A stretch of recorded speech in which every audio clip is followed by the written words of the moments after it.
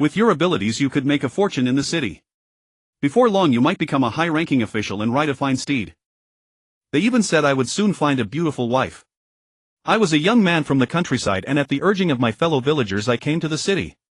According to them, with my abilities I would rise to great success no matter what I did. After all, I was a genius. That prediction was not entirely wrong. Back in the village I could operate one agricultural robot as efficiently as 10 other people operating theirs. What is an agricultural robot? You do not know what one is. It is a humanoid machine used for farming. It was about twice a person's height. A person could sit inside and handle weeding, plowing, planting and fertilizing all at once. One agricultural robot could easily cultivate 100 acres of fertile land in a day.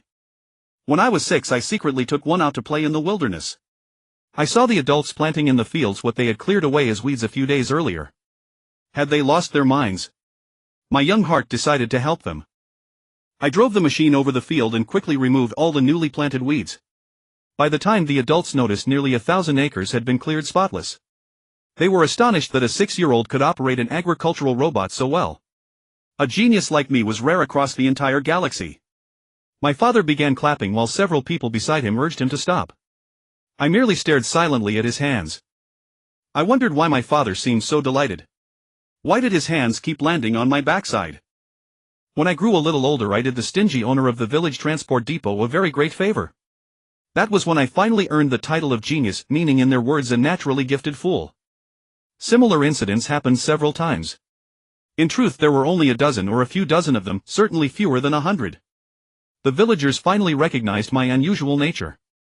In truth I had never meant to prove myself through those events. Yet their speechless, helpless expressions were so amusing that I found them genuinely entertaining. So the villagers decided not to let such talent remain hidden.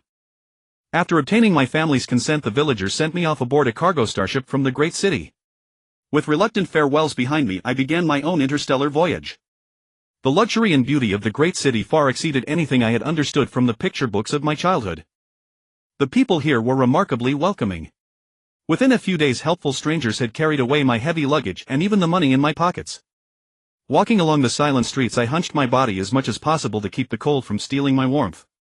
I had wandered among the towering buildings for 2 days and nights. My empty stomach drove away every trace of sleep. If I could not find work soon I might starve on the streets. Yet even washing dishes here required experience. Applicants without experience were rejected. I wondered whether people also preferred experienced partners when choosing a spouse. I had washed plenty of dishes back home, but could that really count as experience?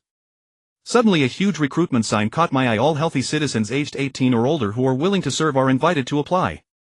Guaranteed acceptance, excellent benefits. Guaranteed acceptance. I rubbed my eyes to make sure I had read it correctly.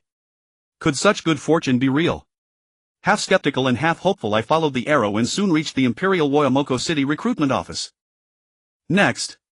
Imperial administration was remarkably efficient. In little more than a minute the dozen people ahead of me had completed their enlistment procedures. Name. Behind the broad writing desk the officer with 1 bar and 1 star on his shoulder did not even look up. Gu Zhan. Sex. Male. I found that strange. Surely the officer could tell. Perhaps city people classify gender differently from villagers. Surely not. I instinctively touched the front of my trousers. Sex. Male, obviously. The officer finally looked up, confused by my answer. Fortunately she recovered quickly and clarified that she was asking whether I was male or female. I thought the answer was obvious and looked at her in disbelief. She speculated that I might be gender neutral or otherwise unusual. I simply answered that I was male. She replied that I should have said so at once. I answered every later question without trying to be clever.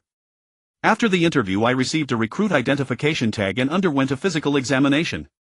Naturally my health was excellent. I then arrived at the new recruit assignment office. What special skills do you have? The officer with 2 bars and 1 star looked me up and down. Special skills. I can do almost anything, especially operate that thing. Through the broad window of the assignment office several humanoid machines stood in a large level area. Oh really? What class is your driver's license? Driver's license. What is that? You do not have one. No. Do you have a weapons operation certificate? No. A radar operation certificate? No. A medical care certificate. No. Heavy load certification. No. What certificates do you have? I have none at all. Then why did you claim you could do everything? Irritated, the officer marked a large cross in the technical skills column of my assignment form. Captain, this is the new recruit assignment office. You cannot enter. Please wait in the lounge. A sergeant receptionist struggled to stop an impatient officer from entering.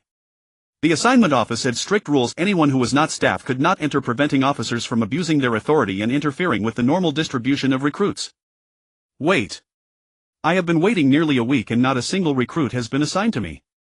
My unit leaves on a mission in 2 hours and more than 10 positions are still vacant. Who is making such a commotion outside? Already in a foul mood, the officer with 2 bars and 1 star rose and went out. Fox, your temper has grown since we last met. Where are the personnel you promised me? Seeing the person in charge emerge, the officer outside ignored the sergeant and addressed him directly. Ah, Captain Locke. You arrived at just the right time. I have a new group of recruits, but headquarters requires priority to frontline combat units, so I can assign you only one for now. 1. What use is 1? I am still short by at least 10 people. This one is a genius. Not only is he exceptionally capable, but his technical skill is extraordinary. If you do not take him, do not blame me when someone else claims him. Fine. Something is better than nothing. What is the recruit's name? His name is Gu Zhan. Fox quickly checked the name on the new recruit assignment form. Do not drag me. I have legs and can walk by myself. Anyone would be unhappy after being hauled around like luggage.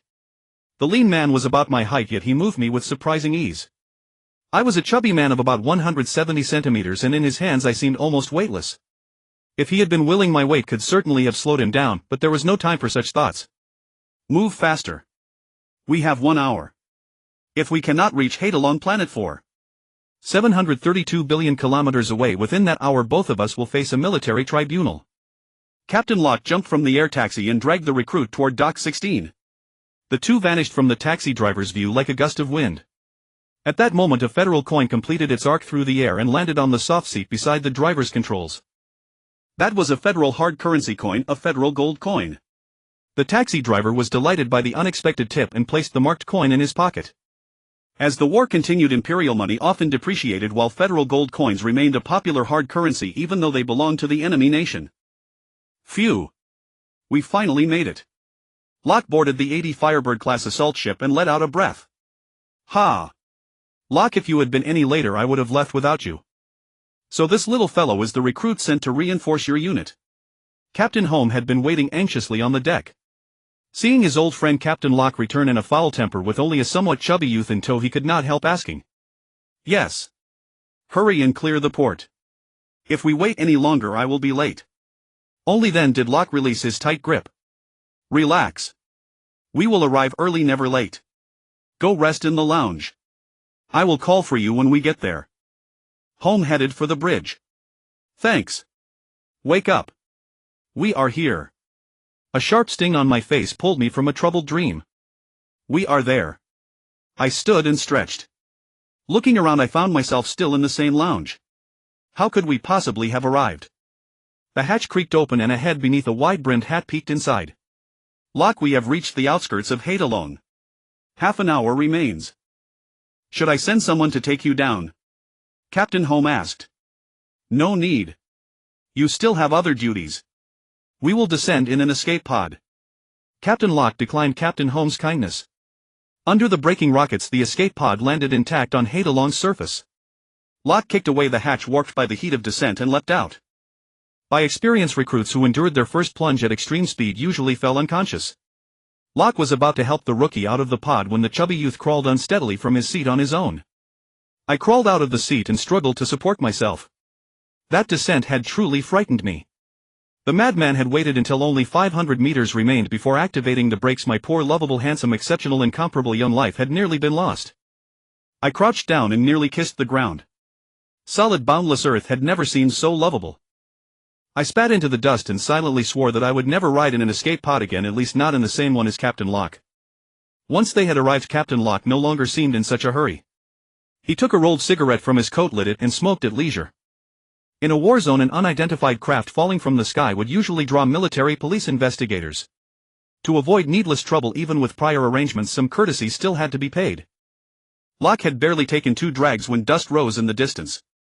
Soon an armed military police patrol craft arrived and an officer stepped out. Locke, back so early. What good things have you brought?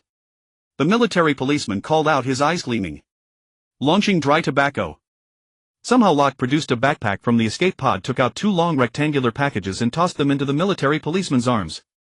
The military policeman eagerly inhaled the scent of the 2 packages, then tipped his chin toward me, who was crouching nearby, asking who the youth was. A newcomer assigned to my unit. I am in a hurry, so give me a lift. Locke slung the bag over his back, freed one hand and pulled me up from the ground. No problem. Climb aboard. The military policeman waved Captain Locke onto the patrol craft. A train. When the patrol craft crossed a small ridge, my gaze was immediately seized by a long line of train cars. They looked like old railway carriages. I had never expected to see such relics in a place like this. That is not a train. It is a magnetic strategic transport train, or magnetic train for short. It is the standard equipment of the 7th Strategic Transport Battalion, 19th Army Group, the Chengyun. Beautiful, isn't it? Captain Locke gazed at the long streamlined body with unmistakable tenderness in his eyes. On closer inspection, the carriages differed greatly from ordinary trains. Each of their 4 corners bore a semicircular protrusion, and there were no wheels beneath them at all. After the patrol craft dropped Captain Locke and me beside the train, it turned and departed. Before the dust it had stirred could settle, someone leapt down from a carriage near the front and came to greet us. Captain, you are finally back. Where is the recruit sent to reinforce us? The man was surprised to find only 2 people before him. Here he is, Gu Zhan, a genius worth 10 men. Locke gave a brief introduction to the youth behind him, then pointed towards several carriages at the rear. What is going on there? Orders from above.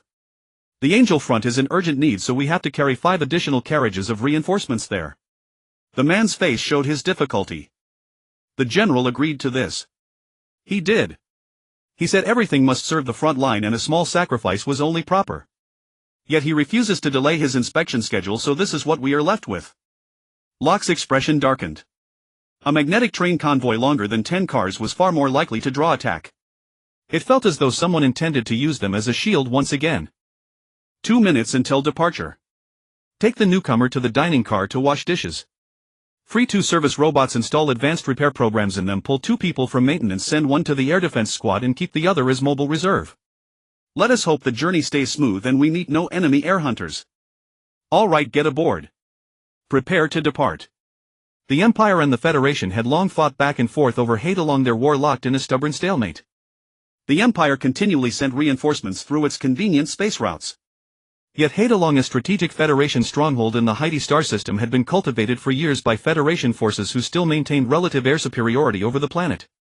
Restricted at every turn, the Imperial Army had fought bitterly on Haidalong for half a year and captured only 1/3 of its landmass. To seize Haidalong more quickly, the Imperial Emperor sent his younger brother Prince Lance to inspect the front, raise morale and press the war forward. Hurry up. There are still 10 barrels of potatoes to peel. What? 10 more barrels? Wasn't 10 barrels a day enough? At the sight of the mountain of potatoes before me, I nearly jumped. After 3 days of travel, the train reached the Angel front safely. In those 3 days I became the Imperial recruit who had eliminated the most enemies, more than 10,000 potatoes. Because of my outstanding performance, the trainmaster transferred 4 more service robots away from the dining car. The prince is hosting officers of platoon rank and above from the Angel front here today, so we need extra ingredients, especially potatoes. It is 3 in the afternoon. You had better finish by 6 tonight. Chef Samson, feeling sorry for me, explained with patient care. All right, I understand. I muttered, swiftly peeled a potato and tossed it into a basket nearby. At the Angel City Defense Headquarters, General Lloyd studied the intelligence laid across his desk. The target had arrived and intended to hold a large open-air banquet. It was an immensely tempting report. If true, it could offer the perfect chance to reverse the battle at Angel. Yet Lloyd merely swept his gaze across the commanders awaiting orders before him. Hold the line. No sorties permitted. With a sharp crack, Colonel Cheens hurled his field cap to the floor, startling the guard beside him. Hold the line. No sorties permitted. Cheens burned with frustration. He had been confined to this narrow patch of ground for so long that he felt rooted there, and now when a chance finally came to turn defense into attack, he was still ordered to hold. Colonel Cheens commanded the Federation's elite Nighthawk Brigade, a ground assault force.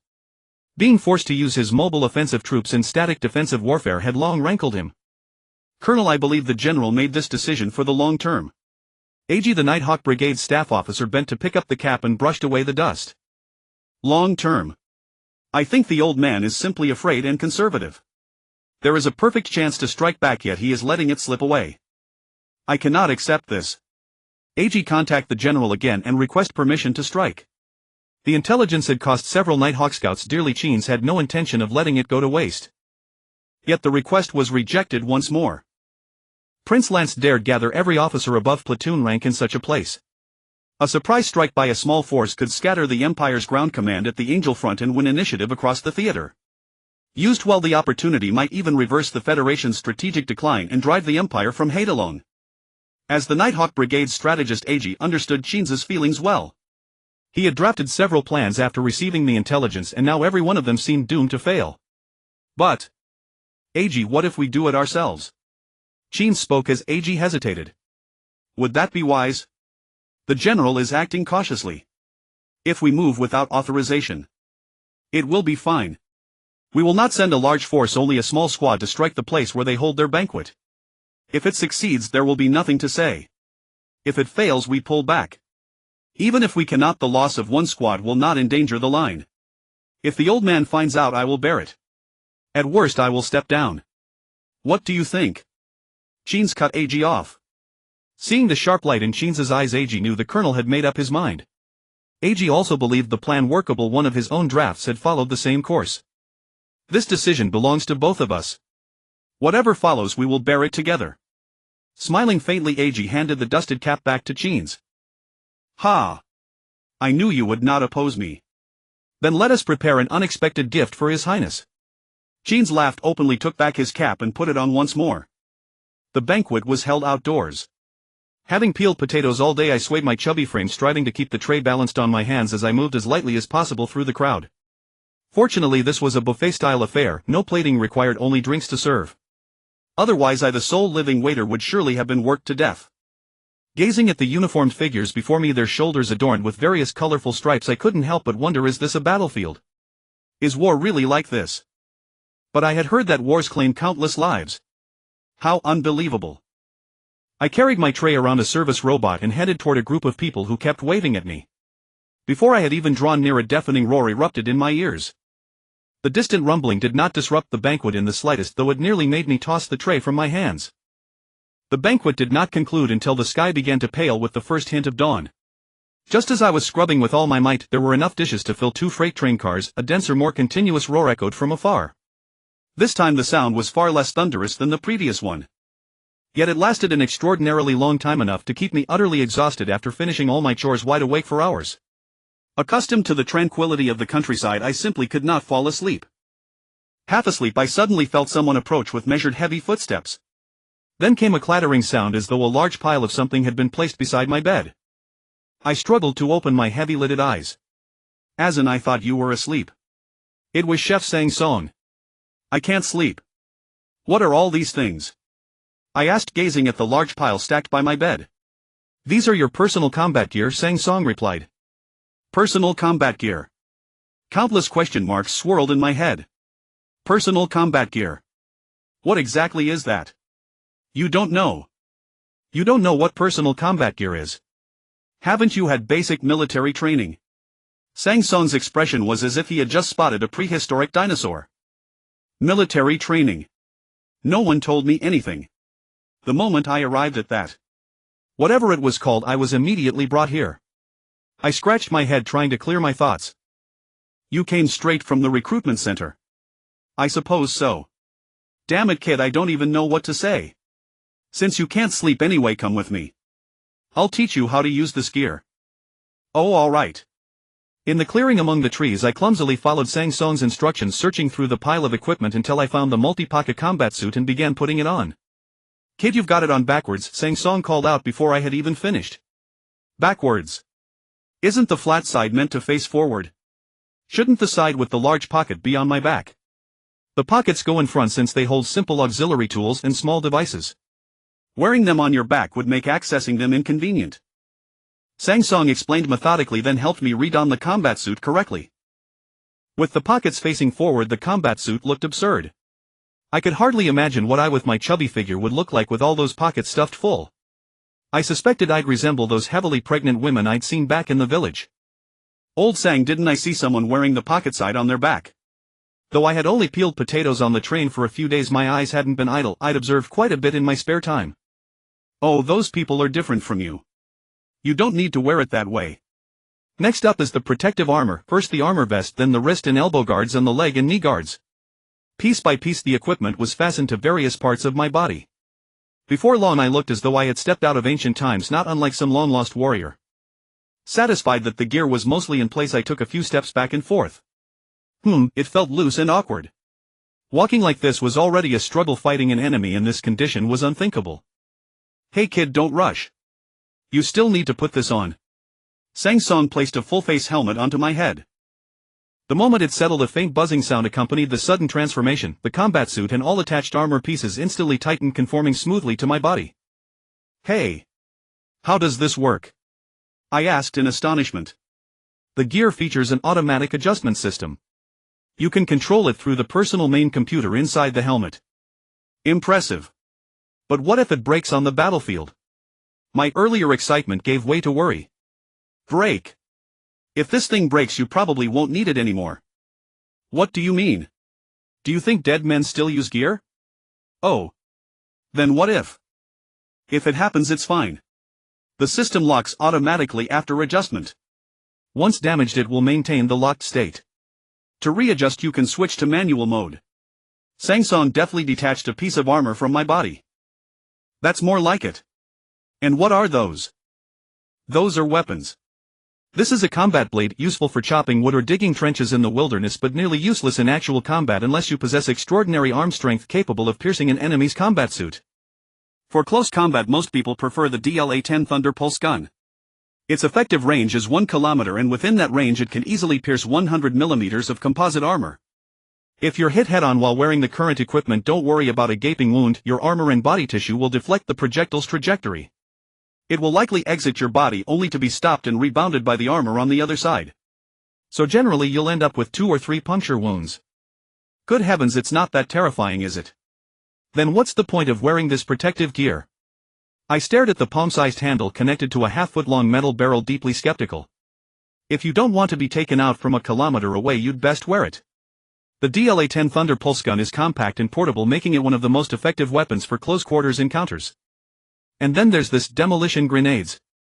They can incapacitate a group of enemies in a short time, throwing them into chaos. If you're lucky and the enemy isn't wearing protective gear, you've struck gold.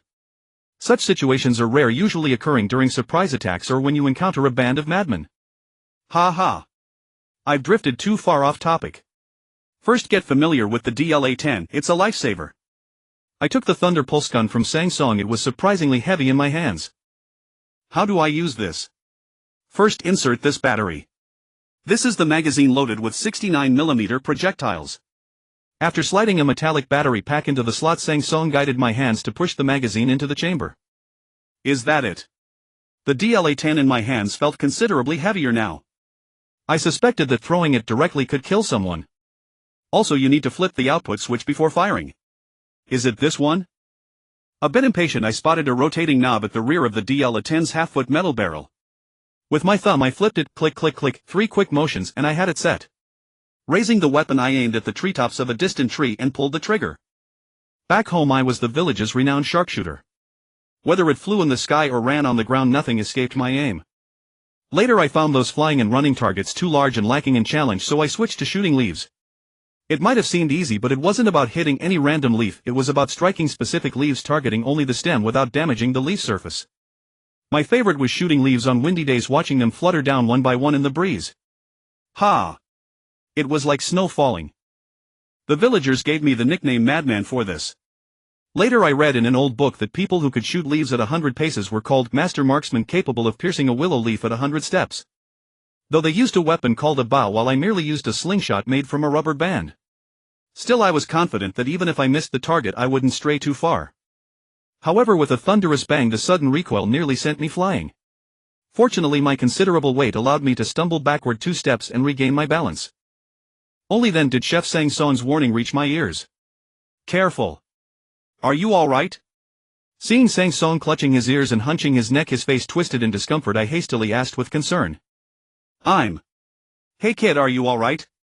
Did it deafen you? I don't think so. Where did my shot go? Sang Song looked at me as if I were some kind of monster, then pointed upward and said, it went sky high. Are you really alright? Then why haven't you put your hands down? Put my hands down. Oh. My hands feel numb. Only now did I realize that both hands gripping the DLA-10 were raised high above my head and had not been lowered. Let me check you. If you've injured your bones, that would be bad. Wait. What's that? Get down. Just as Sang Song was about to inspect me, a piercing shriek echoed from the high sky. A suddenly appeared aircraft trailing thick smoke crashed down and exploded into a ball of fire upon striking the ground nearby. In 2 minutes they would reach the assault position of the Shadow stealth fighters. This marked the 7th sortie of the Angel Line's Shadow Assault Squadron in half a year, and all 6 previous operations had unfailingly crushed the Empire's breakthrough attempts against the Angel Line. This was the 2nd time the Angel Line had fallen within a month, a dire development indeed. What on earth were those incompetent fools in the Army Department doing to defend it? Shadow 1 Watcher 6. The sudden alarm crackling through the headset made the pilot of Shadow 1 jolt from his reverie. Though he could not fathom what threat lurked behind, instinct honed by years of combat sent his foot slamming onto the control board, triggering an immediate evasive roll. A violent shudder from the rear section sent the Shadow stealth fighter spiraling out of control. Thus, on the 2nd day of the 11th month in the 331st year of the Imperial calendar, the Empire finally shattered the Angel Line that had withstood countless assaults, crushed the Federation's counteroffensive, and cemented their hard-won victory. The Federation's counteroffensive ought not to have failed.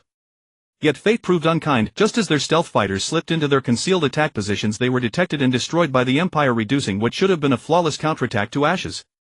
With the destruction of Shadow 1, the Empire's anti-stealth radar array surged to full operation, sweeping the skies where the Shadow fighters had appeared. Under normal circumstances, these systems lay dormant save for a handful on rotating duty, their detection waves known to compromise the precision of conventional radar networks. The Shadow stealth formation, now locked by radar, required at least 30 seconds before reaching their assault positions. Who downed the first one? Prince Lancelot inquired of his adjutant, his telescope fixed on the blossoming fireballs detonating across the heavens. Your Highness, it was a green recruit under Walter's command, an accident with his weapon during individual equipment drills, pure luck that brought it down. I'll see him confined to the brig immediately. The adjutant standing at his side offered his reply. The brig? Prince Lancelot replied, a flicker of astonishment crossing his features. Indeed, Your Highness. Improper weapon handling demands the brig. If we tolerate this, we risk unnecessary losses among our own ranks. Today the boy's luck held and he brought down an enemy craft, but tomorrow he could just as easily strike one of our own. The adjutant hastened his explanation. Ha ha ha. You make a valid point. Still, I intend to properly reward the youth.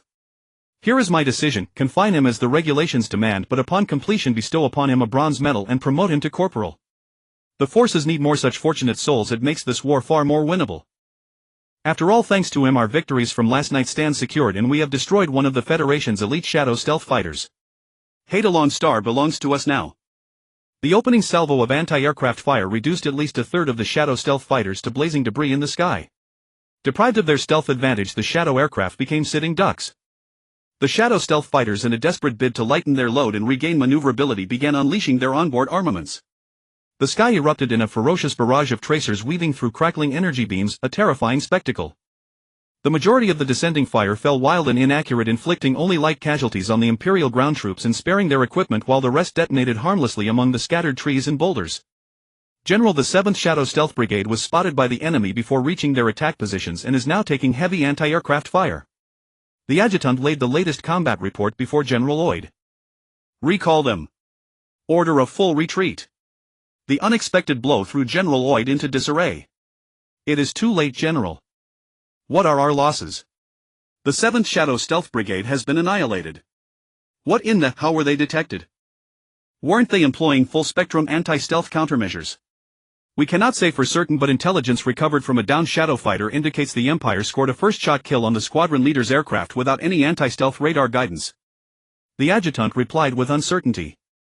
A first shot hit on a stealth target without guidance. What manner of weapon is that? A shadow stealth aircraft in stealth mode while not particularly fast should be virtually impossible to strike on the first shot without radar guidance unless sheer luck was involved. But could it truly be that straightforward? That would be far too convenient. Another possibility loomed: the Empire might have developed an effective counter to shadow stealth technology. But why had no intelligence on such a weapon reached them? General Lloyd desperately sought a rational explanation. We are conducting technical analysis. In my assessment, it is highly probable that the Empire has developed a new weapon. The adjutant offered his assessment. Is that so? We shall discuss this further later. For now, order all units holding the outer defensive line to immediately abandon their positions and consolidate with Angel City. In 10 hours I will issue a formal retreat order for the entire army to withdraw to the Algier region. Prior to our withdrawal, the intelligence department must urgently determine the specifics of this new weapon. Failing that, develop a countermeasure plan. I will not have our future defensive operations compromised by it. To abandon the Angel line front was the decision General Lloyd dreaded most, yet the reality was stark: continuing to hold this beleaguered defensive line would only bring greater losses. Rather than allowing the Empire to slowly grind down their combat forces here, it was wiser to withdraw.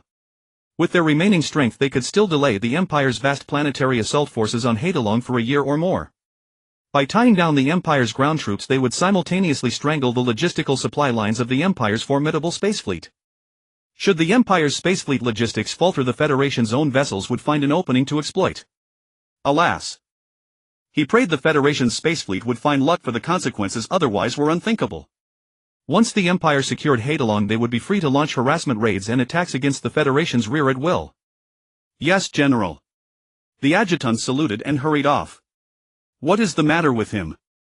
Inside the medical transport, a young female military doctor of delicate features watched as dining car chef Samson ushered in a portly young man with his hands raised high above his head, and could not help but ask with curiosity. This green recruit injured his hands through improper weapon handling. Yunya, could you examine him? Samson explained with an ingratiating smile. Where did this fool come from? Dr. Yunya looked the recruit up and down, a chubby figure, a round fortunate face and slightly reddened eyes, wearing an expression of misery. She suspected he was the son of some wealthy family, rich but powerless, who had sent their son to the military to bide time for 2 or 3 years, hoping to secure a minor official post upon retirement and avoid societal ridicule. Within the Empire it was quite common and perfectly acceptable to appoint retired military personnel as civil servants. However, elevating an ordinary person to a civil official position without substantial achievements and proven capability was entirely impossible. Even if he somehow obtained such a position, the Imperial Censorate would immediately launch an investigation to determine whether any improper dealings had occurred. Under Imperial law, bribe-givers faced confiscation of all property, while bribe-takers were sentenced to death by dismemberment and public display, a grim warning to deter others. Supervisors who neglected their duties faced dismissal and a permanent ban from public office, while those who erred in supervision faced capital punishment. These laws could be mitigated at discretion for military personnel who had rendered service to the Empire, whether in active duty or upon retirement. Yunya had encountered many injuries from improper weapon handling, but never anything so absurd. The young man appeared to have been crying. Goodness me, how had the army allowed such a person to enlist? No wonder they never won any battles. Captain Locke recruited him. He is a genius, Samson replied with a jest, paying no mind to Yunya's comment. I am Gu Zhan. Could you examine my eyes first, then help me lower these hands? Facing the attractive woman's fixed gaze, he awkwardly grinned, revealing a rather chilling smile. Oh. No problem at all. Your eyes are fine. Getting these hands down is equally simple, just 2 gentle pulls. Yunya felt goosebumps rise all over her body, shuddered, and then suppressed her revulsion. As a physician she could not ignore a patient, though the person before her was little better than refuse in her eyes. Yunya looked away, reached out, seized the portly man's arms, and with 2 sharp cracks forced his elevated hands back down. Hiss. Hiss. The sudden movement brought waves of sharp pain, drawing a gasp from him. Dr. Yunya. What are you doing? Samson, standing nearby, was equally startled. Though he knew the seemingly demure girl possessed a fiery temper, she never lashed out at unrelated individuals, especially not at wounded personnel. What had gotten into her today? Her movements had been nearly brutal in forcing down the young man's injured arms. God preserve him, those hands must not be ruined. There was still half a cartload of potatoes waiting to be peeled. It is nothing serious, merely a muscle strain. I shall prescribe some medicine, apply it a few times, and he will recover. Xiaofei, fetch some liniment for bruises. Do not let him use his hands for work over the next 2 days, he may run errands. Very well, you may leave now. Yunya summoned the nurse to bring several bottles of medicine, pressed them into Samson's hands and then dismissed them. Hey! You have not properly examined my eyes yet. Please take a good look at them. Ouch! Look my eye. Stop bothering Dr. Yunya. We are going. Ignoring his protest, Samson seized him and pushed him out through the doors of the medical bay. Hey, something got in my eye, it is quite uncomfortable, hey. Ah. I see. Return to your quarters and I will help you flush it with water. It should be fine. You. Never mind, I will figure it out myself. Senior, why are the women here so fierce? I do not believe I offended her. You truly did not offend her. No way. I only met her for the first time today. How could that be? That is true. Could it be that something you said earlier caused her to misunderstand? Damn it, I only said a single sentence. Enough, enough. Do not dwell on it. Let me give you a word of advice, you had best curry favor with Dr. Yunya. When you have leisure, invite her for tea and present her with small gifts from the southern regions or family keepsakes. This will improve goodwill and ease the strained relationship. Otherwise you will suffer for it later. That girl's medical skills are first-rate and so are her methods of making people's lives miserable. Should you fall ill or sustain injuries in the future, seeking out Dr. Yunya for treatment will pose no problem. However, the process itself may prove unforgettable, lad. Best watch your step. No. It is not that terrifying, is it? These 2 hands today were enough to leave a permanent impression, and you are speaking of the future. He could not help but secretly pray that he would never sustain injury or fall ill in the future, otherwise even 100 lives would not be enough to endure what awaited him. Ha! Why has the commander come over this way? Surely he is not here to cause you trouble as well. On November 3rd of the 331st year of the imperial calendar, the imperial army fully occupied Angel City, a strategic stronghold abandoned by the Federation. After confirming the progress of the battle once again via communications, Prince Lancaster could not help but furrow his brows deeply. Although they had captured the strategic stronghold of Angel City on the planet Hadelong, they had failed to eliminate the effective fighting strength of the Federation's Hadelong Defense Force. This struggle for control would have many more battles ahead. Although the tide of war had turned in their favor, achieving ultimate victory would still require a considerable cost in both sacrifice and time. Furthermore, the enemy commander still held an ace up his sleeve, the Federation's Special Operations Teams. Thinking of the Special Operations Teams, the prince suddenly had a change of heart. The Empire also had its own special units, but there were too few suitable candidates for selection. Lot, go and invite the train commander over. No, I shall go myself. Accompanied by 2 attendants, Prince Lancaster stepped out of his private carriage. After passing through several carriages, as soon as he entered the dining car, Prince Lancaster immediately spotted the commander of the strategic train, Firecloud, sitting at the bar chatting casually with a female officer. Commander Wool, do you have a moment? I wish to discuss something with you. Your Highness, why have you come in person? You could have simply sent someone to summon me.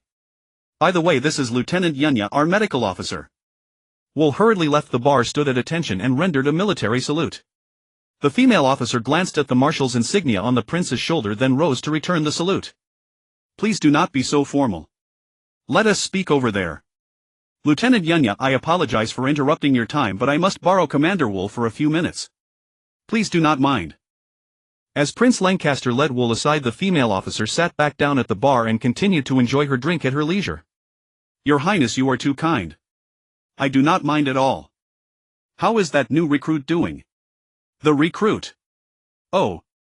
He is still in confinement. His injuries are not serious. That is good. I have a suggestion. I wonder if the commander would accept it. Your Highness, please speak. I will do everything in my power to comply. I wish for your new recruit to join the Cattle Military Academy for his studies. But before Wool could respond, he was interrupted. Put. Cough, cough. Lieutenant Yunya seemed to have choked on her drink by accident. Lieutenant Yunya, are you all right? Do you have any objections to what I said? Please speak freely. I will listen with an open mind. Cough. Since your Highness wishes to hear my opinion, I shall share it. However, I would like to pose a few questions first, if I may. Please go ahead. I wonder why your Highness wishes to take that particular recruit. I believe your Highness must be well aware of the admission requirements for the Cattle Military Academy. I am certainly aware. Lieutenant Yunya, you should also know why the Angel City defenses, which had withstood prolonged assaults, fell in merely 2 days. I am aware. It was due to our successful destruction of the Federation's counterattack weapon, the Shadow Squad. Exactly. And do you know who shot down the first Shadow aircraft without radar guidance? It cannot be that new recruit, can it? It was indeed him. His luck is simply extraordinary. Extraordinary luck. Even with such good fortune, one cannot rely solely on luck to send him to the Cattle Military Academy. There are many candidates who excel in every aspect more than that fellow. If you have the time, I suggest you pay more attention to them. Moreover, given his physique, it would be difficult for him to even qualify as a member of the academy. Physique. Come with me. After you see him, I hope you will reconsider your decision. He is that lad. Yes. Good heavens, how fat is that fellow? However, I believe that does not necessarily signify anything.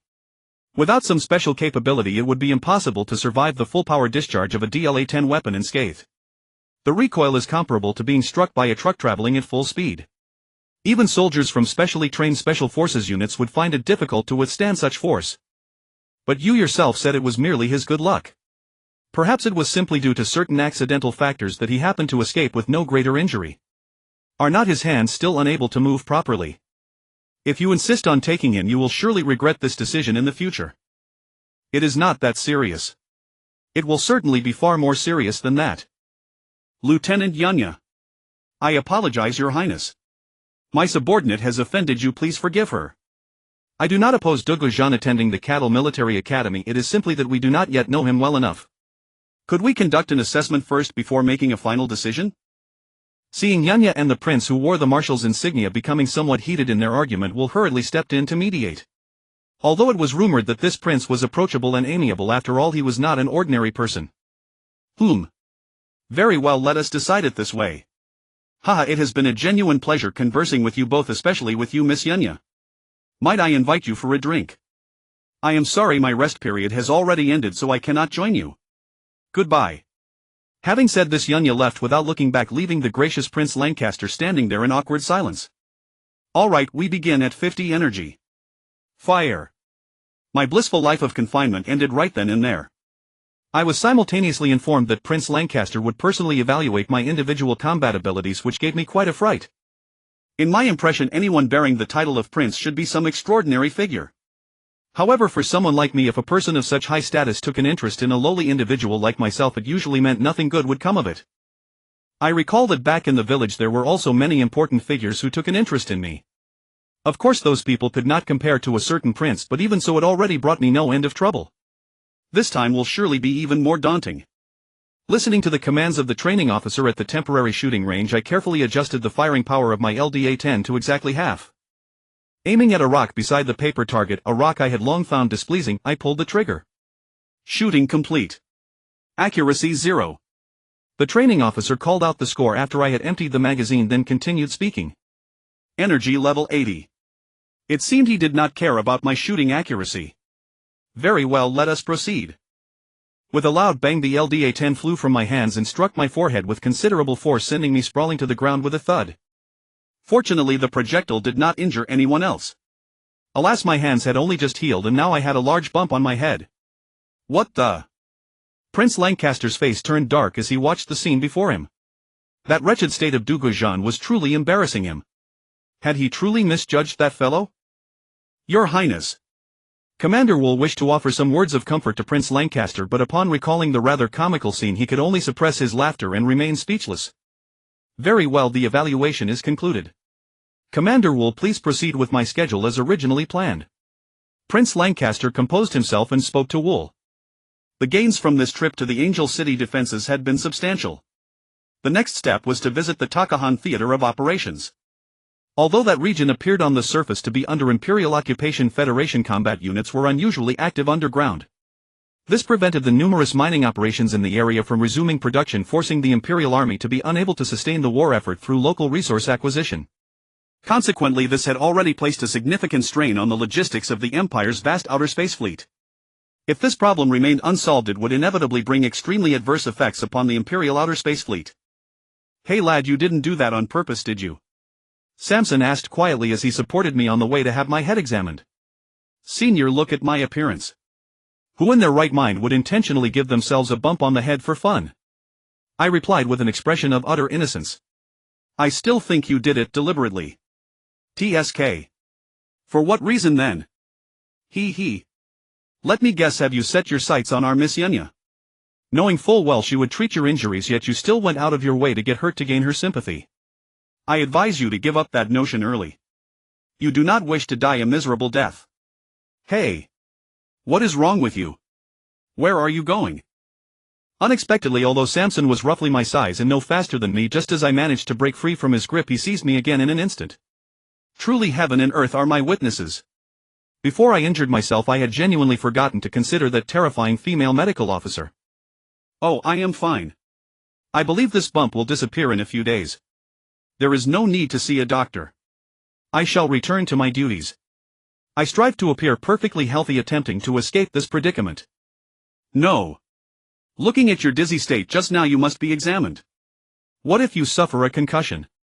Then who would peel potatoes? Chef Samson, being extremely responsible, dragged me into the infirmary. Ah! A piercing wail echoed through the infirmary. Sigh. I brought this suffering upon myself. Clang. The moving train came to an abrupt, violent stop, hurling me from my upper bunk onto the floor. As I scrambled to my feet ready to curse, a deafening explosion erupted nearby, sending the carriage shuddering violently and throwing me back down. Battle stations. Battle stations. The train is under attack. All personnel prepare for combat immediately. Maintenance crew inspect the train's damage. Air defense squad stay alert for aerial threats. Everyone else hold your posts and await orders. The strategic transport train Chengyun had barely left the Angel Theater and entered the adjacent Takelhuo no man's land when it was struck by unidentified forces, forcing an emergency stop. After Captain Wire issued orders for a defensive stance in place, he immediately dispatched scouts. Soon they returned with grim news: the Chengyun had driven straight into a minefield. What? A minefield? Prince Lance, who had come to inquire about the situation, paused in surprise. As the de facto military commander of the Haidalong star system, the prince possessed an intimate knowledge of the military zones across the Delong continent. The Takelhuo no man's land was characterized by barren soil, harsh climates, and treacherous terrain. The Federation's Haidalong Defense Force had not stationed a single soldier there. After the Empire seized the Takahan region and found itself unable to breach the Angel defense line, it had once considered sending troops through the Takelhuo no man's land from the Takahan area to launch a flanking attack on Angel. On the first attempt, the troops lost their way halfway through. Fortunately, just as their supplies were running out, they made contact with a battered federal fighter jet that happened to be flying overhead, allowing the main force to find its way back. On the second attempt, luck was on their side. The main force endured countless hardships, fought through the no man's land, and struck directly into the federal prisoner camp established at Angel. On the third attempt, learning from past mistakes, the Empire deployed several strategic transport trains to move troops. However, they were subjected to ferocious strikes by federal air power even within the Takahan region, resulting in heavy losses to the strategic trains. Ultimately, the Empire was forced to abandon its plan to attack the Angel defense line through the Takelhuo no man's land. With the Empire no longer eyeing the no man's land, the Federation had no intention of deploying troops there either. Neither side wished to waste military resources in that desolate region, including military supplies such as landmines. Encountering landmines here now clearly indicated that someone intended to completely blockade the Takelhuo no man's land. Such an act would certainly not be the work of the Empire, which had long sought to establish a passage through this region. That left only the Federation. Yet for the Federation to undertake such a measure at this moment seemed superfluous. Before the fall of Angel, it could have been justified as securing the flank, but now a profound sense of foreboding surged within Prince Lance. Where have your scouts examined the area meticulously and estimate the approximate time the mines were laid? Yes, Your Highness. Where asked cautiously, Prince, should we return the way we came to Angel and then proceed to Takahan via the Continental Highway as originally planned? Where offered his suggestion with caution. I fear there will not be enough time, Prince Lance said, heavy with worry. Not enough time. Do you believe the Federation will? Lot dispatched all his mine-clearing robots. No matter what, they must open a safe passage as quickly as possible. Woger also realized the gravity of the situation. Chengyun Leader, this is Chengyun Vanguard. Do you copy? Chengyun Vanguard, this is Chengyun Leader. What is the situation? Chengyun Leader, we estimate this minefield was laid no more than 72 hours ago. Most are standard landmines targeting infantry and basic equipment, with only a few magnetic sense mines capable of affecting the normal operation of magnetic strategic transport trains. They were scattered in great haste. Using mine-clearing robots, we should be able to open a passage very quickly. Very well. I will have Locke hand over command of the mine-clearing robots to you. You must ensure the safety of the passage. After making the arrangements, War reported the latest developments to Prince Lance. The maintenance crew also reported the train's damage status. The explosion had merely scraped off a layer of paint from the exterior of the carriage. As for personnel, apart from one unlucky soul who suffered a large bump on his head after being thrown to the ground, basically no one was injured. The formation of this minefield occurred after we occupied the Angel defense line. This means this minefield is indeed intended to prevent soldiers who might be dispatched from Angel from crossing the Takelhuo no man's land. Immediately contact headquarters and notify them to closely monitor the movements of Federation forces in the Takahan region and prepare for the possibility of a large-scale attack. Enduring the throbbing pain on his head, I clumsily donned my personal combat gear. Kid, don't be so nervous. It's just a minor incident, probably just a landmine. Is that so? That's good, that's good. Ha! Kid, where are you from? Where is your home? My home is on the planet Hymnus. My dad says our family immigrated from the four-wheel planet. Oh, Hymnus is a fine place. I've heard its primitive ecology is well preserved and the air is fresh. The four-wheel planet isn't bad either. Hey! Have you ever been to the four-wheel planet? No, what kind of place is it? My dad seems to really dislike that place. The most famous thing about the four-wheel planet is the city of poker. It's a bustling place where many take pride in owning a stake while others dislike it. I can't quite describe what it's like. You'll understand if you visit yourself someday. Oh. Then senior brother, where are you from? I am from the planet Rudlin. My ancestors were born and raised there generation after generation. It's also a good place with delicious food everywhere. If you have the chance, come visit me there and I guarantee you'll enjoy gourmet meals every day for a month without repetition. Wow, that sounds wonderful. I just wonder when such an opportunity will arise. Imagining the countless delicacies, I couldn't help but salivate, wishing I could go and taste them right then and there. Ha, young man, don't be in such a hurry. Once the war is over there will be plenty of opportunities. Sigh, I wonder when this war will end. As we spoke, the train slowly started moving again, but the combat alert status remained in effect. For 4 days the train maintained a high state of alert and traveled at full speed through the no man's land, passing through 11 minefields in total. In another 24 hours the train would exit the Takelhuo no man's land. Another minefield was detected ahead and the mine-clearing robots began their routine work in an orderly manner. However, at that moment a sudden change occurred. The mine-clearing robots sent ahead suddenly lost contact. 6 o'clock position. 12 missiles. Distance 21,000 meters. Altitude 500 meters. Speed 1,200 meters per second. In the battle control center, 12 crimson blips on the anti-aircraft radar were rapidly approaching. Activate radar jamming. Launch decoys. Initiate camouflage system. With Wire's command, the strategic Changyun train gradually melted away like ice in a raging fire, becoming invisible. The jamming waves emitted by the radar successfully lured 6 missiles away toward the decoy, while the remaining 6 missiles equipped with Shadowlock radar systems accurately struck the train's last known location, leaving 6 shallow craters in the hard rocky ground. Target has vanished. Immediately stay vigilant and scrutinize every suspicious location. 6 fighter bombers soared over the ridge where they had been concealed, following the lead aircraft to the impact zone. Circling the point as their center, they began a relentless pattern of ascents and dives, raking the earth inch by inch with cannon fire to confirm whether anything remained hidden below. After 10 minutes of such effort they found nothing. This was hardly their fault. Their aircraft radar was now filled with static interference, leaving them no choice but to search by eyesight alone. Yet searching for a target in camouflage mode across the vast wasteland was harder than finding a needle in a haystack. The only clue they had was the dust stirred up by air disturbances caused by the target's movement. The fighter bombers had clearly lost their patience. The 6 aircraft formed a plum blossom formation in the sky and climbed higher. At an altitude of approximately 1,500 meters, the distance between the aircraft rapidly widened and 6 bombs were released from their bellies. Not long after leaving the aircraft, the 6 bombs blossomed like fireworks, splitting into countless submunitions. After 5 such dispersals, when the bombs fell to less than 100 meters above the ground, they had already formed a bomb net covering an area of 100 square kilometers. Ha, how spectacular. What are those bastards doing? In the dining car my mood was far calmer than when we had first encountered the minefield in the no man's land.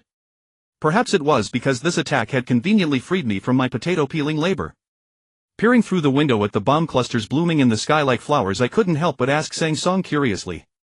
Camouflage mode does not affect the observer's ability to see outward. The only difference is that the colors of the scenery appear slightly altered. How exactly? Ha ha ha. I can't quite describe it. You have to experience it yourself to understand. There is indeed a subtle difference. Damn it, do these guys really need to go to such lengths against us? Dropping 6 net bombs at once. Do they want to kill us or what? Sang Song gazed at the sky filled with falling ordnance, seemingly not having heard me, lost in his own thoughts. Is that thing really that dangerous? Isn't it just the same as that? What was it called? Cluster munitions. It's fine against infantry, but will it do anything against our train? I vaguely recalled that such a bomb which splits into countless sub-munitions had been mentioned during military history lessons back in the village, but I couldn't recall its name, so I casually made one up. Using this kind of bomb against a strategic train would be about as effective as a gentle tickle. Kid, those are two completely different things. When the bombs start falling, remember, do not touch anything metallic. Sang Song said no more but offered a word of warning. He looked more nervous than I was. All departments prepare for anti-electric shock measures. Wolfgang wanted the train to accelerate and escape the coverage of the anti-electronic net bombs, but doing so would expose the camouflaged train to the enemy for 30 seconds. Those 30 seconds would be more than enough for the 6 fighter bombers overhead to launch a fatal attack, and that didn't even account for other aircraft that might already be lying in ambush nor the minefield. If we couldn't avoid it, then we would have to fight. We would take a hit if necessary, but as long as we shot down those 6 aircraft overhead, the battle would be much easier. Once the ambushers above were eliminated, the rest would reveal themselves. All anti-aircraft gunners, take your positions. Select your targets. I don't demand first-round hits, but I expect all 6 aircraft brought down. Good luck to you all. As the rain of ordnance was about to descend upon the train roof, I was astonished to discover that the individual sub-munitions were connected by fine metallic wires. Damn it! Could such a bizarre bomb really exist? Was it truly that dangerous? Refusing to believe it, I secretly extended the tip of my little finger and touched the metal frame of the dining table. The moment I made contact, the dining car fell unusually silent. Just as I was about to look around and see what had happened. ZZZZT. A burst of blue sparks erupted from the metal frame of the dining car, and the faint scent of roasted meat spread through the carriage. Damn it, this thing was actually electrified. Fortunately, I had pulled my hand back quickly, otherwise my entire arm would have been as good as roasted pork. Even so, a layer of skin had been burned off the tip of my little finger. Kid, didn't I tell you not to touch metal? How does it feel? Sang Song saw my body twitch and immediately guessed what had happened. Still recovering from the electric shock's numbness, I could only manage a bitter smile toward Chef Sang Song. When the Changyun strategic train was struck by the net bombs, all electrical systems were shut down. Deprived of power, the train immediately lost its camouflage state. Upon detecting the target, the 6 fighter bombers dubbed like hawks, attacking rabbits, unleashing all their onboard weaponry in a ferocious assault on the stationary train. Taking the hit head-on, several tongues of fire erupted from the train's roof, instantly destroying 4 of the 6 aircraft in mid-air explosions. The remaining 2 still pressed their attack recklessly, seemingly intent on a suicidal ramming strike, but ultimately they were also shredded into bursting fireballs by the dense anti-aircraft fire before they could collide with the train. Before the smoke and dust from the net bomb explosions had even cleared, the Changyun train, having survived the electrical assault, immediately restored power. Damage reports from all departments flooded in. Many sensitive electronic systems had been damaged, but fortunately the train was not completely paralyzed. The camouflage system, which bore the brunt of the attack, would require at least 2 hours of repairs before it could be restored. After shooting down the 6 fighter bombers, no other enemy targets appeared. Wolfgang, who should have been relieved, suddenly felt a sense that something was off. He couldn't quite put his finger on what the problem was. Captain Wolfgang, why haven't we departed yet? Prince Lance aboard the special carriage noticed the train had stopped and failed to resume movement after so long. Unable to contain himself, he placed a call. Your Highness, the train sustained significant damage during the recent attack and requires inspection and repair. Moreover, the minefield ahead has not yet been cleared. For your safety, therefore, depart immediately. I must reach the Takahan war zone within 24 hours. If we delay any further, it will already be enemy territory. Your Highness, I must ensure your safety. Captain Wolfgang, can't you see this is the enemy stalling for time? From the beginning of my inspection tour until now, how many air raids have we encountered? Including today's, only 1. Where have all the Federation's aerial hunters gone? They wouldn't all be on leave. This can only mean they are engaged in more important operations. Therefore, under no circumstances can I afford to delay reaching the Takahan war zone. If the enemy wanted to eliminate us, the sky would be filled with aircraft right now, not left as empty as it is, not even a single cloud in sight. Prince Lance firmly believed that as long as he reached the Takahan war zone in time he could avert the crisis looming over it. Your Highness, forgive my incompetence, but the train cannot reach Takahan within 24 hours in its current condition. Please look, this is the minefield distribution map sent back by the mine-clearing robots before they lost contact. Wolfgang was growing irritated as well, but he still exerted himself to explain, projecting an electronic map of the minefield distribution before Prince Lance via the train's onboard network. Your Highness, if we attempt to force our way through the minefield, the train can only proceed at reduced standard speed to ensure safe passage, which would require at least 30 more hours. Wool took a deep breath to suppress his anger and continued, are you afraid of derailment? Very well, let us deploy the reserve locomotive and split into 2 groups. I have reviewed the map. There are at least 2 relatively safe routes, the plain on the left and this river valley on the right. I intend to take the valley route. You may choose whichever route you prefer, but you must reach the Takahan Theater as soon as possible. Lan Site carefully examined the map before making his decision. Reducing the length of the magnetic train would significantly improve its stability during operation, making it less likely to overturn even when encountering violent explosions. Your Highness the Prince, this will not do. I am responsible for your safety. Enough said. The decision is made. The Changyun train convoy split into 2. The reserve locomotive pulling 4 carriages carrying Prince Lan Site and his party sped away. Not long after, rolling explosions echoed, boom boom boom boom boom. Captain, what should we do? How many personnel do we still have available? All available forces have been deployed. If we squeeze, we can spare 2 more from the dining car. Then assign them to the anti-aircraft gun positions and strengthen our air defense. Depart.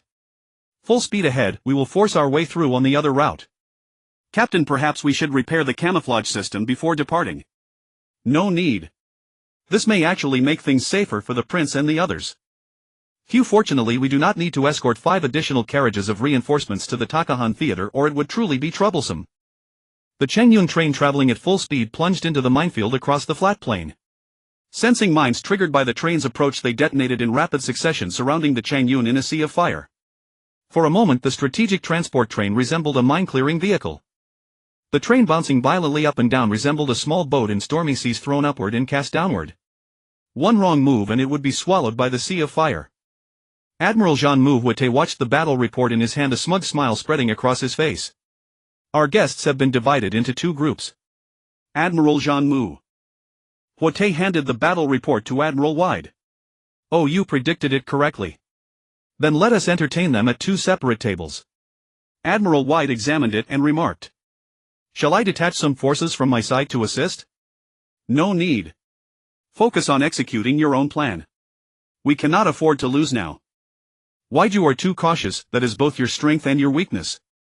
Huote, you are too confident, that is likewise both your strength and your weakness. Ha ha. That is why we are final partners. By the way, was the distress signal sent on behalf of that prince? It was sent. The moment they cut power, we transmitted it on their behalf. Now, under the suppression of our electronic warfare forces in the Talakihuo no man's land, no information can get through. Excellent. Find a way to transmit this as well. It was an image transmitted by a reconnaissance satellite, a fighter bomber exploding into a fireball in midair near a military train. However, one looked at the image, it clearly showed a military train under fierce attack, desperately defending itself. This. I hope we can deploy both of Salvador's mobile armor battalions. That would make your side too dangerous. It doesn't matter. The success or failure there will not significantly affect the overall situation.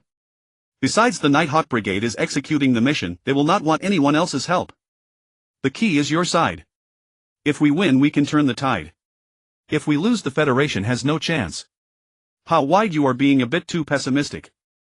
Perhaps. What do you mean? The prince's special train was ambushed and the location is somewhere in the Talakihuo no man's land. Damn it, what do you mean somewhere? I want the exact location, the exact location. Marshal Salvador, commander of the Imperial Takahan Theater, was already in a terrible mood due to the frequent attacks in the theater zone, and he was extremely angry at his subordinates' incompetence. Report. An intelligence officer rushed into the command center shouting, nearly knocking over an officer who was about to leave. What is it? Marshal Salvador gave the rash intelligence officer a sharp glance and asked. Report, sir. Intelligence intercepted some signals transmitted by enemy reconnaissance satellites. Please review them. The intelligence officer quickly reported. Correct, it is the Qingyun, the prince's special train. Has the intelligence department analyzed the specific location? Can we establish contact with the military train?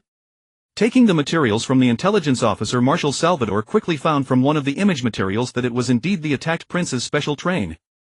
Intelligence estimates it is in the Talakihuo no man's land near the upper reaches of Mangta River close to the Caries Plain, at least 8,000 kilometers from Takahan. We have been unable to establish contact with them. The interference is too severe. Damn it, they really know how to rush. George, immediately transmit my order. The 3rd and 6th Mobile Armor Battalions coordinated with the 37th Infantry Battalion advance toward the no man's land. Target the area near the upper reaches of Mangta River close to the Caries Plain. At all costs find the prince's special train and confirm His Highness's safety. Also report the situation here to the Haidalong Star Command Headquarters and have them immediately send reinforcements. Immediately. General, this is not advisable. If the enemy attacks us now, the Takahan Theater will be in danger. The intelligence officer reminded, as all recent intelligence indicated the Federation would launch a large-scale counterattack in the Takahan Theater. Yes, but if the theater is lost, it cannot be retaken. If anything happens to the prince, your life and mine are over. The messenger had already departed with the orders. The intelligence officer stood there hesitating, seeming to want to say something, but ultimately gave up, for General Salvador was right. But if the Takahan Theater is truly lost, that prince would likely be the first to hold the general accountable, even if the general were fortunate enough to rescue him from danger. Boy, do you remember. Remembered. The pedals below are the rudder, step on the left to turn left, step on the right to turn right. For elevation, stand behind the gun mount and gently lift or press to change the firing angle. Align the targeting reticle with the target and you can fire. The black button is the trigger. Additionally, the yellow button is for automatic targeting, green is for fully automatic mode, and red is the emergency escape button. Did I say that correctly? Ha. The boy is teachable. Make sure you understand clearly. Do not be flustered when the time comes. Also conserve ammunition. Understood, old man. Sitting in the high-efficiency anti-aircraft turret on the train roof, I familiarized myself with the turret while listening to Samson's endless nagging over the communicator enduring the train's bumps. Damn. This place is no place for a human. Fortunately, the energy shield released by the locomotive blocked most of the explosion impacts and there were no air raids, so it was relatively safe for now. However, good fortune always comes to an end. After 12 hours of full speed running, just as the train was about to slow down for a brief rest, the air raid alarm suddenly sounded. Enemy aircraft. Bearing 1 o'clock, distance 55,000, altitude 3,000, speed 320, approaching our position. All anti-aircraft positions, please heighten vigilance and prepare to intercept. Hey, Senior Samson, intercept what? At this moment my head was spinning and I could barely tell east from west. You idiot, intercept the missiles that got through. Missiles that got through. Watch your 4 o'clock position, 2 missiles. Fire quickly and shoot them down. What? Damn, they really came as soon as they were mentioned. I fiercely pedaled the rudder to adjust the turret's angle of view, desperately searching for the target. As soon as I adjusted my angle, the sight that met my eyes startled me. Where were those 2 missiles? The sky was swarming with missiles like locusts. I abandoned precision and unleashed a furious barrage at the sky full of swirling ordnance. Fool! Where are you aiming? Take proper target before firing. Don't waste ammunition on missiles that have already deviated from their trajectory. Sang Song's furious voice crackled through the communicator. Veteran soldiers could read a missile's flight trajectory to predict its approximate impact point and determine its target, but to a rookie like me, every single missile seemed to be coming straight for me. Whether it was genuine luck or simply the density of the missile swarm, my wild barrage actually managed to detonate quite a few. I had no idea whether any of them were the 2 missiles Sang Song had mentioned, but at least so far no missile had struck the train from my position. Just as I was busy dealing with the missiles, enemy aircraft swept overhead and began diving attacks. They're humanoid mechs. Organize fire to intercept immediately, don't let them get close. Someone's shouting their lungs out through that cluttered comm channel. 20 anti-aircraft cannons formed layered walls of fire, desperately holding back the diving assault of the mech swarm. The rapidly moving train suddenly decelerated. The carriages behind the locomotive split apart and unfolded horizontally, and 6 heavy combat mechs that had been on standby lifted into the air one after another to join the interception.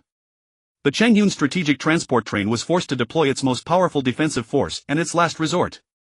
Ammo. Ammo. I'm out of ammunition. Send me more ammo now. I screamed into the communicator, hoping someone would hear me and deliver supplies.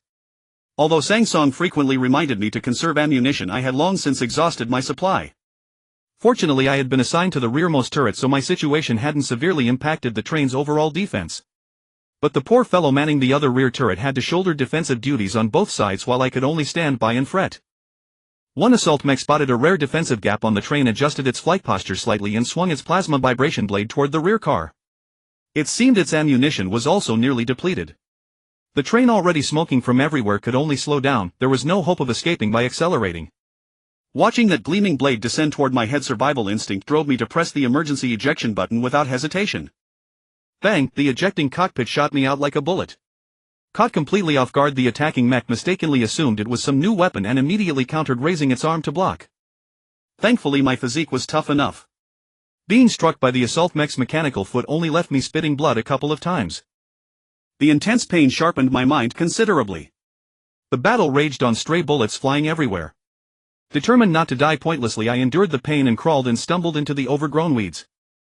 I don't know how much time had passed when the trembling of the earth roused me from unconsciousness. This was a forest of towering trees.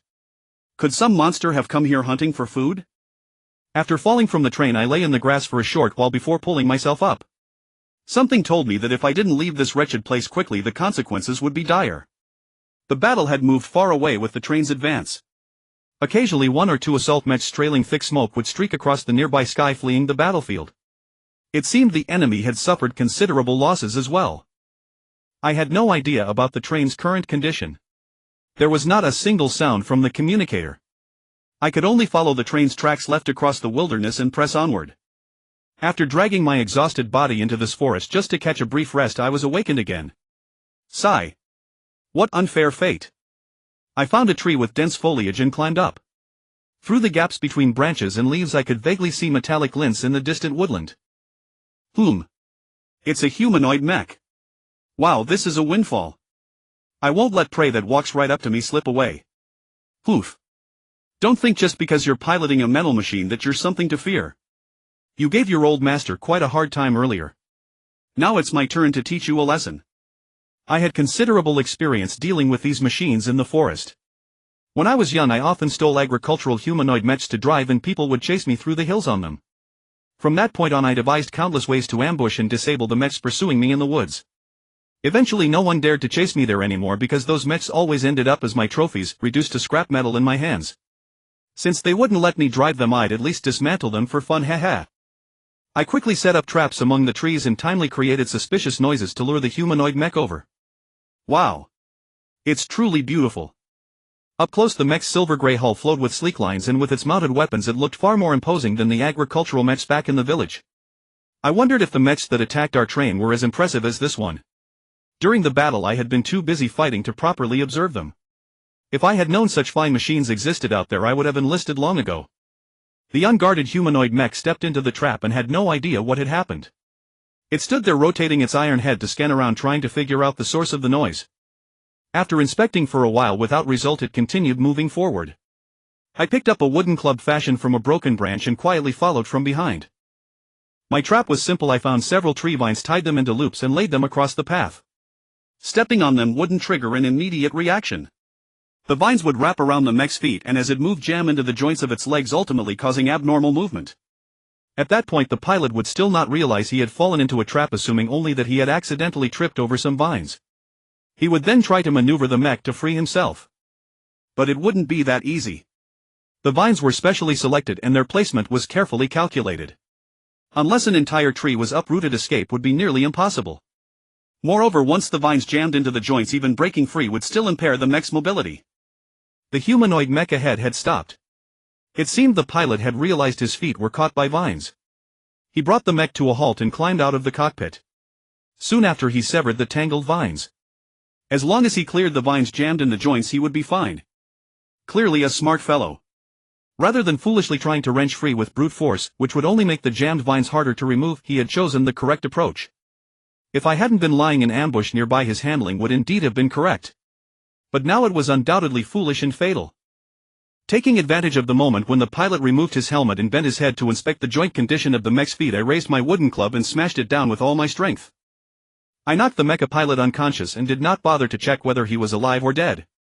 Based on my experience of brawling since childhood, that fellow would not die, but he would remain unconscious for a long time, long enough for me to board this mecha and catch up with my own side. I climbed into the cockpit and discovered that the onboard systems were still active, which was a great relief. I would not have to waste effort bypassing the identity recognition system. Agricultural mechas could be disabled with a single punch, but I did not know whether military models would react the same way. I would test that another time. Right now survival was what mattered, and I would avoid unnecessary conflict whenever possible. However, things did not go as I wished. No sooner had I settled into the cockpit than a voice roared through the intercom, Eagle 6, where the hell are you? Answer me now. What is it? I hesitated, then decided to reply. It was an audio-only channel, so I could bluff my way through. I had no intention of giving up what I had already seized. Where were you just now? Why didn't you answer? Oh, I had a minor foot malfunction and got tangled in some vines. I went down to fix it and just returned. What's up? Poof. Honestly, you always wander off on your own. Give a heads up next time. Return to base and keep up. Don't fall behind. Judging from the speaker's tone, the man I had knocked out was clearly not a team player. Before his words had even faded, a mecha surged into the sky less than 20 meters from my position. Damn it, that was too close. If he had come looking for me, I would have been finished. Good news, the enemy train convoy was split into two columns.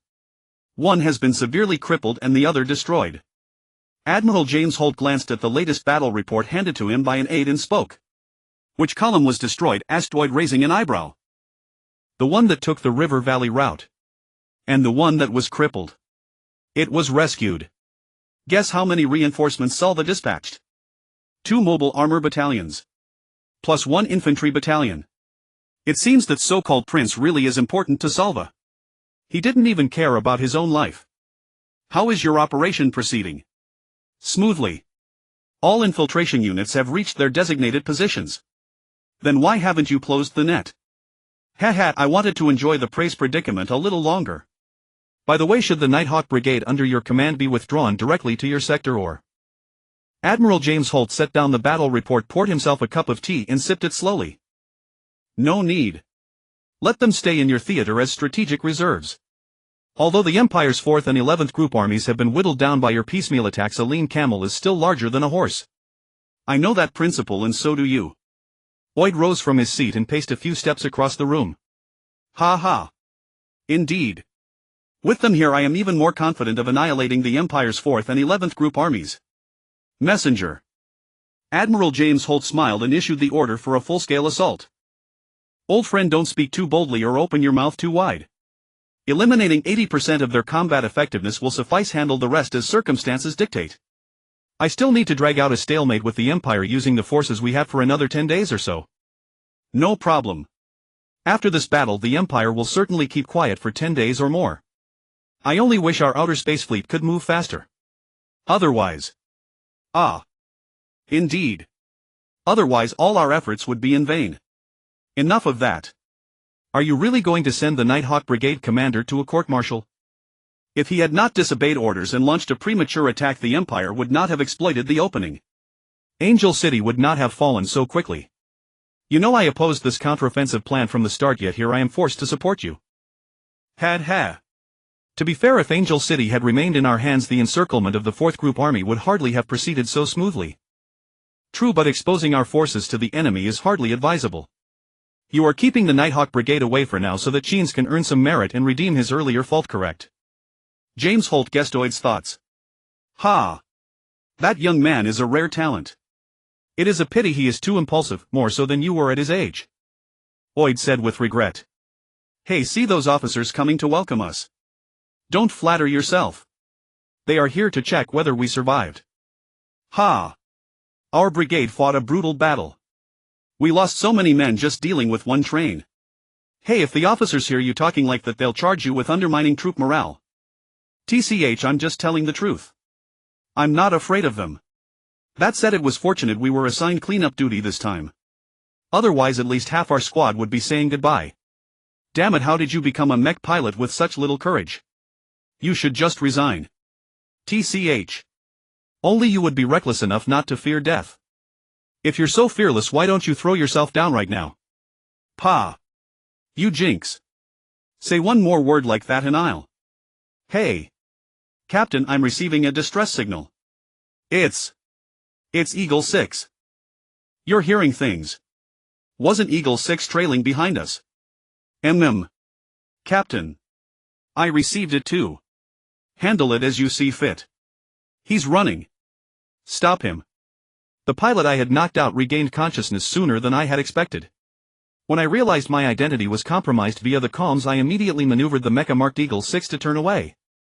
However, because I had not managed to create enough distance, Eagle 5, which was closest to me, collided with me as it turned. The members of the Eagle squadron were careful to watch over one another during flight. Whenever I fell too far behind, they would slow down or circle back to keep me in sight. This gave me no opportunity to escape, so I was forced to follow them all the way into Federation territory. Although the military mecha's control system was not vastly different from the agricultural model, maintaining stable flight had already consumed all my strength. Engaging in aerial combat was far beyond my capability. Eagle 5's pilot could never have imagined that someone brazen enough to steal their mecha would be so incompetent. The two collided mechas lost balance and tumbled through the air, plummeting rapidly. Enemy air raid. Protect the two admirals and retreat immediately. At the sudden sound of the air raid alarm, a group of guards in a fluster seized the two stunned admirals and dragged them outside. What's going on? How could enemy aircraft reach this area? This has to be a joke. We hold absolute air superiority in this region. How could enemy planes launch an air raid here? Admiral James Holt found it hard to comprehend. General, the situation is not yet clear, but the air raid is real. The Eagle squadron of the Nighthawk Brigade, which just withdrew, is intercepting the attackers. An officer answered urgently. However, before the group could reach the command center's main door, a deafening boom echoed as something struck the roof. Immediately after, a massive explosion collapsed the entire command center and swirling dust swallowed everyone. The Changyun train slowly pulled into the supply depot established by the Empire in the Takahan theater zone, its carriages still emitting smoke. Several repair and resupply vehicles that had been waiting arrived en masse, bustling with maintenance and provisioning work. Before the train had fully stopped, Will jumped down and rushed straight to the dispatch office of the supply depot. He grabbed a dispatcher and asked loudly, "Do you have any news of the prince? Has the prince's special train already passed through here?" No.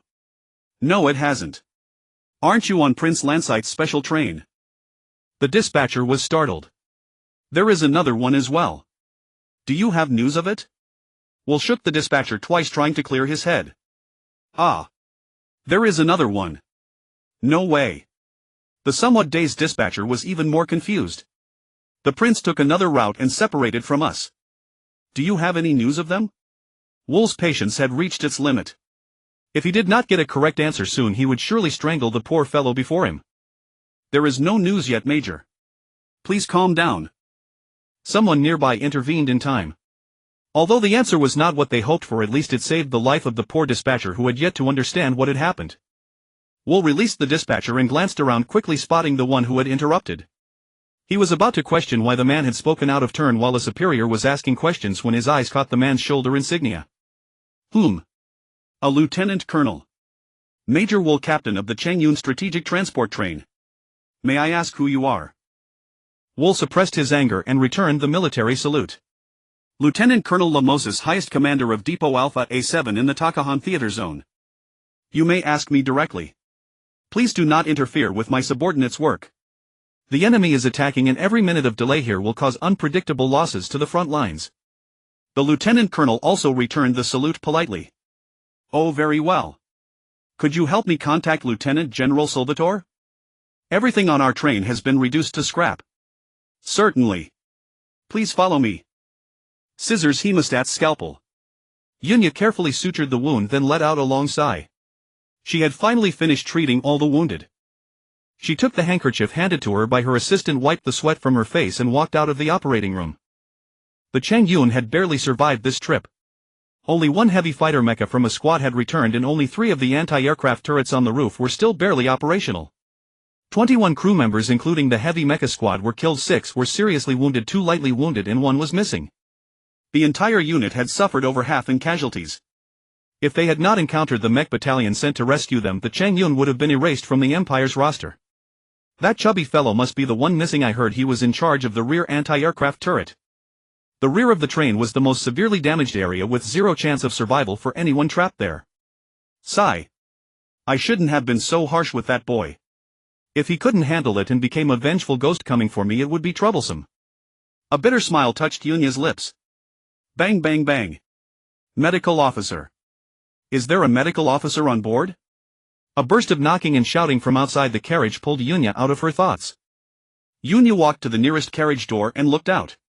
An unfamiliar young nurse stood below her, face full of anxiety. What is it? I am the medical officer. Yunya leaned against the doorframe and asked. Ah, that's wonderful. Many wounded have just been sent down from the front lines. Our doctors are overwhelmed, so could you come and help? Well. Xiaofei, stay here and watch over the wounded. Use this to call me if anything happens. I'll go take a look. Yunya pointed to the communicator on her ear and spoke to her assistant. Can your nurse come along as well? This young nurse really knew how to push her luck. Yunya frowned and was about to say something when she was interrupted. Yunya, you two should go together. It was Sang Song, both hands wrapped in bandages, with Captain Locke standing behind him supporting his back. Why are you up? Do you want to lose your life? Go lie back down or no one can save those hands of yours. Yunya shouted at Sang Song. Easy there, girl. I'm the only one who can walk, so they sent me as a representative. Don't worry about us, our wounds are healing well. Healing well, my foot. I order you to go back and lie down immediately. I don't care whether you live or die. Yunya was anxious. Captain Locke, keep an eye on those men. Check their temperature and blood pressure every 2 hours and report to me. Xiaofei, let's go. Yunya pulled Xiaofei and jumped off the train, stomping away angrily. Hey, aren't you going to lead the way? Locke waved at the unknown young nurse. Ah. You're a captain. And she's a lieutenant. How dare she? The young nurse recovered from her shock. Ha! We don't care about rank on this train. Go on now. Locke, though bothered by Lieutenant Yunya's attitude, made up another excuse. Thank you all. My name is Yi Wuxin. Please visit our medical team when you have time. Thank you. The young nurse thanked them repeatedly and ran after Yunya. Hey! Yunya, where are you going? The three of them were intercepted by Major Wool, who had just returned from the dispatch office. Captain, a batch of wounded has just come down from the front lines. I want to go see them. See them? What about those on the train? I have already treated them. There will be no deterioration, assuming no complications. Very well, go ahead. Keep in contact. Looking at Yunya and then glancing at the unfamiliar young nurse hiding behind her, whose eyes were full of anxiety and anticipation, Wool said nothing more. Under the guidance of Yi Wuxin, the group quickly arrived at the medical camp. The situation on site was worse than expected. Hundreds of square meters of open ground were filled with wounded, and in the distance field ambulances continued to bring in more casualties. At the edge of the camp lay several stretchers covered with white sheets. From the corner of a white robe visible beneath the cloth, Yunya realized those had also been medical personnel, but now they were unable to help the wounded any longer. Killed by stray bullets. Seeing Yunya's gaze linger on those stretchers, Yi Wuxin murmured beside her. Enough. Let's get to work. Many others are waiting for us to save them. Yunya gently patted Yi Wuxin's shoulder. What? We're retreating. But General Salvatore just ordered us to hold our positions. What's going on? I'm sorry, Major. The latest order we received is exactly that. It is also the final order. Then what about Prince Lan's site? As soon as Major Wool returned to the train, the messenger sent by Lieutenant Colonel Lamoses followed closely behind, bringing the news of the impending retreat. Faced with Major Wool's question, the messenger could not answer. His duty was merely to deliver the order. The messenger shrugged helplessly, turned and left. He still had to deliver the order to other companies. As far as he knew, many units and command posts had already lost wireless contact. No one knew when it started, but the stray bullets falling from the sky had become increasingly dense. The routed soldiers retreating from the front lines had formed a long dragon-like procession, winding their way toward the rear of the Takahan theater zone. The situation looked terrible. Locke, contact Lieutenant Yunya and order her to return immediately. We are retreating. Wool summoned Locke and gave the order. Retreat. Not waiting for that prince anymore. Locke asked. It was not that he cared about the prince, but merely that he was slightly surprised. General Salvatore has sent 3 battalions to search. If Prince Lansite is still alive, those 3 battalions will escort him to a safe place. Wool said with a hint of reluctance. Captain, we cannot reach Lieutenant Yunya. Go yourself. You must find them. Where is your communicator? In the medical camp of Alpha A7, easy to find among the wounded. Locke grabbed Yunya and asked abruptly. It's here. Wait. Oh. It might have been knocked off by shrapnel. Why are you here? Since you're here, lend a hand. Yunya, too busy to think straight, reached up to touch the communicator on her helmet but found nothing. I'm here to get you to retreat. Locke pulled Yunya aside and said. Retreat? What about these wounded? Someone will take care of them. What did you say? Nothing. I'll help you contact the train commander. Locke knew it was unrealistic to expect Yunya to abandon the wounded. Besides, he didn't want to leave his comrades behind, even those he didn't know. What? She won't leave. Drag her back here. Commander, that's not appropriate. And there are 2 of them.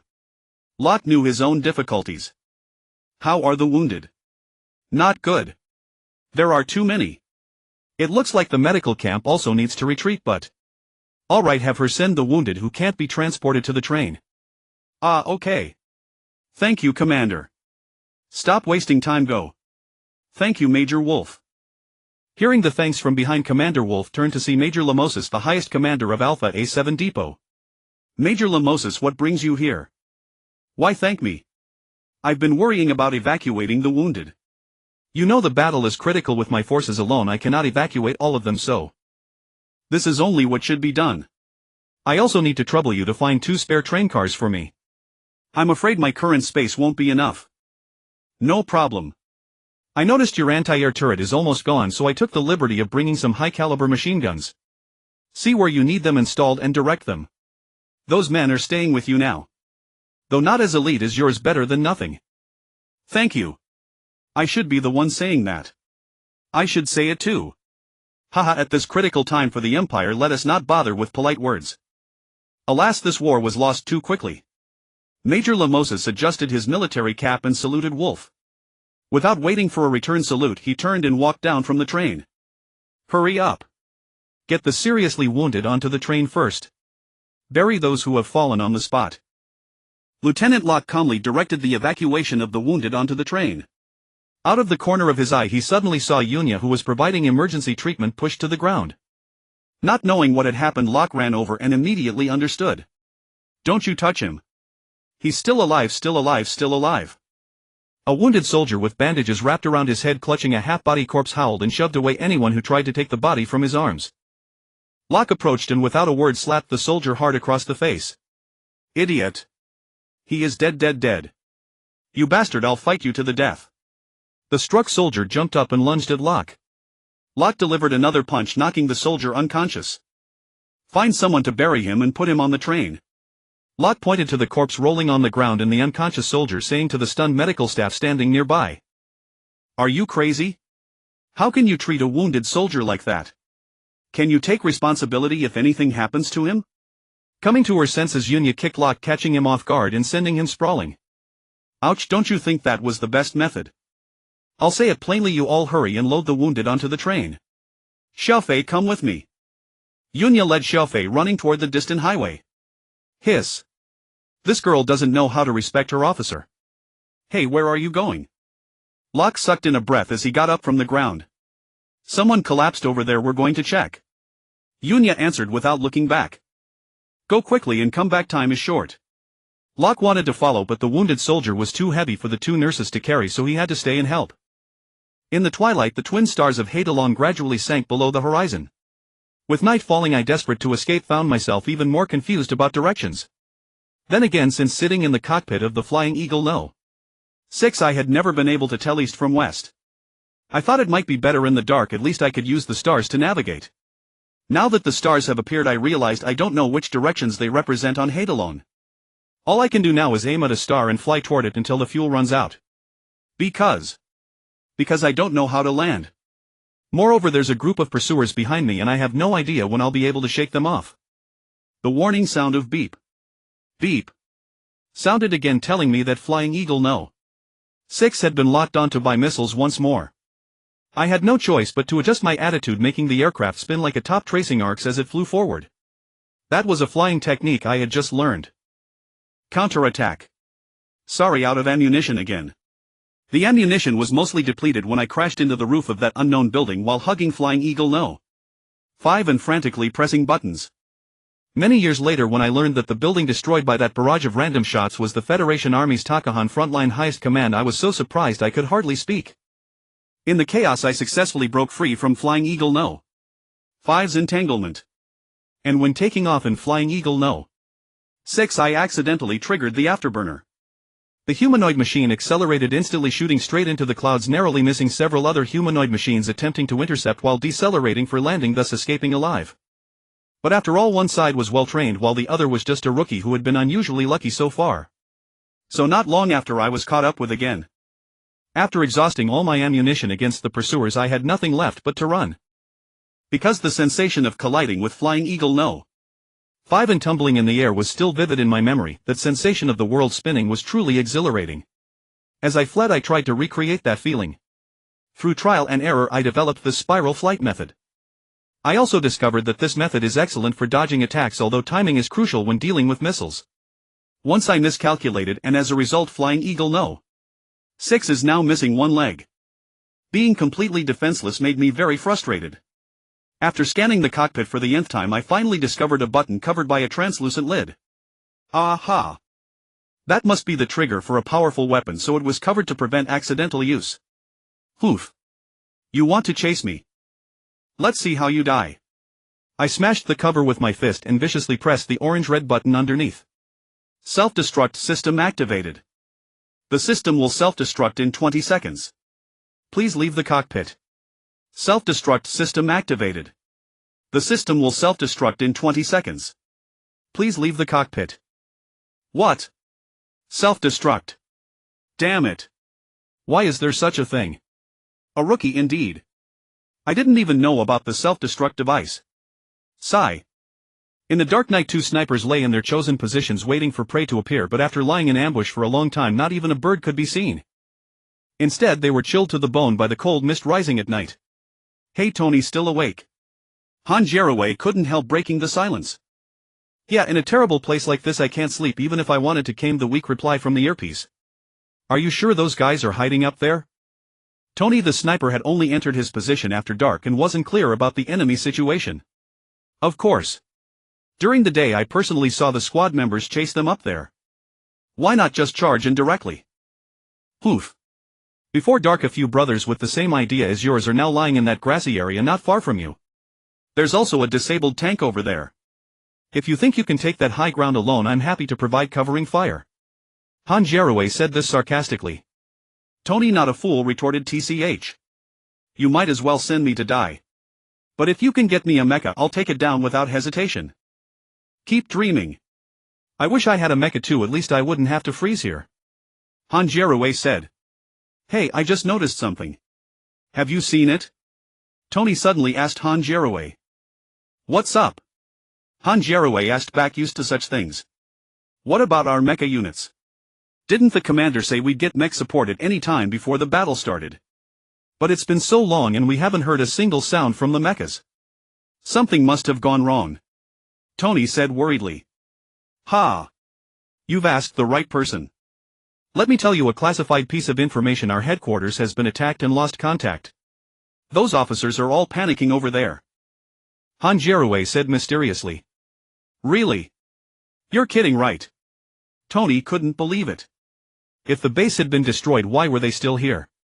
Wasn't that just asking to die? Who would lie to you?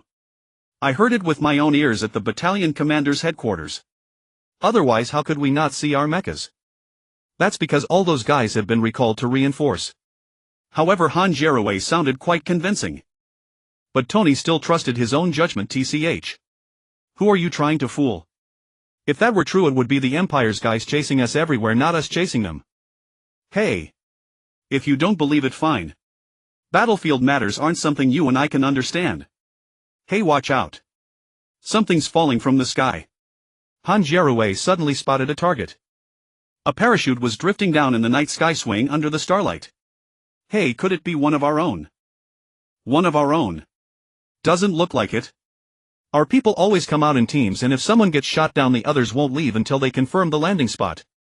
Someone falling alone like this is definitely Imperial. Why? Idiot, don't you know what air superiority means? The advantage is on our side now. So, I'm not going to waste words on you. He's mine. Maybe I can get a nice souvenir. Why is he yours? Whoever hits him gets him. Damn it, with your terrible marksmanship you want to compete with me. Yours isn't much better. As the two snipers argued, their sniper rifles flared simultaneously, 2 points of light heading straight for the figure suspended beneath the parachute. With only 3 seconds remaining in the self-destruct countdown, I still hadn't figured out a way to safely escape the cockpit. This was thousands of meters in the air, jumping out now would mean certain death. But the automatic ejection system activated on its own, launching me and my seat out of the cockpit. The humanoid mech exploded into a fireball in mid-air, its fragments raining down like hail. The pursuing forces trailing behind in the night clearly mistook me for one of the countless debris fragments. They circled the area where the humanoid mech had exploded twice before turning back. I wonder if they ever figured out how I was shot down. Those hunting me probably wouldn't bother finding out. If they knew I'd accidentally pressed the self-destruct button, they'd laugh themselves to death. The wind roared in my ears and I expected to hit the ground like a stone and shatter into pieces. But suddenly a soft pop came from behind the seat that had been strapped to my body and a parachute bloomed above me like a flower, immediately slowing my descent. Wow. Too bad it's night time. If it were daytime, the view stretching out before me would surely be breathtaking. I felt a slight sense of regret having survived certain death. The parachute carried me drifting toward the dark earth in the night wind, but I had no idea that due to the wind direction I was being blown toward the Takahan war zone, an area that had originally been under our empire's control but was now a massive battlefield engulfed in chaotic fighting. The destruction of the Federation's Takahan front headquarters had disrupted what was originally a meticulously planned annihilation operation. Numerous attacking units suddenly lost contact with command, some halted their assaults and waited in place, others pressed on recklessly and ended up firing on their own forces, some rushed back to defend against unforeseen threats, and still others turned around to advance toward the headquarters location for rescue operations. Fortunately, the backup command system was activated in time to contain the chaos and allow the offensive to continue, but the optimal opportunity for annihilating the enemy had been lost, and what was meant to be a planned decisive battle devolved into a chaotic free-for-all. If it weren't for General Salvador of the Empire choosing to retreat hastily rather than pressing the attack, it would have been difficult to predict who would ultimately prevail. The dark earth stretched before me without a single light, like the gaping maw of a beast ready to swallow me whole. As I was about to touch down, 2 bursts of sparks erupted in the darkness and 2 muffled gunshots cut through the silent night sky. I suddenly felt lighter, and looking up I saw that many of the suspension lines on both sides had been severed by something. I tried to do something to remedy the situation, but the remaining lines clearly couldn't bear my weight and snapped simultaneously. I wonder if those 2 snipers were too accurate or too terrible. Ah! After 2 gunshots in the dark night, the figure beneath the parachute crashed to the ground with a terrible scream. Ha! I hit him. Let me go check. You watched that high ground? Han Jaroway said to Tony in a commanding tone. Understood, Sergeant Han Jaroway. Careful. Don't let the souvenir cost you a tooth. Tony replied irritably. His rank was lower than Han Jaroway's, so he could only obey. Don't be so sour. If we find something good, we'll split it equally, all right? That's more like it. Hey. Did Han Jaroway find something good? Hey. Hey, Han Jaroway. Answer me quickly, Han Jaroway. Han Jaroway. He's dead. Next will be you. A strange voice from the other end of the communicator replied coldly. I twisted the neck of the fellow who came to investigate, as I detest those who ambush me most. The other sniper, seeing the situation turn unfavorable and preparing to retreat, rose just as a burst of fire erupted from the high ground to the front left. He hastily dropped to the ground, but it was too late. The projectiles rained into his body. The immense impact lifted his nearly severed body, which twisted unnaturally in the air before crashing to the ground. The enemy of my enemy is my friend. It seemed those on the high ground might be our own side. I picked up the weapon of the sniper I had taken down and cautiously crept toward the unknown rise before me. Halt, who are you? A shout came from the grass on the hillside in the darkness, the voice somewhat familiar and pleasing to the ear. Don't shoot, I am Private Gu Zhan from the Imperial Changyun Strategic Train. I mean no harm. As I announced my identity, I prepared to surrender. For someone who had been in the army for less than 10 days, the Empire and the Federation forces looked much alike to me, so I was truly uncertain. Perhaps the 2 snipers I had just eliminated were actually from the Empire. So if the situation turned wrong, I would surrender. First, because I could hardly run anymore. Second, because in my heart joining the army was merely to earn a living, so it made no difference which side I was on. If all else failed, at least with the weapon in my hand I could take a few enemies down with me. It's just I wonder how this thing works. Gu Zhan. Hey, aren't you that chubby kid? The other party asked in surprise. You. Dr. Yoon. Why are you here?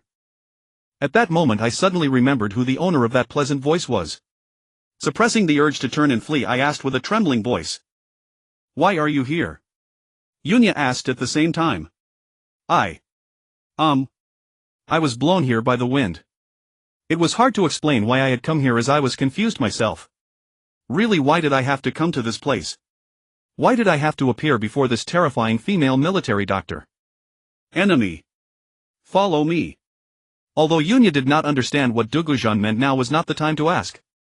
The brief combat had attracted new enemies. In the night the clanking sound drifted over with the wind. Through her night vision goggles Yunya spotted a phantom mouse-type light mecha cautiously approaching the high ground using the cover of darkness.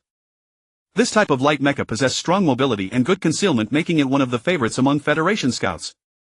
Due to payload restrictions, it lacked powerful firepower and could only be equipped with a standard mecha-class electromagnetic rifle or other similar light weapons. However, the appearance of such a reconnaissance mecha often signaled that a large-scale attack force was approaching behind it. It would have been better if that kid had arrived earlier. After sending Xiaofei back to the train with the injured and unconscious NCO they had found by the roadside, Yunya had proceeded alone along the highway. Before losing consciousness, the NCO had still been muttering, "Save our officer, quickly save our officer, he is just ahead." Yunya had initially thought it would not be far, but after searching for 4 or 5 kilometers she finally saw a destroyed military vehicle parked in the wilderness, seemingly having run over a landmine when turning from the field onto the road. Approaching the smoking vehicle, Yunya found the injured officer. He was a captain.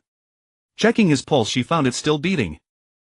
Yunya looked around for someone to help, only to realize that her own side had withdrawn completely without her noticing. In the vast wilderness only she and the injured captain remained. After bandaging the captain's wounds, Yunya dragged him to a concealed spot in the trees and prepared to return and find someone to carry him. But before she could leave the forest she saw swarms of mechas flying overhead and fierce gunfire erupted from the direction of Alpha A7 supply station. Terrible. We were surrounded. As night fell, Yunya encountered a group of Imperial soldiers who had failed to retreat in time and were being pursued. She retreated with them to the small high ground. Only upon reaching the top did everyone realize there was a cliff behind them. Forced to fight, they relied on the high ground against their pursuers. The pursuers were repelled, but except for Yunya, everyone on the high ground was wounded. In their eyes, protecting the military doctor meant protecting their own lives. Only with life could they escape. Besides, it was not yet time to let a girl protect them. They had originally intended to leave while the enemy was repelled, but snipers blocked their path. Night fell and they were at a loss. If Gu Zhan had not fallen from the sky, she and these 10+ people would likely have been trapped and killed by the snipers on the high ground. But this savior from the heavens seemed to have arrived a step too late. Enemy reinforcements had also arrived just in time. Perhaps there was still a chance. Yunya scanned the area with her night vision goggles and found nothing. This meant that if they could eliminate the phantom mouse in front of them, they could safely evacuate. You cover me. If there is an opportunity, everyone follows the plan. Yunya called back over her shoulder and threw an interference grenade down the slope. Under the cover of the interference smoke, she picked up an anti-armor rocket launcher and disappeared into the darkness. The interference grenade released smoke while simultaneously jamming the phantom mouse's detection radar. Cover me. But Hearing the shout, I had not yet processed it. Looking at the high ground, I saw only wounded soldiers lying about in disarray. Only then did I understand they wanted me to provide cover fire. But I had never used a sniper rifle. In my haste, I saw a DLA-10 pistol at the waist of a captain lying on the ground. I snatched it up, discarded the sniper rifle, and ran down the high ground after her. A flash of light appeared in the distance, followed by a muffled report. A beam of light sliced through the night like a red-hot iron wire, instantly extending outward. In the brightness, the silhouette of a sleek humanoid machine was revealed. In the blink of an eye, the extending line of light reached the humanoid machine and struck it. Hit! The light from the explosion quickly faded and everything returned to darkness. I still felt uneasy. The surroundings were too dark to confirm the results of the attack. Just as I lay in the grass hesitating whether to advance or return to the high ground, a flare shot up into the night sky. The humanoid machine had not been destroyed. The previous attack had only blown off one of its arms. Now it held its gun in one hand, scanning for suspicious targets through its visor system illuminated by the flare. Only 20 meters from the humanoid machine, a figure used the terrain and wild grass for cover, playing a dangerous game of hide-and-seek with the scanning machine. Further away, more figures were moving, rushing to join the fray. The humanoid machine quickly spotted the figure trying desperately to hide in its attack blind spot. The machine shifted slightly, aiming its gun at him. Before it could fully aim, a clang echoed and the machine shuddered. Someone had attacked from afar. Damn it, what kind of crap is that? The projectile fired from the DLA-10 had no effect on the humanoid machine's armor, merely sparking a few small flashes. It lacked the devastating power I had experienced the first time I used it, but it successfully drew the humanoid machine's attention. I quickly checked the DLA-10. The firing power was only at 50. No wonder it lacked power. I clicked the adjustment twice, maxing out the power aimed at the humanoid machine's neck joint, and pulled the trigger. In fact, the combat firing power of many individual weapons, including the DLA-10, was set to 50. The effective attack range of these weapons was also measured at half power. Since these weapons were a hybrid between lasers and powder-propelled projectile weapons using powerful electromagnetic energy to accelerate projectiles, too much energy would severely damage the weapon and could even harm the user. Therefore, half power was generally used to ensure both efficiency and service life. When high power was required, appropriate anti-vibration auxiliary devices could be attached. Unfortunately, I did not know this. The powerful recoil numbed my hands again, but this time I was mentally prepared. The fired projectile hit accurately, blasting off the head and shoulder section of the humanoid machine. Watching the humanoid machine collapse with a thunderous crash, I finally breathed a sigh of relief. A stinging pain flared on my left cheek. I reached up and touched it. My fingers came away wet and sticky. Holding my hand up to the light, I saw blood coating my palm. It seemed that while I had launched my attack, the humanoid machine had also fired. Its aim had been slightly off and perhaps aimed at the wrong target. It had actually intended to blow my head off. Perhaps it was because my head was too small. The 8.5 gene around my neck was hardly as conspicuous as the iron lump on the humanoid machine's neck. So my head was spared, but the wind of the bullet grazing my cheek had left a scar. My skin was too thin. I'm finished. My beautiful youth, my lovely face, please in the future do not let me marry an ugly wife. I muttered to myself in my heart, my feet never stopping. In 3 or 2 strides I darted toward Yun's hiding spot. Yunya's complexion was slightly pale. She had exhausted her entire physical strength just now dodging the Phantom Mouse's attack. Fortunately, the Phantom Mouse had been destroyed in time, otherwise it would have been the end for her. Just as she was gasping for breath, a figure suddenly pounced beside her, startling her. She reached for her assault rifle hanging on her shoulder, but before she could grab it, the newcomer kept saying, "Don't shoot. Don't shoot. It's me, it's me, it's me." How can it really be you? Yunya suddenly asked a strange question. Wasn't it you who told me to provide cover fire? I replied, somewhat annoyed. What did really be you mean? It was as if. Ah, forget it. Oh, is that so? We must withdraw quickly. If we don't leave now, it will be too late. I can't run anymore. I'll stay behind to hold off those enemies. You take the wounded on the high ground and escape quickly. It's better to lose one person than for everyone to die. No, I refused without hesitation. This is an order. If you don't leave, I'll shoot you dead. Medic Yunya pointed the muzzle of her assault rifle at my chest. Damn it, why do you keep talking about death so casually? Live. If you can't win, just surrender, right? In my opinion, surrender is also a pretty good option. What did you say? Medic Yunya clearly hadn't heard me. There were many weapons firing toward this position now, with bullets whizzing overhead, swish swish swish. But I could clearly feel that when I spoke the word surrender, Medic Yunya almost pulled the trigger. Nothing. Even if you kill me, I will never surrender. Rest assured. Get lost. I don't want to see you again. Medic Yunya roared at me.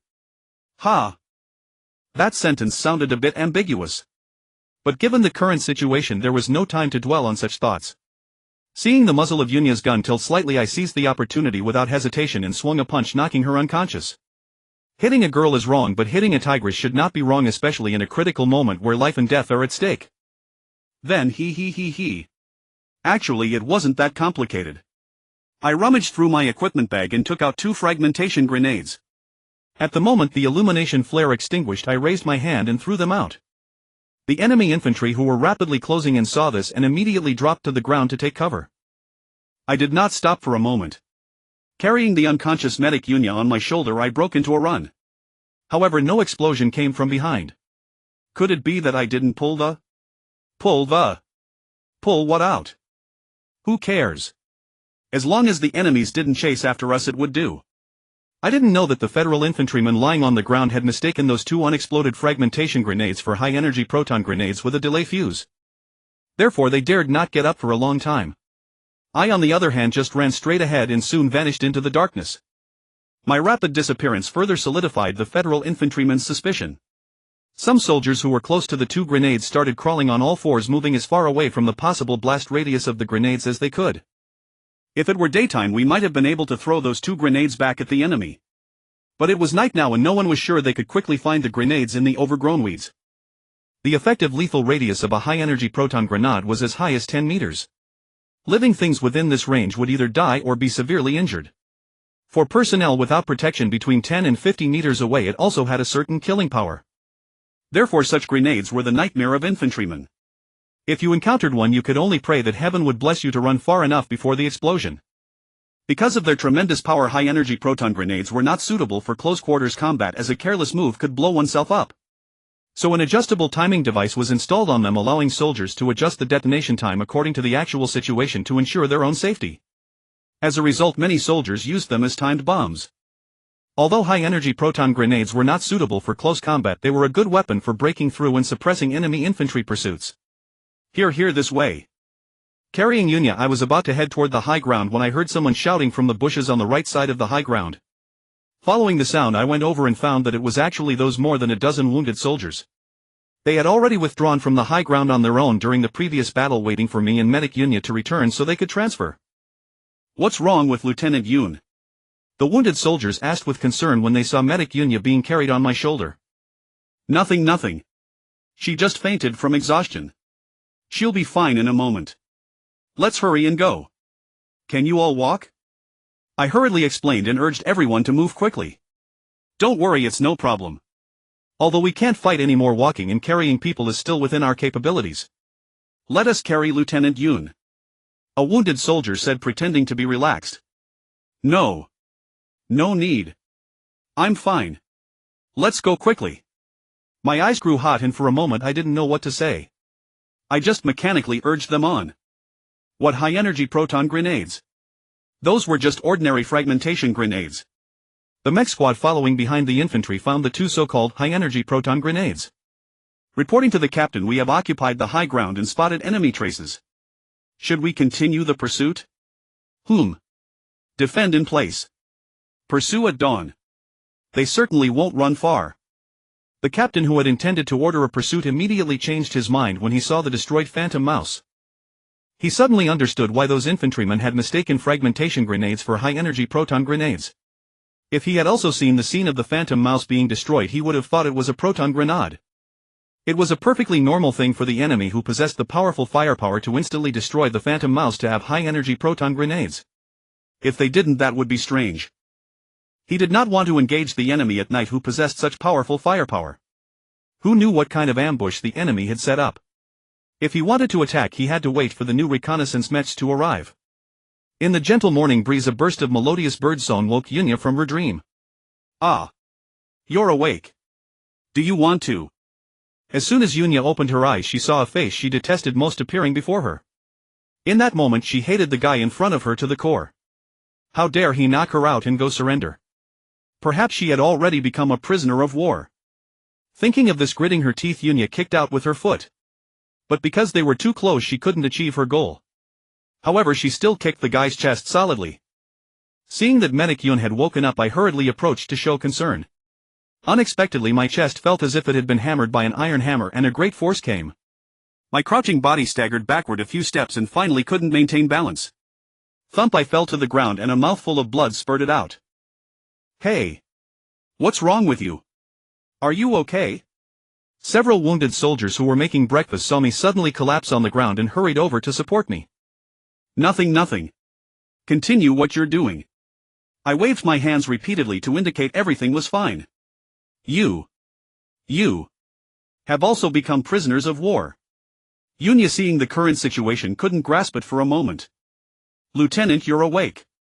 We escaped last night and are now preparing to take a detour back along the front line. We estimate we'll find our own people in another 2 days," a wounded soldier said, not noticing the problem in Yunya's question. "Ah, good. You go ahead with your business." Yunya finally figured out the current situation. Noticing Yunya's gaze sweeping toward me, I was about to keep my distance when a voice called out from behind. I shivered. No, no. Someone as burly as me wouldn't get hurt. Denying it repeatedly, I quickened my steps and slipped behind a tree, hoping to vanish from sight of that terrifying female medic. Fortunately, we had camped in the woods, otherwise finding a hiding place would have been difficult. Watching Gu Zhan's figure disappear behind the tree, then glancing at the fresh pool of blood on the ground, a sudden pang struck Yunya's heart. I'm sorry. I misunderstood you in many ways before. Ha! What? No, how could you possibly misunderstand?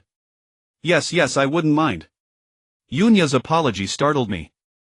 I had almost said she hadn't misunderstood at all, but realized that sounded wrong, so I quickly changed my tune and said I wouldn't mind. You're injured. Let me check it. No, really, I'm fine. Look in your helmet mirror. It's just a scratch on my face. It's already scabbing over. Hearing this, I hurriedly took off my helmet and saw that half of one side had been sheared off. No wonder my ear felt chilly after the injury. What about your chest? Medic Yun asked, reaching out to press against me. Hiss. Really, it's nothing. Ouch, I just broke a few ribs when I fell from the train. I didn't dare block her touch. With my old injury aggravated, I had no choice but to confess. Rat-a-ta-ta. Rat-a-ta-ta-ta. While Medic Yun was treating my wound, a dense barrage of gunfire drifted faintly from somewhere. Everyone froze. Several wounded soldiers who could still move picked up their weapons. Medic Yun, let me go check. Although those hands had been gentle, I still harbored a secret fear of her. Seizing this opportunity, I eagerly volunteered to investigate. Wait, almost done. Yunya glared at me and I obediently stayed put. All right. From now on, just call me by my name, Yunya. Go scout ahead. If it's one of our people, try to rescue them. If not, retreat immediately and figure out another plan. Your helmet is unusable, take mine. Yunya finished treating my wound and took off her helmet, handing it to me. Isn't this inappropriate? I hesitated. It's fine. I'm only here to tend to the wounded, so I don't need it much. Then thank you very much. I accepted the helmet and a faint fragrance drifted up, revitalizing me. Private, take this. It's far more powerful than the DLA-10. A wounded sergeant handed me a sniper rifle. I don't know how to use it. My face flushed hot. The sergeant was stunned, but Yunya reacted quickly. She snatched the rifle and demonstrated several movements, speaking briefly. This is how you load it and swap the energy cell. This is how you aim and fire. This is the scope, and this is the startup button for the auto-aim system. I've already turned it on for you, you just need to lock onto the target and shoot. Understood. I understand. It's actually this simple. I'll go scout. Catching the sniper rifle Yunya tossed me, I turned and ran toward the increasingly dense gunfire. Can he really do it? The dazed sergeant recovered and asked Yunya in disbelief. He should be fine, Yunya said, though she wasn't entirely confident herself. Across the uneven wilderness, 7 airborne soldiers equipped with portable jetpacks advanced at full speed. The terrain here was originally full of hills and gullies unsuitable for high-speed flight. Yet those 7 did not maintain altitude to avoid terrain interference. Instead, they flew dangerously close to the ground, weaving through countless obstacles with superb piloting skills. Dozens of pursuing airborne soldiers followed close behind, also wearing jetpacks. However, their flying skills were clearly inferior. Several flew too low and crashed into obstacles, and 1 or 2 unlucky souls triggered their jetpack fuel to explode, turning into fireballs on the spot. The ones running ahead look like the Empires. Through the sniper scope, I noticed the jetpack shells of the 7 fleeing airborne soldiers bore an emblem that looked familiar, very similar to the arm patch on my own flight suit. I tilted my head to confirm, yes, exactly the same. Prince Lancaster had been escaping under the protection of his personal guard all night. By dawn, only 6 of the original 12 guards remained, and they still had not shaken off the Federation's airborne company. Although the Empire's airborne unit had inflicted heavy losses on the Federation tonight, the enemy showed no sign of retreat. Clearly, if they kept running, they would eventually run out of fuel and become prisoners. Suddenly, with a loud boom, a Federation airborne soldier exploded mid-flight. Before either side could figure out what happened, another Federation soldier turned into a fireball and crashed to the ground. An ambush. The airborne company immediately split part of its force to deal with the ambushers. Seeing a dozen airborne soldiers heading in my direction, I calmly locked the sniper scope onto the leader and pulled the trigger. I didn't expect the sniper rifle to be so lethal. It was 1 shot, 1 kill, no one locked in the scope could escape. The Federation airborne leader was hit in a vital spot, lost control of his jetpack, tumbled in the air and crashed into the ground. Before the scattered airborne soldiers could readjust their headings, 2 more were shot down. Seeing reinforcements arrive, Prince Lancaster immediately led his remaining guards to counterattack. The Federation Airborne Company clearly hadn't expected the Empire's airborne troops, who had been chased like stray dogs, to have the courage to fight back. In the ensuing chaos, several more Federation soldiers were eliminated. During the engagement, 2 of Prince Lancaster's guards were shot down while protecting him. However, the Federation airborne soldiers were also reduced to single digits. Seeing the situation turning against them, the surviving Federation soldiers turned and fled. Shooting down the last airborne soldier locked in my scope, I stowed the sniper rifle and climbed down from my hiding tree. 5 surviving Empire airborne soldiers flew over. "Ha! It's you!" one of the approaching Empire airborne soldiers exclaimed in surprise. "Do I know you? I am Prince Lancaster. If I recall correctly, you're Private Dugu from the Changyun." "Ha! Yes, that's me." Facing Prince Lancaster, who had removed his flight helmet, I gave an awkward smile. "God bless. I hope the prince is a magnanimous man." "Amen." Watching the prince's meaningful eyes sweep over me, I couldn't help but pray inwardly. "Just you alone?" "No, we are a group of 15. 13 are wounded, 1 is a medic, and the remaining 1 is me. The camp is close to here. Would your highness like to come rest?" I understood Prince Lancaster's situation well and was certain he wouldn't come with me. Although from the wounded's perspective I also hoped fresh reinforcements would join us, the prince certainly did not want to be held back at this moment. Besides, I had no desire to be a human shield, so I deliberately emphasized 13 wounded. "Take me to your camp," Prince Lancaster said without hesitation. "What?" I couldn't believe my ears, wondering if I had been stunned last night. "Your Highness." The guards following Lancaster also objected, but he waved them off. "Private Dugu, please lead the way." "Oh, all right. Who is your commander?" "Commander." I thought for a moment. During the night it seemed I had been the one giving orders, but now I had no intention of shouldering that responsibility. Among the dozen wounded soldiers I had only seen one with shoulder insignia matching Captain Locke's. The others were less striking than Yunya's, so that Captain was likely the commander. Days of military experience told me that higher-ranking officers command lower-ranking ones, not the other way around. However, that Captain had been injured and remained unconscious, so he couldn't be commanding. That left Lieutenant Yunya. So it must be her. Yes, Lieutenant Yunya. Lieutenant Yunya, the female medic from the Changyun. She's here too. Yes, I was sent out to scout by her, which is how we encountered you. Through this brief exchange I led Prince Lancaster and his party straight to the camp. Yunya was startled to see that the person I had brought back was Prince Lancaster. "Lance. Colonel Lonsite of the Empire Airborne Corps. It is an honor to meet you." Prince Lancaster cut her off before she could finish. "Colonel. Welcome. We are in urgent need of assistance." "Are you the commander here?" "I suppose so." "Can you take over command, Colonel Lonsite?" "Very well. I'll take it. I hope you can get everyone out safely." Upon accepting command, Colonel Lonsite immediately ordered his guards to deploy detectors to scan the surroundings. The detectors returned bad news. A large body of Federation soldiers was moving toward this direction. The detectors returned bad news. A large body of Federation soldiers was moving toward this direction. The detectors returned bad news. A large body of Federation soldiers was moving toward this direction. They are chasing us. If the colonel has a more important mission to carry out, there is still time to leave now. Yunya watched the signals returned by detectors on the information processing system operated by the prince's guards, Prince L, who called himself Colonel Lon DSI. To be honest, I am now fully convinced that Prince Lance should hurry to leave. Letting him serve as the lure to attract the enemy would be the best possible plan. The enemy is here now, but our position isn't confirmed yet. We must move immediately, pack the gear and depart at once. You help the wounded with me. Prince Lance had no intention of abandoning the wounded to escape alone. However, not long after, we were once again encircled on a high ground by Federal troops. The Federal army did not rush the attack. Instead, they gathered heavy artillery and unleashed a brutal barrage on the high ground. What is the enemy's strength? Prince Lance asked during a lull in the bombardment as he spoke to the lookout stationed outside the mine. 3 mech squads, 2 reconnaissance mechs, 9 assault mechs, 6 heavy mechs, and an entire regiment of infantry. The lookout quickly reported the situation. Lance's guard had used detectors to locate a small mine pit dug by a looter. The place wasn't large, about 10 or so people huddled inside, a bit cramped but solid enough. The Federal bombardment sent rocks flying yet could not breach the mine. The mine entrance was hidden behind a large rock on the high ground. Rocks of that kind were common here. What weapons do we have at our disposal? Lance turned to the guards who stood beside him and asked. 7 assault rifles, 1 sniper rifle and 10 DLA-10s with some modifications. Firepower is decent but reliability is hard to judge. The sniper could be modified too, but without the necessary accessories probably no one could use it well.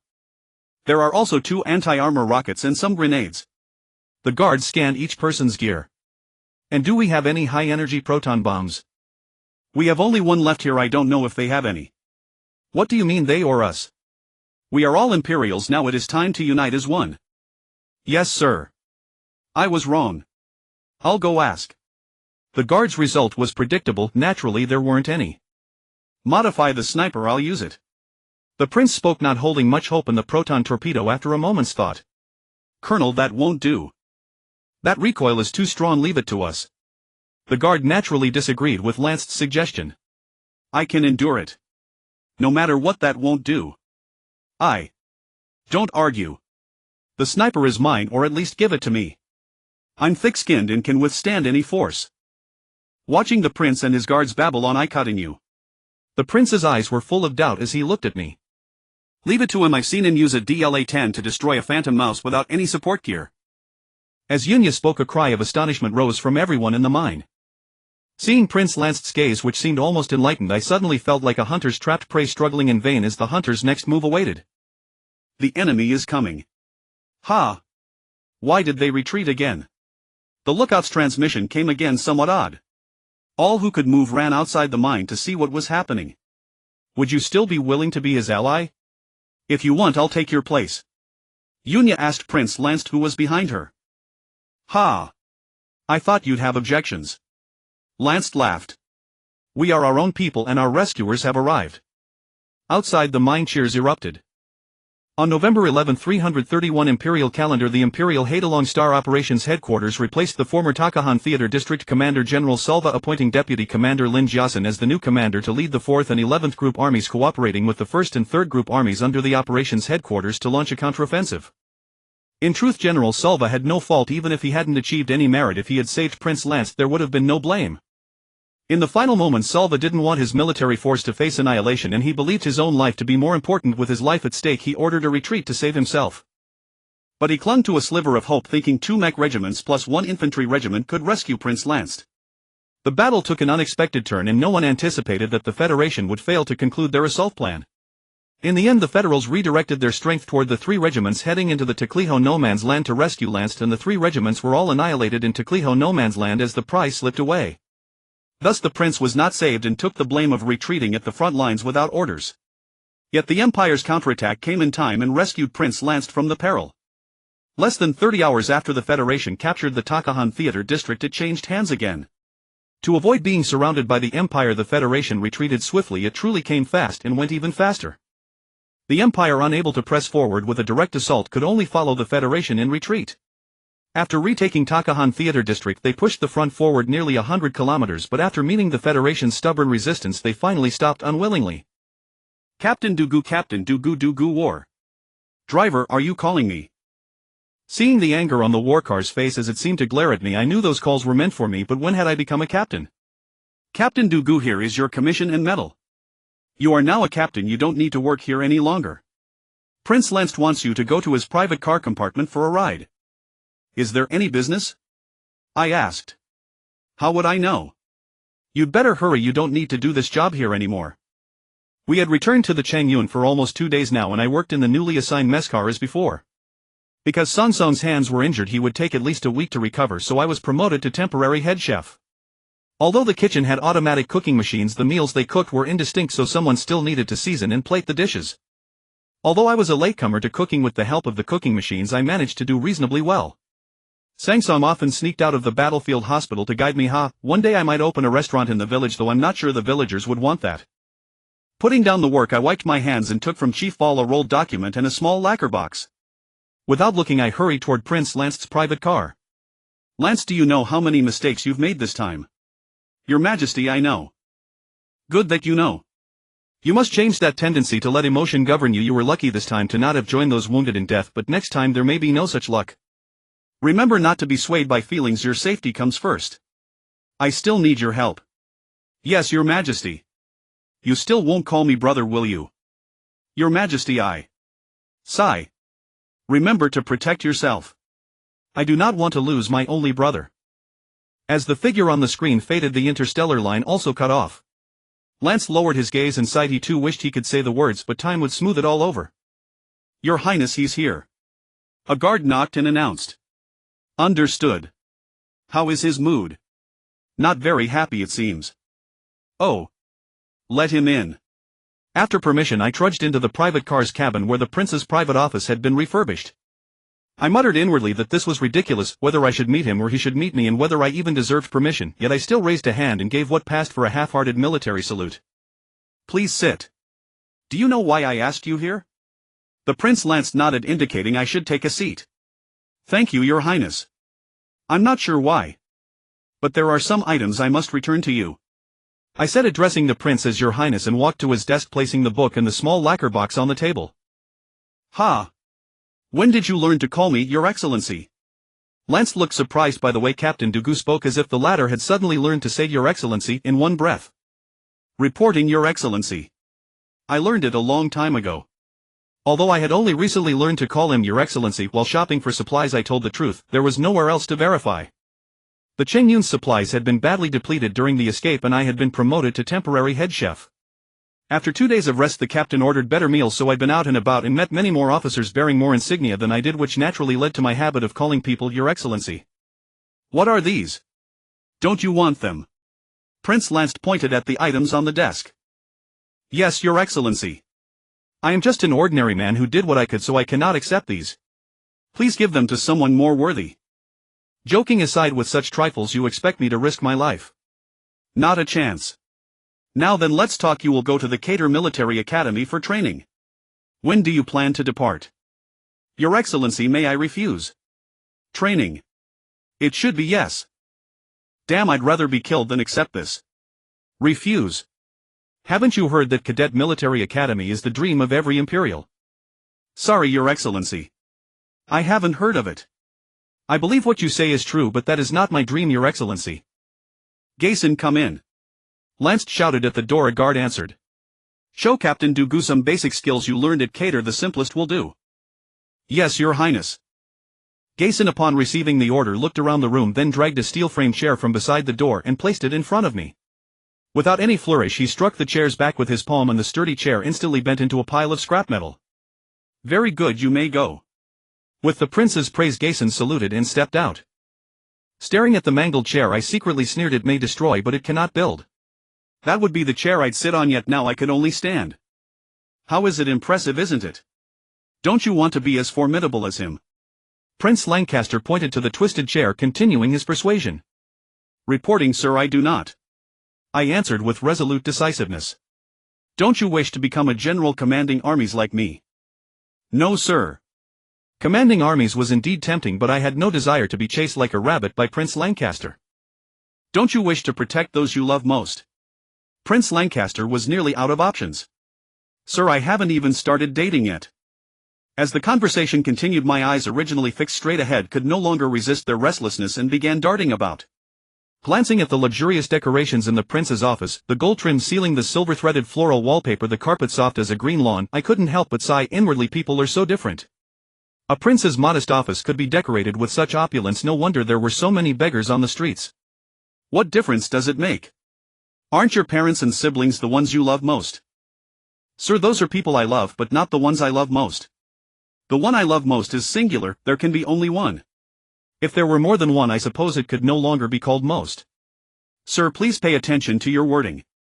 While I was chattering away, my gaze suddenly landed on something remarkable on the prince's desk. You. Prince Lancaster was momentarily speechless, at a loss for what to say next. The training at the Cadet Military Academy could not be forced, but the prince was unwilling to abandon such a promising talent, even if the fellow currently appeared more like a fool. To let such an opportunity slip away was unthinkable. Anyone else would likely wake up laughing from the sheer joy of it. Lancaster had no desire to engage in pedantic discussions about wording with a fellow who ought to be renamed Spring Bug. Deep down, Lancaster understood that while he could cite numerous examples to prove that most did not necessarily imply only one, doing so would likely be futile and a waste of time. As expected, Prince Lancaster heard Gu Zhan pause before continuing and sir, I believe everyone should protect themselves. Why had the boy's speech lost its earlier sharpness? Was something distracting him? What could have captured his attention? Prince Lancaster's eyes closed in deep thought, opened them and followed Gu Zhan's gaze. Ah, I see. So the lad is cut from the same cloth as myself after all. This makes things easier. Glancing at where Gu Zhan's eyes were fixed, Prince Lancaster immediately formed a plan. It was an exquisitely crafted mecha model placed on the prince's desk as a decoration by someone unknown. Every piece of equipment on the model mecha was meticulously detailed. I stared fixedly at the model until a hand reached out and lifted it, at which point I suddenly realized my impropriety. If you like this model, I shall give it to you. Prince Lancaster held the model out before me. No. That won't do, sir. Accept it. It is a gift between friends. If you had not appeared in time during the Takahan Theater, I might very well be lying in a grave now. Consider this small token a modest repayment for your life-saving aid. Prince Lancaster spoke with genuine sincerity. Since you say so, refusing further would be impolite. I accept it. Thank you, sir. No need for such formality with me. How about this one? Look, what do you think? Prince Lancaster removed a flat circular nameplate from around his neck and placed it in his palm for me to see. The nameplate gleamed with a golden luster somewhat dazzling to the eye. Vividly engraved upon it was an S-shaped golden dragon. Aside from this, it appeared unremarkable. Just as I was puzzled about what the prince wished me to observe, a beam of light erupted from the golden dragon's eyes on the plate, slowly rising to a height of approximately 2 feet before radiating outward from the dragon's eye as its center. A three-dimensional holographic image materialized before my eyes. How does it feel? I cannot put it into words. Is it beautiful? Beautiful. Does it look good? It looks magnificent. Would you like to possess such a mecha yourself? You could give it to me. That's wonderful. Where is this mecha now? I can go fetch it myself. This Haotian is my personal vessel. It was custom built for me by the Fantian Group, one of the 9 largest mecha manufacturers in the known universe. Therefore I cannot give it to you. If you wish to obtain your own mecha, you must earn it yourself. How do I earn it? By attending training at the Kadale Military Academy. Are there other ways? What do you think? If you do not wish to own your own mecha, then forget it. All you need do is answer with a single word: do you want it or not? No. I want it. Do you want it or not? Ha. With enough money in the future I could buy several such mechas. Ha ha. Indeed, they are merely cheap trinkets found everywhere.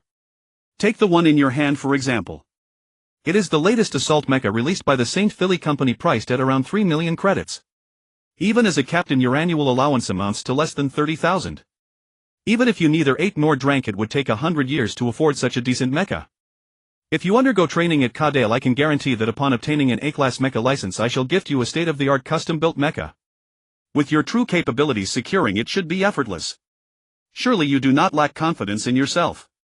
Prince Lancaster employed a combination of carrot and stick, layering his tactics upon me. Very well, I have made my decision. You must remember your words today. I shall come for my mecha with an A-class license, I said through gritted teeth. Excellent. When do you intend to depart? As soon as possible. Then so be it. Return and pack your belongings. I have already arranged a vessel to transport you. I shall notify them to send someone to fetch you. Good heavens. This is moving too quickly, though it suits me perfectly. I suspect I am even more eager than Prince Lancaster. I long to reach that so-called Kadale Military Academy today and obtain my A-class license tomorrow. Ha! By the day after I would possess my own mecha. Though my heart surged with excitement, I did not forget proper etiquette. I rendered a salute to Prince Lancaster and withdrew from the office. After watching Gu Zhan depart, Lancaster consulted a number on his personal computer and connected an interstellar call. This is Prince Lancaster. I wish to speak with your president. On the other end of the line, the secretary sprinted into the president's office at 100-meter dash speed. A middle-aged man filled with trepidation appeared on the communication screen. Your Highness, it is an honor to make your acquaintance. Pray tell, how may my company be of service? You are Philo Jones, president of the St. Philly Company. Yes, Your Highness. Very well. I have reviewed the new mecha developed by your company. It is quite satisfactory. You may proceed to the Imperial Procurement Department to negotiate the corresponding purchase matters. I shall send them a word. Ah. That is wonderful. Your Highness, I do not know how to express my gratitude. Philo Jones spoke with a trembling voice. If you are unsure, then let it be. However, do not craft mecha models with such excessive realism, it may compromise security. Nor should you have them presented as decorations on my desk. Should such an incident occur again, I shall invite you to visit the Department of Justice.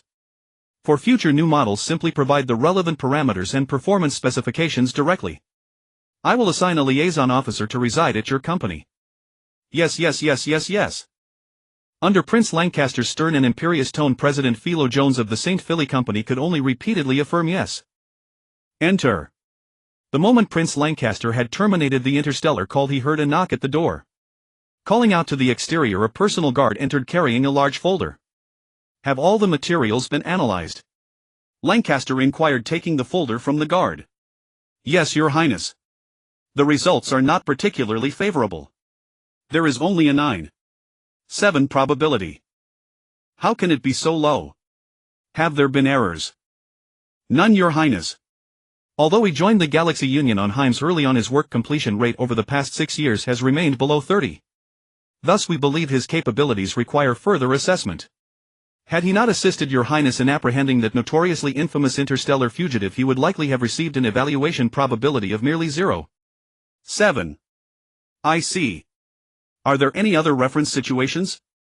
Cannot his membership in the Galaxy Union warrant a higher score? None, Your Highness. Regarding age, to our knowledge, he is not the youngest person to have joined the Galaxy Union. However, when the Heavenly Analysis Group examined materials gathered from Himes' planet, they discovered another fascinating individual. Upon analysis, his evaluation was remarkably high, reaching 73. The group recommends locating this person. Oh. What sort of person is he? We only know his name is Yi. All other personal data is blank. He joined 1 year after Gu Zhan aligning with the Dark Union on Himes. Over the past 5 years, his work completion rate stands at 100. However, he disappeared 6 months ago and his whereabouts remain unknown. Interesting. Someone of this nature would be exceedingly difficult to find deliberately. If he wishes to reveal himself, he shall do so of his own accord. There is no need to waste time searching for him. Is the list I requested ready? It is prepared, Your Highness. They are the elite selected from various departments. Forgive my presumption, but I believe any one of them is vastly superior to that Gu Zhan. Perhaps so, yet you have not witnessed the look in his eyes when he gazes upon a mecha. To become a holder of an S-class license, mere strength is insufficient. The Yiming Corridor was the sole passage through the Yiming asteroid belt. The Federation occupied the only planet within the corridor, Moon King Planet, and established a material transit base upon it. Most military supplies produced across Federation planets were converged here before being uniformly allocated to various outer space fleets. Thus the strategic importance of Moon King Planet was self-evident. On November 12, 331 of the Imperial calendar, a Federation interstellar patrol vessel executed routine patrol duties within the Moon King star sector. Several bright spots streaked across the profoundly tranquil starry sky, silently entering the patrol vessel's trajectory. The Federation interstellar patrol ship, suddenly detecting incoming objects, hastily attempted to evade, but it was already too late. Under the continuous assault of those bright spots, the hull catastrophically fractured, erupting into a massive fireball. Thus commenced the Empire's surprise assault upon the Federation's Moon King planet. The Federation patrol fleet was destroyed, and Federation reconnaissance satellites around Moonstar planet also detected the Imperial fleet within 10,000 kilometers of the planet. The Moonstar garrison fleet scrambled into the air in haste, but was routed by the Imperial fleet before they could form battle formations. If not for nearly 10,000 fighters and mechas launched from 3 space carriers, the Imperial fleet might have captured Moonstar in a single assault. The Empire's 6,000 high-speed warships, entangled by Federation fighters and mechas, formed a spherical formation and advanced steadily toward Moonstar. To maintain surprise and speed, the Empire's raiding fleet lacked the slower space carriers. Though their high-speed warships carried a small number of mechas, this was negligible compared to the Federation's nearly 10,000 fighters and mechas. Moreover, they needed those mechas to occupy Moonstar. Pre-battle intelligence indicated no Federation carrier presence near the planet. How did they appear once the fighting began? 3 carriers. The Imperial fleet commander watched the mecha swarms systematically devour his forces, causing deep unease. When engaging fast warships, mecha swarms typically target propulsion systems first to cripple them, leaving disabled vessels helpless. The Imperial fleet's spherical formation effectively coordinated mutual support while shielding their vulnerable rear sections from enemy attacks on primary propulsion systems. The Federation mechas suffered heavy losses while engaging the Imperial fleet. The Imperial commander felt no satisfaction watching the dwindling Federation fighter formations. Growing unease tempted him to withdraw from this sector, but that was impossible. They had to capture Moonstar at any cost. Otherwise the Empire's outer space fleet, which had been operating in Federation space for half a year, would be forced to retreat for supplies, wasting 6 months of gains and giving the beleaguered Federation fleet a rare breathing room. If the Federation recovered their strength, this war would become far more difficult. Braving the Federation's desperate attacks, the Imperial fleet finally reached Moonstar's near orbit and severely damaged a Federation space carrier. Once they deployed their mechas to the surface and provided aerial fire support, victory would be theirs. The Imperial fleet methodically deployed their mechas while Moonstar's sporadic anti-aircraft fire gradually intensified. The remaining Federation fighters abandoned direct assaults on the Imperial formation and instead joined Moonstar's planetary defense, targeting the descending Imperial mechas. Some unfortunate Imperial mecha pilots were struck before they could even detach from their drop pods, some suffered critical damage while others exploded into fireballs that threatened the warships below. Just as the battle reached its climax, 2 Federation destroyer fleets emerged silently from the asteroid belts flanking Moonstar, cutting off the Imperial fleet's escape route. As the 6,000 Imperial high-speed warships faced annihilation, 2 reinforcing fleets arrived at the critical moment and immediately engaged, forcing the Federation destroyers into a precarious 2-front battle. The Federation destroyers withdrew as the situation deteriorated, disappearing into the asteroid belts within moments. The Empire made no attempt to pursue. The immediate priority was capturing Moonstar. While the reinforcements relieved the fast fleet, they offered little assistance in the assault on Moonstar itself. The narrow corridor terrain prevented the Empire from deploying their full strength, so the 3 fleets could only suppress the planet's defenses while gradually deploying carrier-based aircraft in successive waves. The Federation destroyer squadrons hiding in the asteroid belts risked collision with asteroids to maneuver behind the Imperial fleet and launch another flanking attack. Marshal, the enemy has completely surrounded our 6th, 9th and 13th fleets. It appears they were prepared for this. Should we withdraw all fleets and redeploy before launching another attack? Nie Tianxian studied the combat footage from reconnaissance satellites and cautiously offered his suggestion to Marshal Francis Harry, the commander of the Imperial Outer Space Fleet, whose face had turned ashen. Poof. 3 incompetent fools. It's been days since the last battle and they've forgotten how to fight. 3 fleets couldn't capture a mere Moonstar in over 2 hours, and now they're the ones surrounded. Hold your positions. Order all fleets. Full speed ahead, target Moonstar. Upon hearing Harry's counterintuitive order to advance the main fleet, Nie Tianxian gasped in alarm and urgently responded, Marshal. This could very well be a Federation trap. Indeed, and it's also a prime opportunity to capture the main Federation fleet.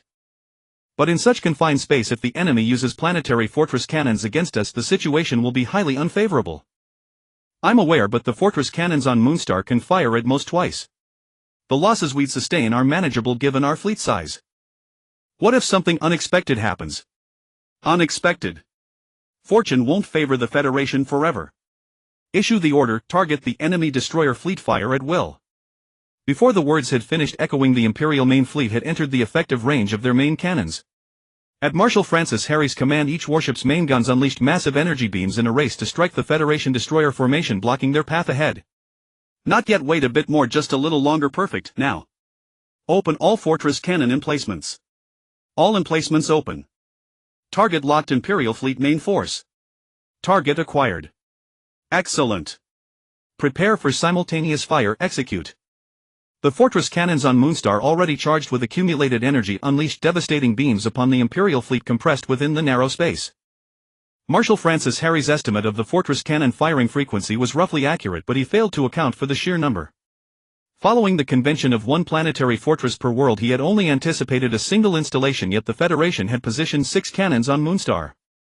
Overwhelming energy surged through the nightlight corridor, instantly engulfing countless Imperial vessels.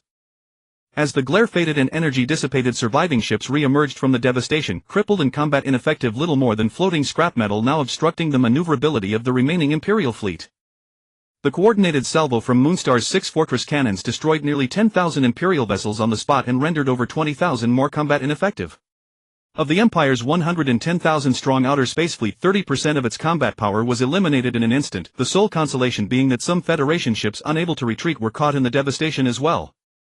Amidst the Imperial fleet's chaos, Federation vessels that had been lying in wait within the asteroid belt surged forth, completely surrounding the Imperial forces. The Imperial fleet intent on annihilating the Federation's main force had become the hunted instead. After 72 hours of hyperspace transit, the interstellar transport vessel specially prepared by the Prince delivered me to Druka planet, home of the Cattle Military Academy. At an altitude of 100,000 meters above the planetary surface, the transport vessel docked with a dedicated shuttle from the Cattle Military Academy for student transport, and I stepped through the docking hatch into the shuttle's cabin. Welcome, Private Dugu.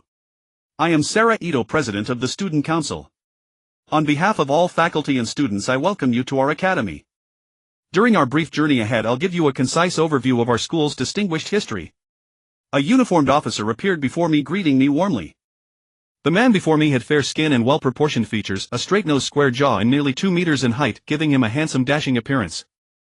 However, my mood was far from cheerful. Noticing the absence of rank insignia on his uniform, I offered perfunctory acknowledgments before finding a seat in the nearly empty cabin. Meanwhile, aboard the interstellar transport that had brought me, a messenger urgently rushed into the captain's quarters. Report. We've received an emergency order. Proceed immediately to the Otanli Star region for assembly and standby. Does it specify the reason? The captain asked. No, but communications received an extremely faint distress signal, very brief. A distress signal. Did you catch the content? Not clearly, only caught something about a Lan and a Chi vessel. Lan. Chi. Vessel. Could it be? Order lock coordinates for Otanli Star region, engage hyperspace, full speed ahead. The transport captain proceeded to the bridge to issue the transfer order. To his knowledge, only 2 vessels in the Imperial fleet bore those characters in their names, the Blue Sky Miracle and the Dragon Knight of Lan. Both ships were currently part of Marshal Francis's Imperial Outer Space Attack Fleet, with the Dragon Knight of Lan serving as the Marshal's flagship. Regardless of which vessel it was, if the distress signal truly originated from either of them, it could only mean one thing: the Imperial Outer Space Fleet was in dire straits. As the shuttle descended toward Cattle Military Academy, Student Council President Sarah Edo launched into an eloquent overview of the institution's long and distinguished history. Just as he reached his closing remarks, he noticed his listener's demeanor seemed rather unusual. Therefore, choosing to study at Cattle Academy is the wisest decision you could make. Private Dugu, Private Dugu, Private Dugu. Ha! Have we arrived? So fast. I jolted awake from a doze and asked dazedly. Sarah Edo realized his entire speech had fallen on deaf ears and grew visibly dejected. Ugh! Were you even listening to me? Yes, I was. You mentioned that Cattle Military Academy was founded in the first year of the Imperial calendar, making it the Empire's oldest military institution. Every reigning emperor has studied here. In its 300-plus years of operation, the Academy has produced millions of military talents for the Empire: 89 marshals, 178,534 generals, and countless officers of other ranks. I didn't get that wrong, did I? Eager to avoid straining my relationship with the Student Council President from the start, I summoned my remaining energy and strained to recall fragments of what I'd heard before drifting off. After all, I'd learned from past mistakes. Ha! You've got spirit, kid. While I know you weren't entirely truthful, you weren't entirely wrong either. You did catch some of it. Never mind, I'll let it go. We've arrived. Follow me, I'll take you to register, collect your supplies, and show you to your dormitory. The shuttle settled onto the landing pad and I followed Sarah Edo off the aircraft. Sarah Edo flagged down a hover vehicle and helped me into it. As the hover vehicle sped through the Cattle Academy grounds, I nearly convinced myself I'd come to the wrong place. The campus was so devoid of uniformed personnel that it resembled an ordinary city at first glance. The school's management appears more relaxed than typical military academies, but this only applies to the outer basic military education zone. The professional military training zone, one of the academy's core areas, is far more rigorous. Sarah Edo noticed my confusion and explained. So I'll be training in the professional military zone, right? I asked presumptuously. Sarah Edo looked at me and smiled. No, all new students, regardless of rank, must study in the outer basic military education zone first. Only after passing all basic military assessments can they enter the professional training zone. Damn, that's so troublesome. The hover vehicle navigated around a group of people playfully roughhousing on the road and continued onward.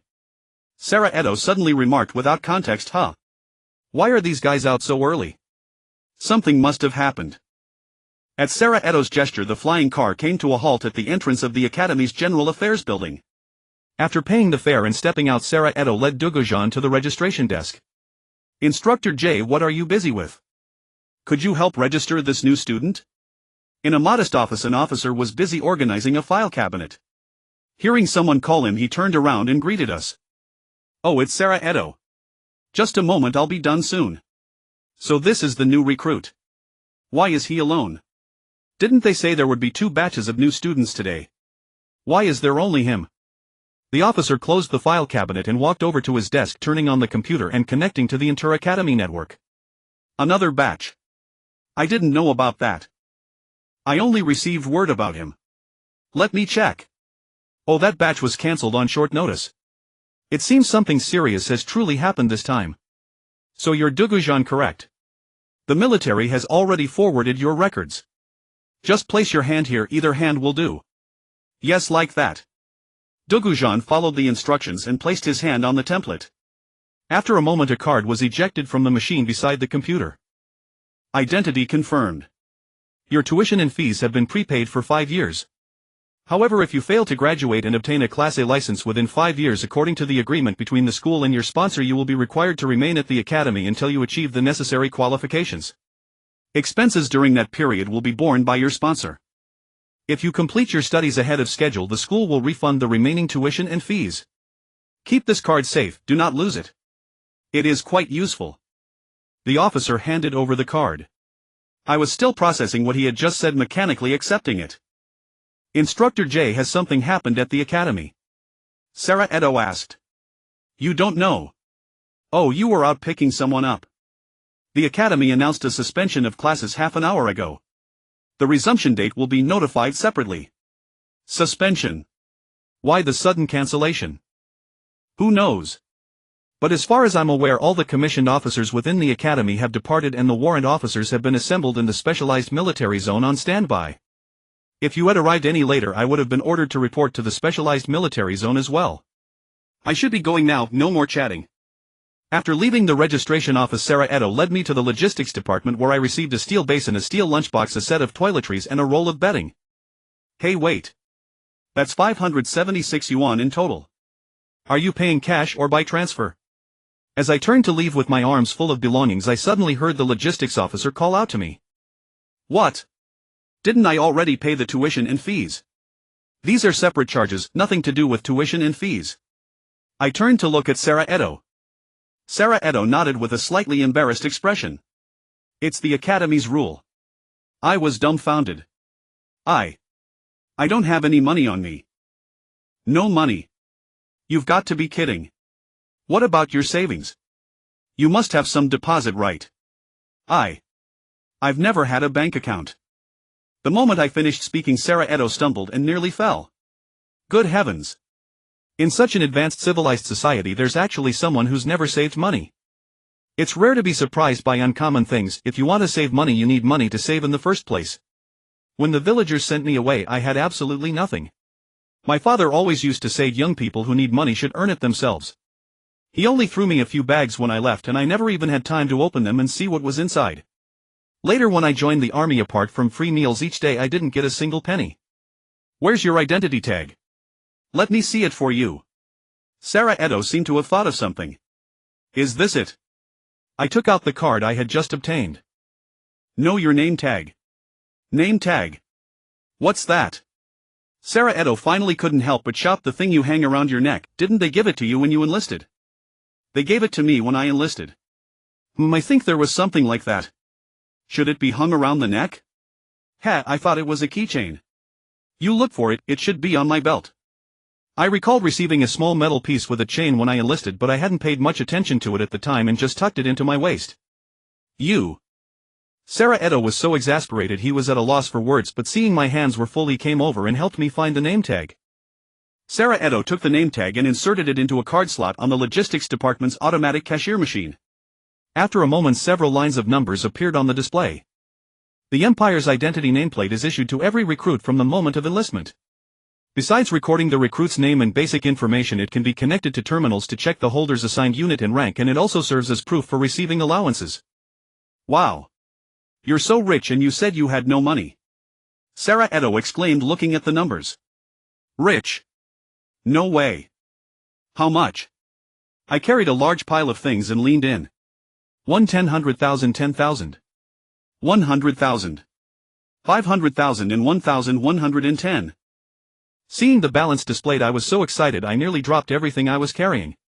Sarah Edo steadied me and asked, "You didn't know you had this much money?" "That 500,000 might have been given to me by a friend. I only found out today." "What about the extra 1,000 or so?" "That's your corporal allowance." "Shall I help you transfer the money?" "Yes, yes, yes." "All right, I'll take you to your dormitory." Ha. Sorry to trouble you for so long. How about you just tell me the dorm number and I'll find it myself. I found it strange that a chairman, even a student council chairman, would have so much free time to run around with a new student like me. It seemed a bit off. "It's all right. For your safety, I'll personally take you there." "For my safety? Ha ha. What danger could there be here?" But seeing Sarah Edo's serious expression, I couldn't laugh anymore. The logistics department wasn't far from the student dormitory area. Sarah Edo led Gu Zhan to a 30-story high-rise building. As soon as they arrived at the entrance, Sarah Edo spotted a beautiful girl who seemed to have been waiting for a long time coming out to greet them. "Welcome, welcome, a warm welcome. Why are you only coming now? I've been waiting here for ages." The girl's tone of voice was like a woman who had been eagerly waiting for her beloved and finally seeing him after much hardship, intoxicating and enchanting, filling me with tenderness. "Sheely, stop fooling around." Sarah Edo immediately became tense upon seeing the girl before him, reprimanding her harshly without any tenderness. At least that's how Gu Zhan saw it. Such a lovely girl before his eyes, anyone should be cherishing her, yet someone was speaking to her so loudly and without any romance. It was truly fooling around. "I'm only trying to help you welcome the junior student. If you won't appreciate it, that's fine, just let the junior understand my good intentions, okay?" Sheely blinked her big watery eyes at Gu Zhan. Yes. "Let me introduce myself. I'm Sheely, a member of the Academy's Life Department. Welcome to our academy. Come with me, I'll take you to your dormitory. Here, let me help you with your things. Your Excellency Chairman, please return." As Sheely spoke, she naturally reached out and took the large pile of items I was holding. From a distance it looked like a beautiful woman helping a rather fortunate chubby guy move things. However, he knew the pain only he could understand. When that slender jade-like hand touched the items, Gu Zhan suddenly felt the burden in his arms had become significantly heavier. What a helpful assistant, making things worse instead of better. "Hey, what do you think you're doing?" Sarah Edo's face flushed red, whether from anger or embarrassment he couldn't tell. I thought it was more likely the former, but why was he so angry? Because of the girl before him. Why? However, at this moment I had no time to think carefully, only following the beautiful woman step by step up to the dormitory building. "Corporal Dugu, be careful yourself. If you don't like that dormitory, I can arrange another one for you." Sarah Edo sensibly didn't follow up, only standing there and shouting at me with unknown intentions. From the first to the 5th floor I could still walk with my head held high, carrying the heavy items step by step up the stairs. But by the 6th to 10th floor I couldn't even hold my head up anymore, my chest sinking with exhaustion. When we were almost at the 20th floor, Sheely finally withdrew her hand as it had been extended for too long and was getting sore. How many more floors?" I asked breathlessly. "Almost there." It was rare for a girl to climb 20 floors without flushing or panting. Although I could say I pushed her up those 20 floors, it still made me feel quite ashamed. After climbing 3 more floors, I finally heard Sheely say, "We're here, this is the room." It was a dormitory near the stairs. 3009. Phew. Thank you, Miss Sheely. I hope to see you again next time. But how do I open this door? Looking at the smooth dormitory door with no handle at all, I had no idea which side to open it from. "Just swipe your student card through that reader." "Ah, the door seems to be open, just go right in." "Ha. Really, Miss Sheely, come in and rest for a bit." The door that had clearly been closed just now had somehow opened a crack, and a suppressed laugh reached my ears. Looking around, the corridor was quiet with no one else in sight. It seemed I had misheard. As I retreated and used my back to push the door open, I turned back to invite Sheely. No need. Please go in first and I'll come visit after you've settled in." Sheely quickly shook her head and declined. "It's all right, I'm very..." Splash. A lunchbox full of water was dumped over my head, turning me into a drowned rat. A string of bell-like laughter erupted from within the dormitory. Bell-like. I turned my head to look into the dormitory. Good heavens! What was going on? 5 girls in the dormitory were laughing together. This is my dormitory. I hastily retreated to the corridor and asked Sheely. "Yes. What's wrong?" Sheely said with an unnatural expression. But those girls inside. Oh. You mean them? They're your roommates. My roommates. Ha ha ha. That's two. Not good. Can you change me to another dormitory? A pie falling from the sky, I might be able to accept that, but beautiful women falling from the sky. For someone like me who knows exactly how charming I am, that was impossible. Change dormitories. You don't like this one. Like it, no, well actually. How about this, if the academy can't change my dormitory, I'll just resign. Clang. As I spoke, I kept retreating. In my panic I suddenly lost my footing, couldn't stand steady, and immediately rolled down the stairs, scattering the items I was holding all over the floor. Sheely, who had been trying so hard to keep a straight face and not laugh, could no longer hold it in and burst out laughing. Are you all right? A hand steadied me as I rose from the ground, and when I looked up I saw the student council president Tato, who had followed along for fear something might me.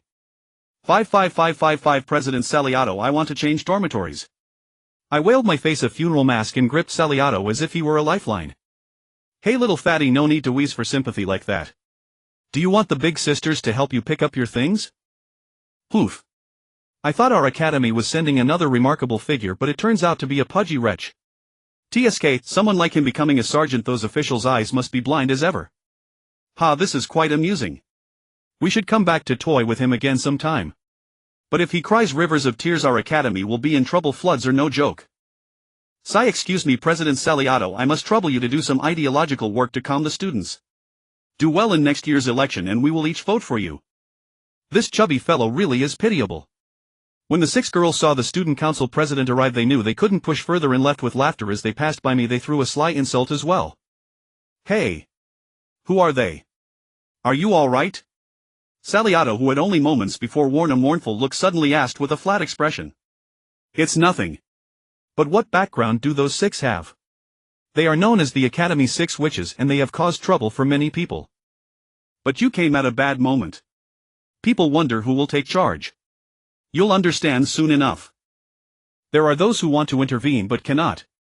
They never step into the professional military training zone to provoke trouble, and whenever trouble occurs, these 6 always seem to be in the right, plus their grades have long topped the charts, making them the Academy's key protégés, which the instructors spoil but cannot fully restrain. Saliato, while helping me gather the scattered items, said, and then, and you? Sai, don't laugh. If they won't give me face, I wouldn't dare manage them either. What about that dorm? The same one. The same one, then what about them? Relax, that isn't their dorm, this is the male dormitory area, and your performance just now was too poor. They won't bother you again. Too poor. Was my performance really that bad? Yes, look at you, a grown man, tears already streaming down your face. Tears.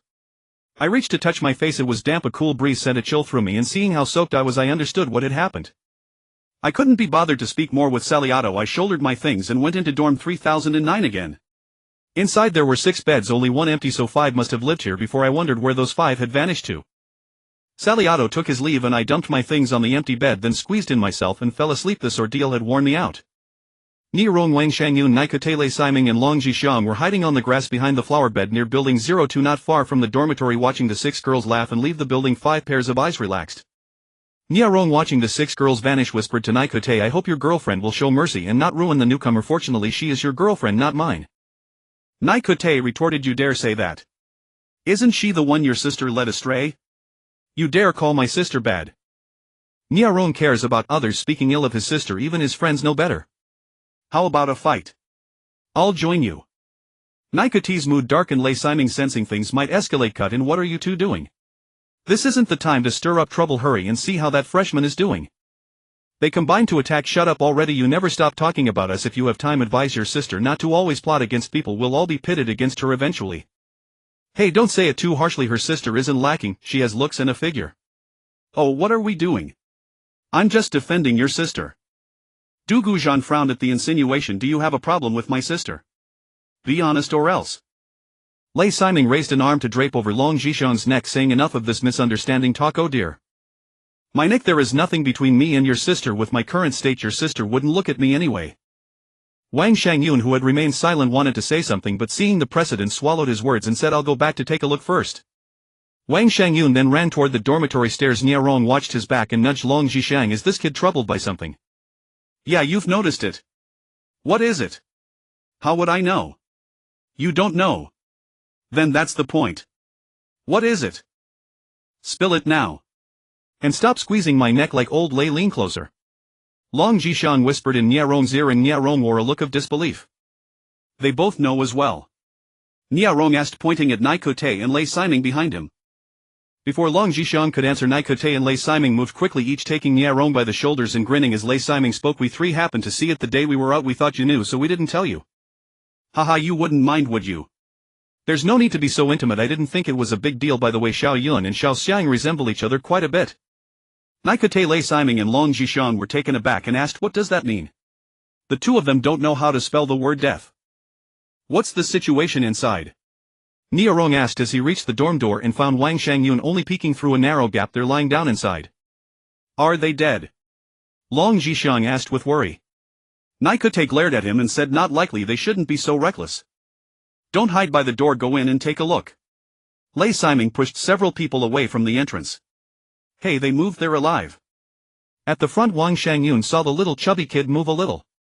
It's never peaceful even when sleeping. Gu Zhan had just laid down when he heard whispers at the doorway. Yawning, he sat up and saw 5 half-grown boys crowded at the doorway. Though Gu Zhan's age might not be higher than theirs, in his eyes they look like a bunch of greenhorns. If I'm not mistaken, you must be my roommates. I am Gu Zhan, a sergeant. That Lancite fellow isn't very bright. When I asked for no captain's appointment or medals, Lancite really revoked them all. Yes. You are Gu Zhan, you're fine. I'm Niarong, a sergeant, and I'm the dorm master of this room. I am Lei Siming, a sergeant. Naikote, sergeant. Long Jishan, sergeant. Wang Shangyun, sergeant. With a loud crash, Gu Zhan nearly toppled the bed. He had expected among 5 there would be someone with a lower rank, but everyone else stood higher, so from now on he would be the one to salute first. What happened? Are you all right? Niarong asked with concern. Nothing really, thank you for your concern, officers, Gu Zhan replied with a wry smile. How, what officers or not, we're all classmates, and since we share the same dorm it's fine to call by name. After all, we're all friends now. Niarong warmly hugged Gu Zhan's shoulder and the others nodded in agreement. Yes, just call by name. It seems these guys are easy to get along with. Since we are friends, let me say what friends should say. Today you two didn't act very friendly. Gu Zhan relaxed a little and said, we're only human tonight, we'll treat you to a drink to ease the awkwardness. I don't drink, show me somewhere fun to go when you have time. Agreed. But that place is crowded every day. With classes cancelled it's even more crowded. Then tomorrow we'll rent one to play with. Wang Shangyun, you head over tonight. No problem. Wang Shangyun agreed cheerfully. If you meet my sister on the way, tell her I'm doing very well now, exceptionally well, Niarong hinted. Aha, okay. You understand. Wang Shangyun paused, then quickly understood. Yes, I don't want to interfere for my sister. If you can give in a bit, please do. Hey, if it's convenient, could you let me rest for a moment? Gu Zhan asked impatiently as the two talked in cryptic phrases. That's not a problem, I'll head out with them and you rest properly, Niarong said, patting Gu Zhan's shoulder and leaving. Then I won't send you off, please go out and close the door. Gu Zhan rolled back onto the bed. Anji Gonghui, one of the galaxy's 2 most famous freelance orders. Anji Gonghui, as the name implies, handles work that is best unseen. The business they take is very secretive, usually finding clients who seek discreet contractors. Once a task is completed, many troubles are avoided. If a member of Anji Gonghui is arrested or loses life due to a job, the guild provides generous support to their survivors. If a job is not completed, only the corresponding assistance remains. These dangerous tasks are reserved for senior members. Ordinary members handle things within the bounds of the law, such as investigators. The guild's secretive method of finding contractors has shifted in recent years. If you pick the right one, there's no problem, but a wrong choice brings trouble, and rehiring can take a long time. So they now adopt a semi-open method to give all members equal opportunity and to provide a fast track for promising new members to rise. Of course, this may draw police attention as long as the police conditions are reasonable. Anji Gonghui is happy to cooperate. Whether they can catch someone remains another matter. The Deacon, commander of the Dark Guild, looked at the young man kneeling before him and asked, have you found the person? Commander, I am sorry. To date we have not found any trace of Knight. Strange. Where did that kid run off to? We can't find him and he won't come out to accept missions himself. Commander, is that Knight really that powerful? Powerful. That word is not precise enough to describe him. Unfathomable is barely sufficient to convey the feeling he gives me. You should have heard the most widely circulated legend in the organization, right? Legend. That god-slaying legend. Yes. Back then the demon-suppressing sect was causing quite a stir within the empire. Its leader's influence in certain aspects even surpassed that of the current emperor. The empire was greatly troubled by this, yet dared not use official forces to eliminate them, fearing that if the plan leaked it might be exploited to trigger a large-scale civilian uprising which would be troublesome. Therefore, although they had issued death threats to the leader of the demon-suppressing sect several times for violating the empire's interests, they never dared to truly act. The empire eventually turned to us, the Dark Guild. Our guild accepted this contract and planned to take action while the leader of the demon-suppressing sect was traveling to a remote ecologically preserved planet to recruit followers. How did events develop later? How does the god-slaying legend describe it? The legend says that the main guild master first used a stratagem to make the demon-suppressing sect lower their guard. Then our Dark Guild gathered elites from across the organization and engaged in a bloody battle with the sect leader's entourage on the planet Hemines. After paying a heavy price, they successfully assassinated the sect leader.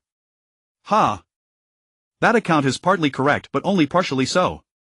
In reality, our guild's assassination attempt on the demon-suppressing sect leader had failed. In despair, the main guild master publicly posted this contract on the Dark Guild's bulletin board in Hemines. Less than an hour later, a guy walked in carrying a bag and swaying with each step and tore down the notice. The main guild master received him, but the guy just threw the bag he was carrying to the main guild master, said only one sentence and then left. When the main guild master opened the bag, he was stunned. I happened to be present and leaned over to take a look. Can you guess what I saw? I can't guess. Wouldn't it be the corpse of that demon-suppressing sect leader? Young man, you're smart. Keep up the good work. Perhaps one day this position will be yours. That person was a mangled mess of flesh and blood, but I still recognized the leader of the demon-suppressing sect by the golden divine crown worn on the corpse. That guy died a truly gruesome death. Hiss. So cruel. However, this subordinate still believes that Knight is not that strong. Oh. I see. I understand your thinking. You are indeed very smart, but do not be too confident in yourself because of that, or it will turn into arrogance. Just try your best to find Knight. Once we find him, the recent tricky jobs we've taken on won't be difficult to solve. If he refuses to work for our guild anymore, I will have to request the guild council to take necessary measures to minimize Knight's impact on our business. Yes, this subordinate understands. This subordinate takes his leave. Wait, help me check who sent that fax. Yes, it's from the main guild master. What is it about? Sir, please take a look. The Empire's outer space fleet has been annihilated. The world will change. Be prepared. The Empire's outer space fleet has been annihilated. The world will change. Hey Najizi, do you know what you need to do? Yes, this subordinate understands. This subordinate has been waiting for this day for a long time. In my sleep I sneezed several times for no reason and couldn't fall back asleep. I opened my eyes and sat up. I saw Wang Shangyun busily connecting wires in front of several electronic devices that had been moved into the dormitory at some point. What are these things? Ah, you're awake. So soon. Wang Shangyun was a bit surprised and disappointed to see that the person asking was me. I've slept enough. What are these things? I glanced at the sky. It was already quite dark with only a faint white glow lingering on the distant horizon. It seemed I had slept through the afternoon. I turned back and asked again. Oh, this. This is a simple virtual simulator with wireless networking capability. Wang Shangyun finally understood my question. So this is the fun thing you guys were talking about. You've never played with this thing before. He. To be honest, this is the first time I've ever seen this. I scratched my head embarrassedly. First time seeing it. Impossible unless you came out of an ecological protection planet. What is an ecological protection planet? I'm from Hemines and I came out from there. Then that explains it. Ecological protection planets refer to those planets designated as ecological reserves. The use of high-tech items is strictly prohibited on these planets. Hemines is one such planet, no wonder you don't know about it. Alright, I've finished setting it up. Do you want to try it? I don't know how to play, you have to teach me. Alright, I'll just connect an auxiliary screen in a moment. Put this on first. Wang Shangyun handed me a full coverage helmet. I put it on as instructed, sat at the desk and grasped the two handles fixed to the table according to Wang Shangyun's directions. Ready. Ready. Then I'm turning it on. Sit tight. I've already set up the system from the auxiliary system for you. You're currently using my account automatically logged into the game. As Wang Shangyun spoke, he started the host. How is it? How does it feel? Can you see the shop on your right? That's where mechs are sold. Further ahead are weapons. Auxiliary protective equipment is on the left. Hey! Are you even listening to me? After a long while I stared at the cityscape before me, unable to utter a word. It was only when I heard Wang Shangyun shout beside my ear that I snapped back to reality. I looked around but couldn't see him. Where are you? I'm outside the game communicating with you through the auxiliary system, so you can't see me. However, I can see you. Just follow my instructions step by step. Wang Shangyun's voice came through again. Hurry up and tell me I'm listening. I urged. I followed Wang Shangyun's instructions and walked into the mech shop. As soon as I greeted the shop owner, a long list of mechs appeared before my eyes. I was eagerly scanning the rows of mech listings when suddenly everything went dark. When my vision cleared, Nia Rong's flattering smile appeared right before my eyes. Azin, we brought you some boxed meals. Eat first and then play, okay? Let us have some fun first, alright? I looked up at Wang Shangyun standing innocently aside, then at the four guys gathered around me with mouths full of drool. Shangyun hasn't eaten either, right? Let him eat first. I've already eaten. I ate long ago. Wang Shangyun said hurriedly. Oh. I see. But there's only one machine. There are 5 of you. How can you all play? Hee. We'll draw lots for the 5 of us. Nia Rong smiled again and said. How about this? I wonder if the money on me is enough. If it is, you 5 can go rent 5 more machines so that everyone can play. I took off the nameplate hanging around my neck. Sarah Aide had hung it around my neck after helping me transfer the money and had also added a secret code to it. Nia Rong hesitated for a moment looking at the swinging nameplate but still took it. I told him the secret code. The 5 of them looked at each other and after some tugging and pulling they finally went out. They didn't believe I had enough money to rent 5 machines, but seeing that I seemed to have no intention of leaving the machine to eat, they could only go rent machines with a try-and-see attitude. I wonder what Lance Daling would think if he knew that the 500,000 I was given was being used to play games. Seeing the 5 go out, I took off the helmet and pounced on the lunchbox on the table. I was truly starving. After stuffing a whole box of rice into my stomach, I wiped my mouth, put on the helmet and started the host again based on memory. The help provided by the system was very comprehensive. I followed the prompts to apply for my own account, created the username Gu Zhan Tianya and logged into the game. Upon entering, I rushed into the mech shop and started browsing the mech listings. The mech listings detailed the parameters, performance and weapon configurations of each type of mech. Boss, you need money to buy a mech first. I heard someone speaking to me again, exited the list and habitually looked around. At some point 5 people wearing mech soldier uniforms had appeared beside me and only then did I notice that I was wearing the same mech soldier uniform. Do I know you? Boss, it's us. He's Nia Rong, this is Nika Te, that one is Long Jixiang, I'm Wang Shangyun, and the ones behind are Lei Ximing. It was only then that I recognized the voice as Wang Shangyun's. So it's you guys. You're back so soon. Did you rent the things? Oh, when did I become your boss? Just call me Azin. I told you Azin wasn't that kind of person. See, thanks to you we each got 1 machine. We came to find you as soon as it was set up. I didn't expect you to still be here. Lei Ximing, who was straightforward, said. If you have any questions you can ask us. Nia Rong interjected. Oh, does buying a mech here also cost money? Is this a paid service? Yes, this place is quite similar to the real world. You need money to buy things, though it's virtual. New players can apply to receive the most basic mech or ask friends in the game to sponsor you to buy one you like. Later you can use the money earned on the battlefield or from missions to buy better ones. Nia Rong paused and continued. Playing this kind of game naturally costs money, but you can also play for free. See that green box over there? It's full of advertisements. As long as you watch the ads inside you can get free game time. The ratio is 1:10. After a thorough explanation I had a general understanding of this game. Eager to try, I asked Nia Rong and the other 5 to each chip in some money, then found the mech shop owner again to buy one last mech. However, after checking several I found them all out of stock. In frustration I simply picked the cheapest one with the most stock. Its performance was moderate but the random equipment was poor, consisting only of a plasma fluctuation blade. I found it satisfactory enough and bought it. Azin, why did you buy this? This is the most inferior model. Long Jixiang kindly reminded me. I feel it's quite similar to the agricultural humanoid machine I drive at home. It's quite handy. How do we get to the battlefield? Alright, let's move out. The six of us make a perfect squad. Let's go together. Niaron led the way out of the mech shop. The six of us ran all the way. Upon leaving the virtual town, our individual fields of view immediately switched to the visual perspective from inside the mech cockpit. My body could also feel the vibrations generated by the mech's movement. Shall we elect a commander? Naikete proposed. Yeah, if 6 people fight chaotically, it's not as effective as one person leading. Liai Sai-ming agreed. How should we choose? Wang Xianyun asked. Niarong, as the room leader, quickly came up with a solution. Let's have a free-for-all battle. Whoever is the last one standing becomes the commander. That's a good idea. I also agreed.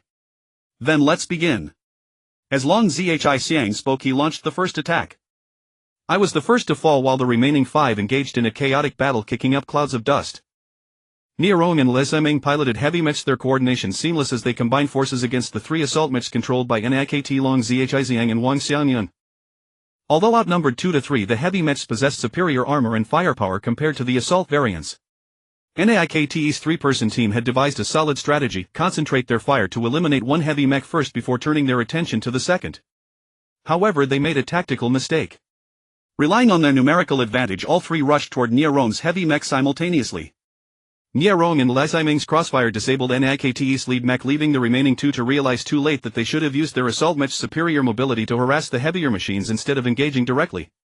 The resulting one-on-one engagements saw both assault mechs overwhelmed and defeated almost simultaneously. The 2 remaining heavy mechs were evenly matched in a fierce struggle. Niarong's mech had taken damage from the initial assault, reducing its mobility. Initially, it maneuvered within a limited range to evade Liai Sai-ming's attacks, but eventually adopted a defensive posture, holding an armored shield to protect vital areas with one arm while unleashing sustained ion cannon fire with the other. Liai Sai-ming, displaying a sense of chivalry, also abandoned his mobility advantage. The 2 of them stood dozens of meters apart, trading missiles and cannon fire, completely unaware that the one who had fallen at the start was now rising from the ground nearby. Soon both heavy mechs ran out of ammunition, their armored shields battered beyond recognition.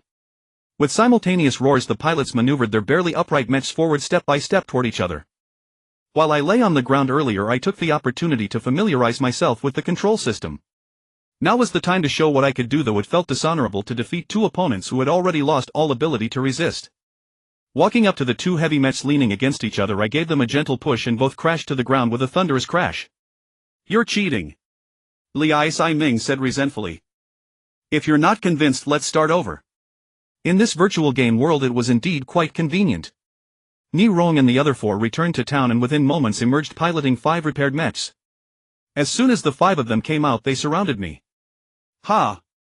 Trying to take on 5 against 1. Oof.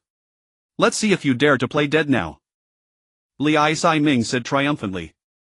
This time let's take him apart piece by piece. Everyone attack.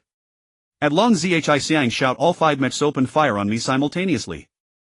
Using the smoke from the explosive blast as cover, I maneuvered Dao Bing into Long Zhi Xiang's defensive perimeter. Long Zhi Xiang realized the situation was dire and tried to use his shield to push Dao Bing away, but unexpectedly saw Dao Bing suddenly drop low, causing his raised shield to miss entirely. Before he could react, he felt a strike to his feet and his mech immediately lost balance and toppled to the ground. Following the same tactic, I swept down Wang Xianyun, who was turning to create distance, and Nikte, who was rushing in for close combat. Only then did Niarong and Le Ziming manage to push through the smoke from the explosions and come after me. Piloting Dao Bing in a serpentine pattern to evade the hasty attacks from the 2 heavy mechs, I quickly closed in on Le Ziming's heavy mech. Seeing that continuing with ranged weapons might hit Le Ziming, Niarong ceased his attack and wielded the heavy mech's close combat weapon, a massive armor-shattering sword, preparing to coordinate with Le Ziming for a pincer attack. Le Ziming also picked up his favorite close combat weapon, the armor-piercing axe, and swung it at Dao Bing, which had now come within reach. I kicked the axe handle, sending the armor-piercing axe flying. Before Le Ziming could react, I controlled Dao Bing to deliver an elbow strike to the heavy mech's shoulder balancer. The temporarily unbalanced mech tilted, and I seized the opportunity to circle behind it, driving the fluctuation blade I had been holding into the heavy mech's lower back. I estimated I had severed the main power line, causing the heavy mech to stiffen and fall backward, where I caught it perfectly positioned to block Niarong's thrusting armor-shattering sword. Niarong realized his target had become Le Ziming's heavy mech and quickly reined in his attack while simultaneously angling his sword upward to create more space. Just as Niarong was desperately trying to avoid hitting Le Ziming, he suddenly saw the heavy mech piloted by Le Ziming toppling toward him. This threw Niarong into a panic and he instinctively threw down his armor-shattering sword to catch the falling heavy mech. Fortunately, if his limbs hadn't moved so quickly, Lai Siming's heavy mech and his own would have collided. "Don't worry about me, watch out behind you." Lai Siming's shout was loud, but it came a step too late. Before Niarong could maneuver his mech to turn around, a fluctuation blade smashed through the cockpit cover, its tip stopping just millimeters from his nose. Although this was in the game, it still sent Niarong into a cold sweat. Hurry up, dig the holes bigger and deeper." Yes, just like that.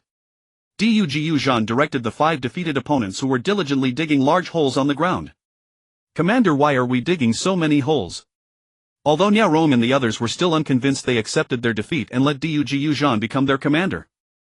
"You'll know when the time comes. By the way, do you have landmines that can take out mechs?" Gu Zhan didn't answer directly. "Of course we do." "You're not thinking of burying them in the holes, are you?" Long Zhi Xiang interjected. "Yeah. Who would be stupid enough to jump into a hole?" Long Zhi Xiang voiced his confusion. "Ha! Who cares who it is? Do we have that kind of landmine now? Bury 3 in each hole. Also bury a few outside the holes at the locations I indicate." "We don't have any ready-made ones, we need to go back to town to buy them," Niarong said. Wang Xiangyun volunteered, "Let me go buy them." "Let Zhi Xiang go," Gu Zhan stopped Wang Xiangyun. Long Zhi Xiang was getting impatient from digging holes, so he responded and ran back to town. Soon Long Zhi Xiang returned with anti-armor landmines. He saw everyone had finished digging the holes and was waiting by the edges. Carrying the cargo box of landmines on his back, he ran toward them. Just a few steps away, suddenly light flashed before his eyes. Realizing it was the glow of an ion cannon firing, Long Zhi Xiang immediately braked his mech. Looking closely, he was startled to find a large hole had appeared beneath his feet at some unknown time, but it was certainly not created by an ion cannon. Now you understand why someone would be stupid enough to jump into it. Gu Zhan's slightly chilling words drifted into Long Zhi Xiang's ears. Returning the borrowed ion cannon to Niarong, Gu Zhan piloted Dao Bing and ran toward the distance. "You guys hurry up and bury the landmines here. Once the landmines are buried, find a place to hide. I'll go lure some fools over." Activating the camouflage system of Dao Bing that I had just learned to use from the help system, I now appeared as just another rock leaning against the large boulder while hiding behind it. From Niarong and the others' introductions, I learned that in this game, players who reach the top 100 million will have the opportunity to be selected to participate in the biennial interstellar mech competition.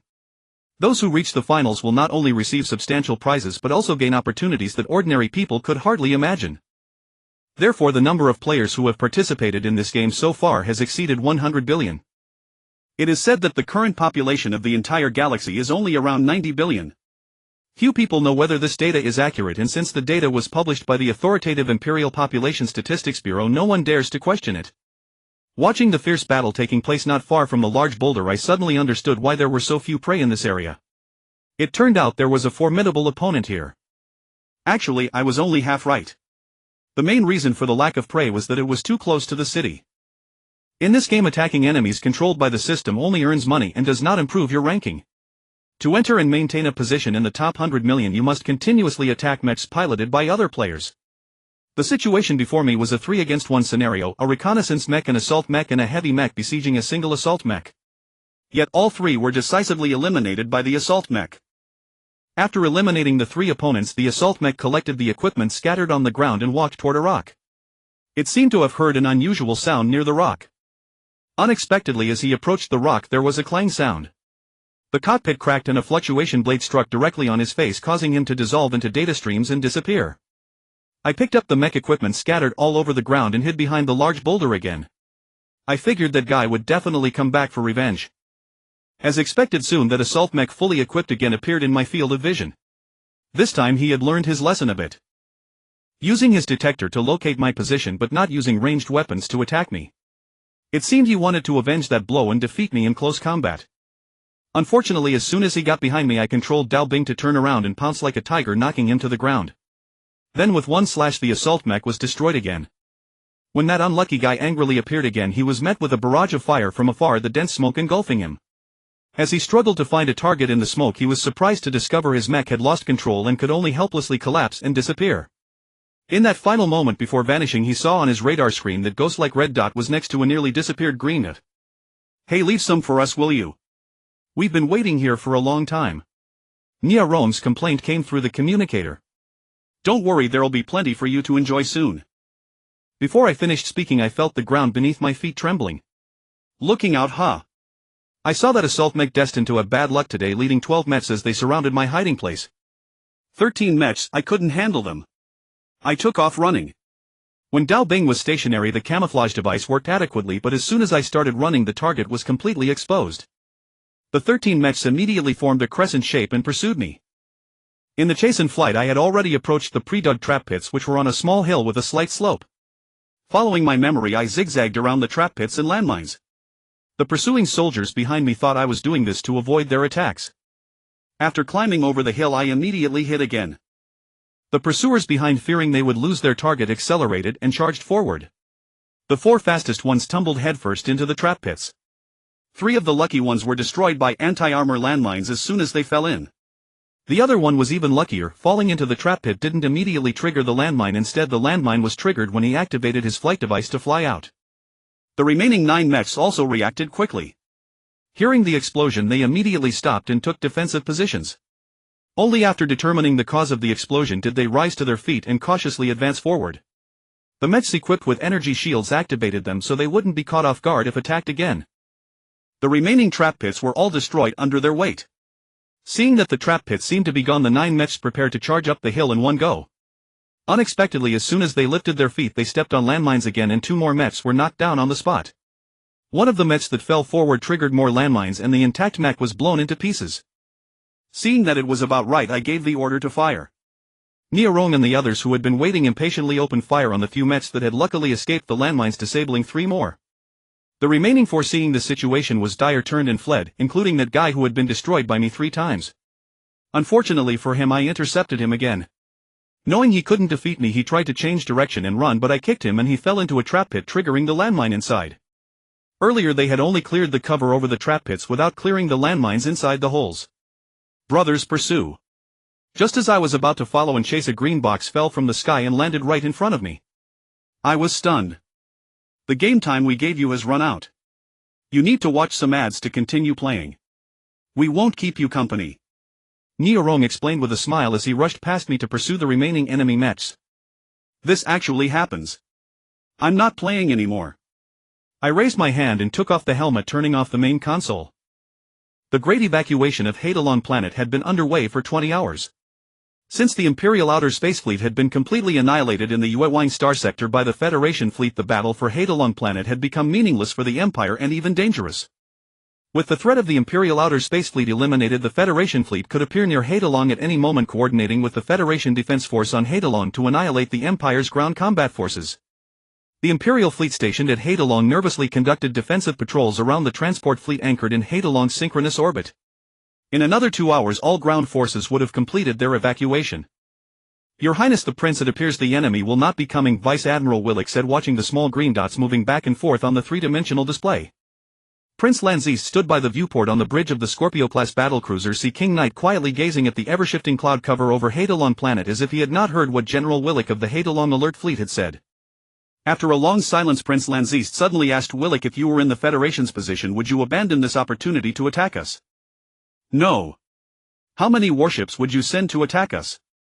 Well, although our fleet numbers 9,000 vessels, most of them are transports. Only about 4,000 are combat capable. I believe roughly 8,000 would suffice. 8,000. You believe that the fleet of 4,000 warships under your command cannot withstand an attack from 8,000 enemy vessels? What do the others think? No, Your Highness, that is not what I meant, General Willick hastily explained. Prince Lanzis did not look at him, his gaze sweeping across the other staff officers on the bridge. Reporting, sir, I believe at least 20,000 vessels would be needed, a young Rear Admiral stated loudly. Why 20,000?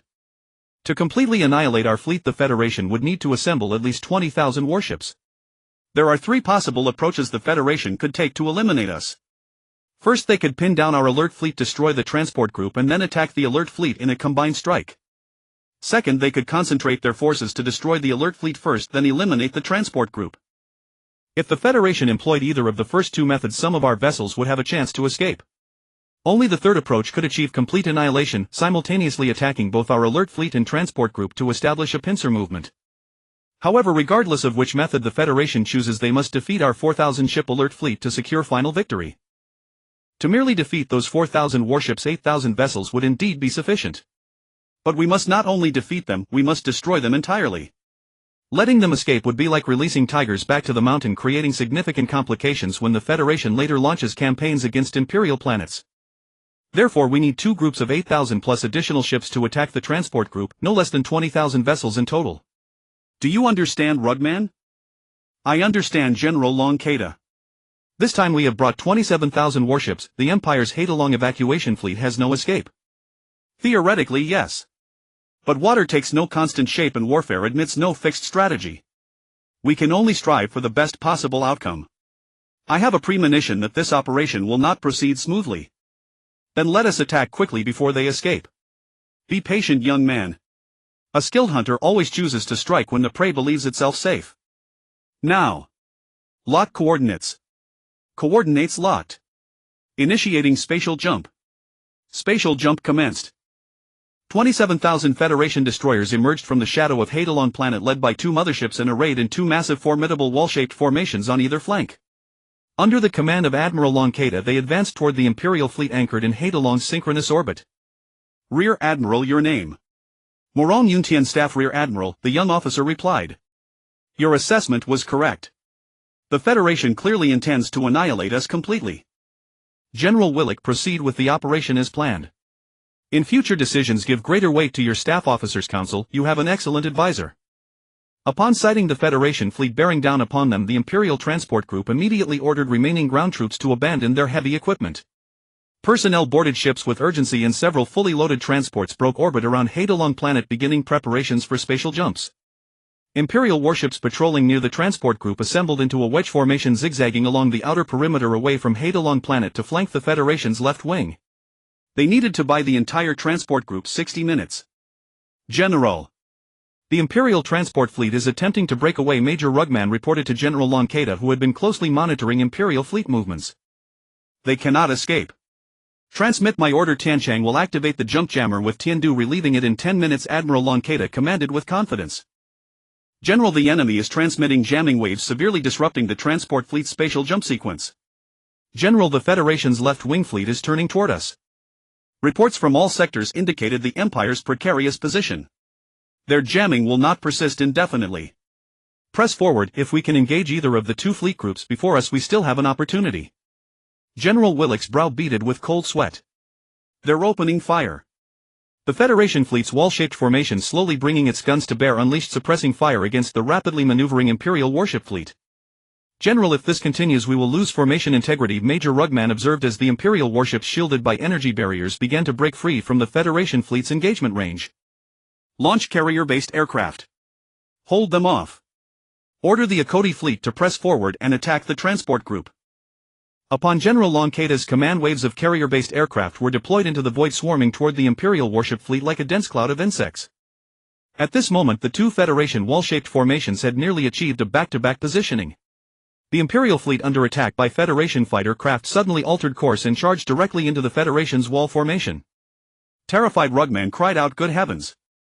These men are mad! Scatter, scatter, scatter, deploy energy shields. Scatter formation."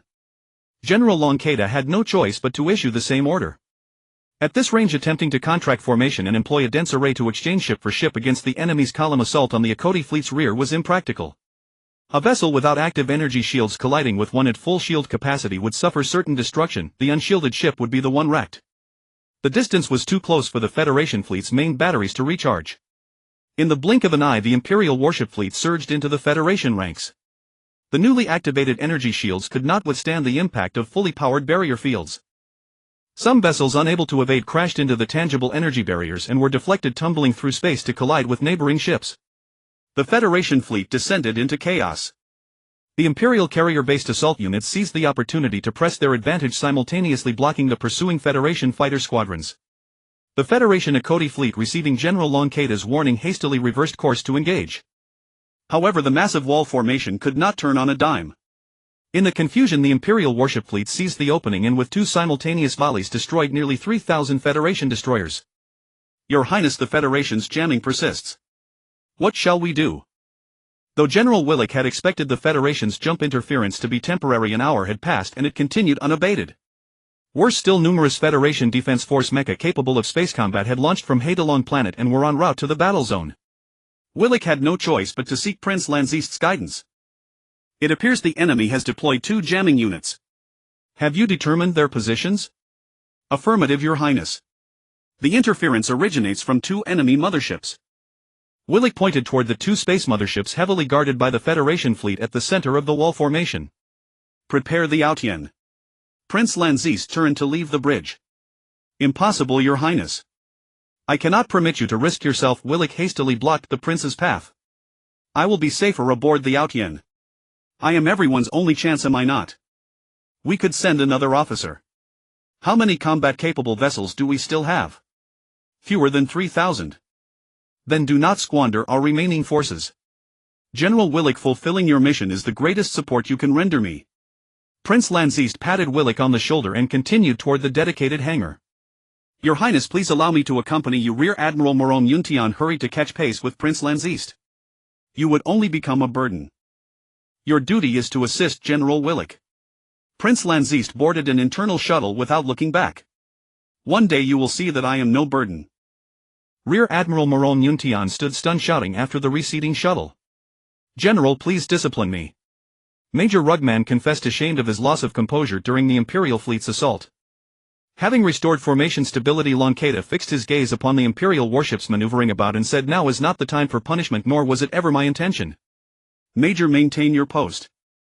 General, the enemy flagship Sea King Knight has launched another mech, a monitor suddenly called out. A single mech has. Major Rugman trailed off, his eyes fixed through the viewport at a golden light rapidly expanding in the direction of the Imperial fleet, too astonished to finish his sentence. No wonder. So you truly remain here. Form a reverse wedge formation around the Tiancheng. All weapons target that golden mech. Fire! Fire! Fire! General Lonketa roared his orders. The outer space of Haidalong Star resembled a fireworks display, with fireballs intermittently blooming and lending a touch of desolate beauty to the dark cosmos. The Federation's 2 fleets were like 2 swinging fists, yet they could never strike the Empire's Haidalong fleet, that elusive fly darting about. Under General Lonketa's command, the Federation Akoti fleet turned once more to launch an attack on the Imperial transport fleet. Anxiety spread through Prince Lanzist's heart. Time was running out. The Federation forces also recognized his intentions and arranged the handover of jamming equipment usage in advance. Space jump interference was an extremely energy-intensive endeavor.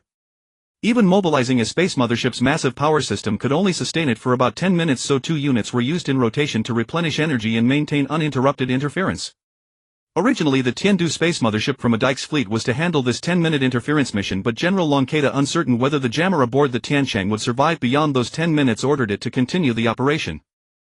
That mech, radiating golden light, deftly dodged various attacks, reducing everything that dared enter its defense perimeter to cosmic dust with precise and swift strikes. The golden mech surged toward the space jump jammer aboard the Tiancheng. The space mothership's energy system was already operating beyond capacity, struggling to simultaneously maintain propulsion, sustain the energy shield, and support the jammer. There was simply no energy left for the attack systems. They could only watch helplessly as the golden mech calmly destroyed the Tiancheng's jammer and departed unscathed. The space jump jammer on the Tiandu immediately took over the interference mission. Unfortunately, the reprieve was short-lived. The golden mech streaked toward them and destroyed the jammer. No one could stop it, nor dared anyone attempt to.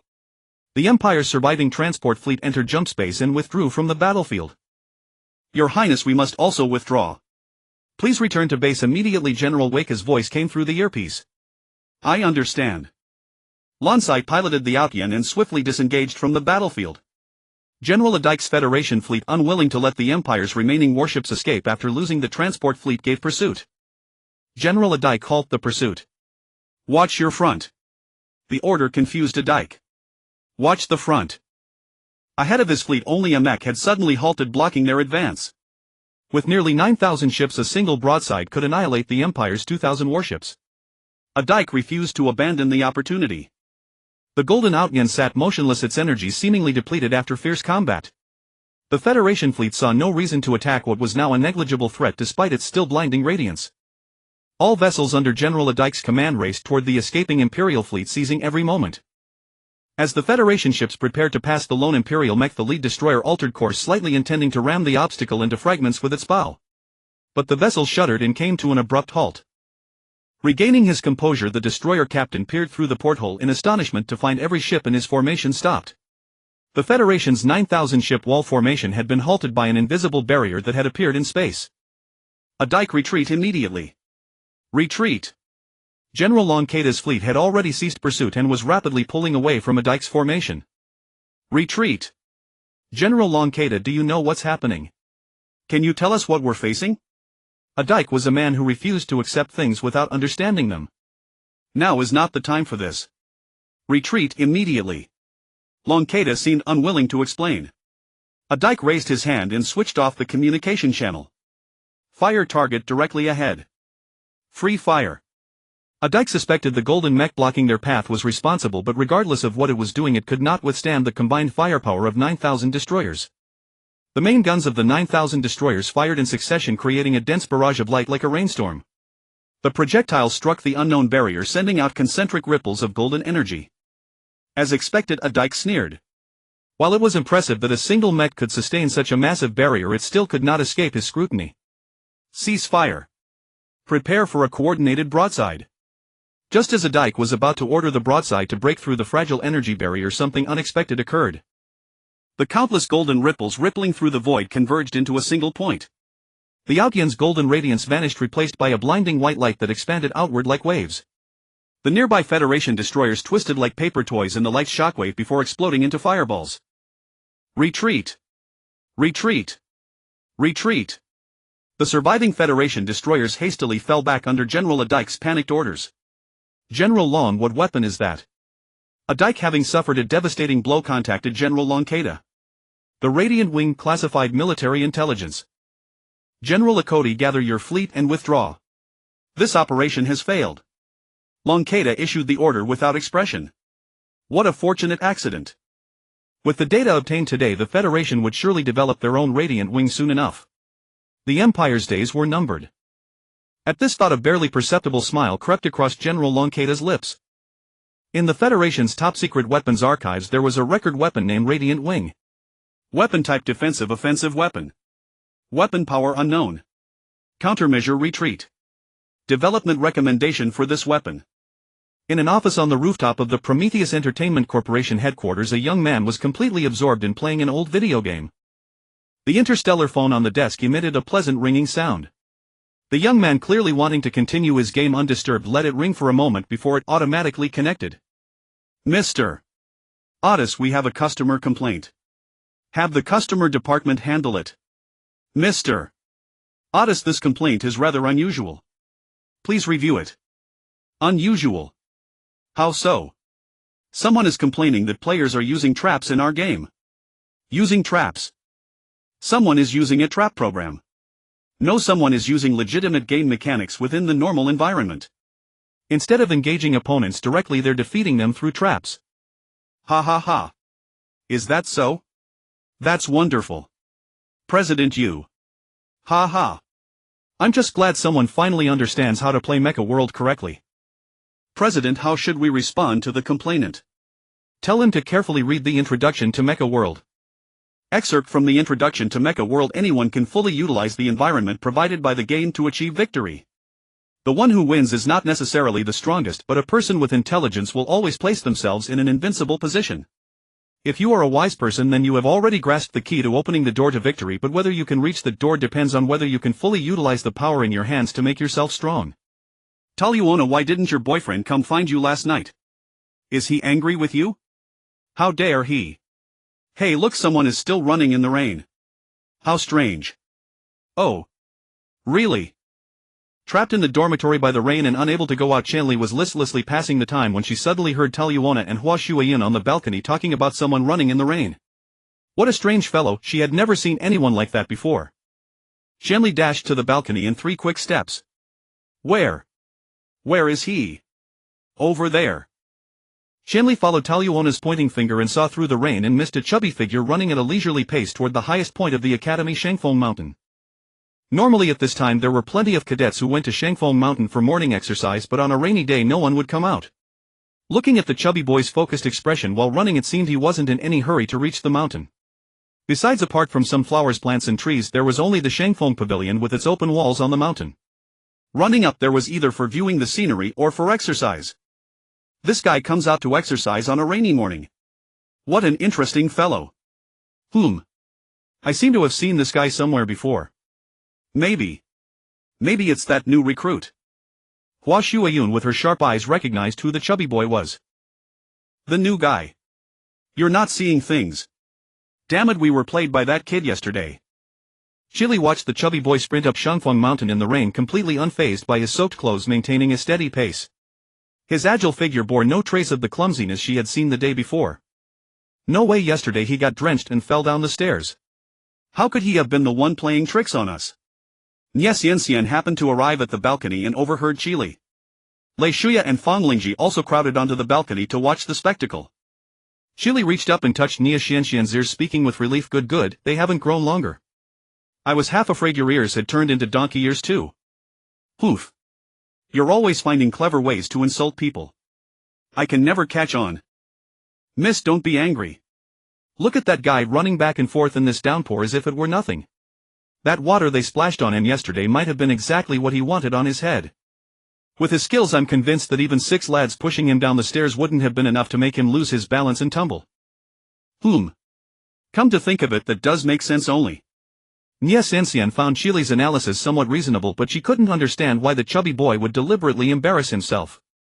The other companions shared the same confusion. If you want to know why he's putting on such a show, just go ask him. Chi. I rubbed my nose. My physique had deteriorated without my noticing, just a little rain and I was sneezing nonstop. Back in the village. Never mind. A hero doesn't boast of past exploits. I quickened my pace and reached the mountain summit. A small pavilion stood there with a plaque hanging beneath the eaves bearing 3 characters, Shangfeng Pavilion. Inside the pavilion, I wiped the rain from my face and looked up at the sky. The thick cloud showed no sign of parting and a flicker of disappointment stirred in my heart. Running had been a habit since childhood. With my build, if I didn't run during this leisurely academy life, I'd surely become a sight within days. Standing in the pavilion, I adjusted my breathing and headed back down the mountain. The rain gradually lightened. As soon as I reached the foot of the mountain, I spotted 6 girls sitting in the rain pavilion below. Startled, I quickly pretended not to notice and tried to slip away. Hey! Fat boy, not even greeting an old acquaintance. Isn't that a bit rude? Without needing to turn around, I knew it was Chili, that so-called committee girl, speaking. Since escape was impossible, I plastered a smile on my face and turned to greet the girls in the pavilion. Hi. We really are fated to cross paths, aren't we? Meeting so soon. The rainwater got in my eyes just now, so I didn't see you and didn't greet you. You're all so spirited out viewing the scenery so early in the morning. I won't disturb your elegance. We saw someone sneaking up and down here in the early hours, worried someone might be up to no good, so we came to check. Wouldn't happen to be you, would it, fat boy? Sneaking around. Up to no good. They really know how to slap labels on people. Misunderstanding. How could that person be me? I just wanted to climb to the summit to see the rainbow. See a rainbow? Yes. In my hometown, rainbows during a storm can bring good fortune. If you make 7 wishes before the rainbow fades, they'll all come true. Very effective. So whenever it rains, I come out running around hoping to catch a rainbow and make a wish. Seeing the 6 girls were expressions of half-belief, I knew I had them. You can try it yourselves. Hey! Look quickly, a rainbow. A rainbow has appeared. The clouds at the horizon parted and starlight pierced through. A brilliant rainbow leaped down from the summit of Shangfeng Mountain, and all 6 girls were instantly captivated by the sight. Ha! Opportunity once lost is never to be regained. I rose on my tiptoes and sprinted away as fast as I could. Glancing back, the 6 were still standing in the rain pavilion gazing at the rainbow in a daze. I ran back to the dormitory. Niaron was sitting by the window with a book in his arms. Lei Siming was eating breakfast while Nike Tailong Jixiang and Wang Shangyun were nowhere to be seen. You're back. Running in the rain, you really are a strange one. Come have some breakfast. Lei Siming saw me gasping as I rushed into the dorm and warmly handed me a portion of food. I shook my head. Leave it there for now. I dug through my luggage for a set of dry clothes, changed out of my soaked ones and tidied up my bed in passing. After making the bed I had nothing else to do. Playing games wasn't an option. If I kept at it like this, when would I ever get my Class A license? Do you know when classes will resume? Lei Siming and Nia Rong exchanged a glance and both shook their heads. Then do you know any way for me to obtain a Class A mech license in the shortest time possible? As long as it lets me get that Class A license quickly, I'll do almost anything. I won't openly break the law, but there may be room for negotiation in private matters. Anything involving my life is off the table. You want to get a Class A mech license quickly? There is of course a way. Nia Rong set down his book and spoke. From Nia Rong I learned there were 2 ways to obtain a Class A mech license in a short time. The first was to challenge 10 people holding Class A licenses at the academy under official supervision and defeat them all. The second was to play that mech game, rank into the top 100 million and earn a chance to compete in the interstellar mech tournament held a year from now, finishing in the top 8. I quite liked the second method, but I didn't want to wait that long. Can you help me find 10 people with Class A licenses? I stared at Nia Rong as I asked. He furrowed his brow. It'll be hard to find them now. All officers of lieutenant rank and above have been concentrated in the professional military training zone on standby. Among the cadets the highest level is only Class B. And the official supervisor must be a senior instructor. As far as I know, there aren't any senior instructors left at the academy. Lei Siming, having finished his breakfast, chimed in. I was deeply disappointed. This is too coincidental. Classes are suspended as soon as I arrive and even the instructors are gone. What on earth is going on? Do you know? How would low-ranking cadets like us know the truth? Honestly, we'd rather classes were cancelled. We could have a proper good time. Lei Siming put on his virtual reality headset and went off to play games. That kid only knows how to play. Don't listen to him. Azin, I've heard you're quite skilled in the game. Have you already gotten your Class B mech license? Nia Rong stood up, dragged a chair over and sat beside me, asking carefully. Class B license? What's that? You're Class C. Class C? What Class C? Nia Rong steadied his mind, unsure whether the person before him was genuinely clueless or pretending. Do you have any other licenses? That question sounded familiar. I suddenly remembered the 2-1-star officer at the recruitment office asking me something similar. No, I have nothing. Hearing my answer, Nia Rong nearly choked on his breath. Cough. Cough, cough. In that case, your only path to a Class A license is through the mech tournament. Why is that? I asked curiously. To obtain a Class A mech license through challenges, you must already hold a Class C or higher license, Nia Rong explained patiently. Oh. I see. It seemed I would have to spend a full year on this. Play games for a year and then compete to get a Class A license. I wondered what Prince Lancy would think if he knew. I suppose he might regret sending me to cater. Days flew by and several more passed in a blink. During my morning runs I no longer saw those 6 girls. Apparently they had let me off the hook. The academy still showed no signs of resuming classes, but the professional military training zone was abuzz with spacefighters and mechs taking off and landing constantly, a scene of bustling activity. One morning it rained again. I braved the rain and ran up to the summit of Shangfeng Mountain. Perhaps my luck was just bad, I didn't see a rainbow either time. Disappointed, I adjusted my breathing and ran back down the mountain trail. Halfway down the mountain I faintly heard a rapid patter of footsteps through the rain and mist. Someone else running in this weather just like me. Curiosity getting the better of me, I quickened my steps, about to round a bend hidden by trees and see who it was, when I nearly collided head-on with a white-clad figure. It's you. Didn't see a rainbow. The white figure stopped and spoke. WHWH. Is it you? Recognizing the person, I was so startled I could barely form words. What? Just because you come to the mountain on a rainy day to see rainbows doesn't mean others can't. No, I just hadn't seen Senior Chile in a while and didn't expect to run into her here, so I was a bit. The Chile before me wore a white short-sleeved sports shirt and matching white shorts. Though today's rain wasn't as heavy as before, it was enough to soak through clothing. Her damp white shirt clung to her figure, revealing every elegant curve. Hey! What are you looking at? Look! Ah! At the rainbow! I took in the beautiful sight before me and sighed inwardly. Beauty is beauty, and her figure was a pleasure to the eyes. Where? Chile looked up at the sky but saw no rainbow. She turned and followed my gaze, and her face instantly flushed red. Clasping her arms over her chest, she turned and ran back down the mountain. You're a big jerk. I'm not talking to you anymore. Chile's voice, tinged with both shame and anger, drifted over the wind.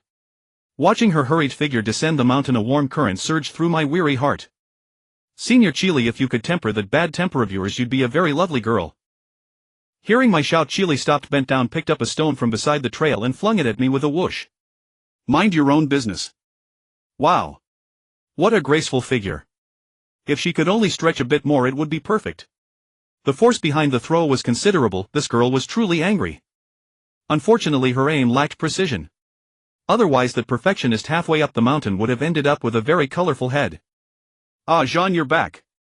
Could you do me a favor and grab some breakfast on your way? Niarong said, handing me a few cards as I entered. Alright, I'll change and head out. By the way, how do I get to the cafeteria? I asked, drying the rain from my body with a towel. I had been at the Cattle Academy for many days now, yet I still had not visited the cafeteria. Go straight out of the stairwell, walk forward to the second intersection and turn right. Continue forward to the sixth intersection, turn left, then at the third intersection turn left again. Keep going straight, turn right at the fourth intersection, and one more right turn will bring you there. Or perhaps I should just go myself. Yawn. Niarong yawned. Yawn. Look at you. Did you make it past the 100 million mark in the rankings? Thanks to your influence, I landed exactly at 99,998th. Not bad.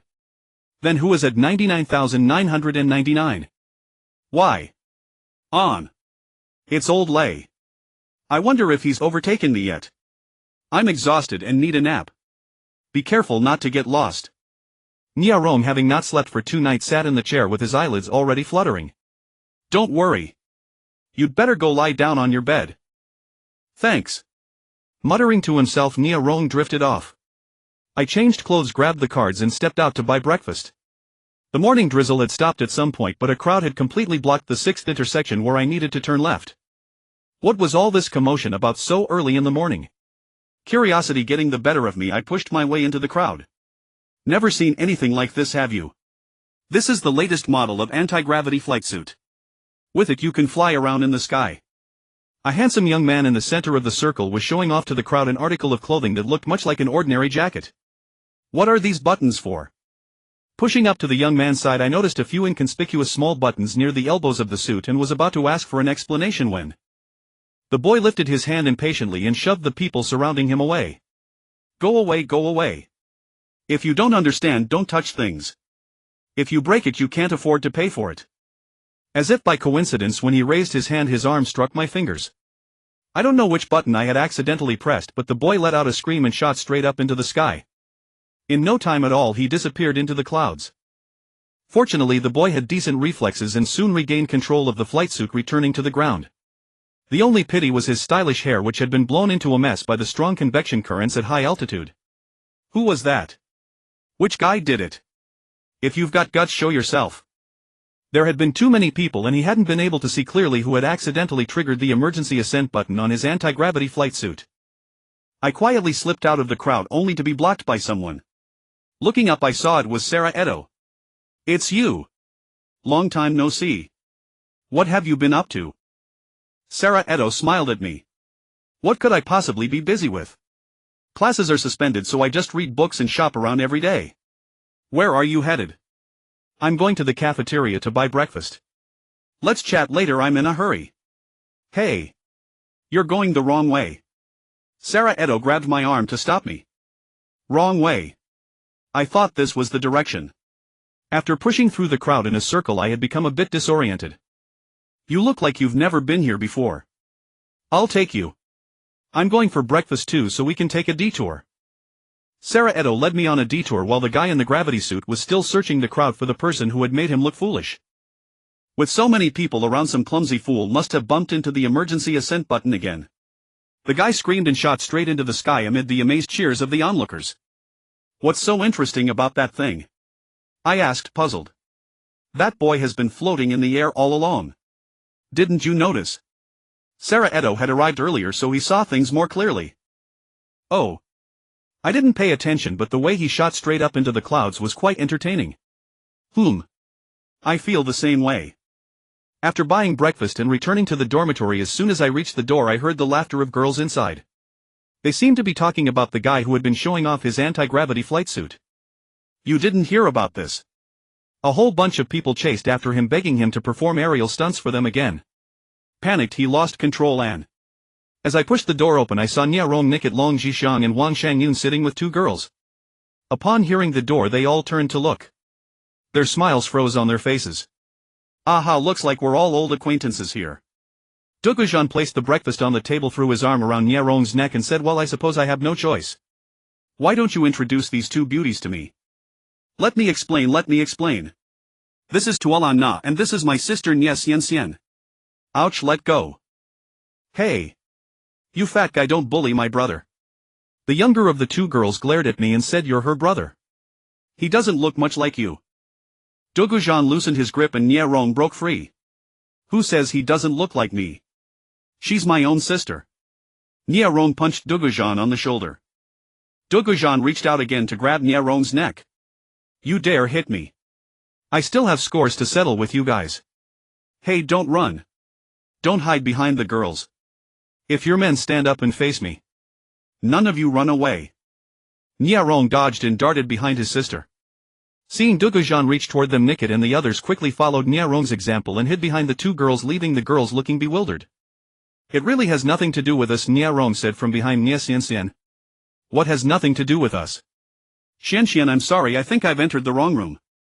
Just as the room erupted into chaos, a voice came from the doorway. Gu Zhan turned around and was surprised to see someone he knew. Standing at the door of room 3009, Hua Shuayun quickly took in the scene inside. Making up an excuse on the spot, she turned to slip away but was blocked by Lei Shuya and Fang Lingji, who had been following behind her. What's wrong? Lei Shuya hadn't quite grasped the situation yet. Seeing Hua Shuayun flashing her signals repeatedly, she asked curiously. Ha ha. It's been a while, dear guests.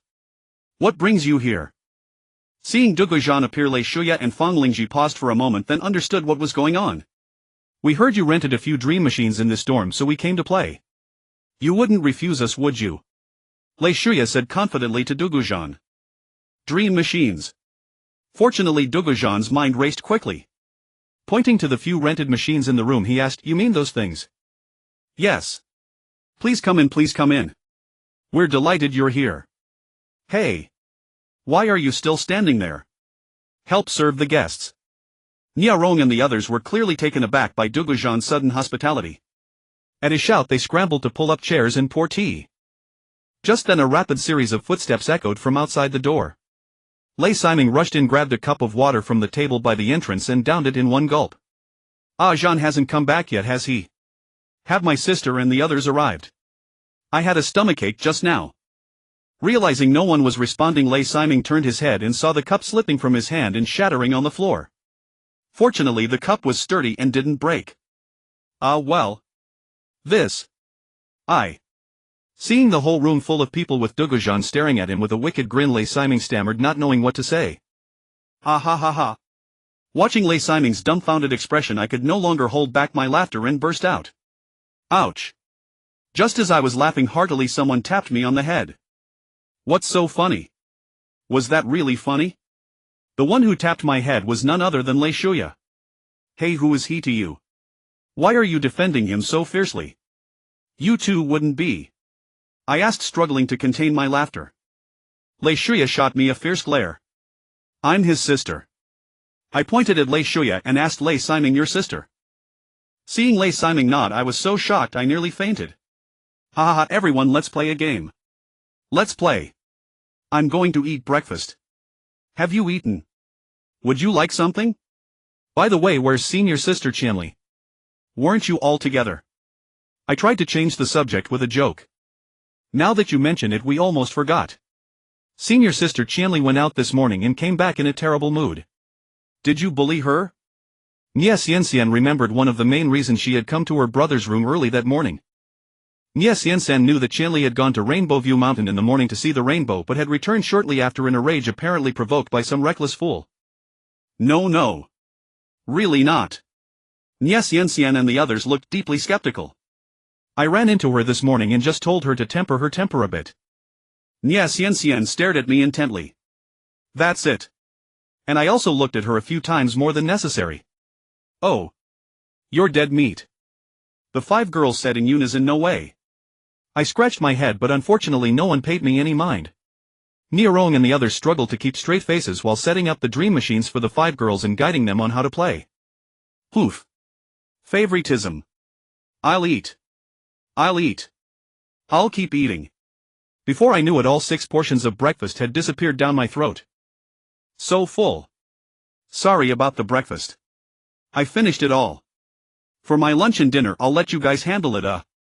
Burping and enduring the murderous glares from Niarong and the others, I put on the helmet of the only remaining empty virtual machine and logged into the game. After leaving the town, I cruised around the wilderness in my virtual mecha blade guard.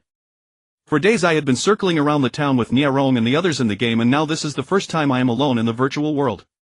Before me, endless range of rolling mountains. I checked the map in the help section and learned that ahead lay Fei and its ridges high and the terrain treacherous, and there are indeed strong ones roaming about. Hey! I opened this mountain, I planted this tree, anyone passing this road must pay a toll. A heavy mecha leaped down from a rock jutting at the mouth of the pass, and with a thump it landed in a proper seated posture right before me.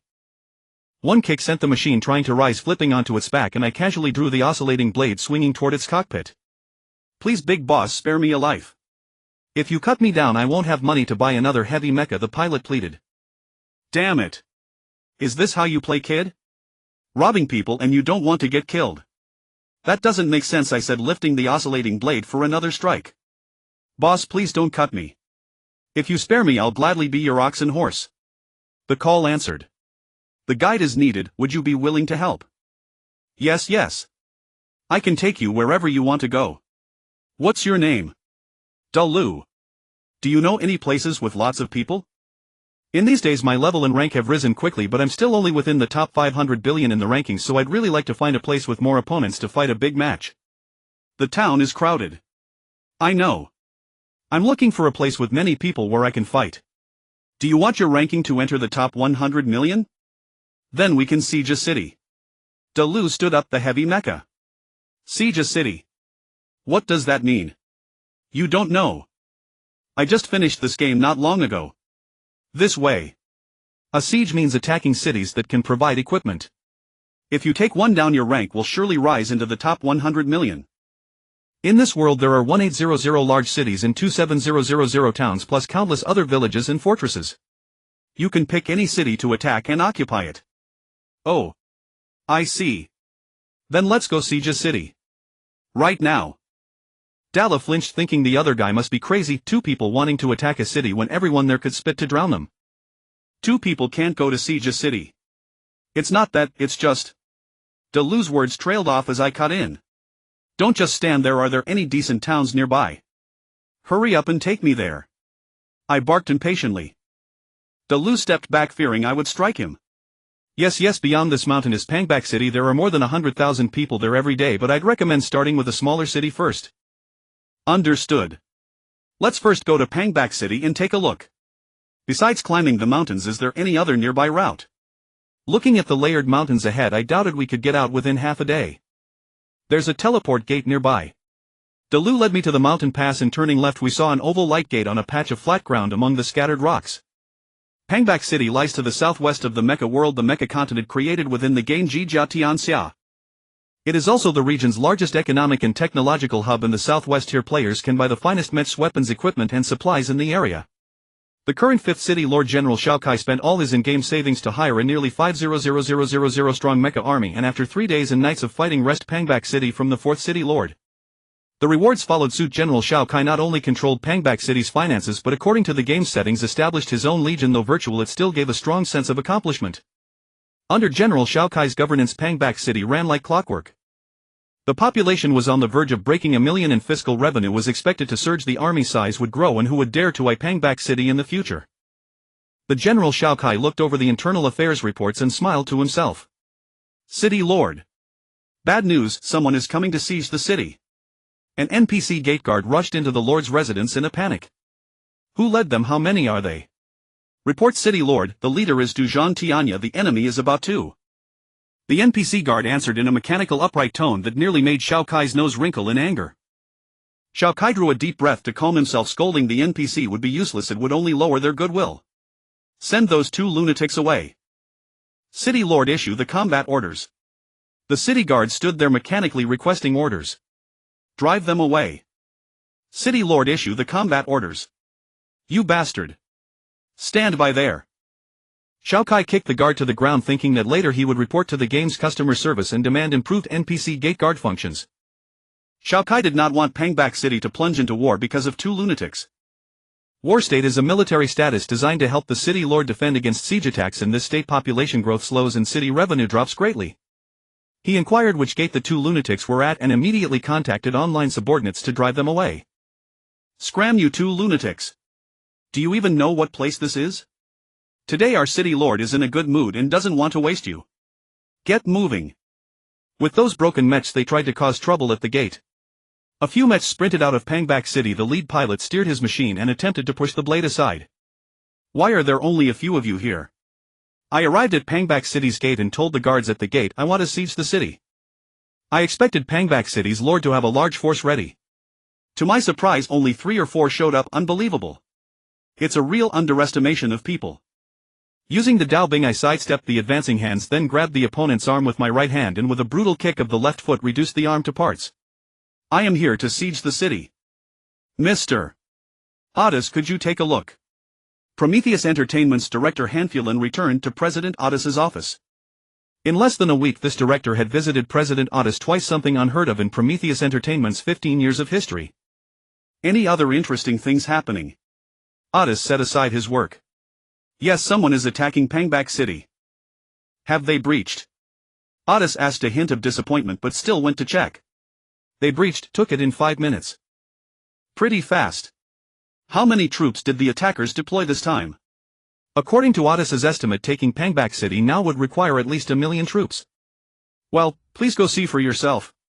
Hanfulan admitted he couldn't quite believe what he saw. Otis, though puzzled by Hanfulan's sudden secrecy, followed him to the game's dedicated supervision room. What? Only 2? They dared to attack Pangbak. Hanfulan, check this. Looking at the forces ratio 147000, Otis understood, truly unbelievable. Although the game's design didn't restrict the attackers' numbers, no one would be foolish enough to go up against such odds. 147000, the defenders would stand there and wear the attackers down. We checked, there's no outside program running. Those 2 must be crazy. How did they breach the city? They stood outside for more than a quarter of an hour. Pangbak City sent out only 4 people, probably to drive them away, but they were all knocked down. The gate guards hadn't received orders and they just watched the attackers walk into Pangbak City. Hanfulan briefly recounted the events. This Pangbak City lord is too lax. Why didn't he declare war state? Pangbak may not hold. As the game's chief designer, I know full well what it means when a siege city is breached within 10 minutes without a war state declaration. In such a situation, regardless of the attack method, a surprise attack would be triggered, sowing confusion among the defenders. The defenders' morale would be reduced to the minimum by subsystems, so even a 1 million-strong army would be at the mercy. Damn. These guys are so weak. In the chaotic swarm of machines rushing about, they killed and were killed, like wolves driving a flock of sheep, choosing which to bite, leaving me with no sense of achievement. I understood their troubles well enough. Many wanted to attack me, but every time it ended with a message like morale too low to attack, or try again later in the confusion, and the opportunity slipped away. From the start until now, I had been the one attacking while Dalu had fled to hide in his heavy mecha at the start of the battle. I remember Pangbak City. The city lord once crowned 5 tiger generals there. Where are they now? Otis fretted for Pangbak's fate. They're all offline today. But the city lord's general Shao Kai is calling them through the game beeper. However, I estimate they won't make it even if they log in now. The game rules require 6 hours before they can enter the battlefield. They've logged into the game already. Open a back door and send them into Pangbak City's battleground. Mr. Otis, this isn't good, is it? Do you want Shao Kai to come looking for you? She won't come here, will she? You want to know if it can be tested? Then you'll bear it yourself. Ha! I can't bear that. They've logged into the game. Send them to Pangbak City's battleground now. Understood. They've already been sent. They lasted only 5 seconds. Ha! Shao Kai has run into a tough adversary. Do you know where those 2 attackers logged in from? Yes, one from the 4-ring planet and one from the Daruka planet. And now which city are they attacking from? From the Daruka planet. Get me a dream device, I'll go in and take a look. Otis pondered for a moment. After taking down 5 phantom mechs that appeared from nowhere, I contacted Dalu. What does it take to truly take a city? Ah, you're alive, that's wonderful. To take a city you must first defeat the rival city lord, then occupy the city lord's mansion. The requirements are many. Hey! Come help, I'm running out of energy. The siege mechs around Pangbak City are increasing and the blade's energy is plummeting. I too grew flustered amid the chaos. 2 distant shells slammed in and the machine's efficiency dropped to 64. Boss, hold on, I'll come to rescue you, Delu said with a smooth line, but he was nowhere to be seen. Careful, boss. Ahead is the city lord's mansion. Do you see the crimson mech there? That is Pangbak City's lord, beware his flame sword. General Shao Kai stood at the gates of the city lord's mansion furious.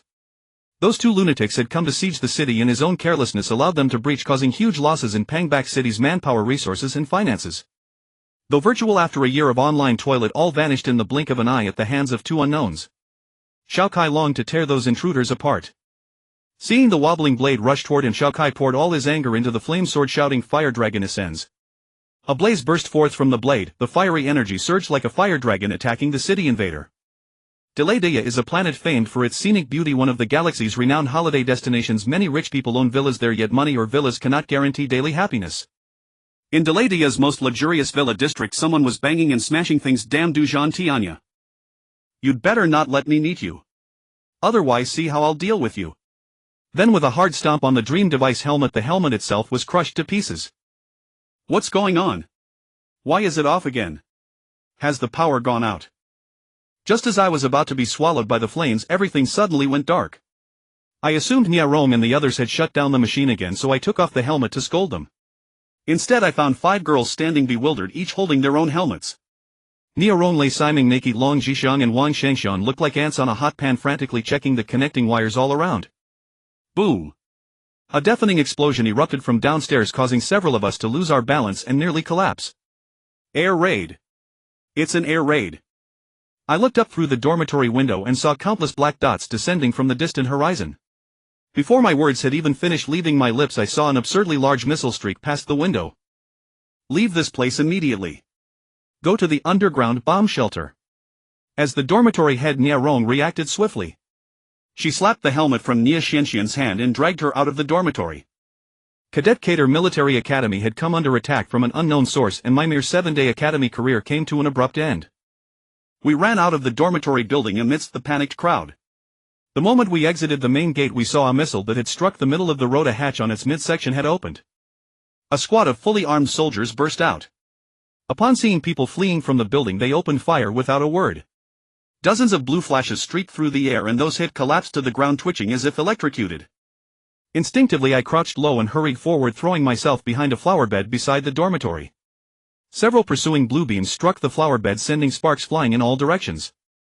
They're coming. What do we do? While lying prone under the flower bed, I suddenly heard someone muttering behind me. I turned my head and saw it was Wang Shangxiang. What do we do? Shouldn't I be asking you that? I was a corporal while Wang Shangxiang was a sergeant, so I retorted irritably. Wang Shangxiang blushed. I've never been on a battlefield. Then how? I was puzzled as to how he had obtained the rank of sergeant. You can get that just by entering Cadet Academy. NCOs are everywhere here, but there are very few true veterans or those who have actually seen combat. I see. I finally understood why Lance had said that Cadet Military Academy is the dream of every imperial citizen. I looked up and saw the soldiers emerging from the missile, inspecting the fallen cadets and binding their hands. Relieved, I asked Wang Shangxiang, who are they? Pirates. Pirates. Yes. Didn't you see the black skull insignia on their spacesuits? Moreover, they are using paralysis guns, which are one of the pirates' commonly used weapons. How did these guys get here? Where is everyone else? I'm not sure either. It was so chaotic that we all scattered. They probably retreated back into the dormitory building. What should we do? Why do you keep asking me this? You seem very experienced. Ha! Kid has good eyes. However, I haven't been a soldier for even a month. If you're not afraid of death, follow me. Do you know where the weapons in the academy are kept? I pondered that since this was a military academy, there must surely be weapons somewhere. Wang Shangxiang seemed startled by me and hesitated before saying, in the equipment locker. I know where the warehouse is. I'll take you. As he spoke, Wang Shangxiang tried to stand up. Down. I kicked him back to the ground. Several blue beams just missed his head. I'll tell you the direction. Follow my commands and stick close to me. Understood. Understood. Good. Stay close to me now. Run. Wang Shangxiang and I sprang to our feet and took off running. Deputy Leader, everything is proceeding smoothly. The hunting operation on Etna is going very well and Clapperton has already secured the weapons depot at Cater. The robot combat teams have also been deployed. Upon hearing his subordinates report Bea, the deputy leader of the Black Skull Pirates, was not particularly pleased.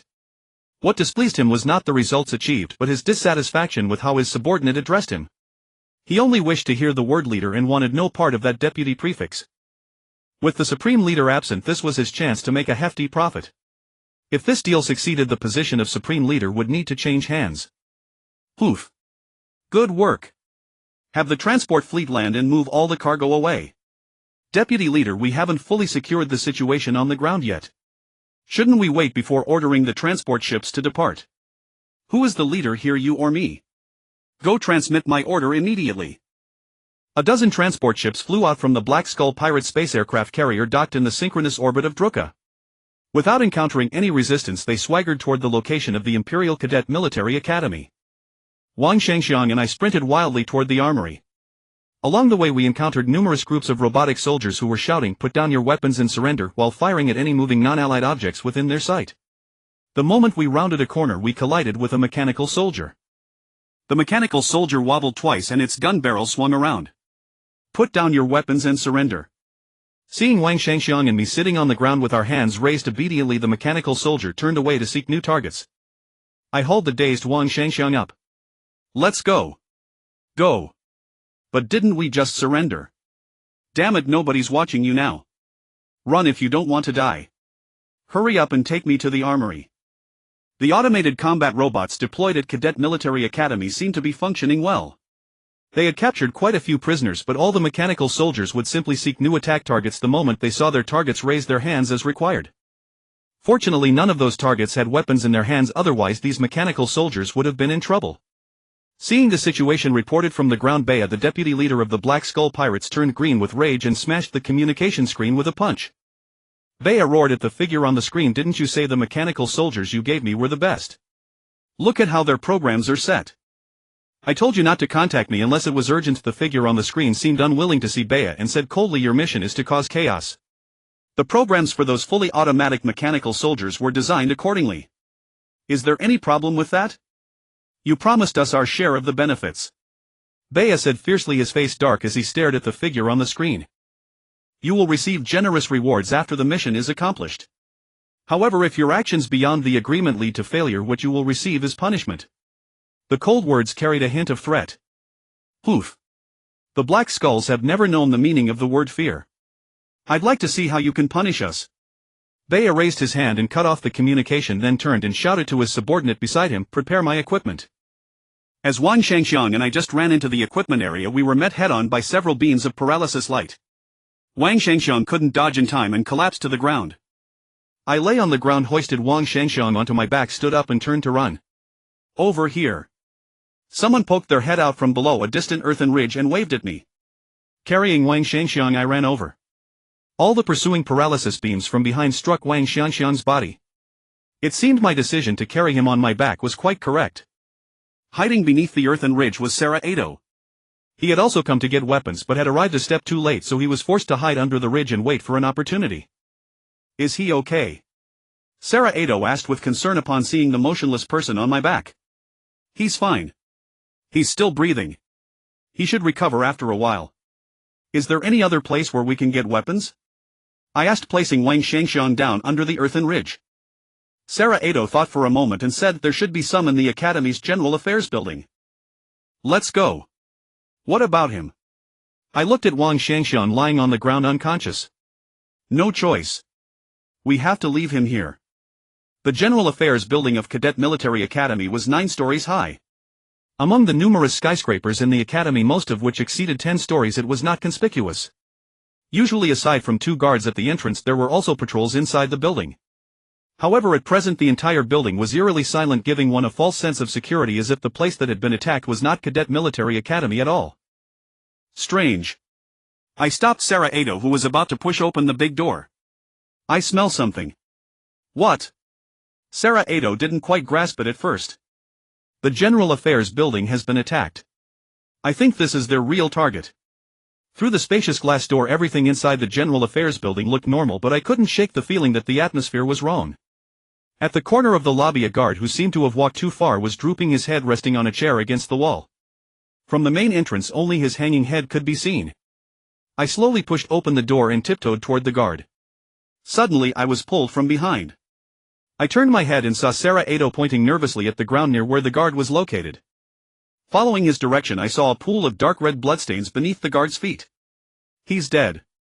Sarah Ado laid the guard's corpse flat on the ground, his face pale with terror. The guard had been shot in the chest. He had only enough time to show an expression of surprise on his face and hadn't even had the chance to touch the pistol at his waist. I took the guard's sidearm and checked it. The chamber was empty and the magazine was also empty. The guard's weapon was essentially a decoration. Why is there no ammunition? The guards at the General Affairs building are not issued live ammunition during peacetime. All ammunition is stored in the equipment locker at the guard post. Where is the equipment locker? On the southeast corner of the second floor. But it's too dangerous now. Let's leave. Sarah Ado was very worried as the people who attacked the General Affairs building were still inside. Don't worry. It's very safe now, otherwise we wouldn't have been able to enter the building so easily. If I were them I would have sent at least 2 people to guard the entrance. The attackers of the General Affairs building were ruthless. We had found the bodies of 5 guards in succession, all killed with a single shot. Before the attackers left they didn't forget to leave a time bomb at the entrance of the guard post's equipment locker. With 2 minutes the scheduled explosion Saley, I couldn't disarm it. We had to steel ourselves and use the guards we snatched to open the armory door and buy time from the timer bomb. A minute and a half was enough for us to rush out with 2 sets of weapons and equipment fully armed.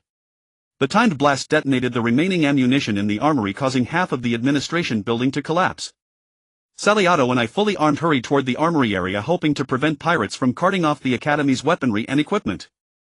The pirates who had seized Qatar Military Academy's armory held the area tight, shooting anyone who appeared to be an academy cadet. Saliato and I circled the armory, finding no chance to strike and retreating instead to a dirt mound outside the warehouse zone to think of another plan. Under the dirt mound, besides Wang Shangyun whom we had tossed there, several more cadets appeared. When they saw 2 fully armed figures running over they were startled, and once they recognized Saliato, the student council chair, they closed in. "Senior, where has the defense force gone?" the crowd asked in a flurry. Saliato made a gesture for them to quiet down and said, "I don't know either. I contacted the professional military training area but there's no movement at all. I don't know what happened inside. For now we must rely on ourselves. If you don't want to be captured by pirates, follow me to retake the armory." TSK. That's like courting death. If you want to seize it, go ahead without dragging me. One person objected unhappily to Saliato's plan. I narrowed my eyes, recognizing the guy. The jacket he wore flashed with a metallic sheen. So it's him, I thought. The man before me who only wanted to save his own life was the one who had boasted about his anti-gravity flight suit in the academy this morning. "Hey. Brother, you seem smart, could you lend a hand?" I quietly moved behind the guy to block his retreat. "What? I don't have time for you. Go find someone else. By the way, soldier, watch your manners when addressing an officer. I am Sergeant Mizage." The kid flinched and stammered an instant reply, then looked back and saw a short man in a corporal's uniform. Without hesitation he refused and bristled with his rank to press the other aside. I looked at Saliato, he nodded at me. Damn, this guy really is a sergeant. "Sir, the situation is urgent. We need someone to distract the pirates. I believe you are the best choice. Please go out there for us." As I spoke I pressed the emergency ascent key on that kid's anti-gravity flight suit. The boy shot upward, drawing the fire around the armory away toward him. "Everybody go." While the pirates were busy shooting at the airborne boy Saliato and I led the force into the armory area. "Fatty, I'll remember you. You'd better wait for your fate up there." The muffled curses of Sergeant Mizage could be heard in the air. On the pirates' mothership their mastermind took the initiative to contact them. "Where is Speya?" Seeing that the person answering the communications wasn't Black Skull pirate deputy leader Speya, the figure on the screen frowned and berated the guard pirate. "He went out in a mech." "If you've got business, say it to me," the guard pirate answered bluntly. The figure on the screen fixed his gaze on the pirate for a long moment before coldly saying, "Tell Speya the operation is complete. Have him withdraw your group within 10 minutes or bear the consequences." The figure then vanished. The guard pirate didn't dare delay and quickly connected with Deputy Leader Spaya to report the situation. Yet he endured a torrent of abuse. Spaya cared little whether the operation would succeed or fail. The Qatar Military Academy raid had miraculously faced no resistance and he planned to seize as much as he could. The warning given by that person was completely ignored by Spaya, deputy leader of the Black Skull Pirates. In the spacious open area in front of the armory, 7 or 8 small transporters were busy loading ammunition and gear from the armory onto a transport ship. Using the cover of crates here and there, I moved toward the transport ship, hoping to seize the opportunity to rush aboard and take out the pilots inside. A footstep followed from behind. "Cover me," I said to the person behind me. "Lower your weapon." A strange husky voice spoke behind me. I turned to see a dark gun barrel pressed against my eye. I looked up and saw a scarred face with sunglasses grinning broadly, showing yellowed teeth. A gunshot rang out and the pirate elder collapsed. A graceful silhouette appeared in front of me. "So it's you, kid. I should have left you to your fate this morning. Chili's senior sister. How is it you here? What don't you like that I saved you? I can give this guy another shot for you." "Not at all, not at all. It's all thanks to you, senior sister, that I'm not dead. I'm so happy. I won't trouble you, senior sister, with your chivalrous deeds. I'll go grab that transport ship." I burst from my hiding place and ran toward the transport ship. "Little fatty, go ahead, I'll cover you," Chili called from behind me. I dropped low. Several beams narrowly brushed past my head, striking the hull of the transport ship and spraying sparks. The transport ship's pilot sensed the momentum shift and, ignoring the ground crew, sealed the hatch and fired its boosters, escaping upward into the sky. "Useless, you can't even handle a few pirates." Chili swept past me like a gust and pursued the pirates still on the ground in a panic. "Careful. Don't trigger the ammunition in the armory," I warned as I lay on the ground. "Don't worry, this won't detonate the ammo." Chili didn't turn around and replied, "Be careful." "Hey. Why are you so nosy?" Chili snapped irritably. "Careful. The mecha in the sky." A black mecha dove from the clouds, spewing flame. Its long fire chain pierced the top of the armory and the ammo inside detonated instantly. "Get down quickly."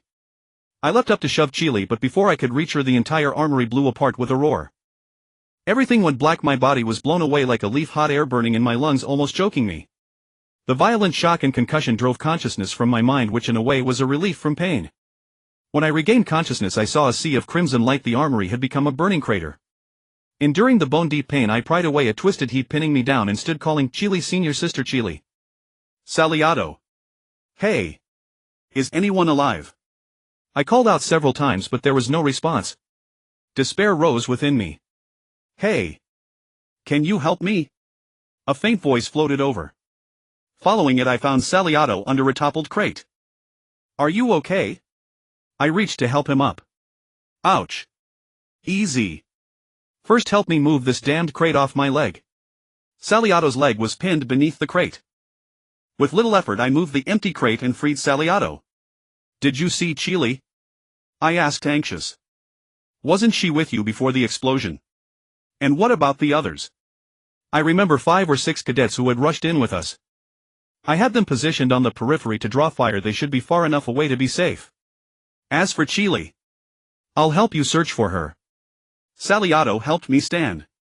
"Your leg. It's nothing, just a broken leg." Seeing Saliato act calm, my eyes pricked with tears. "Senior, be careful."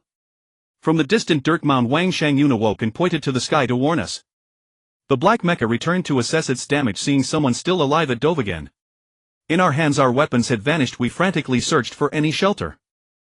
Caught with no escape, a beam of light suddenly shot out from behind the black mecha's cloud and struck it. The mech lost control, tumbled twice, and exploded into a fireball midair.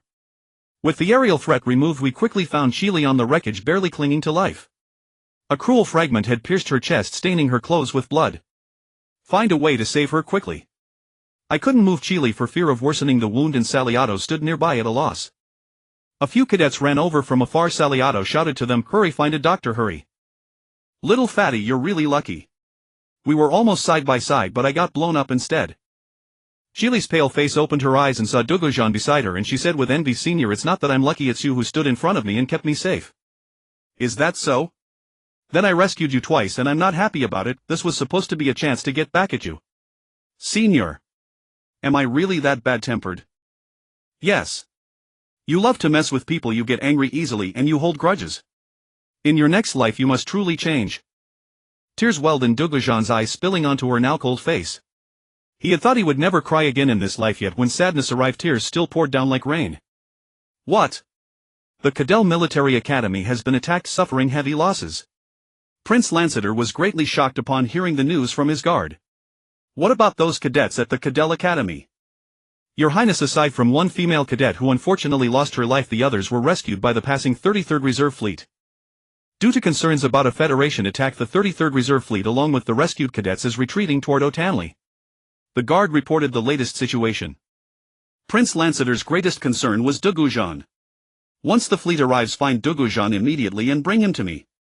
The 33rd Reserve Fleet reached the Otanli planet within a week. Gu Zhan declined the invitation from the 33rd Fleet commander to stay with the other Cadell Military Academy cadets and took a small transport shuttle down to Wenchi City on the Otanli planet. Carrying nothing more than a simple paper bag, Gu Zhan walked out of the spaceport. The sky above Otanli looked much like that of his homeland Highness planet, deep blue with a vivid streak of purple. A military speeder sped to a halt in front of Gu Zhan and a burly man leaped out. Upon closer inspection, it was Jason, one of Prince Lanceter's personal guards who had previously impressed Gu Zhan. The prince wishes to see you. Get in.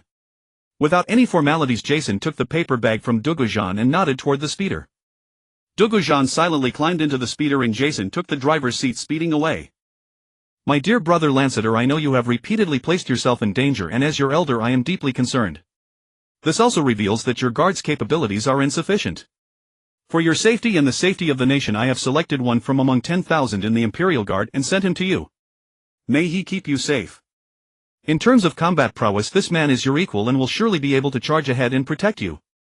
My dear brother, remember this well, you are my only sibling. Take great care of yourself. Prince Lanceter looked at the letter in his hand, then at the one-eyed lieutenant standing before him. A faint displeasure rose in his heart. He did not doubt his brother's judgment, but he also knew that his own guards were by no means as incompetent as his brother claimed. Lieutenant Tober, are you from Highness Planet? Looking at the detailed file of the one-eyed Lieutenant, Lanceter suddenly asked. Yes, your Highness. Lieutenant Tober the one-eyed replied respectfully. It seems Highness Planet truly is a place that produces outstanding individuals. Lanceter recalled that Gu Zhan also came from Highness Planet. Your Highness, one of my fellow townsmen is among your subordinates. To encounter a fellow townsman in this vast sea of stars is no easy feat, Lieutenant Tober said, somewhat excited. That man is not really under my command. If the opportunity arises, I will introduce you to each other. Go rest for now. Report to the guard captain when he returns. Lanceter had a strange feeling that the lieutenant before him might know Gu Zhan.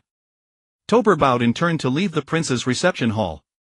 As he closed the door, he saw two officers approaching from the opposite direction, presumably also come to pay their respects to the prince.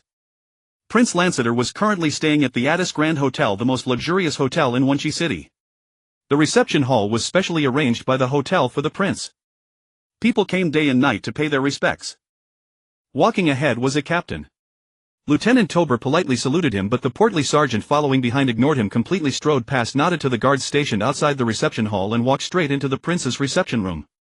That little fatty is just as arrogant as ever. Little fatty. How the hell is that bastard here too? Tober suddenly remembered who that familiar-looking portly sergeant was. Seeing Gu Zhan, a faint smile appeared on Prince Lanceter's lips. He gestured for Jason to step aside and said, "You've come." "Aye." But before he could finish, Gu Zhan bluntly interrupted, "I have a favor to ask of you." "Oh. What is it?" "I will help you to the best of my ability." Prince Lanceter was very pleased that Gu Zhan might owe him a favor. "You've heard about the attack on Cadell Military Academy, I assume. I need all information on the Black Skull Pirates and the location of their stronghold." "I can give you that, but what do you need it for?" Lanceter found this strange. Gu Zhan stared at Lanceter and said, "I intend to wipe them all out." Lanceter felt uncomfortable under Gu Zhan's gaze, stood up and paced a few steps. "You are a military officer. You cannot act on your own." "I request to be discharged from the military." "You want to leave the military?" "Impossible. Now is precisely when the nation needs its soldiers most. If you persist in this reckless course, I will have you court-martialed." "What charge do you plan to bring against me?" "Desertion." "Then you'll have to find me a good lawyer." "Captain Dugu. Mind your place. Don't think that just because I value you I won't deal with you." If you continue to show no respect for your superiors and act on your own, I'll make sure you have no place to stand in the Empire. Prince Lanceter spoke sternly but then saw Gu Zhan shaking his head and glancing around. What are you looking at? Captain Dugu. Where is he? Gu Zhan noticed that the reception hall seemed empty except for him and Prince Lanceter. Lanceter pressed his hand to his forehead, fighting the urge to bang his head against the wall. Good heavens! I thought this kid had finally grown a brain, but he's still the same stubborn fool. All that talk was wasted. You are. I am. Gu Zhan turned his head in surprise and looked at the insignia on his shoulder. In his memory that should have been the rank of sergeant. How did it become captain? Could it be that imperial insignia are universal? No way. Just as Gu Zhan was feeling a bit bewildered, Prince Lanceter spoke up. Do you know why I let you keep wearing that sergeant's uniform? Oh, so I'm still a sergeant. This subordinate does not know. Please instruct me, sir. Oof. Here we go again. Prince Lanceter calmly pulled over a chair and sat down. Look at your physique. You are simply a disgrace to the Empire. If you were to put on an imperial captain's uniform now, do you know what the citizens would think? I don't want to know. Oof. They would think all imperials are useless soft-bellied wine drunks. Oof. That joke isn't funny at all. If you dared to say that on the street, I guarantee you'd be crushed to death by a crowd of fat people. A cold gleam flashed in Gu Zhan's eyes, then he continued, you are a wise and approachable prince. If possible, I would also like to be your friend.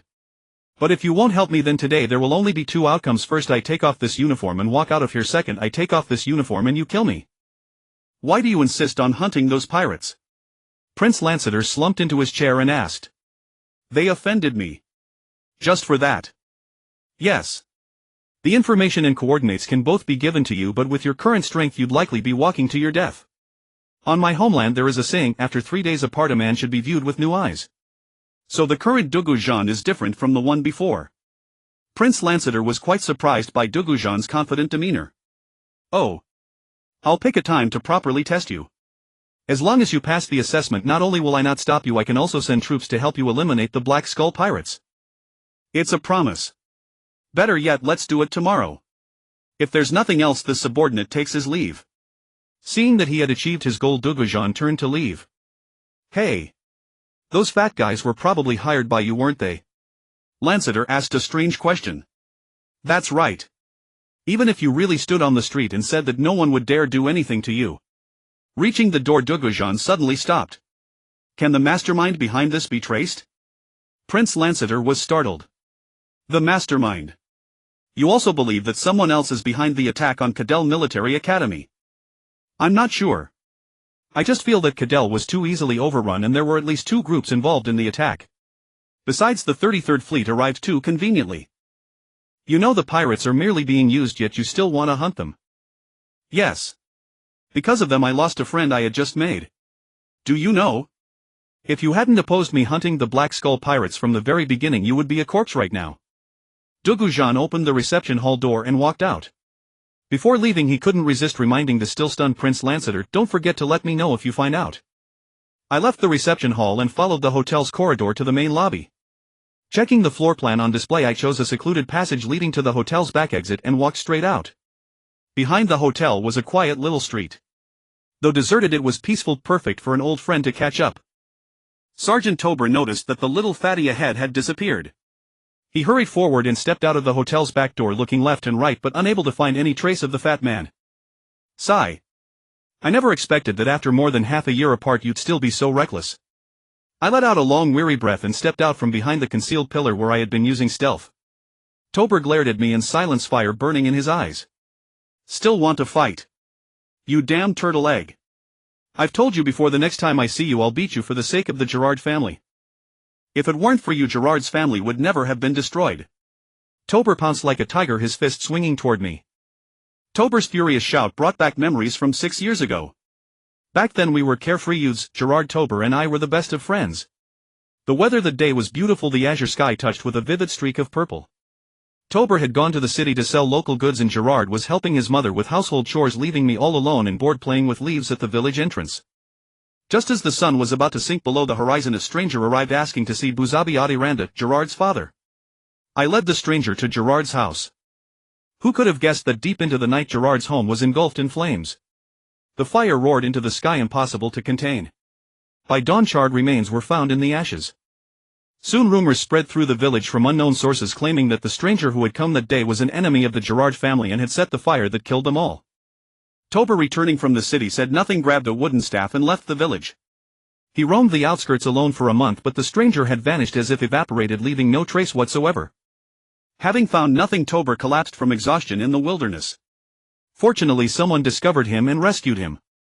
As soon as he recovered, he came to fight me, since it was I who had led that stranger to Gerard's home. Tober believed that if it hadn't been for me, the Gerard family would never have suffered. But I had personally witnessed Gerard's father seeing the stranger as though he were a long-lost brother. The two embraced warmly, showing no signs of hostility. Therefore I naturally refused to yield to Tober. Whenever he attacked me, I fought back.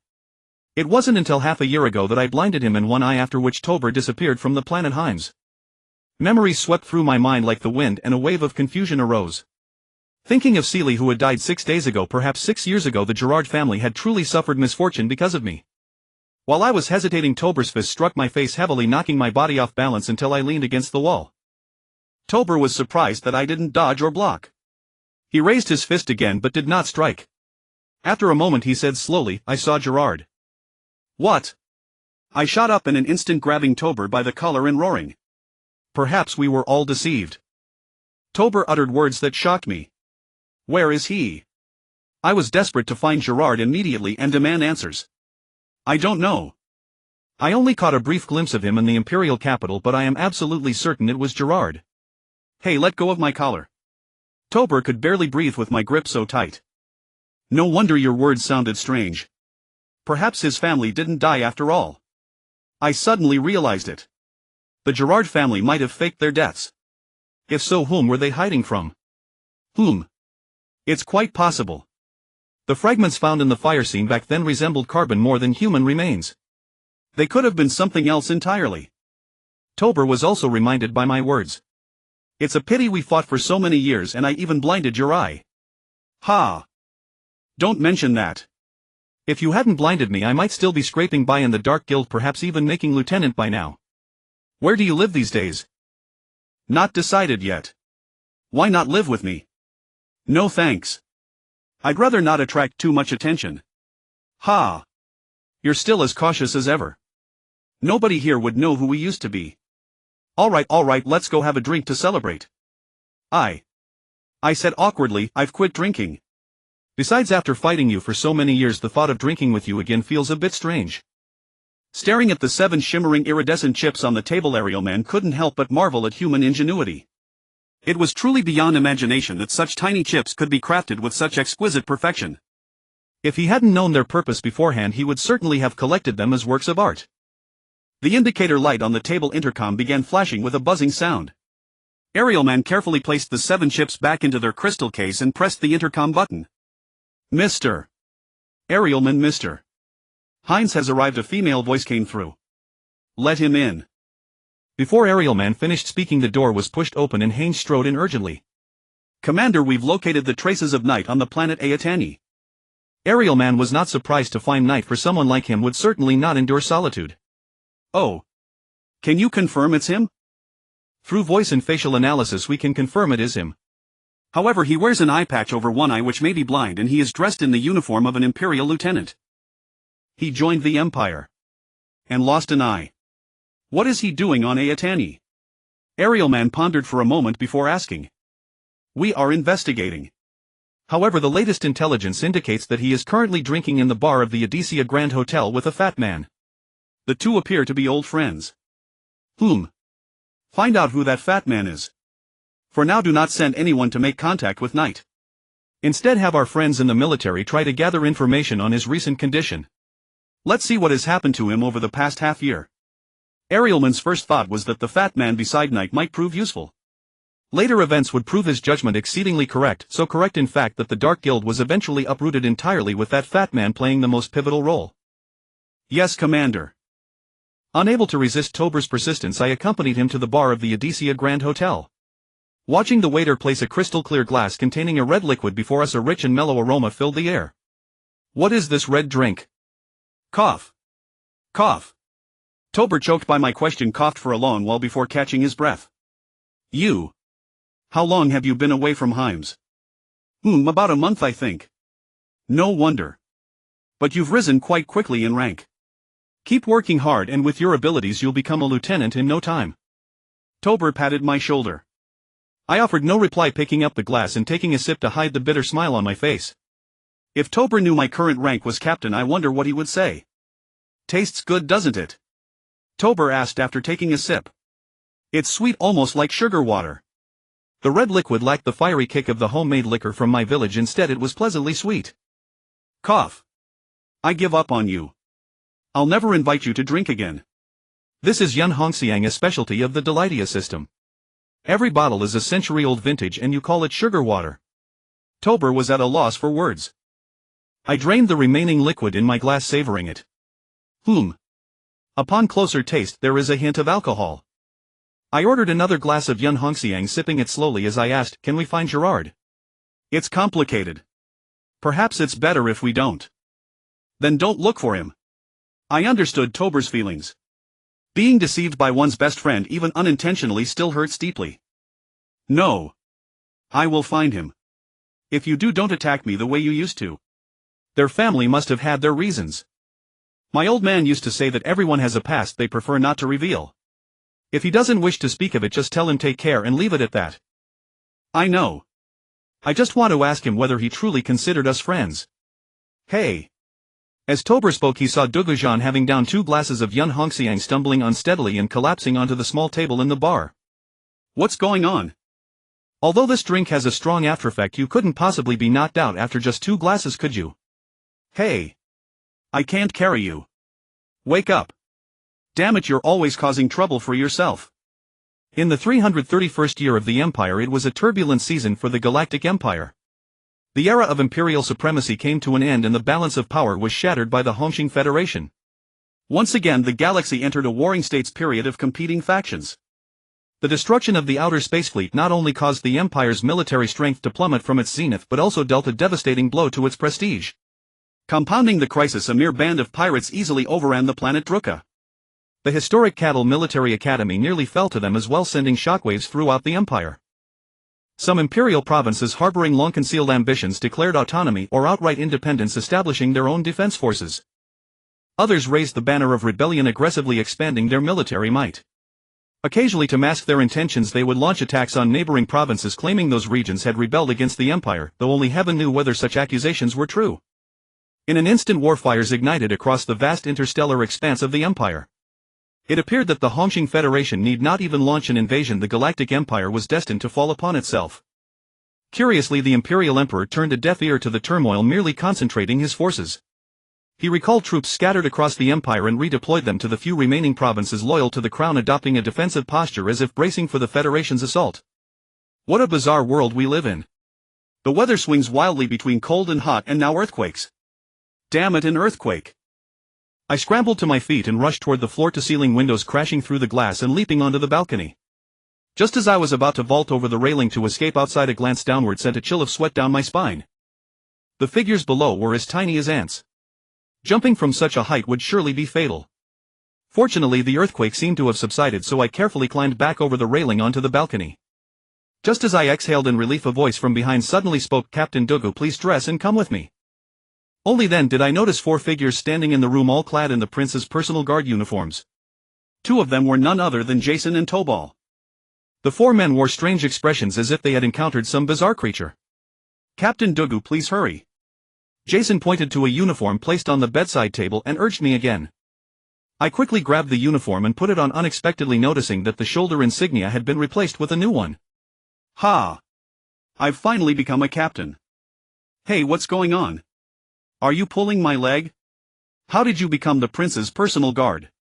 As I followed the 4 guards down the hotel corridor, I lowered my voice and asked Tobal beside me. Which question do you wish me to answer first? The detailed version or the concise one? Stop stalling and speak. Show some courtesy, kid. You have a lucky break, rising to captain in just 1 month. However, as the prince's personal guard, I hold a rank superior to yours in this context, so don't try to bully me with your title. Blah blah blah. If you don't answer quickly, I'll lose my temper with you. You won't even give the prince face. You really are something. You got drunk yesterday and slept like the dead, which is why things turned out this way. As for why I became a personal guard, it's a long story. I'll explain it to you another time. Captain Dogu, please get in the car. Soon we arrived at the hotel entrance. Tobal opened the door of the flying car parked there, pushed me inside, and then the other 3 guards joined us. Where are you taking me? The flying car had left the hotel for over 10 minutes and no one spoke. Watching the buildings blur past the window, I couldn't help breaking the silence. Jason answered tersely, you'll know when we arrive. The car continued for a while longer. The buildings gradually thinned out and trees became more frequent. It seemed we were leaving the city of Winchi. Half an hour later the flying car stopped at the entrance of a military barracks. Jason rolled down the window. The sentry who came to check seemed to recognize Jason and immediately signaled for us to pass. The car entered the barracks and stopped in front of a dormitory. Tobal led me out and walked toward the building while Jason drove the flying car away with the other 2 guards disappearing into the barracks. Captain Dogu, you're here. Did you sleep well last night? Prince Lancaster, standing before a holographic map, asked without turning around as he heard someone enter. Your Highness, your humble servant Gu Zhan slept well last night. I wonder what orders your Highness has for me. Seeing Prince Lancaster in full military attire within the barracks, I promptly rendered a salute. Good. I have prepared your assessment. Go choose a mech. May I choose any mech I like? Of course. I want a blade soldier. I've grown accustomed to that model in the game, so I would prefer to pilot it for the prince's assessment. Blade soldier. Prince Lancaster vaguely recalled there was such a model, but it was the most basic type available only in rookie training camps. If I recall correctly, it should be produced by St. Philo Corporation. I had seen the manufacturer's name in the mech list within the game, but I wasn't sure if such a company existed in reality. Why not choose this one? It is also a product of St. Philo Corporation, the ULR-1 Long-Range Assault Combat Mech.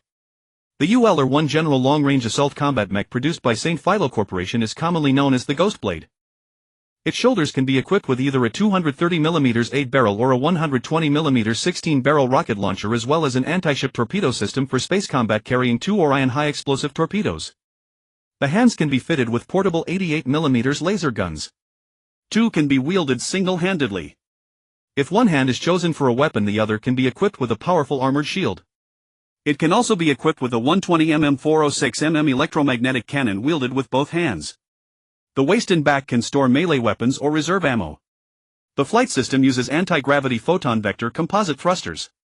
The standard empty weight is 49.8 tons with a fully equipped maximum weight of up to 80 tons. Standard weight refers to the weight measured under standard gravity. Since weight varies across planets due to differences in gravitational pull, the term standard weight was established. It possesses space combat capabilities, average protection, but excellent mobility. Staring at the streams of data displayed on the holographic screen, I felt a bit dizzy. Switching to a different mech model would require time to familiarize myself with its controls. Lancaster saw my hesitation. An excellent mech pilot can adapt to various types of mechs in a very short time. Handling different products from the same company should be no problem at all. Don't tell me you can't do it. How do I win? I couldn't rush into choosing a mech now. First I needed to understand how Lancaster intended to challenge me. It's simple. After you choose your mech, you will be sent to the dedicated training ground in the barracks. The combat style will be close quarters ground combat. As long as you can exit the training ground, you pass. It seemed Lancaster was indeed underestimating me. Fine. I'll choose the Ghost Blade. Just equip me with a wave blade. Are you sure? Yes. Or perhaps add a shield as well. I thought for a moment and said. Seeing that I was not joking, Lancaster said no more. He contacted the barracks commander and arranged for a Ghost Blade. Sitting in the cockpit of the Ghost Blade and after confirming my identity according to the commander's instructions, I carefully controlled the brand new mech, moving step by step following the guidance vehicle within the barracks toward the training ground. Watching the mech's clumsy figure disappear from his view, a mischievous smile spread across Lancaster's face. Lieutenant Tobal, I know you have known Captain Dogu for a long time and understand him well. How long do you think he can last in the training ground today? Tobal, who had been standing beside the prince, gave a bitter smile. Your Highness, forgive my presumption. In my estimation, he won't last more than 10 minutes. But that won't be Captain Dogu. Oh. You believe Gu Zhan will successfully exit the training ground? Lancaster showed a hint of surprise. Yes. To be honest with you, my specialty is also close quarters combat.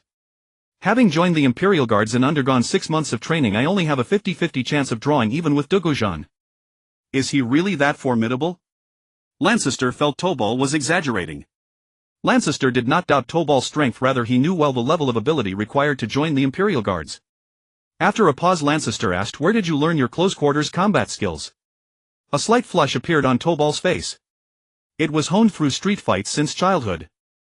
On planet Heims there were no televisions or arcade games. The only thing that interested boys like us were agricultural humanoid mechs. During the farming off-season we would secretly take out the family's agricultural mechs to fight almost every day. We weren't afraid of breaking them as long as no one was hurt. We would fix them before the busy farming season arrived. I see. Lancaster smiled faintly. However, without professional systematic training it should also be. Prince Lancaster hesitated for a long time but couldn't finish his sentence as I reappeared in his view piloting the ghost blade. How did this kid come out already? It's not even 7 minutes. Prince Lancaster glanced at the clock with a touch of disappointment. He had expected me to at least be carried out. Your Highness, Tobal whispered something into Prince Lancaster's ear. Prince Lancaster's expression immediately brightened. Are you sure? Yes. Your Highness. I am certain he cannot escape. Tobal answered confidently. What idea did Tobal propose to the prince? Can Gu Zhan successfully pass the prince's assessment and receive the prince's help to seek out the Black Skull pirates? Find out in the next installment. In the dining car kitchen of the magnetic train, potatoes and preparation buckets were piled high.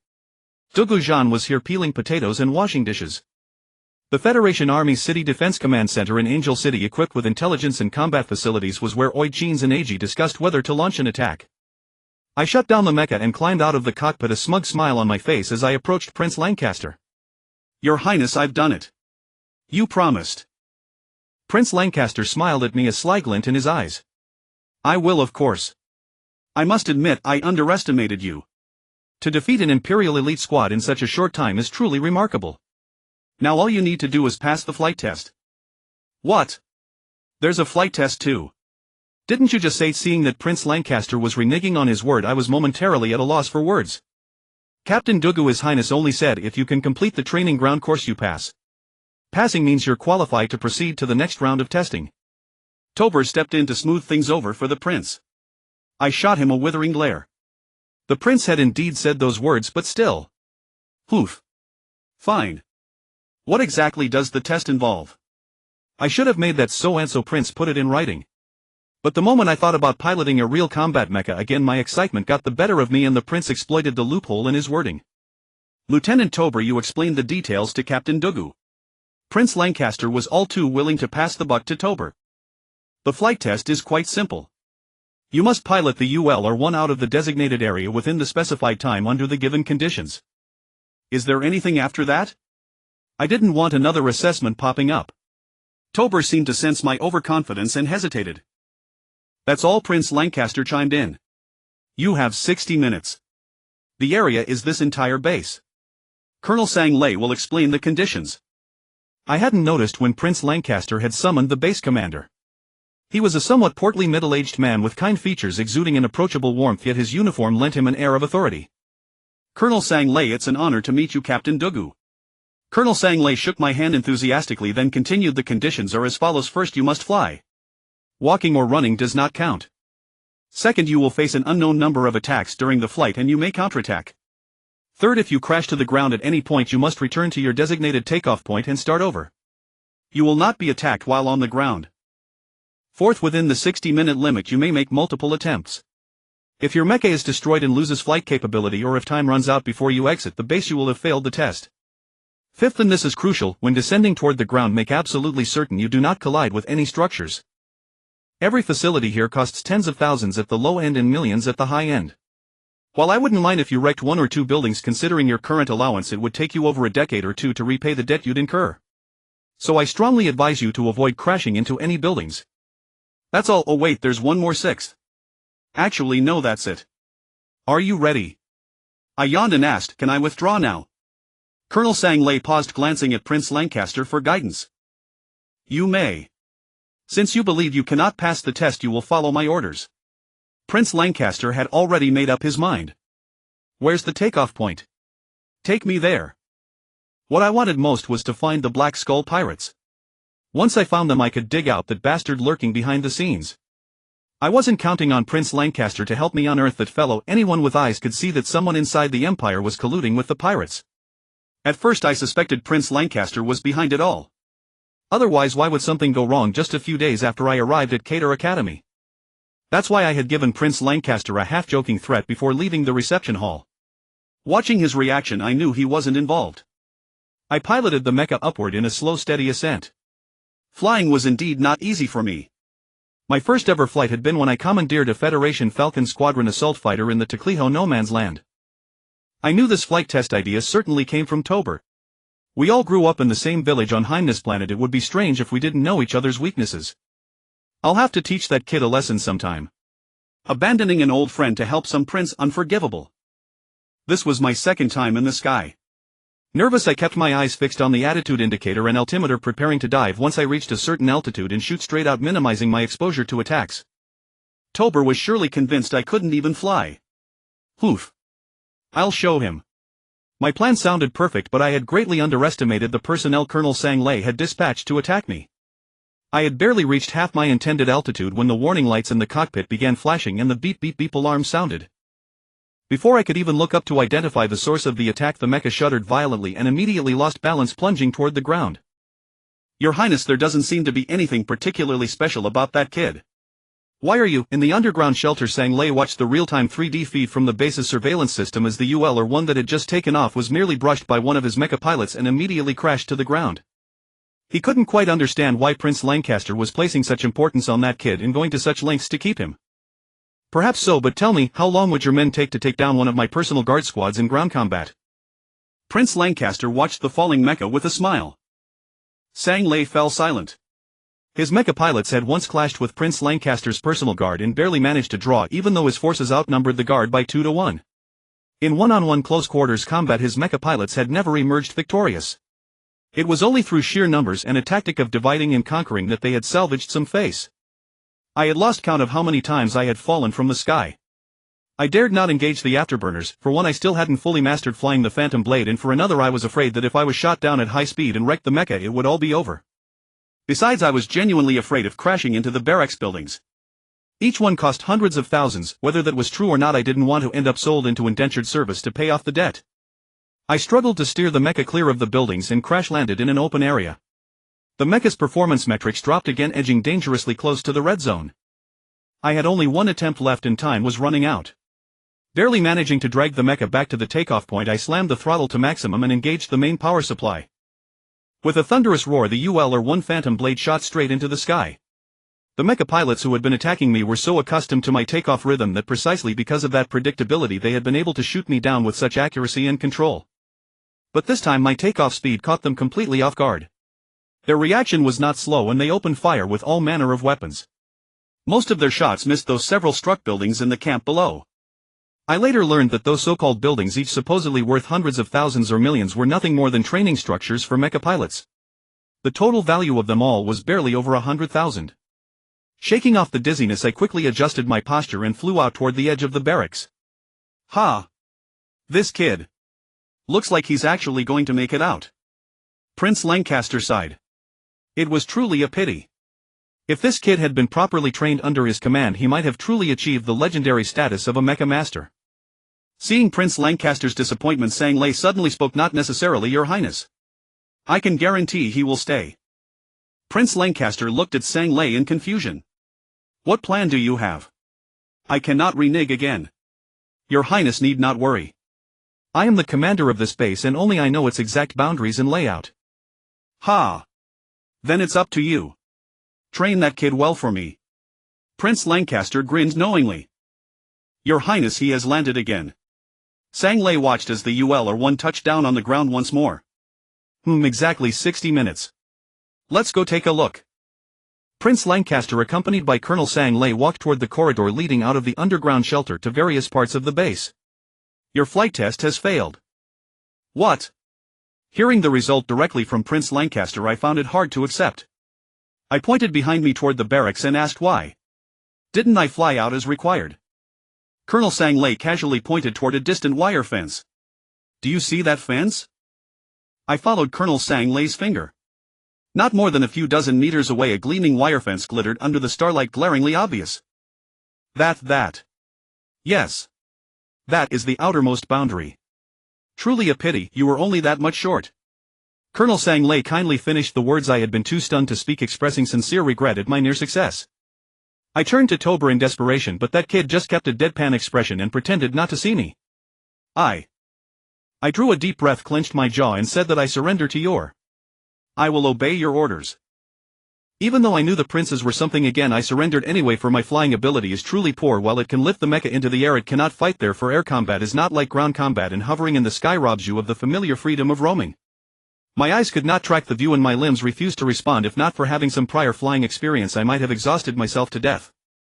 Fortunately this was not real combat, or I cannot imagine how many times I would have died. Sayu cannot admit defeat. For someone who has never flown, thinking to master flight with just a couple of tries is a fool's errand. To fly and to know how to fly are two different things. Returning to the camp gate, a large military aircar rolled in, its door opened and an officer jumped out to hand a briefcase to Prince Lan Site. Prince Lan Site, this is an urgent document, please read it now. Major Demage awaits your commands. The prince immediately opened the document, frowned slightly as he read, then returned it to the bag and ordered Tober to assemble Captain Jason at once. Tober took the order and departed. The prince glanced at me and said, Colonel Sangiel and Captain Gu Zhan are now under your charge. Captain Gu Zhan is now part of the T-30 Special Assault Regiment. The colonel's orders are my orders. You must follow the colonel's arrangements. Yes, sir. I would not be at ease, but the prince's stern gaze was hard to ignore, so I stood at attention and offered what I believed to be a proper military salute. The Galactic Federation fleet that annihilated the Empire's outer space fleet not only lifted the veil of threat from Heidi Long Star, but also with unstoppable momentum reclaimed many lost territories, driving the front line into Empire territory. After a brief pause from the successive raids, the Federation forces eagerly pressed on, taking a route toward the Empire's interstellar strategic stronghold, the Otanli planet. Marshal Ropolis, please reconsider my request. Our army now passes through the former Empire Harachak province to attack the Empire Otanli planet. While there is a surprise element, if Otanli is not captured promptly, we risk repeating the doom that befell the Empire's outer space fleet. Therefore I request the Marshal cancel this operation. General Longkeda, deputy commander of the Otanli raiding fleet, is one of the few officers opposing the Federation's attack on Otanli planet. General Longkeda, where have your courage and wisdom gone during the Moon King Star battle? Were you not frightened by the Empire's light wings above High D Star? Now is the best moment to strike Otanli planet. I will not give up. My soldiers will not let me give up, and Federation citizens will not let me give up either. After this war we shall storm the imperial capital directly. Marshal Ropolis is unmoved. He is confident with a certainty of victory. News that the Kadale Military Academy on the planet Druka, the cornerstone and symbol of the Empire's cadre, nearly fell to pirates, shocked the Empire and gave the Federation's already stretched forces a surge of adrenaline, prompting a shift from their planned gradual counteroffensive to a swift decisive strike. The Federation's passage through the Harachak province, recently separated from the Empire to attack Otanli planet, is an open military secret within the Federation.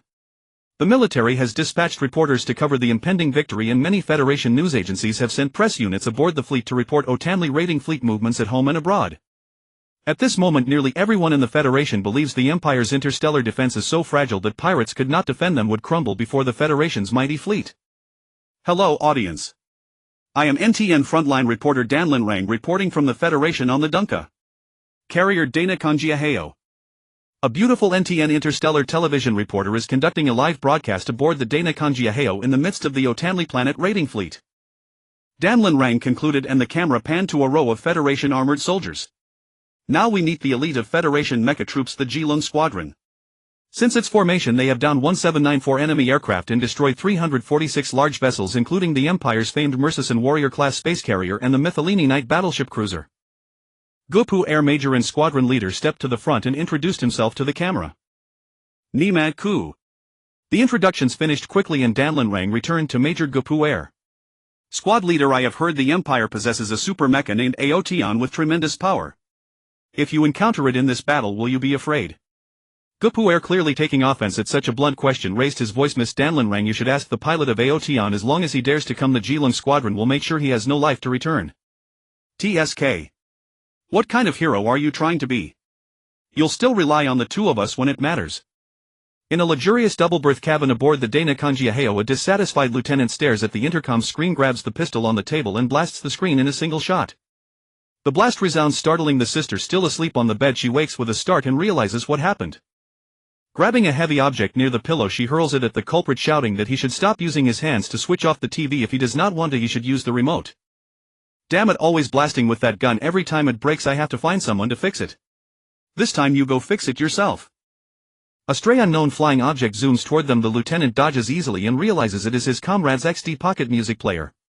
He snatches it midair and mutters that perhaps the boss no longer wants this item and offers to give it away. What? The one who threw the object had slipped back into bed and searched under the pillow. With a chaotic grab he lunged at the thief and wrested the XD pocket music player back. Damn you, you think you will live after stealing my treasure? Boss, I threw it to you, the thief retorted and asked who threw it to him. The so-called boss has a sharp tongue, insisting on his own authority. The younger lieutenant, the subordinate, also grows furious. Enough, enough. Since you helped me catch my treasure, I will find someone to fix the screen. If you break it again, I will not take responsibility. Hee, next time then. Lieutenant Teber rolled his eyes, carefully tucking the XD pocket music player into his chest. With his companion Lieutenant Xinguia, he had no more to say, only the hope that the repaired screen would last longer. As the hatch opened, Xinguia leaned forward and asked where the boss was going. The captain wanted them to stay in the cabin.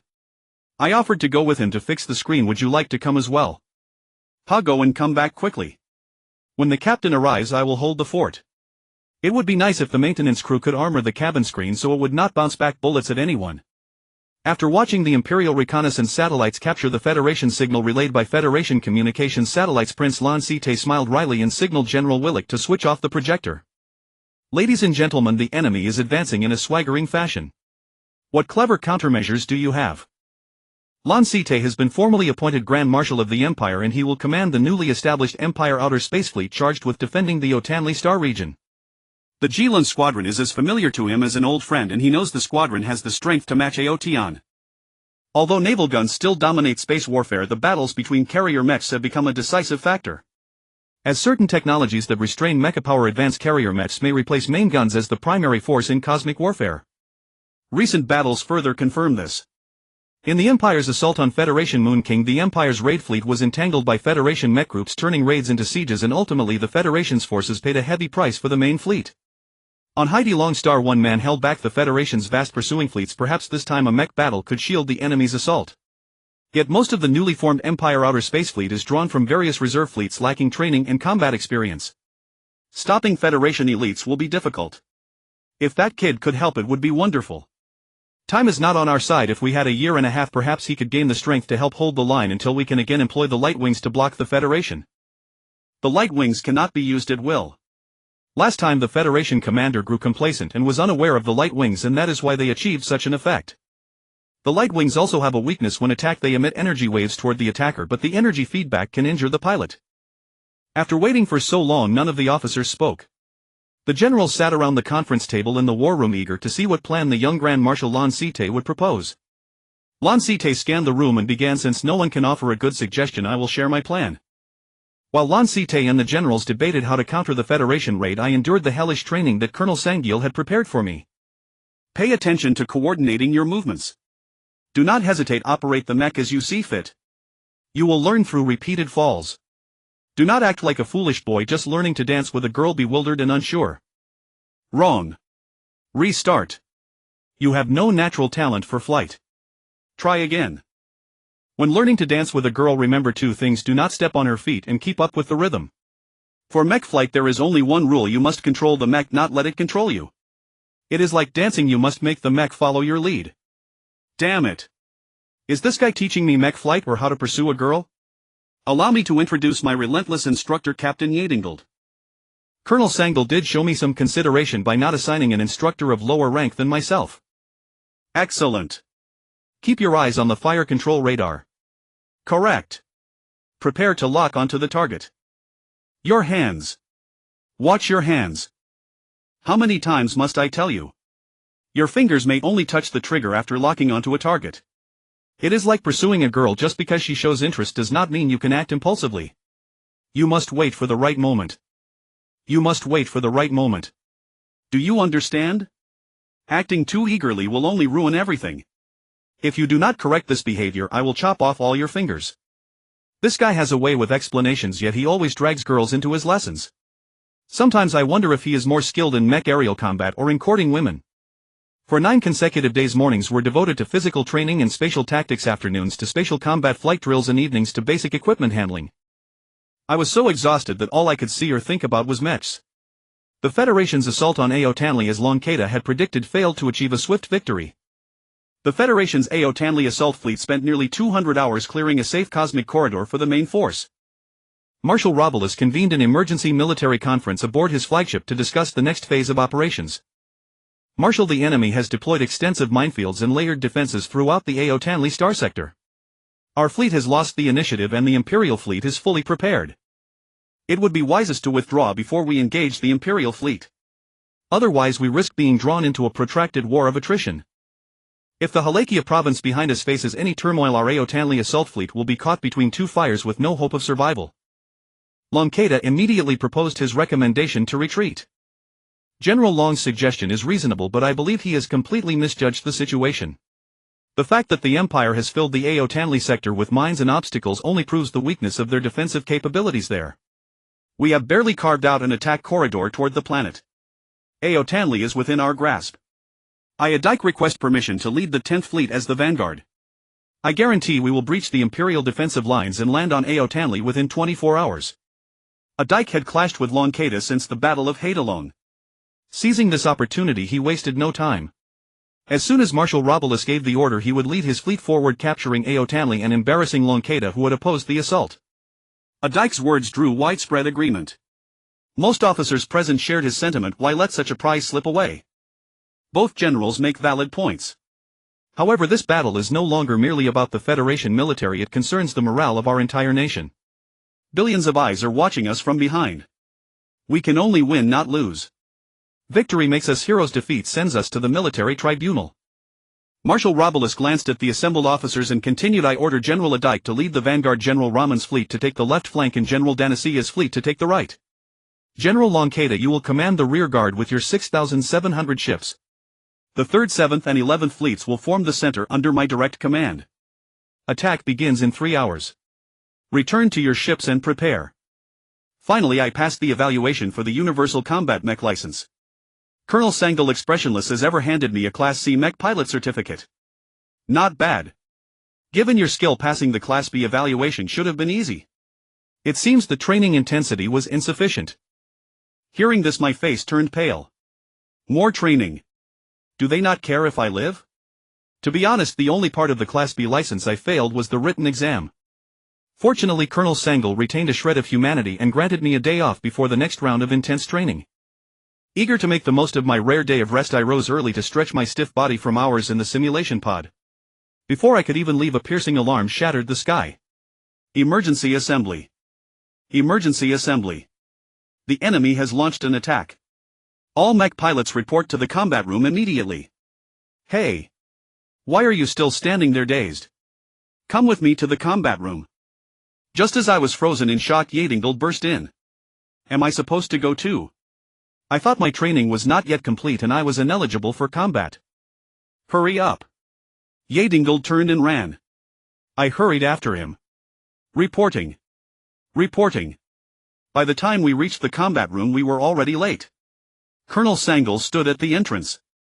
Go in and find a seat, Sangal said, pointing into the room, as usual his face unreadable. The combat room was nearly full. We squeezed in and found places to sit. Colonel Sangal walked to the front and activated the holographic projector. A three-dimensional image of Aotanli planet appeared before us. Pointing to a red cluster of lights approaching the planet, he said, the Federation fleet numbering 64,000 ships has launched a full-scale assault on our Aotanli planet. Command predicts enemy landings at Wuncheng City, Turner, Afghan and other locations. Sangal listed over a dozen potential landing zones for Federation mech units and ordered us to maintain 8-hour rotating shifts. Resting personnel were not to leave and must be ready to deploy at any moment. Prince Lance used the minefields and space debris surrounding the Aotanli sector to buy his fleet nearly a week to reorganize the Imperial Outer Space Fleet. He coordinated the disparate vessels among the fleets to ensure consistency in their offensive and defensive maneuvers. He also concealed the Empire's only 4 space carriers behind the Aotanli Watcher. Aotanli has 2 moons, the Aotanli Watcher and the Aotanli Wanderer. The Watcher is too small to support fortress cannons, so only a transit base was constructed there. The Wanderer appears in Ao Tanli's sky for only 1 month each year. Therefore the defense of Ao Tanli depends entirely on the Imperial Outer Space Fleet. However, the Imperial Outer Space Fleet seemed unwilling to engage the Federation fleet in a direct confrontation, splitting into 2 groups and scattering. Viewers, this is NTN reporter Hongxing bringing you live coverage of the Federation fleet's assault on the Imperial planet Ao Tanli. So far the battle has proceeded smoothly. Our Federation warriors have successfully breached the Imperial fleet's defenses. Our fleet is now moving toward Ao Tanli's outer orbit, preparing to conduct precision strikes against ground military targets. The Federation mech assault cluster led by the Yijinglong squadron is also ready for landing. Only awaiting the command of our esteemed Marshal Robulas, Supreme Commander of the Ao Tanli Assault Fleet, will our warriors unhesitatingly contribute to liberating the millions of people suffering under Imperial oppression on Ao Tanli. An NTN male reporter Saliva Flying narrated the live battle footage of the Ao Tanli assault. The original on-site reporter Miss Dan Lin had been demoted to camera assistant after asking an ill-timed question during her broadcast. If even the Federation's elite feared the enemy, the war would be lost. After a barrage of relentless bombardment, smoke billowed across the planet of Ao Tanli and numerous anti-aircraft defense installations were reduced to ruins. Marshal Robulas, Commander-in-Chief of the Federation Fleet, issued a surrender ultimatum to the planetary administrator of Ao Tanli. The reply from the Ao Tanli administrator was simply get lost. Wave after wave of fighter mechs were deployed, and under the cover of space fighters the Federation Ao Tanli Assault Fleet commenced its landing operations. Boss. Everyone's already out there. Why are we still hanging around? When will it be our turn to fight? Just wait when I tell you to wait. Stop with the endless chatter. Do you really love war that much? Inside the officers' lounge aboard the space carrier Dana Konja, in the vast room, only Turbot and Xinguia were playing billiards back and forth, killing time. They played for ages without a single ball going, and clearly neither of them had their minds on the game. Eventually they simply sat by the pool table and watched the live feed of the landing battle playing on the lounge screen. It's not like I don't want to fight. But since we joined the military, at least we should have a chance to show off in a major battle. Xinguia was clearly frustrated at being left out of the combat. Turbot raised his cue and tapped Xinguia on the head. Show off your head maybe. Watch out you don't whack yourself into an early grave. Do you even realize our enemies were born of mothers too? I know. Xinguia quickly surrendered.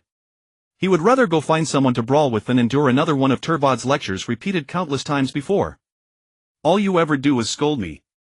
I never saw you hold back during a fight. You hit even harder than I do.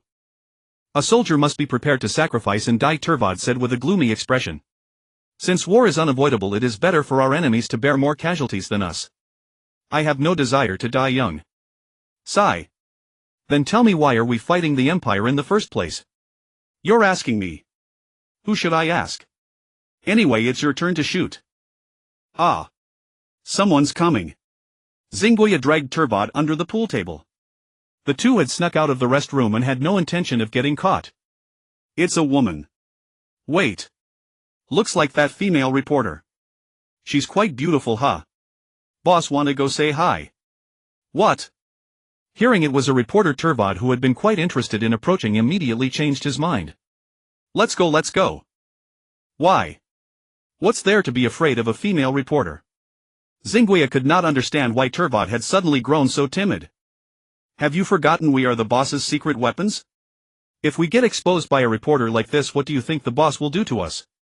Besides, we're still sneaking out. True. But she probably doesn't know who we are. She doesn't look like she's here for an interview. Doesn't matter what she's here for. Let's move.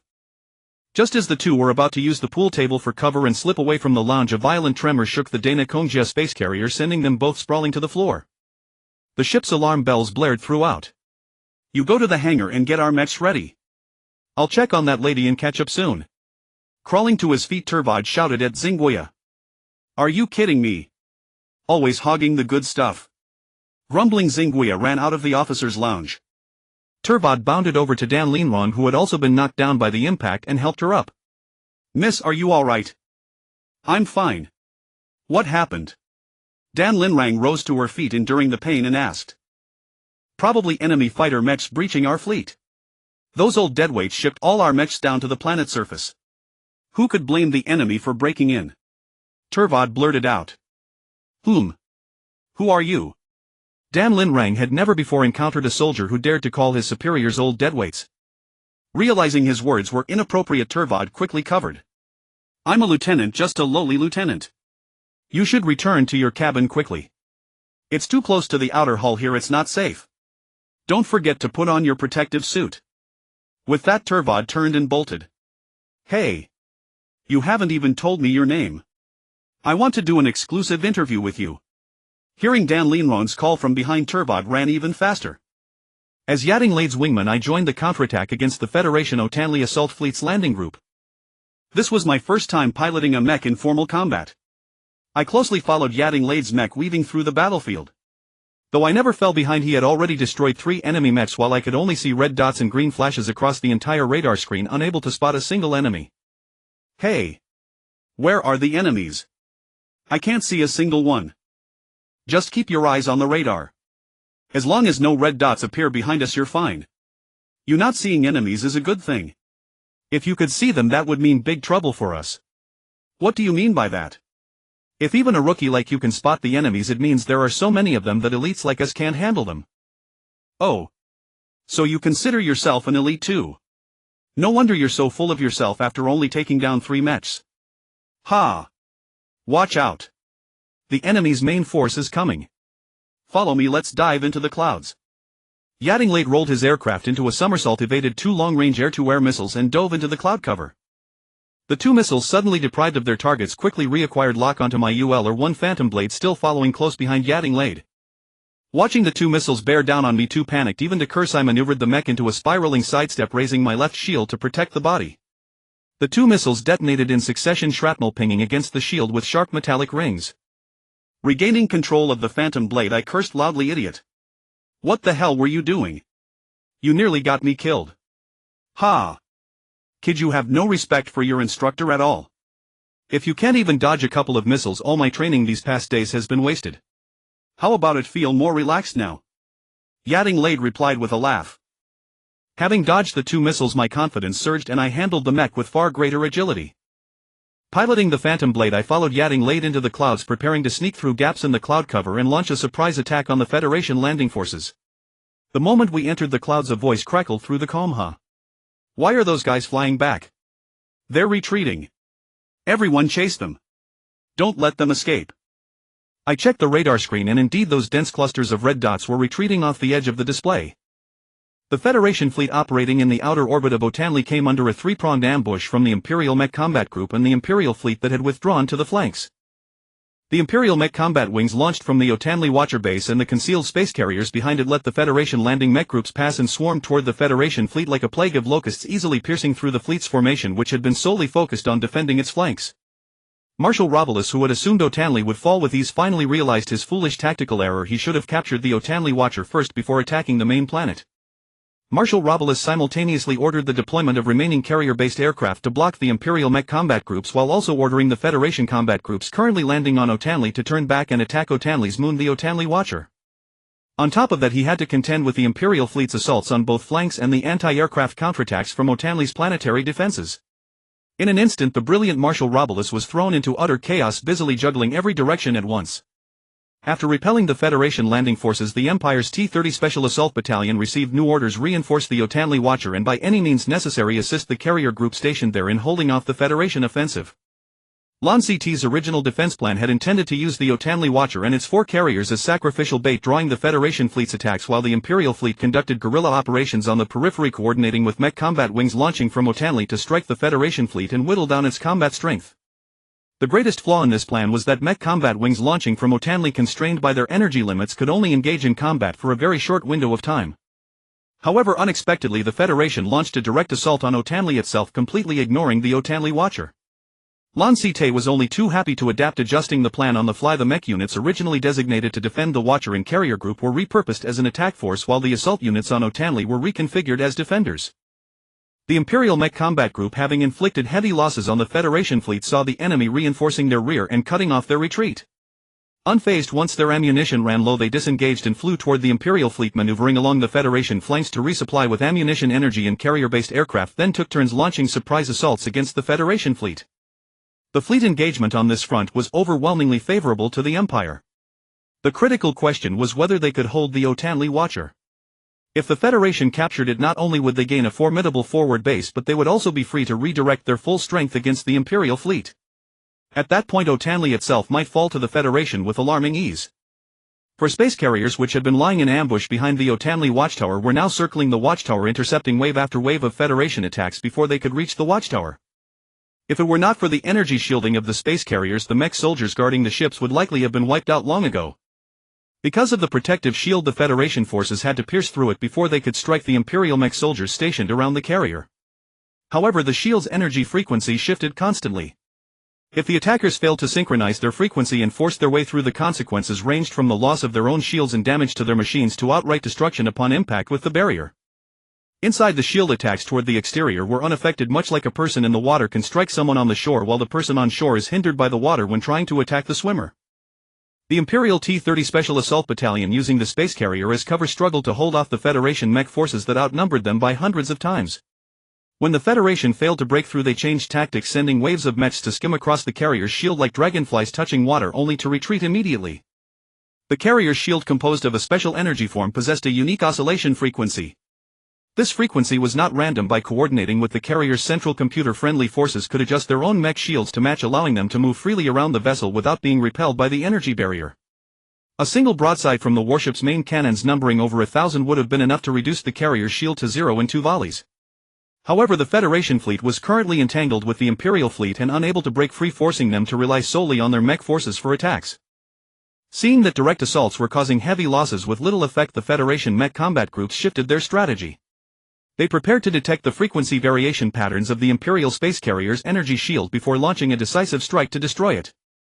Aware of the enemy's intent, the Imperial mech soldiers guarding the space carrier were forced to abandon their defensive strategy and launch proactive attacks. The Federation pilots, eager to lure the Imperial mechs out of the carrier's defensive perimeter, swarmed forward the moment the enemy advanced. The two sides engaged in close-quarters combat in the vacuum of space. Colonel Sang Lei, commander of the T-30 Special Assault Battalion, no longer had the luxury of commanding the battle. He could only repeat a single-cycle fire-block. His 88mm laser rifle required no precise aiming and posed no risk to friendly forces. Each shot guaranteed a hit on a Federation mech simply because there were so many of them surrounding him. Sang Lei had no idea how many of his men were still combat effective, nor did he seek their support. He knew clearly that against the Federation mech combat group's overwhelming advantage, his soldiers would not last longer than he would. His only hope was that the Imperial Defense Command would send reinforcements from the main planet of Otanli. However, he feared he would not live to see their arrival. His shattered shield finally gave out after blocking a beam saber strike, its lifespan finally exhausted. Discarding the broken shield, Sang Lei dodged 2 rocket missiles of unknown origin and slammed into a Federation mech wielding an armor-piercing axe, knocking it flying. He then drew his close combat thermal whip, sweeping it through the air to knock back several other mechs attempting to close in. He followed up with 2 precise bursts from his laser rifle, disabling 2 Federation mechs whose energy shields had been scattered by the thermal whip. Without a shield, the mech's energy barrier was insufficient to withstand the relentless attacks from all directions. Soon Sang Lei's mech was struck repeatedly until its shield collapsed. His thermal whip was also entangled by a heavy mech wielding an armor-piercing blade that surged forward. Although not all mechs were equipped with autonomous energy shield systems, the 88mm laser rifle was still ineffective against the heavy mech's armor. 3 Federation mech pilots, seeing an opening, maneuvered their machines to surround him. Sang Lei hastily released his thermal whip, but it was already too late to evade. Sang Lei strained to adjust his mech's posture, hoping to dodge vital areas and buy himself even a moment more of survival. Just as the 3 Federation mechs were about to deliver the killing blow, a shadow like a phantom darted around them from behind. Their energy shields collapsed instantly, sparks flying as all 3 machines were cleanly decapitated at the arms. Their assault was instantly neutralized. Colonel, I believe that just saved your life. Don't you think it's time you considered issuing me an A-class license? As I spoke, I reduced the energy output flowing into my fluctuation blade, preventing the blade from destabilizing under the strain of prolonged high-intensity energy use. When Prince Lonside had left the Special Assault Battalion's training base, I had asked him whether our previous agreement still stood. His reply had been 4 words: naturally. It was precisely because of this that I felt secure accepting training within the battalion. Captain Dogu. If I survive and return, I will consider your suggestion. Are you the only one left in the entire battalion? Ha! What kind of thing is that to say? It sounds as though you're the one about to die. Just look around and see for yourself how many are left. While speaking, I latched onto a disabled Federation mech and charged deep into the enemy ranks. Don't forget your promise when we get back. I know. This is Colonel Sang Lei. All units report combat losses. Colonel Sang Lei seized the brief respite to contact his squads and request casualty reports. To his surprise, more than half of the squads were still engaged in combat. A disabled Federation mech sped across the battlefield attempting to break away and return to its fleet. It had no idea that an Imperial UL or one Phantom Blade was trailing behind it. It was only after several friendly mechs flew past it only to be mysteriously destroyed that the pilot realized from his comrades' communications that an enemy mech was pursuing him. Checking his radar screen carefully, he indeed saw a small red dot overlapping at the center. When he turned to look, the Federation pilot broke into a cold sweat. An Imperial silver-gray mech was following him at a distance of no more than 5 meters. Madman. This was the evaluation given by the many Federation mech pilots who witnessed the scene. At cosmic velocities, any slight error by the lead mech would result in a catastrophic collision, destroying both machines. Fortunately, the pursued Federation pilot retained his sanity. He engaged his afterburners to full power, performing frantic maneuvers at maximum speed in an attempt to shake off the Imperial madman behind him. Many Federation mech pilots pursued in an attempt to rescue their comrade who had been targeted by the crazed Imperial pilot. However, the Imperial pilot maintained an iron grip on the disabled Federation mech, preventing the rescuers from firing for fear of hitting their own ally. In space, piloting a mech required only precise speed control. There was no risk of falling. I soon grew accustomed to zero-gravity flight. Without the influence of gravity, I rediscovered that sensation of unity between pilot and machine I had experienced while piloting on the ground. Every movement of the mech was clearly reflected in my mind, completely fused with my thoughts. While closely trailing the Federation mech that was darting and diving in an attempt to shake me off, I used my fluctuation blade to dispatch any Federation pilots who dared approach. Thus I carved a path through the Federation mech combat group, following the disabled machine from the front all the way to the rear. Just as I was about to break through, the panicked Federation pilot, having lost all sense of direction, plunged back into the heart of the mech formation. He likely believed that staying near his own forces would offer some safety, at least someone might attempt a rescue. And so I made another pass. I had originally been equipped with only an 88mm laser rifle, a fluctuation blade, and a single shield. The 88mm laser had been discarded once its ammunition was exhausted. Now, armed only with a fluctuation blade and half of a tattered shield, my energy consumption was relatively low. If necessary, I could easily make several more passes. However, the pilot of the mech I was trailing finally realized that I was using him as a living shield. With a desperate resolve, he sharply reduced his speed, attempting to collide with me and perish together. I lightly maneuvered the Phantom Blade to one side, skimming past the disabled Federation mech. My fluctuation blade swept forward in one fluid motion, severing the unprotected machine cleanly in two. A pity. Now I would have to find another living shield. Jason, any news on the Federation Jilung squadron? With the battle in a stalemate, even a slight shift in force could alter the course of the war. Therefore, Prince Lansite was deeply concerned about the movements of the Federation Jilung squadron. The Jilung squadron appears to still be operating near the Federation fleet, defending against our mech combat group's attacks, Jason replied uncertainly. Lansite was highly dissatisfied with Jason's answer, his brow furrowing. What do you mean appears? Don't you have more precise intelligence? Our intelligence division intercepted an enemy communication mentioning that the Jilung twin heroes have been dispatched to reinforce the Federation mech combat group attacking our Otanli watchtower. Because we cannot yet confirm its accuracy, we are currently verifying it. The Jilung twin heroes have already moved out and you didn't inform me. Well, we assumed. You assumed what? Do you have any idea that the Jilung twin heroes are nearly the perfect mech duo in the universe? Even piloting the Outyan, I have no guarantee I could withstand their combined strike. They are the true terrifying striking force of the Jilung squadron. Why didn't you report this critical information sooner? Lansite knew full well that the handful of mech soldiers reinforced from the main planet of Otanli, even with support from the carrier and the watchtower's anti-aircraft fire, would not be able to withstand the Jilung twin heroes. Moreover, consider the Federation mech combat groups already surrounding the Otanli watchtower. I suspect it may be fabricated intelligence, Jason offered his opinion. Poof. If the Otanli watchtower falls, neither you nor I could bear the responsibility. Prepare the Outyan for me. Your Highness, you cannot go out. Even if you disregard your princely status, you are now the supreme commander of the fleet. Consider the entire fleet. Jason quickly blocked Prince Lansite's path. Last time, when Haidalong and the other prince's personal guards had been assigned other tasks, Prince Lansite had been forced to risk himself alone. What forces are stationed at Otanli? Calming himself, Prince Lansite suddenly recalled a question. Given the current Federation mech cluster around the Otanli watchtower, capturing it was merely a matter of time. Had the Federation forces grown impatient? Or had something appeared at the Otanli watchtower that forced the Federation to deploy the Jilung twin heroes? Lieutenant Xian Gaia, piloting his own black Wuchang, circled towards White Wuchang as he sped ahead. Xian Gaia's question unsettled Toward, momentarily causing White W's flight path to veer slightly. Wuchang deftly followed suit, continuing to circle White Wuchang. Damn it, didn't our boss make it clear before we came out? Toward snapped irritably. Well, I forgot as soon as I stepped out of the war room. Don't bother asking questions, follow me, we'll settle it on the ground. Are we going to deal with that Aotion? Not that. Then who are we going to deal with? A group that treats our Federation elites like sheep and drives them around. Oh. Ha. It seems we're Federation elites too. Could we be chased around like sheep as well? We are the elites among the elites. Elite among the elites. It seems we're not far from being elite. Hey. We've arrived at the front, prepare for battle. Where is the target? There seems to be a group over there, but there appears to be only one unit. The two muttered to each other and soon arrived near the Otanli Watcher. They saw an Empire UL or one ghost blade weaving through the Federation mecha, forcing Federation pilots to dodge wherever it went. Not a single Federation mecha dared close in for close quarters combat with it, all attacked from a distance, keeping as far away as possible. The vast battle group of mechs was thrown into chaos by that one mech. Meanwhile, on the other side, Federation pilots had to be wary of the rear while assaulting the Empire's space carrier and its mech forces defending the Otanli Watcher. The outcome was as expected, defeat loomed and many Federation crews withdrew to resupply.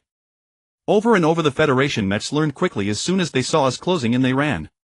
Several times we nearly latched onto their tails, but dense fire blocked us.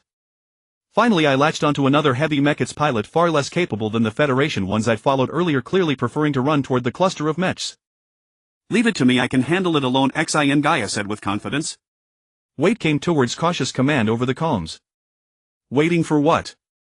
Take a closer look. Hiss. Could that guy be crazy? Xian Gaia watched as the ghost blade nearly pressed against the back of a Federation heavy mech, the Federation heavy mech bobbing up and down without dropping pace, and she gasped. How long can you fly? About 10 minutes. Xian Gaia understood Toward's question, how long he could sustain such a shadowing state. Such a confident kid. I'm not as confident as you. Keeping up for 7 or 8 minutes would be enough. Truth be told, this hand of mine was honed by Yating Lade, who always linked flight drills with learning to dance with girls, which irritated me. So whenever Yating Lade asked me to perform a demonstration flight and urged me to follow, I would push my mecha to stay just a few meters behind his, since if we're to dance with a girl, the closer the better. After flying like that for a while, Yating Lade couldn't see my shadow at his side, so he would slow down and ask why I hadn't kept up. My answer was always, I'm right behind you. Every time when Yating Lade's rear-view system detected that I was only a few meters behind him, he would suddenly fly into a rage and shower me with a torrent of aviation safety knowledge, yet the distance between our mechs grew ever closer.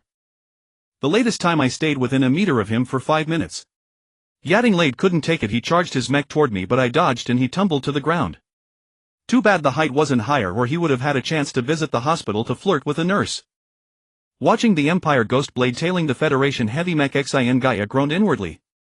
Let's simply disable the front heavy mech as well. That's not a bad idea, but the one up front looks like a high-ranking officer. Toward adjusted the comms. That guy is a major general and brigade commander. Then what do we do, boss? No choice. If we take out our major general together, a demotion to captain would be small. We'd likely be kicked out of the Jilung squad, perhaps dishonorably discharged, and we'd be in trouble. Get in close first and figure out a plan to separate them from the general. Toward, turning his White Wuchang in a sharp arc, chased the Empire's UL or one ghost blade. Separate them. Easy to say, but perhaps crashing into them is better. Xian Gaia said, yet her hands and feet moved quickly to follow. That living shield before me pleased me greatly. Not only did no one dare attack from a distance, but many who came close volunteered to die. Another advantage was that I could steer its flight. Whenever I didn't like the direction the heavy mech tried to flee, I would swing a stroke on its armor, slice to the left, and the Federation heavy mech would veer right, slice to the right, and it would veer left, strike top, and it would drop, strike bottom, and it would rise. Repeated success. I couldn't help but wonder whether the Federation heavy mech pilot had a touch of telepathy, following my commands so closely. Another fool comes to die. 2 mechs, one white, one black, entered my field of view. The 2 Federation mechs shot past from my sides at a distance, curved ahead, and then turned to face each other head-on. Could those two be planning something suicidal? I thought to myself, but I dared not relax. Their movements were too synchronized, a sense of foreboding rising in me. Sure enough, those two mechs on the verge of colliding both reversed course and charged toward me side by side, specifically at the heavy mech in front of me and at me. The front heavy mech's pilot looked scared stiff, weaving left and right as he charged toward the two white and black mechs. Damn, a general's flying is not to be underestimated. Can't that guy fly more steadily? Xin Gaia was dissatisfied with the Major General's flying stance. It seems we can't count on him, we'll have to do it ourselves. Be careful, if you're not sure, back off. All we need is to hold them off for a while. Gotta take care of yourself. Xin Gaia and Toward planned to use several mechs crossing paths in opposite directions to strike down the Empire's Ghost Blade. But the heavy mech in front wavered left and right. To let it pass from the middle would require more space, and once it passed there might be no time to reposition for a favorable attack. Time it wasn't. The two controlled black and white Wu Chang drew two graceful short arcs in the void, their melee weapons crackling. My right blade and left shield braced, outward blades crossed, and the unyielding machine shuddered.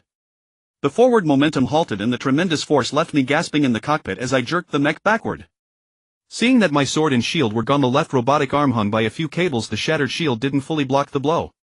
Though the two white and black mechs were driven back, their close quarters weapons still fought on. After a retreat they charged again. Seeing the situation worsen, I turned and ran. Alas, fortunes will turns. Now I was the one being hunted. Kid, don't run. Stand still and let me cut you down. Xin Gaia's rage boiled over. For the first time someone had withstood the joint strike of their Jilung's twin champions with a single sword and shield, and that shield itself was shattered. Not caring whether the one ahead could hear, Xin Gaia roared and closed in. Xin Gaia widened the gap and finished him with the particle cannon. Toward, though surprised, did not pursue. Instead he kept his distance, locking onto the fleeing Ghost Blade with fire control radar. There are many ways to defeat an opponent. Toward would use whichever proved most effective, not wanting to waste time entangling with that Ghost Blade. Damn it, does he have to cut me down? Xin Gaia, pursuing the Ghost Blade, pressed attack again and again, only for the Ghost Blade to narrowly dodge every strike, fueling his fury. Toward watched the Ghost Blade repeatedly dodge Xin Gaia's blows, impressed by its pilot. Given time, that youngster might truly become their formidable foe. But that was only hypothetical. Today the Ghost Blade's pilot would not be allowed to return alive. Although I had dodged several attacks, I knew deep down that such evasion would not last long. The mecha stationed at a distance, which had not pursued me, had already locked onto my position with its fire control system. The moment it opened fire, I was finished. Moreover, there were still quite a few Federation mecha pilots eager to swoop in and pick up the spoils. I had to find a way to take out both of them at once. The black mecha that had been chasing me suddenly accelerated and struck from my rear, while the white mecha in the distance also opened fire. Would that guy not worry about hitting his own allies? 6 consecutive shots sealed off all the directions I could dodge toward. I was left with only two choices: be blasted to fragments by the particle cannon or hacked to pieces. Unfortunately, I did not want to choose either. Just as the black mecha's weapon, a radiant blade that looked more like a shield than a sword, swept down to sever me at the waist, I swung my left arm, the severed hand still connected by cables, and entangled it around the black mecha's arm. The fragile cable only slowed the enemy for a moment, and the weapon sliced into my mecha's body. Taking advantage of that brief hesitation, I closed the distance and drove my elbow straight into the opponent's cockpit. That guy's reaction was not slow either. A mechanical hand had already shielded the cockpit. Unfortunately, most of his power had been allocated to attacking me. My elbow struck the cockpit through his hand. Even if it did not crush his cockpit, it was enough to stun him for a while. 6 beams of light flew past from a nearby distance, all missing. I seized the opportunity, grabbed the outstretched hand of the out-of-control black mecha that I had pinned outside, and spun in place, hurling it outward. It was sent crashing toward the white mecha that had rushed forward to provide rescue. I waited only for it to dodge before I would charge forward. However, that white Federation mecha did not dodge or yield. It caught its companion and smoothly retreated backward, while its particle cannon fired several more shots, extinguishing my desire to press the advantage. I had encountered skilled opponents, there was no choice but to flee. I decided to make a run for it while the pilot of the black mecha had not yet recovered. If they caught up again, I would have only death ahead. I needed to put as much distance between us as possible. Unexpectedly, the two did not give chase. The Federation Mecha Combat Group had withdrawn. The Federation fleet, unable to withstand the combined assault of the Imperial fleet and the Imperial Mecha Combat Group, began to fall back. The Imperial fleet did not pursue, instead adopting a posture of besieging the Federation's attack cluster at Auteli Watcher, thereby forcing the entire Federation Auteli raid fleet to retreat. The moment the battle situation at Auteli stabilized, Prince Lance sent someone to fetch me. I have a mission for you. Lance wanted to assign me a task as soon as we met. No. I refused outright. Hey, you did well. Major Sanglei told me about your performance and requirements. However, he does not have that privilege. If you want an A-class license, you must pass the evaluation. I am different. I have privileges. I know you desperately want your own mecha. As long as you help me complete this mission, I will help you obtain an A-class license and fulfill my promise by gifting you a custom-built mecha of your own. Prince Lance seemed to understand my weaknesses very well. Sorry. I am no longer interested. I joined the military only to make a living. Now that I have a mecha to drive, I am already satisfied. Major Sanglei promised me an A-class license during the battle, but back at the base he changed his tune. If you are not honorable, I will not be either. Whether you are the king of heaven or not, I will not sell my life for you. Captain Gu Zhan, in my capacity as Imperial Marshal, I order you. You must obey. At the Special Assault Regiment training base you said you were willing to follow my commands. Why do you wish to renege? Poof. Yes, I do wish to renege. You broke your word first, what am I to do? Do you know the consequences of defying a military order? Light punishment involves discharge or detention, heavy punishment involves exile or execution. I curled my lip and said I just found out. Then just shoot me. Prince Lance's mouth twitched slightly as he adjusted his mood.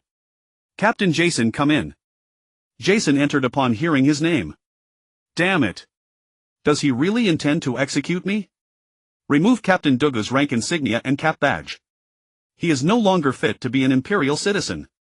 Throw him out. Prince Lance appeared genuinely furious. Jason walked over and in a few swift motions removed my rank insignia and cap badge, then dragged me out of the prince's reception room. Damn it.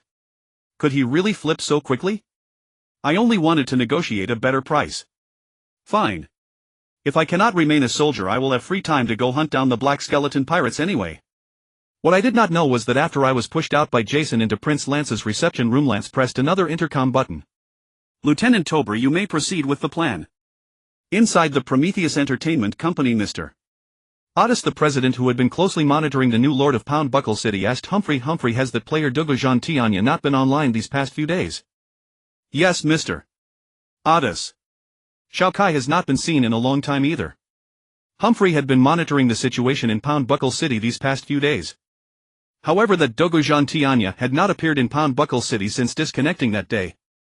Pound Buckle City had already changed lords. That day the fifth lord of Pound Buckle, the martial artist Shao Kai, launched a furious fire dragon Sky Slash. Because Gu Zhan Tianya suddenly disconnected, the attack missed its mark. Just as martial artist Shao Kai threw his flame sword to the ground, a disguised heavy mecha that had infiltrated the city suddenly jumped out and smashed Shao Kai's mecha to pieces in one blow. Subsequently, the heavy mecha charged into the Lord's mansion. The Lord was eliminated, the mansion was occupied, and the game program naturally declared the attacking side victorious. The new Lord of Pound Buckle was named Daru. This guy truly had the makings of a city lord. Within a few days he restored Pound Buckle City to its pre-siege prosperity and organized a decent army, repelling several attacks from the fifth lord martial artist Shao Kai and others who wished to take advantage of the chaos. Martial artist Shao Kai attempted to retake Pound Buckle several times but failed and then disappeared from the game. Shao Kai is gone too. That's troublesome. She might come looking for us. That Gu Zhan Tianya is very likely a cadet from the Cattle Military Academy. He has only been in our game for less than a month. Have someone check the enrollment records of the Cattle Military Academy over the past month. President Otis of Prometheus Entertainment Company had not finished speaking when a commotion was heard outside the office. Miss Moron Shao Kai, you cannot enter. Before the secretary's words had barely finished echoing, a loud bang sounded as the loosely closed office door was kicked open. Otis, old man, may I come in? A clear and pleasant voice rang out. Of course, of course. Little girl, what brings you to play here today? Otis greeted her with a face full of smiles. Calling me old man? Am I really that old? Otis touched his chin awkwardly. At the doorway stood a beautiful young girl holding a rather handsome gift box, her eyebrows raised and eyes glaring. Yes, I am currently very free. Very, very free. So I came to visit you, big brother Otis. Ah. Uncle Humphrey is here too. That's wonderful. As she spoke, the little girl walked in and placed the gift box she was holding on the desk. Otis cast a wary glance at the large gift box held by the little girl and waved to the secretary. It's fine. Go ahead with your work. Miss Moron, I will host you. Notify the anti-explosive squad to enter emergency status and evacuate the employees. The latter sentence was like a mosquito's buzz drifting into the secretary's ears. The secretary, who had long understood the unspoken cue, quickly left. Uncle, your building looks so old. It lacks any grandeur. Why not replace it with a new one someday? Morong Xiaokai sat down casually on the sofa in the office, glancing around the surroundings and speaking nonchalantly. Otis shivered violently. Could this little girl really intend to blow my headquarters building to smithereens? That thing has 181 floors. Humphrey nearly sat down on the floor upon hearing Morong Xiaokai's words. Miss Morong is truly humorous. Our building was only completed just over 2 years ago. How could it be old? Humphrey steadied himself by gripping the sofa armrest. Oh. Really? It's already this old after only 2 years. Then it really should be demolished and rebuilt. Morong Xiaokai stated affirmatively. This. Ouch. Humphrey realized he had seemingly said the wrong thing and wanted to remedy the situation, but Otis stepped on his foot. Uncle Humphrey, what's wrong? Did someone bully you? Tell me and I will get revenge for you.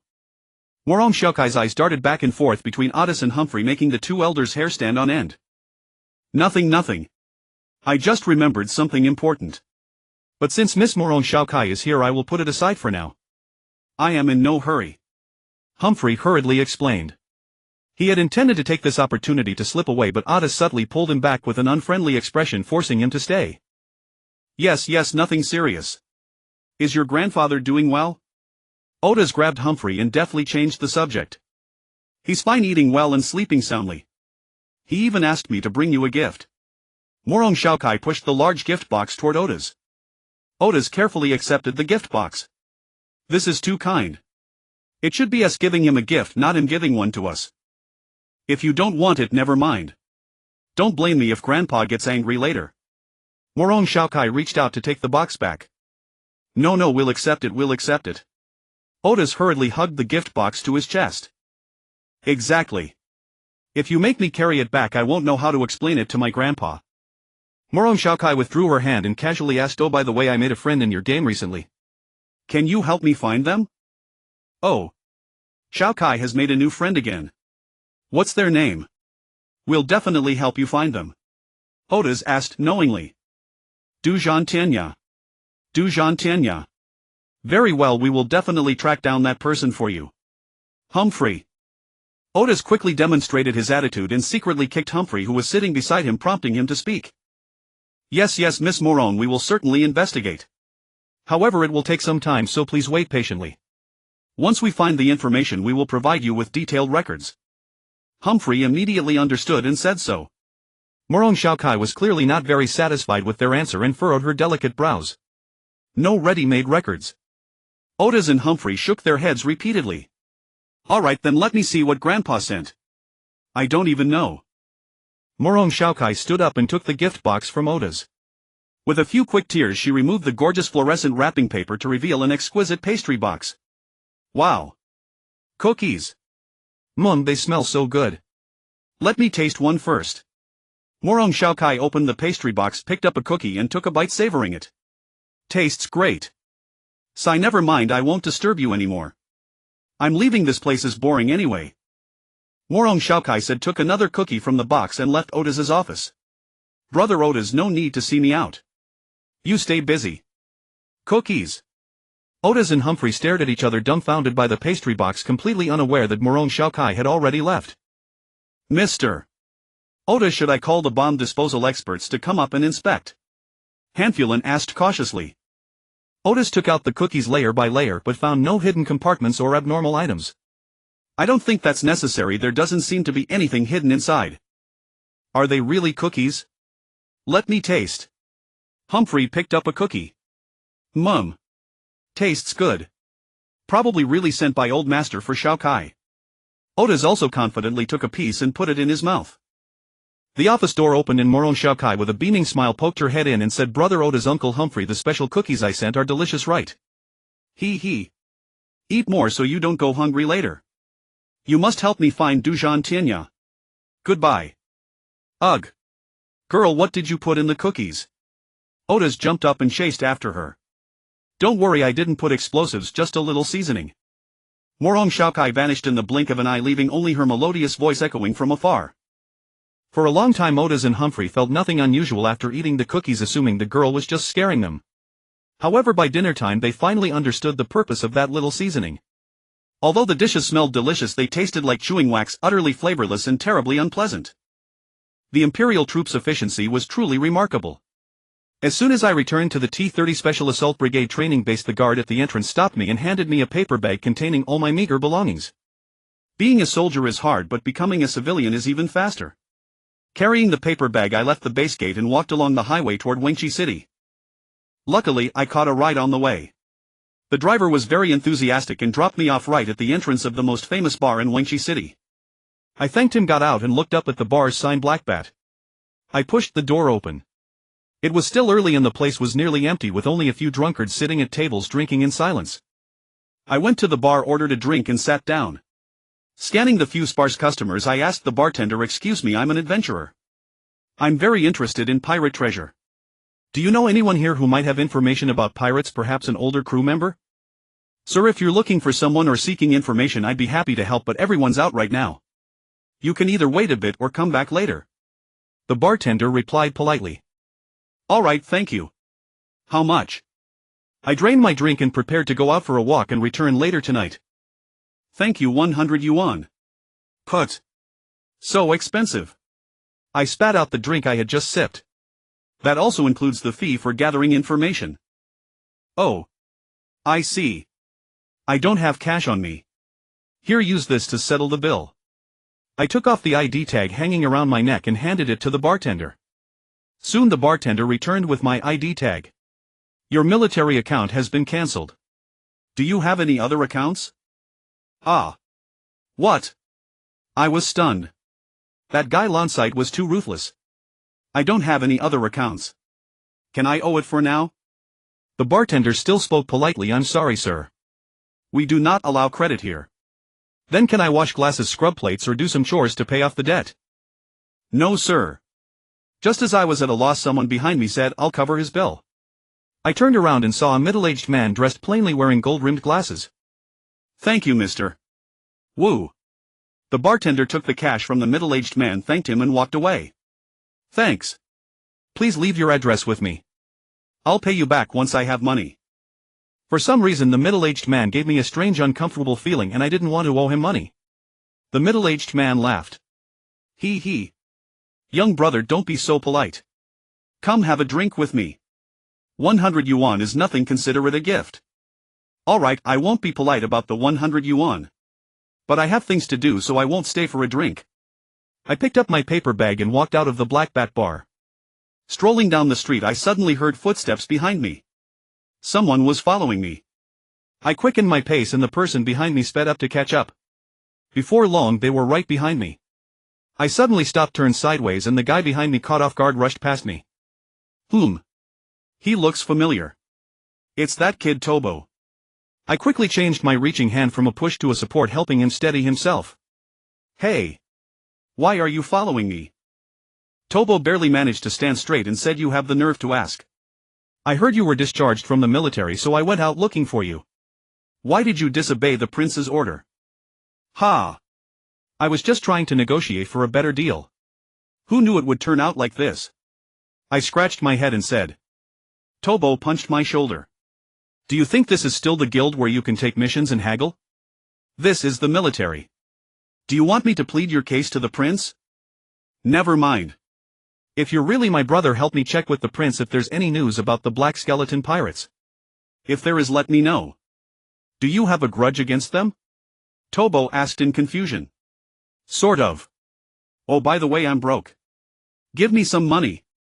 I held out my hand to Tobo, ready to receive the cash. Unexpectedly, Tobo said awkwardly, "I don't carry cash either. How about this? I'll introduce you to a job. You could earn at least 1 million a year." "1 million a year?" I swallowed hard. "You're not trying to get rid of me, are you?" Tobo affectionately put his arm around my shoulder. "Do I look like someone who would harm you? It's a mercenary job. The rules are loose, and as long as you complete the mission you'll have plenty of cash. You don't look like it, which is exactly why I'm suspicious. But then again, if it's really 1 million a year, I don't mind jumping into the fire pit." 1 million was indeed very tempting. After working hard for a few years, I could afford my own mecha. Hee hee. I knew you'd agree. I'll take you there. With your skills you'll probably earn more than $1 million a year. Tobo hailed a taxi airship. I appreciate your kind words. I don't want to earn too much or I won't have time to enjoy it. I casually threw the paper bag into a nearby trash can and followed Tobo into the airship. With $1 million a year salary, everything naturally needed to be replaced. The content for scene 55 is missing from the input data. The content for scene 56 is missing from the input data. The content for scene 57 is missing from the input data. Aridman, the commander of the Dark Guild, basked in the sunlight while reviewing reports from his subordinates. The contact with that fat friend of Knight had gone poorly, forcing him to temporarily abandon the effort. Although the Empire had been fiercely clashing with the Federation around the Aoteli Star domain recently, they had not relaxed their investigation into the attack on Cattle Military Academy. However, Aridman remained confident no matter how deep the investigation went, it would never trace back to the Dark Guild. Although the Guild had orchestrated the entire attack, every clue pointing to them had been thoroughly eliminated. The Dark Guild had not only obtained what the client desired but also secured an unexpected bonus. Once they acquired the final item, the Guild would see an influx of 200 billion. However, the loss of the rainbow chip secretly developed by the Cattle Military Research Institute had surely raised suspicions among all parties. The next target, Nichiak Space Research Laboratory, would certainly strengthen its defenses. A silhouette inconveniently blocked the warm sunlight, warming Aridman. Frowning in annoyance, Aridman asked Heinings any new intelligence. Commander, the Nichiak Space Research Laboratory is currently negotiating with Mondri Company to hire Mecha mercenaries. They likely intend to bolster their outer perimeter guard. How coincidental. Heinings, immediately find a way for our people to join Mondri Company. Handle the specifics as you see fit.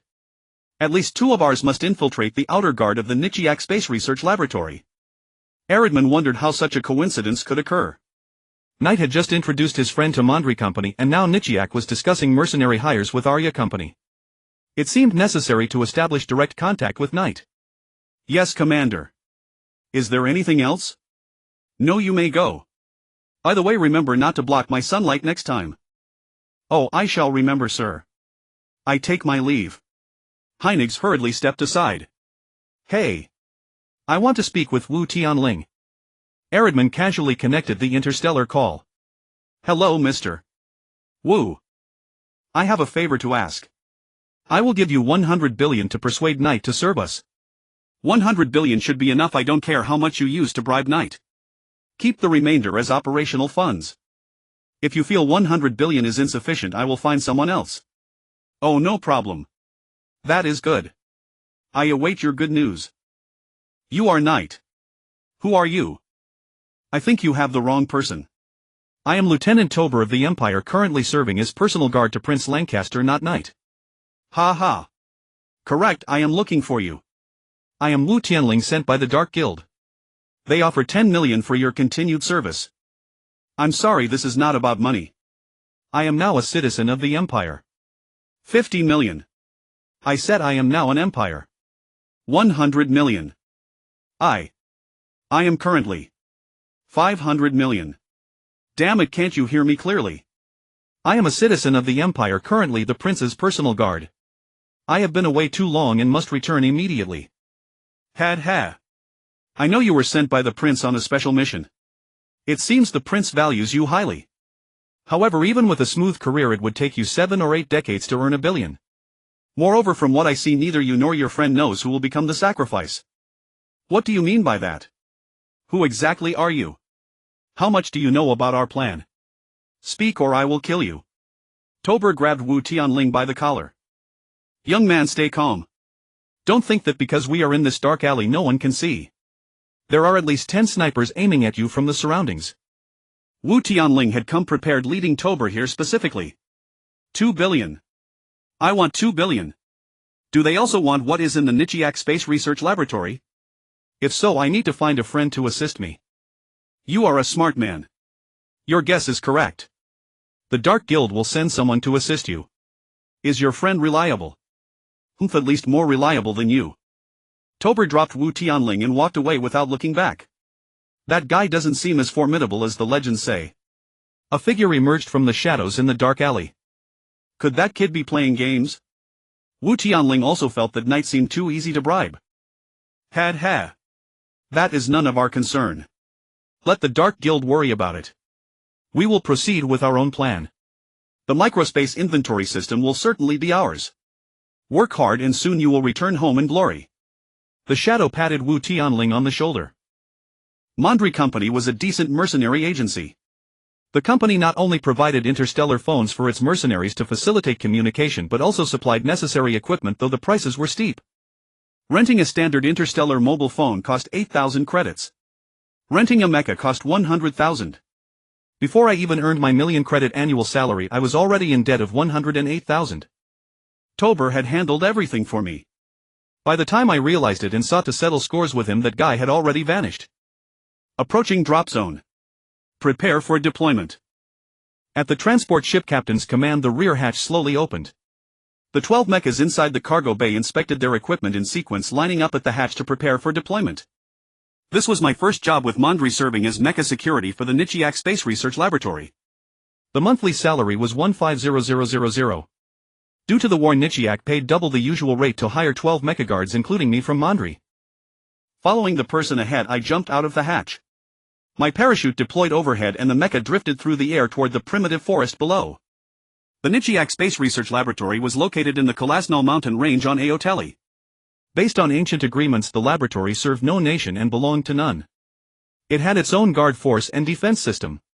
The spatial science achievements it produced were either sold at high prices when convenient or kept strictly confidential. Some said the spatial technology mastered by the Nichiak Space Research Laboratory was at least 20 years ahead of existing standards. Thus, for over 200 years, although the Empire occupied the planet Aoteli, it dared not harm the Nichiak Space Research Laboratory and acknowledged its exemption from imperial jurisdiction. However, with chaos erupting everywhere, anything could happen now. Some days ago, during the Federation's strong assault on Aoteli, a squad of mechas unfortunately landed in the mountainous area near the Nichiak Space Research Laboratory. Coincidentally, they encountered an Empire mobile patrol unit. The two sides clashed and both were driven away by the Nichiak guard force that arrived shortly after. Later, both sides sent apology letters claiming that deploying troops into Nichiak's private territory was to protect the safety of the Space Research Laboratory. However, everyone knew the truth: they were after the latest research results in the laboratory. Moreover, it was not just the Galactic Empire and the Hongqing Federation eyeing the Nichiak Space Research Laboratory. Watch out for an ambush. As my mecha pierced through the dense leaves and landed in a forest clearing, a panicked shout from a companion reached my ears. This was followed by a deafening explosion. I quickly drew my beam sword and severed the cables holding my parachute, landing on the ground. I rapidly piloted the mecha into the tree shadows and activated the radar, but the screen was filled with static noise, rendering it useless. Mondri Company had rented me a reconnaissance-type mecha.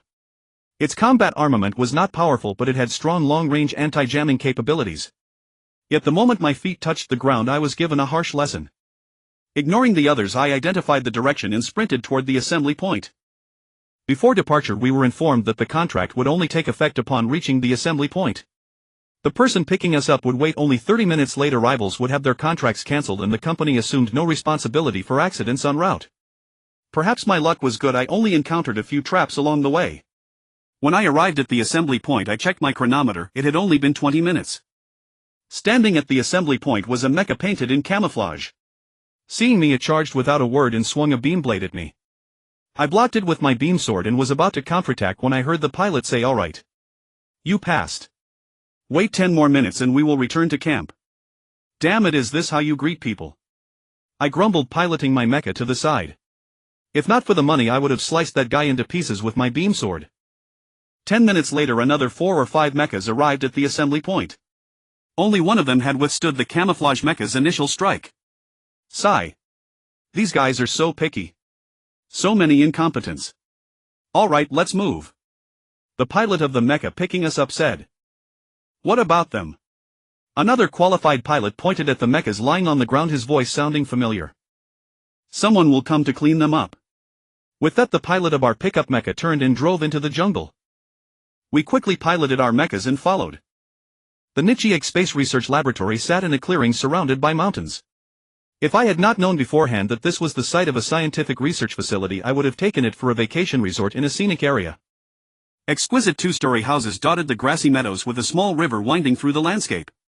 We have arrived. Get down and I will take you to meet the squadron leader. The camouflaged mech carried us to a stone-paved square and came to a halt. I climbed out of the cockpit and stepped onto the ground looking around curiously. I wanted to know who the driver of that camouflaged mech was. I scanned the area for a long time but could not see anyone. Just as I was about to ask my only companion, I felt a kick on my rear. "What are you looking at? Go stand over there." Turning around, I saw a girl of about 13 or 14 behind me, her ponytail swaying, pouting her cute little face as she glared at me angrily. "Did you just kick me?" I asked in surprise, pointing at myself. The girl delivered another kick. "I told you to hurry over and stand in line. Did you hear me? Fix your formation. I will go inform the squadron leader and see if she has time to see you." The little girl skipped toward a small building on the eastern side of the square, leaving me standing there in a daze. "Hey! What are you spacing out for, brother? Did you catch feelings for that little girl?" A hand clapped onto my shoulder. I turned around and immediately grabbed the person behind me by the collar. "You little rascal, I have been looking all over for you." "Wait. Aren't you supposed to be serving as a personal guard to the prince? What are you doing here? Shoo! Keep it down. I went through all this trouble to disguise myself and you still recognized me. I should have told the prince not to send me. Do not blow my cover, okay? My name is Putotoya now, a freelance mercenary. I do not know you." Standing behind me was none other than Tobor. The guy had stuck a ring of beard on his face and thought I would not recognize him. Ha! Even if he turned to dust, I would still know him. "Oh. I see. Mr. Putotoya, I am Gu Zhan. Looking forward to working with you." I gripped Tobor's hand, the self-proclaimed Putotoya, and shook it vigorously up and down, then slapped his shoulder heavily, nearly knocking him to the ground. All right, what did that little girl tell you just now?" Putotoya pulled his hand free from my grip and asked. "Oh, I almost forgot. She told us to go over there and stand at attention to form up properly." "Go stand at attention. Where exactly?" She did not specify. "Let us just stand in the middle of the square. That kid has some skill. Do not tell me we are going to be under her command. I doubt it. There is a squadron leader above her." "Oh. Then I am relieved." Putotoya followed me to the center of the square and we formed a line, standing at attention, hoping to make a good impression on the squadron leader. "Hey! There is no one around now. You can give me a reasonable explanation, right?"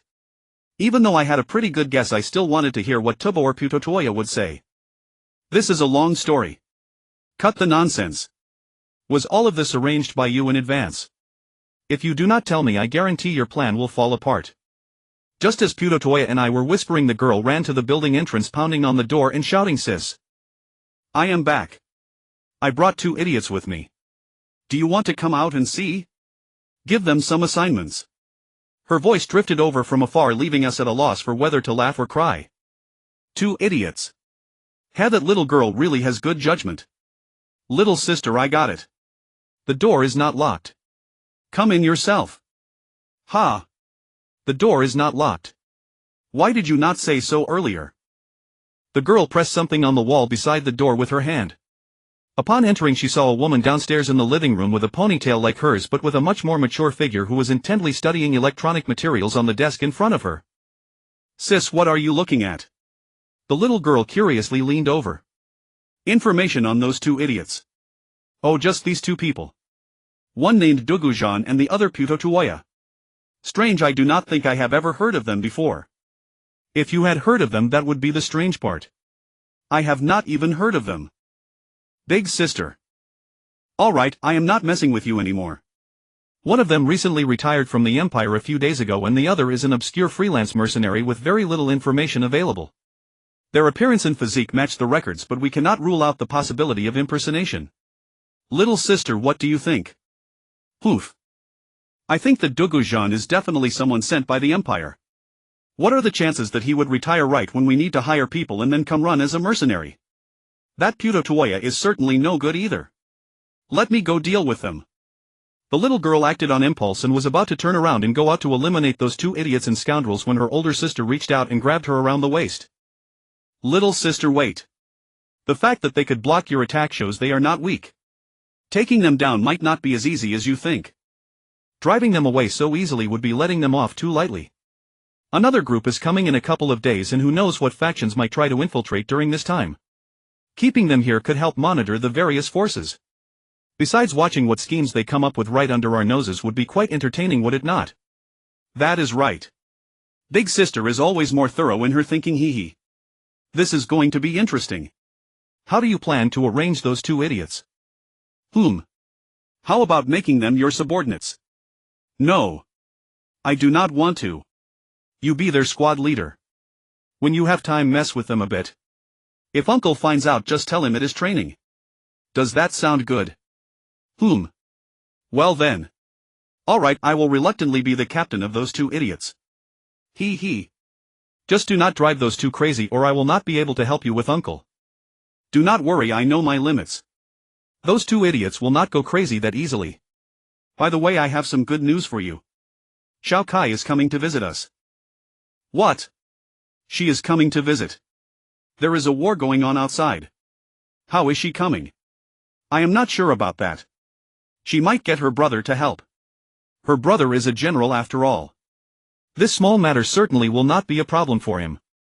Take me to see those two guys. They seem to be getting impatient waiting outside. We stood in the square for a long time but still did not see that little girl come out. I was getting a bit restless. Under the clear blue sky with not a breath of wind, I was already drenched in sweat after just standing for a short while. Do not tell me they have recognized your identity and are discussing how to deal with you. I asked Puto Tuoya without looking away from my forward gaze. No. If they suspect anyone, it would be you, not me. Besides, I am just a law-abiding freelance mercenary who does not even know you. They will not go after me. You should worry about yourself. Puto Tuoya said with a hint of schadenfreude. Damn it, Humph. We are in this together. Do not think you can run when I am in trouble. Shoo. They are coming out. Whoa. Beautiful lady, hey, next time there is such a good opportunity you might as well scam her a few more times. Seeing a stunningly beautiful tall woman walking out together with the little girl, we immediately puffed out our chests and stood at attention. Zheng Ziqing, I am your squadron leader. Welcome to the Nichieg Defense Force, both of you. The beautiful woman approached Gu Zhan and Puto Tuoya with a chilling smile. Hello, squadron leader. I am Gu Zhan. Please take care of me in the future. Puto Tuoya, hello, squadron leader. We introduced ourselves to Zheng Ziqing in turn. Now let me introduce your squad leader. Zheng Ziqing pointed to the little girl beside her. Miss Zheng Wenshuang is your squad leader. You will follow her orders from now on. I hope you both enjoy your time here. Squad leader Zhang Wenshuang, take your subordinates and rest. Yes, come.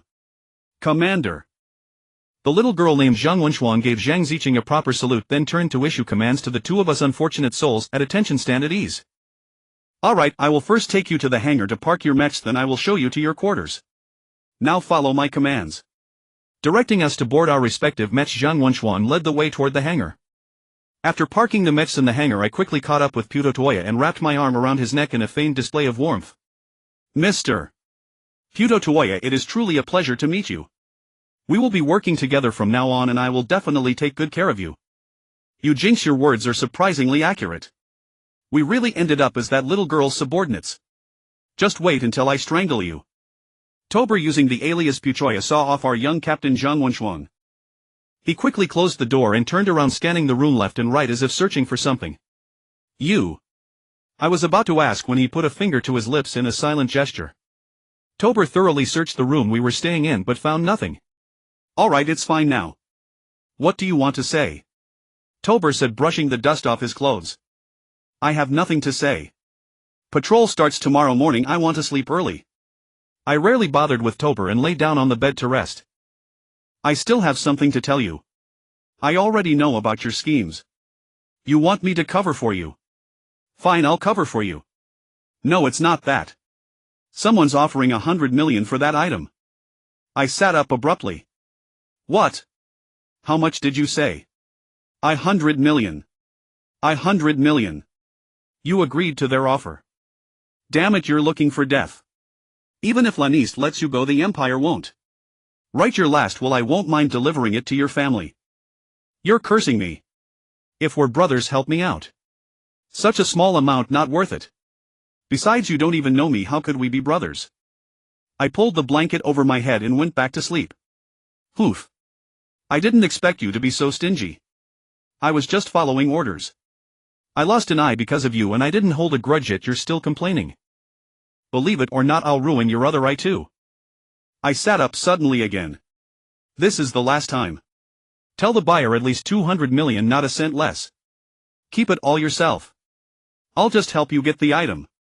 Who you give it to is none of my business. Tober was stunned, a flush rising to his face. He hadn't expected Gu Zhan to look out for him without asking for anything while he'd been scheming behind his back. After a moment of silence he stammered, actually the buyer offered 2 billion. 2 billion? Ha! They might have offered 10 billion and you only asked for 2 billion. Why not ask for more? I retorted sarcastically to Tober and lay back down on the bed. As long as there's enough money, that's all that matters. Too much is just a number. Hey! Once you get the money, don't forget to lend me 1 or 200 million.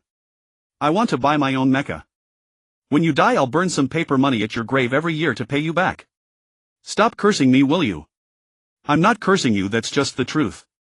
Who has that much money to spend 2 billion on this? I asked curiously. The Dark Guild. The Dark Guild. That's strange. You're famous in the Dark Guild. Damn, why doesn't such a good opportunity come my way?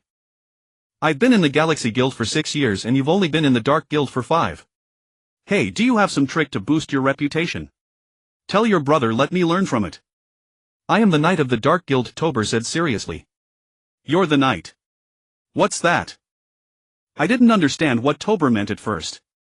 Tober took a deep breath, suppressed his urge to go crazy and calmly explained to me, have you heard the legend of Godslayer? I've heard of it. The legend of Godslayer was widely circulated on the planet Himes, and back in the village I'd heard it at least 100 times. The head of the cult leader who called himself a god, that's the one I cut off. Tober's words were shocking and I jumped off the bed in surprise. You can't be joking, can you? I pointed at him for a long time before managing to say a word. That's how I became famous in the Dark Guild, but few people know the truth. I thought you already knew. Tober looked at me with a surprised expression when he saw I genuinely had no idea. I already knew. Why would I already know that? I was completely confused. If you hadn't blinded that cult leader with your strikes I wouldn't have been able to cut off his head. Seeing I still didn't understand, Tober continued, do you remember that year when you encountered that arrogant guy wearing a golden crown who claimed to be a god? He had captured several young girls, called them demons, and planned to burn them. You fought with them and you ended up blinding one of his eyes.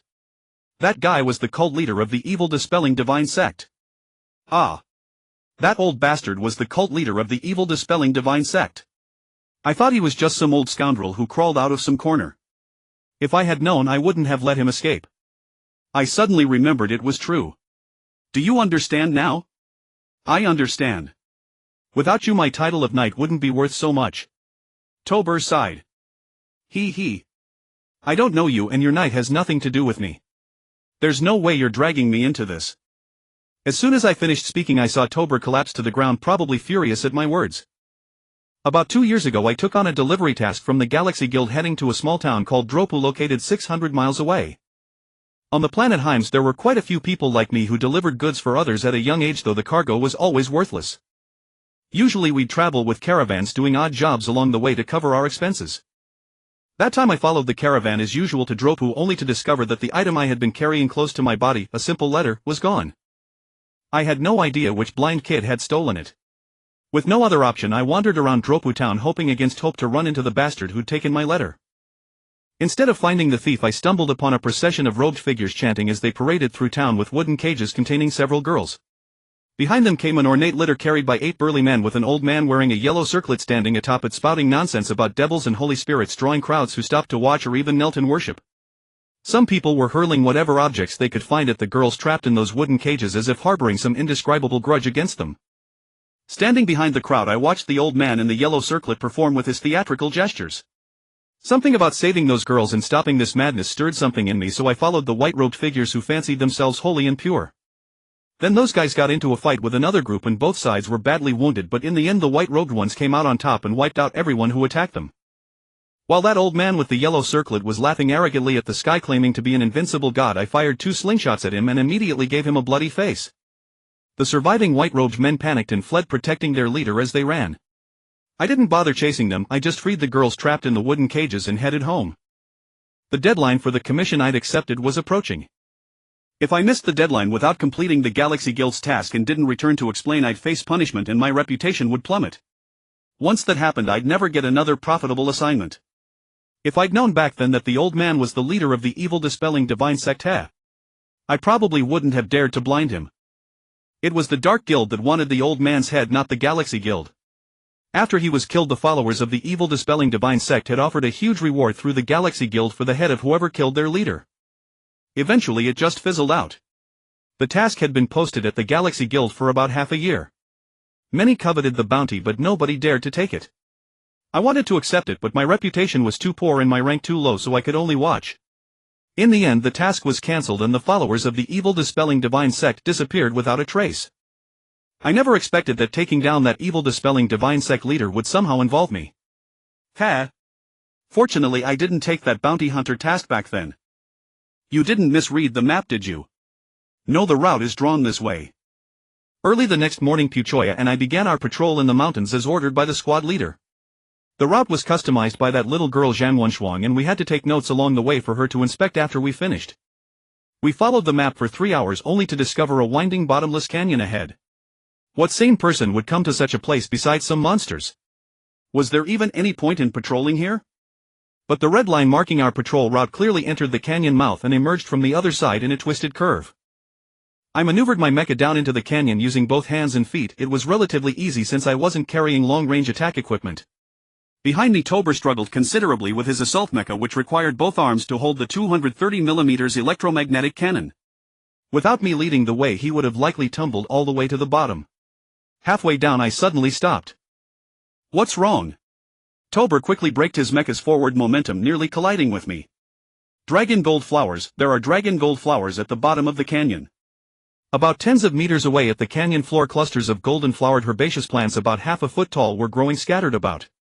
Are you sure you're not seeing things? Should we just turn back the way we came? As someone from a primitive ecological protection planet, Tober knew very well that wherever dragon gold flowers grew, poisonous dragon beasts would appear. These creatures resembled pythons in appearance, except they carried deadly venom. Even in their mecha, if a poisonous dragon beast happened to wrap around them, they'd be dead regardless. Going back empty-handed doesn't seem right. Let's go down and check first, maybe I'm mistaken. Ha ha. I chuckled over the communicator. I wasn't even certain those were dragon gold flowers, I was just trying to spook Tober.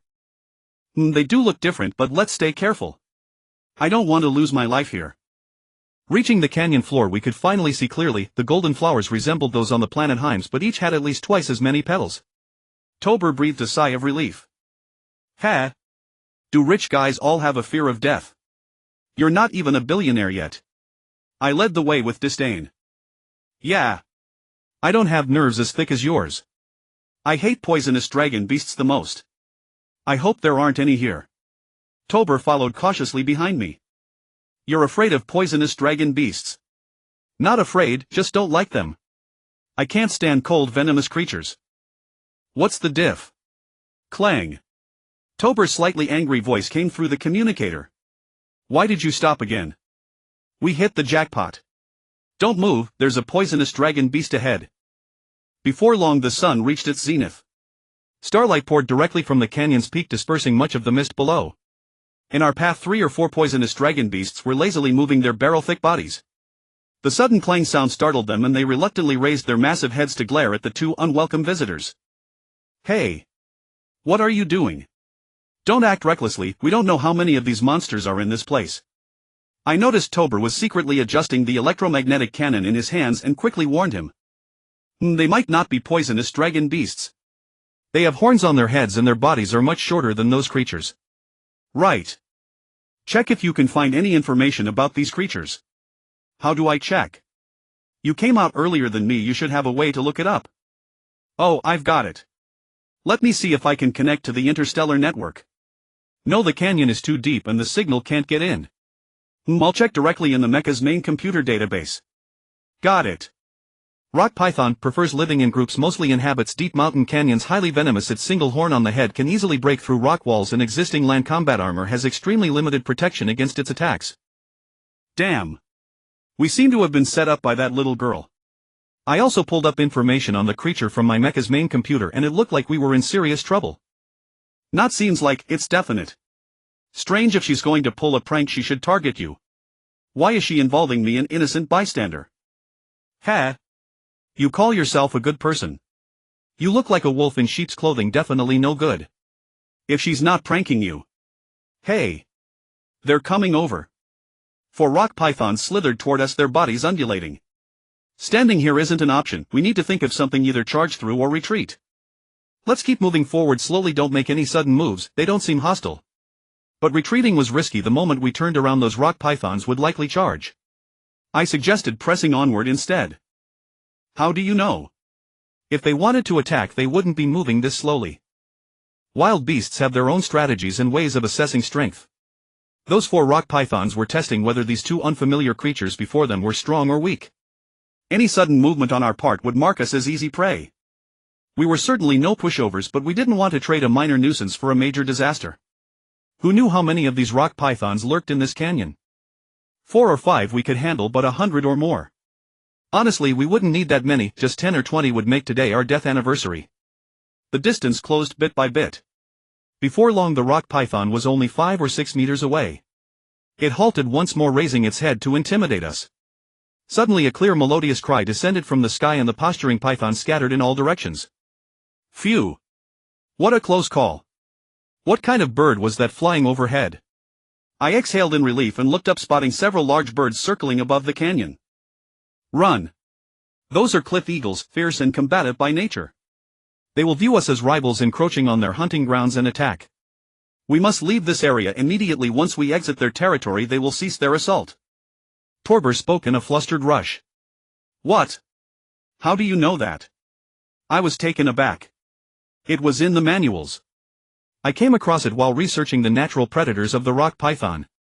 Move. They're diving. Stay close to the rock faces and cliffs, don't give them room to swoop.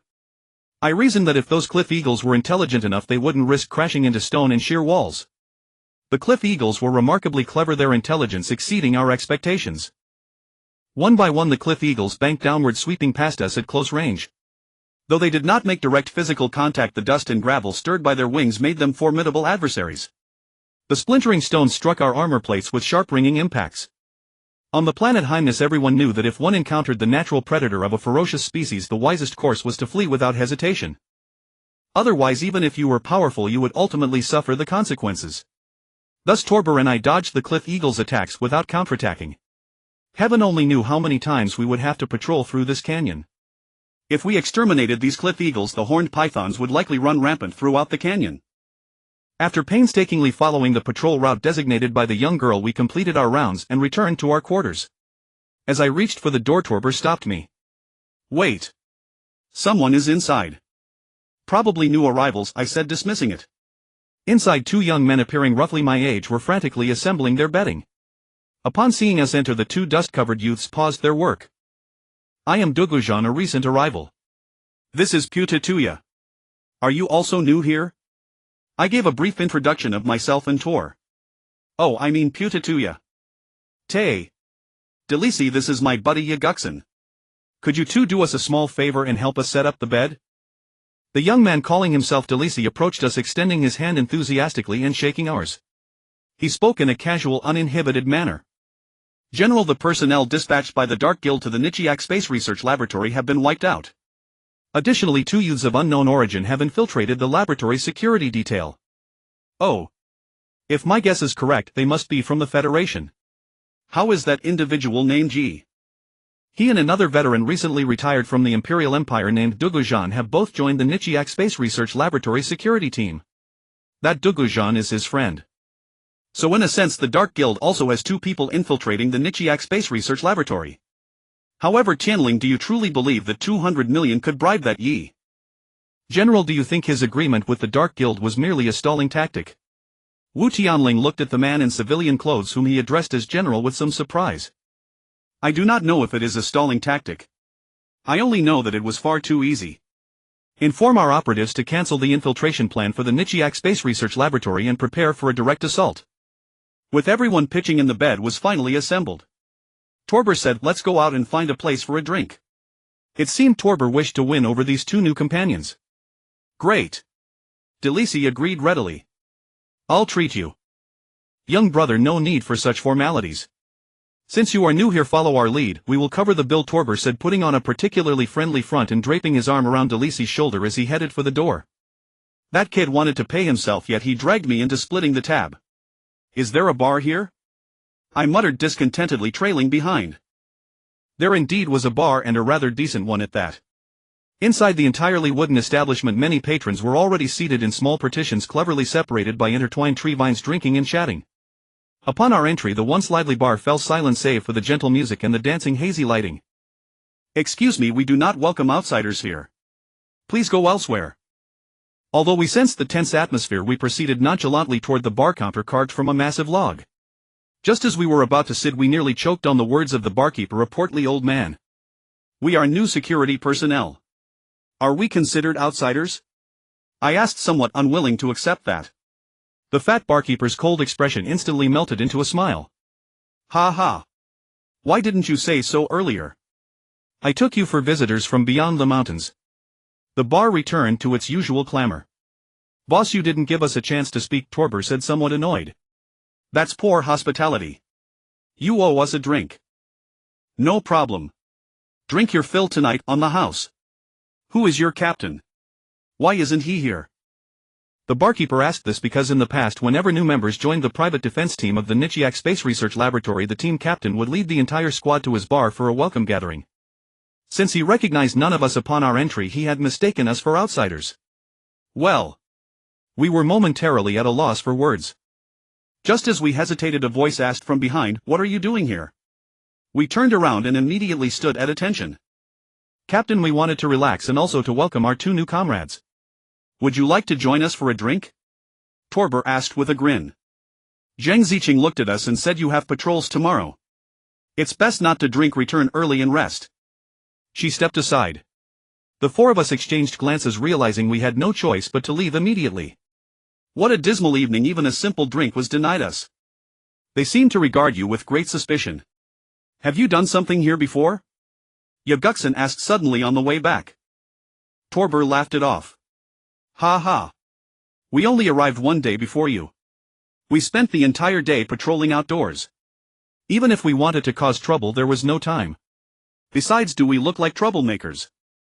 Delisi subtly nudged Yaguksan and said, "Not at all. How could you possibly look like bad guys? In the future we will rely on your assistance." What have you coated your mecha with? The smell is quite unpleasant. The next morning, leading Delisi and Yaguksan on the routine patrol, upon reaching the canyon entrance, Torber and I began applying a black foul-smelling substance to each other's mecha. Although the mecha were equipped with air filtration systems, Delisi and Yaguksan could no longer endure the stench and moved upwind. Delisi couldn't help but ask. "Camouflage. Would you like some?" I explained. "Camouflage. What is its purpose?" Delisi asked further.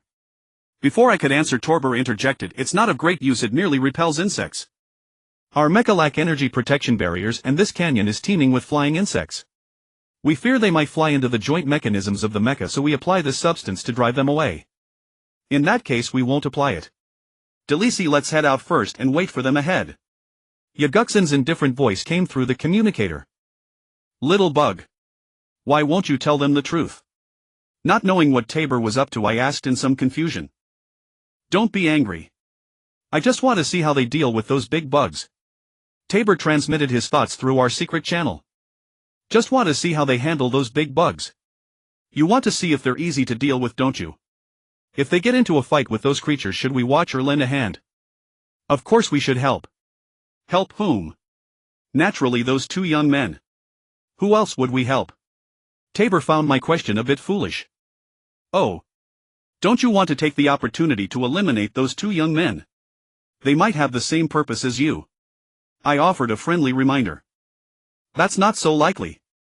Besides, apart from our empire, who would dare to covet the Nichiak Space Research Institute?" That's an interesting thing to say. Doesn't the Dark Guild also covet this place?" "Oh. Could it be that you?" Realizing he had said something wrong, Tabor immediately changed the subject. "Ahem. All right, enough of this. If we linger too long, they will grow suspicious. We should hurry up and catch up. If they truly share the same purpose as me, who do you think sent them?" "I think I dragged out my voice. That has nothing to do with me. Who sent them is beyond my concern. I am genuinely just here to earn that monthly salary of over 100,000 credits. You. Tabor stammered for a long time but couldn't make heads or tails of it. Meanwhile I had already piloted my mecha far away. Requesting backup. This is patrol unit for requesting backup. We are surrounded by a group of rock cobras.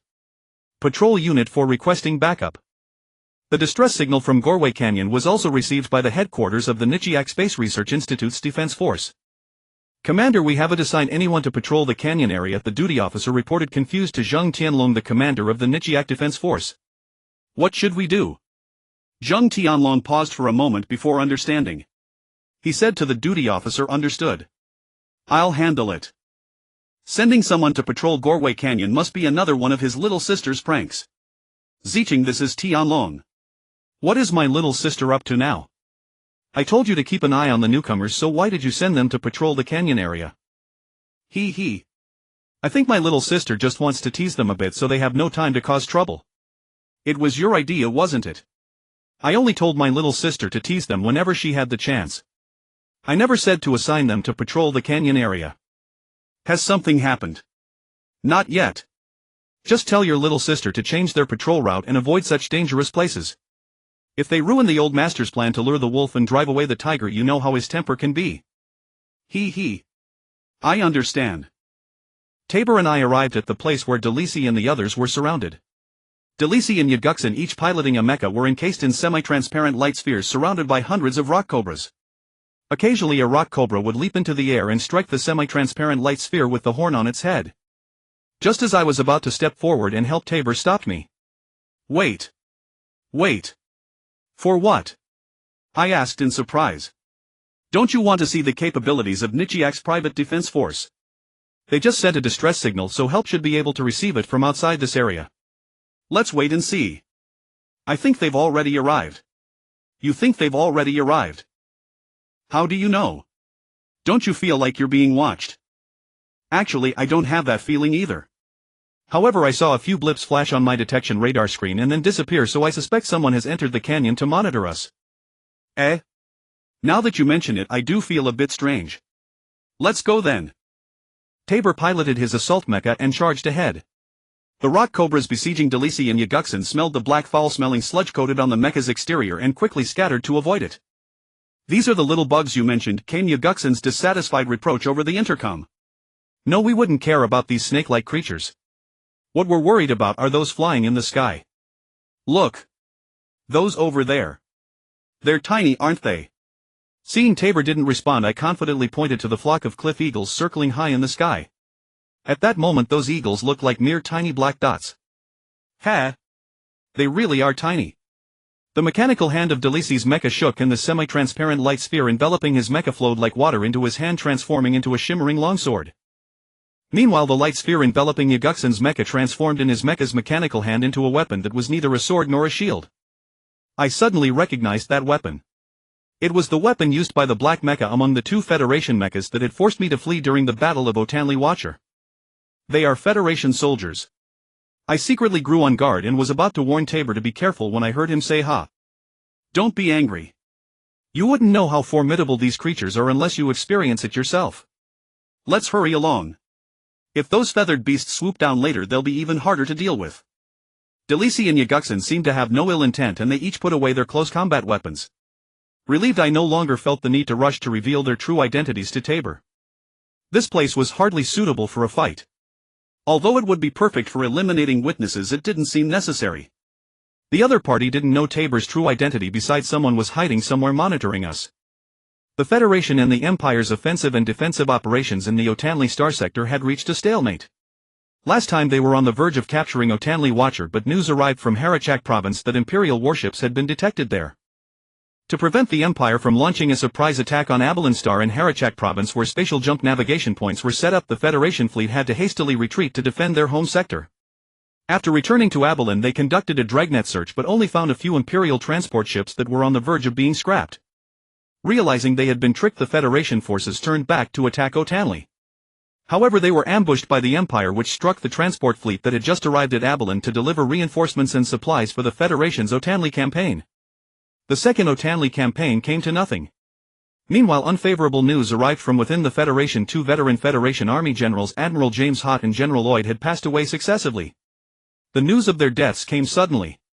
Some said they had died from injuries sustained during the Haidalong Star defense battle, while others claimed they had been assassinated. Various rumors spread, and those with ulterior motives exploited the situation, plunging the Federation military into chaos. In order to quickly understand the war situation in the Otanli Star sector, General Lonkata proposed two operational plans to Marshal Robolus. Plan 1: dispatch several special task fleets to launch a surprise attack on the Imperial capital planet using Federation spies stationed in the capital to provide interstellar navigation via microlocation devices. Although the jump points wouldn't be very precise, capturing the capital wasn't the goal. The aim was simply to force the Imperial fleet defending Otanli Star to split its forces for rescue operations. Plan 2: use planetary bombs to thoroughly turn Otanli into a Death Star, reducing the Imperial Otanli Star sector defense fleet and Otanli itself to cosmic dust. The first plan was dismissed by Marshal Robolus as a foolish suicide mission. As for the second plan, Robolus merely glanced at it and said one sentence: even the Interstellar Court would sentence you to 50 years in prison for that. General Lonkata also had no intention of implementing his second plan. He proposed both plans to give Marshal Robolus the illusion of having a choice. If he had proposed only one plan, it would have been rejected outright. General Lonkata volunteered to lead the fleet for the surprise attack on the Imperial capital. If successful, it would not only create a miracle in interstellar war history but also bring the war to an end. Even if it failed, it would be enough to shake the Empire's defenses in Otanli. This plan was indeed tempting. After careful consideration, Marshal Robolus finally agreed to Lonkata's surprise attack plan, but he only agreed to provide a small fleet of 500 ships. Such a small fleet was almost useless. Although Lonkata was dissatisfied in his heart, he still prepared meticulously, for he had no intention of going to his death. However, before he was ready, orders came from within the Federation: defend in place and seek an armistice in peace negotiations. A mutiny had erupted within the Federation. Back at our residence, I pulled Tubor out under a flimsy pretext. They're Federation soldiers. Oh, I see. I'll think way to handle them. Tubor's reaction was somewhat beyond my expectations. You seem to know something I don't. Could you share a bit? I don't want to die ignorant. I probed, asking cautiously. This. Tubor seemed reluctant. Fine, if you won't tell me, I can guess. Okay. Besides the Empire and the Dark Guild eyeing the Nakia Space Research Laboratory, the Federation is after it as well, isn't it? And the reason we were sent here is to obtain Nakia's research results and to stop the Federation from getting them right. Yet there are just the two of us, and neither of us is a professional in this line of work. Were you perhaps assigned the wrong people? Tubor looked at me and studied me for a moment, then said, you're not far off. The original plan was, as I told you before, I would act in the shadows while you remained in the light on standby. We were only responsible for the reception, to go to Nakia Space Research Laboratory, extract the items, with others handling the rest. But I haven't been able to contact our people yet, and the Federation will also send someone as part of our plan. The only thing not in the plan was that the Dark Guild would also intrude. So that's it. How do you plan to deal with those two lads? They don't look like professionals in this line of work. I suppose they're here to handle the counter-escort. Yes. By the way, let me tell you who they are. They are the Federation Dragon Squadron's Ace Dragon Duo. If the Federation sent them here and they hadn't run into us, it would be a near certainty that the Nakia Space Research Laboratory's things would belong to the Federation. Last night that fellow Delis went out 3 times around midnight, the first 2 to see if anyone was tailing him, the third to contact someone. I followed him, but he couldn't reach his own people either. I think we should try to win them over to work for us. Tubor, scheming at his own pace, said, yes, you went out twice last night too, yet you didn't realize there was someone following you behind. Hey.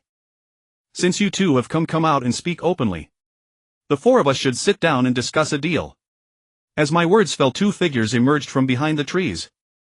Toward Lieutenant of the Federation Dragon Squadron, this one is Lieutenant Xinguia. If I'm not mistaken, the 2 of you are the ones sent by the Empire. Delis, who calls himself Toward, proudly revealed his and Xinguia's identities. You two seem smart, but he is Captain Tubor of the Empire. I am not with the Empire anymore, I have retired. I want to distance myself from Tubor. But it seems not to be going well. A cold glint flashed in Toward's eyes as he said, aren't you two afraid we will kill you now?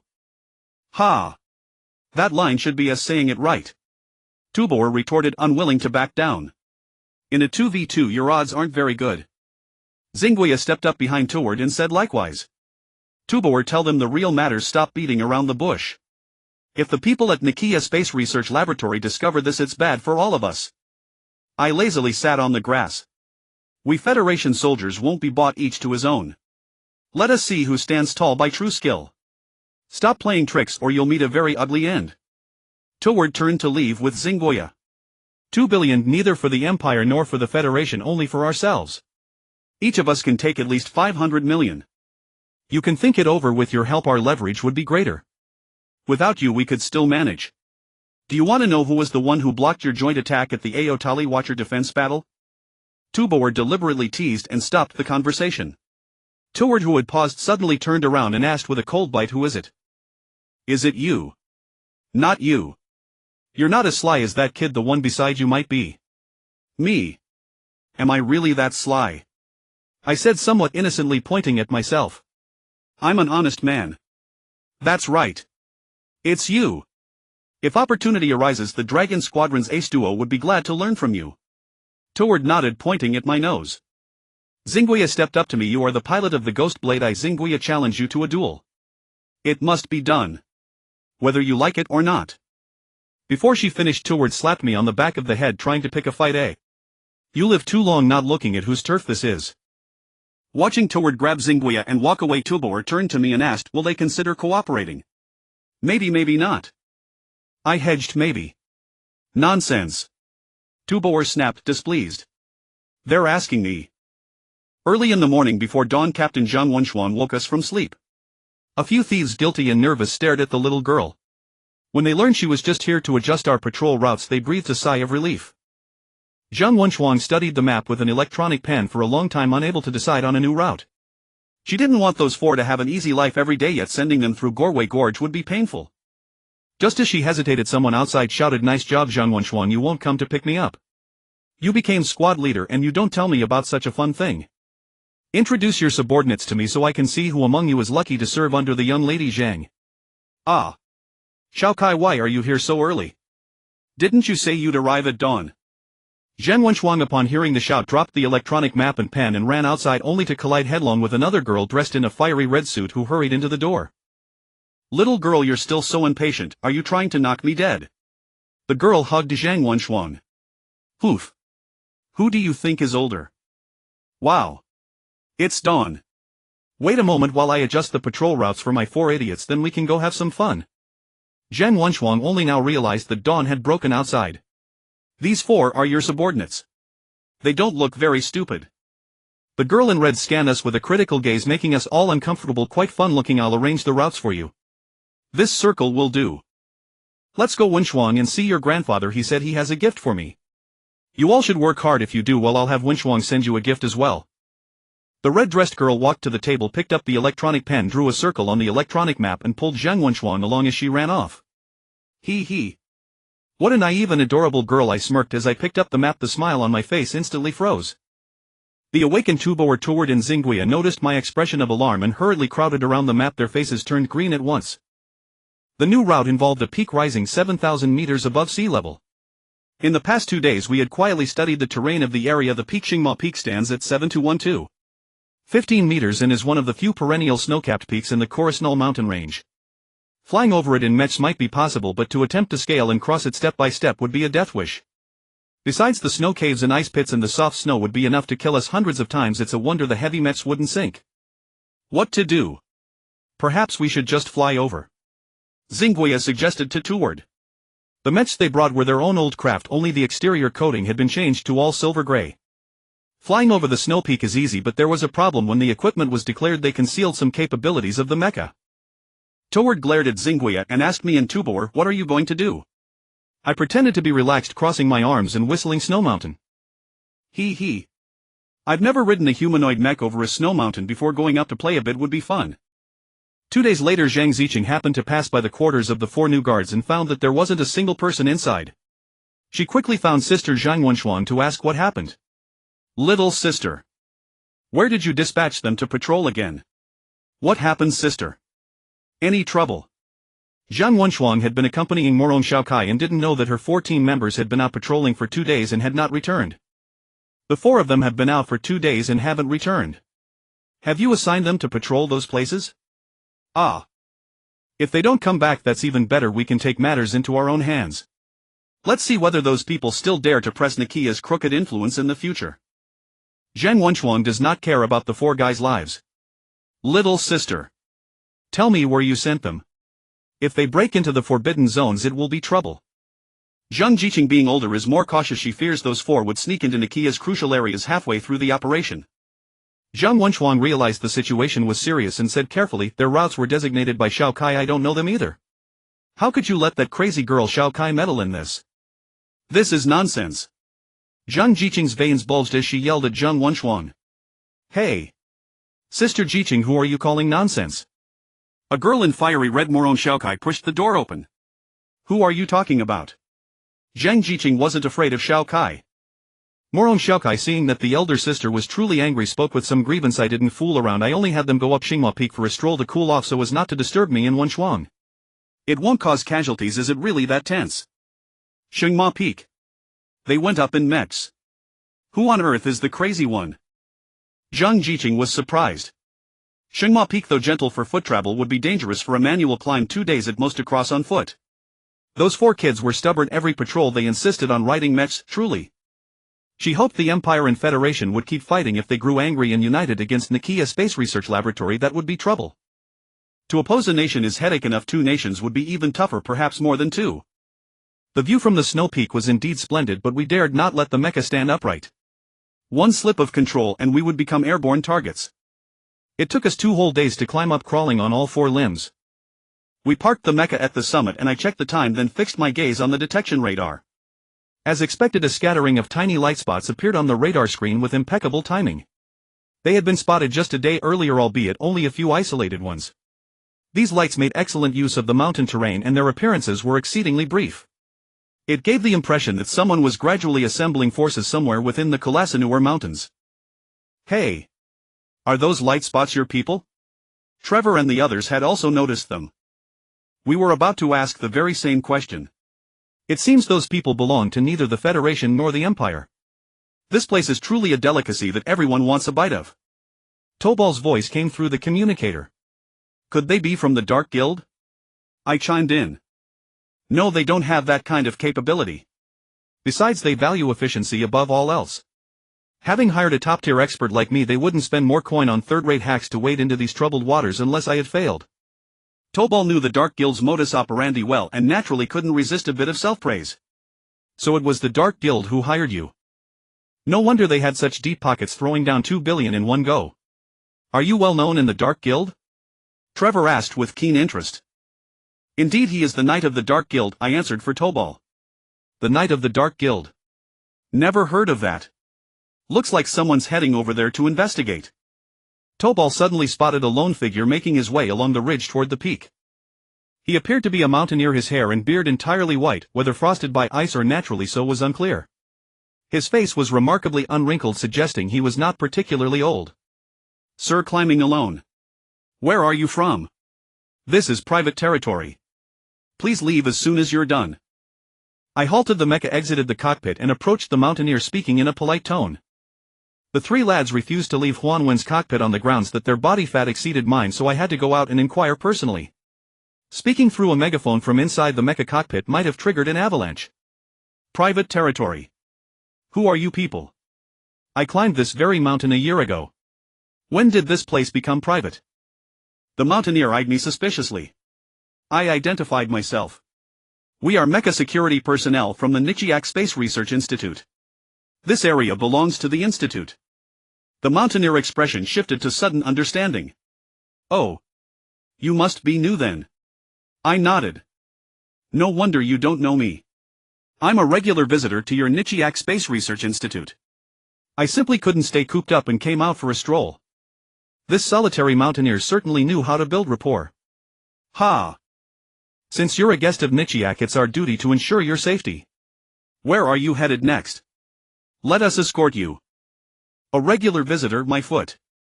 I certainly wouldn't call climbing to a snow peak alone a stroll. What a convenient excuse. Had ha. Young man, if you don't believe me, just say so. I'll go along with you, no problem. The mountaineer spoke bluntly. But I must say I'm quite impressed by you youngsters. I've climbed countless snow peaks, yet this is the first time I've seen someone pilot a humanoid mech up a mountain. How fascinating. Sir, there's plenty you haven't seen yet. We're about to head down the mountain. If you don't mind, join us. Fine, let me collect a few snow samples first and then we'll go. Squeezed into the cramped cockpit of my reconnaissance mecha, the mountaineer told me he was a biochemist and arguably the most renowned biochemist in the galaxy. His name was Morong Fan. Unfortunately, I was too ignorant to have heard of him, which deeply disappointed him.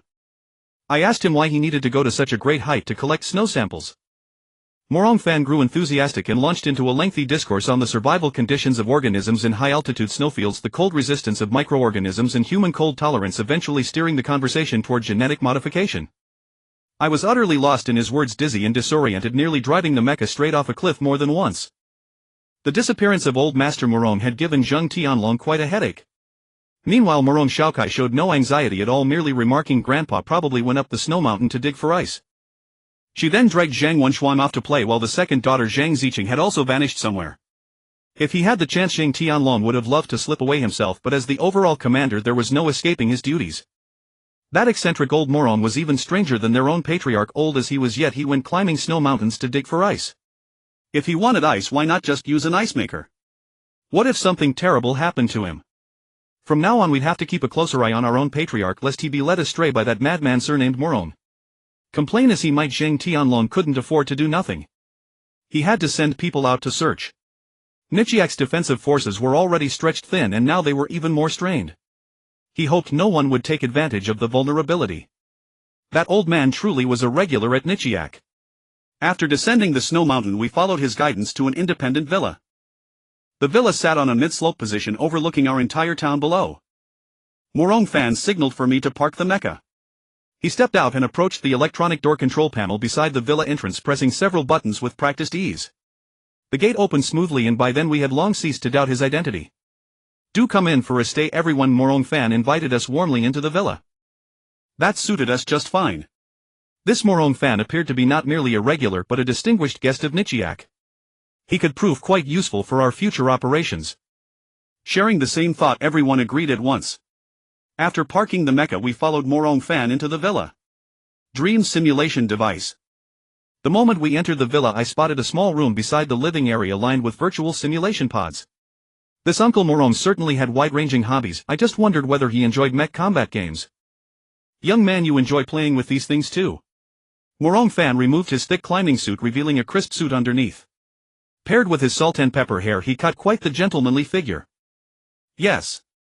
I'm fond of a virtual mech game. Do you enjoy it too, sir?" I couldn't determine Morong Fan's exact age, but calling him uncle was certainly appropriate. He was undoubtedly considerably older than me. Hearing that I enjoyed mech games, Morong Fan's face lit up. "You mean Mecha World by Prometheus Entertainment? Our whole family loves it, especially my granddaughter. She even became a city lord in the game, but a few days ago some fortunate and skilled young man stole her city. She's been trying to find someone to help her take revenge ever since." "Oh.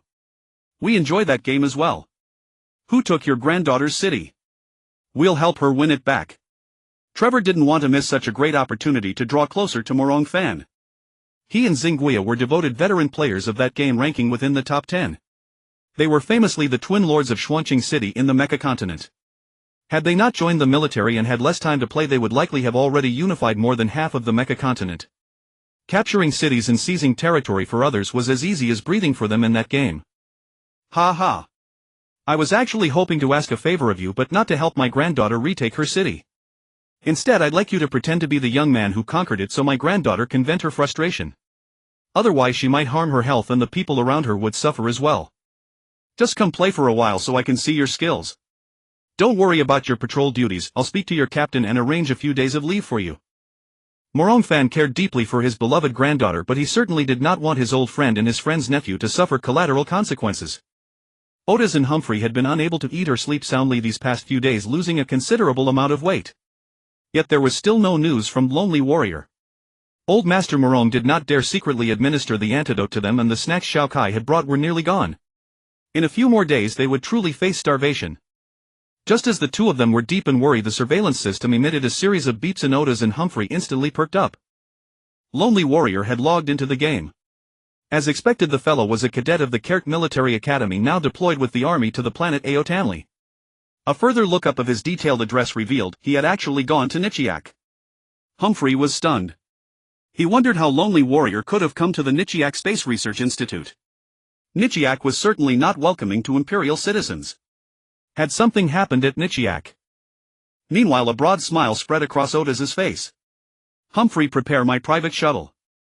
I'm going to Nichiak. President, there's a war going on. You can't go join the fun. Humphrey understood perfectly well what Otis was thinking. Don't worry, nothing will happen. I really want to meet this young man who made Shao Kai so furious. Ha. If the opportunity arises, I'd quite like to matchmake them into a couple. President, that's not quite appropriate, but I actually want to meet that young man too. I'm going as well. Humphrey was astonished at Otis's brilliant idea. He could scarcely imagine what it would be like if Lonely Warrior and Morong Shao Kai were paired together. But could they ever become a couple? It would be a miracle if that young man didn't get thoroughly tormented by Morong Shao Kai. Still, there was something to be said for the match. Shao Kai was stubborn and headstrong, while that young man, Lonely Warrior, seemed equally unyielding. Two stubborn people might just understand each other better than either understood anyone else. Humphrey couldn't help but wonder whether fate had already woven its threads between them long before either of them knew the other existed. I reappeared before the main gate of Pangbake's mansion in my blade weapon, and taking a look around I found that the city had lost the chaos of the siege. Everything was orderly and bustling with lively crowds.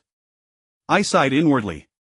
In the game, players had infinite lives and could respawn after death, but such fortune did not exist in reality. Thinking of the departed Sheely, sorrow filled my heart, instantly dimming my enthusiasm for the game. Just as I was about to log out, Uncle Morong Fan's voice came to my ear asking, "What are your names in the game? Where are you currently?" Everyone gave their names one by one. After a moment's hesitation, I reported my name and location. Gu Zhan Tianya. I am now at the entrance of the City Lord's mansion in Pangbake City. Gu Zhan Tianya. You are Gu Zhan Tianya. Wait for me, I am coming right over. Morong Fan's reaction was rather strange, as if he were quite agitated. Since he asked me to wait, I decided to wait a while. I switched my status from combat ready to personal mode, sat down at the street corner opposite the City Lord's mansion, and casually observed the players rushing past me. Although the game was virtual, it had given many people an alternative hope and dream. While I was lost in thought watching the players run past, someone patted my shoulder. Are you Gu Zhan Tianya? Gu Zhan Tianya. He. I should have guessed it was you. After all, it's easier to find what you seek when you stop searching. Who are you? I feel as though I have never seen you before. Turning my head, I saw a young man. Although his voice and appearance bore some resemblance to Morong Fan, I still asked cautiously. Morong Fan. You can just call me Fan Tian here. Uncle, could that fellow who snatched your granddaughter's city be me? But I didn't actually conquer that city at the time. My mind was still sharp, and I immediately realized this possibility was very high. Young man, you are very clever. That granddaughter of mine is the former City Lord's warrior Shao Kai. On that day when you were attacking the city, you suddenly disconnected, escaping one blow. Meanwhile, Shao Kai was ambushed by your companion, so the current City Lord is someone else now. Morong Fan explained the current situation of Pangbake City to me. I see. But I am not the City Lord now. Should your granddaughter be looking for the current City Lord instead? I thought that when I attacked the city I did not cheat at all, but followed the rules strictly. Moreover, the city is no longer in my hands, so that young girl should have no reason to hate me. He. You can say that to my granddaughter. But she is not a girl who listens to reason. Her biggest wish now is to find you, defeat you, and trample you underfoot. Morong Fan seemed to quite appreciate Gu Zhan, for few people could gain the upper hand against Shao Kai.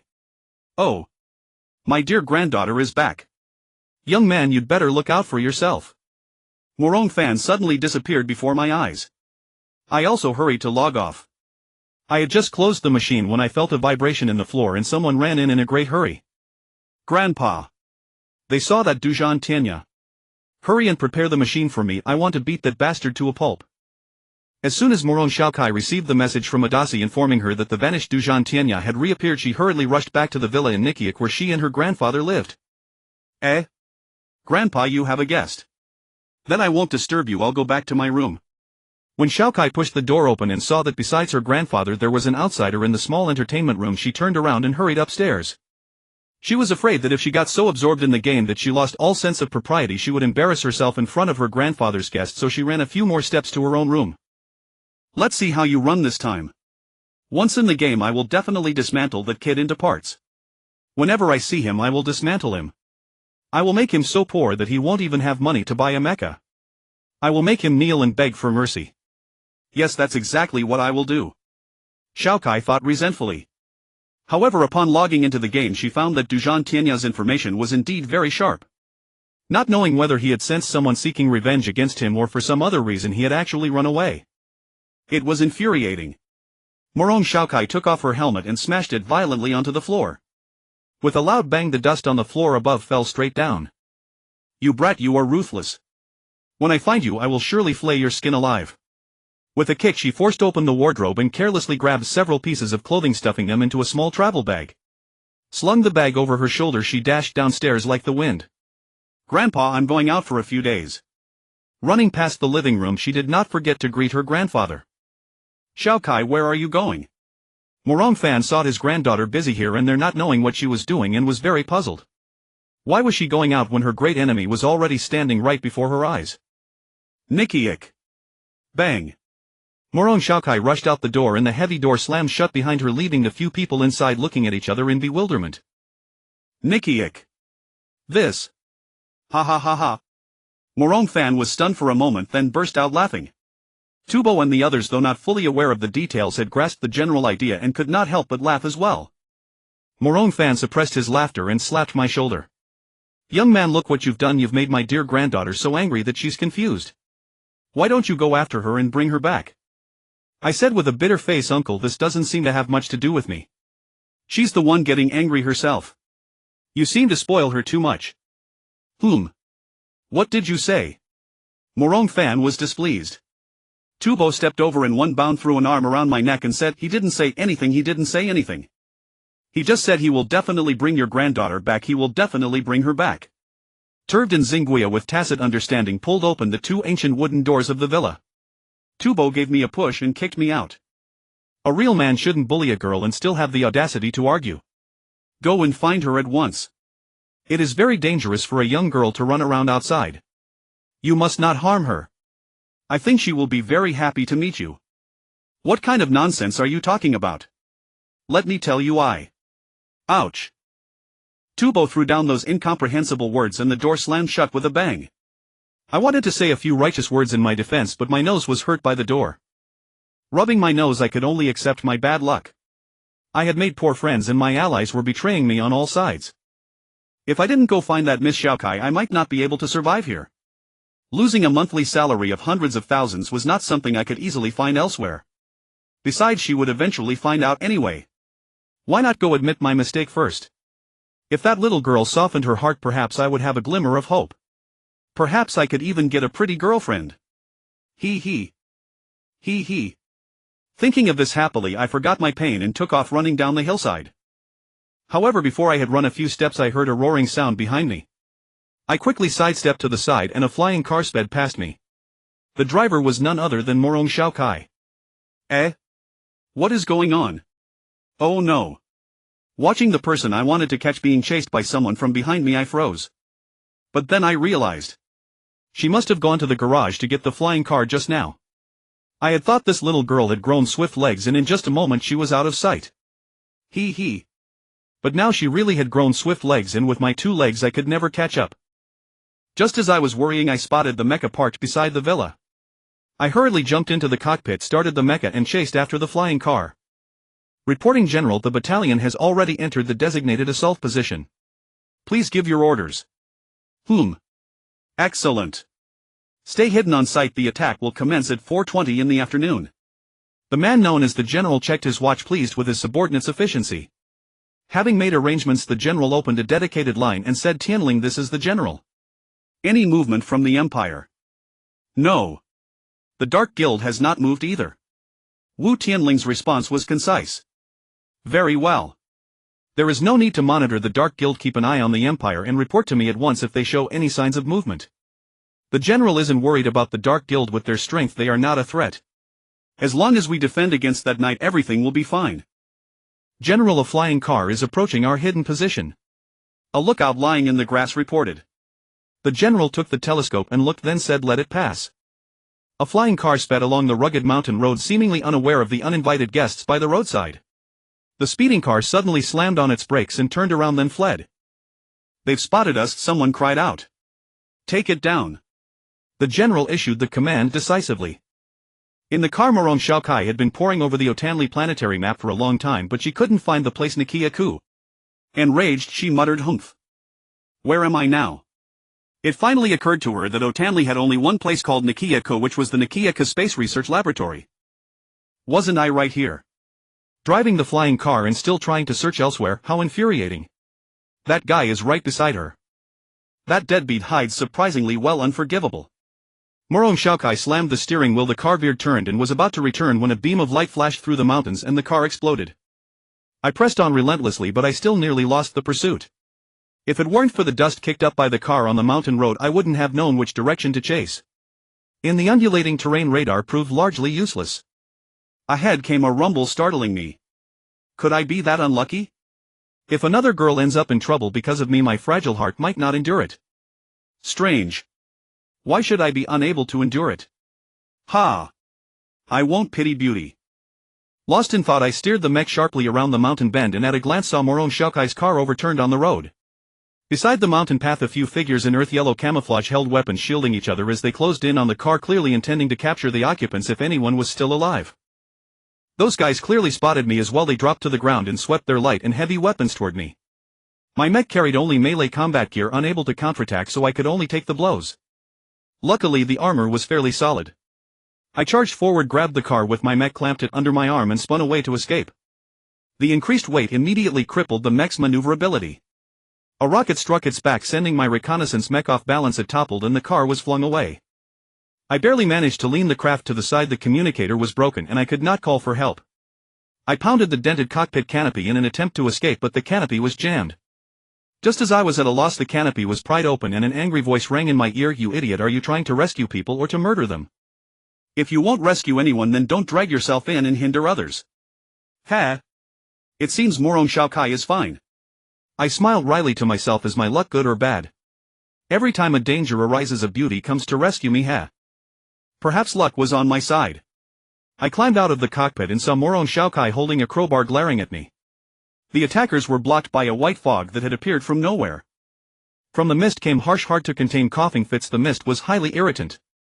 The sudden attack shattered Shaokai's car, but no one was hurt. Just as she had been thrown from the mech's mechanical arm, the safety belt had already been released, leaving her dazed. Although Morong Shaokai was irritated, she knew others meant well and saved me by tossing several tear gas grenades, stopping the pursuers and extracting me. The smoke gradually drifted away and the silhouettes of the attackers became clearer. Morong Shaokai patted me and pointed at two boxes scattered beside the car, saying, "Go fetch those 2 crates." Braving the gunfire, I dragged the 2 crates over. Their weight exceeded my expectations. When I opened them, I nearly dropped my jaw. Inside the 2 crates were an assault rifle and a sniper rifle, along with an unknown amount of ammunition and more than a dozen high-explosive grenades. I swallowed hard, still fearful, muttering, "Good thing there are no special ops gear here.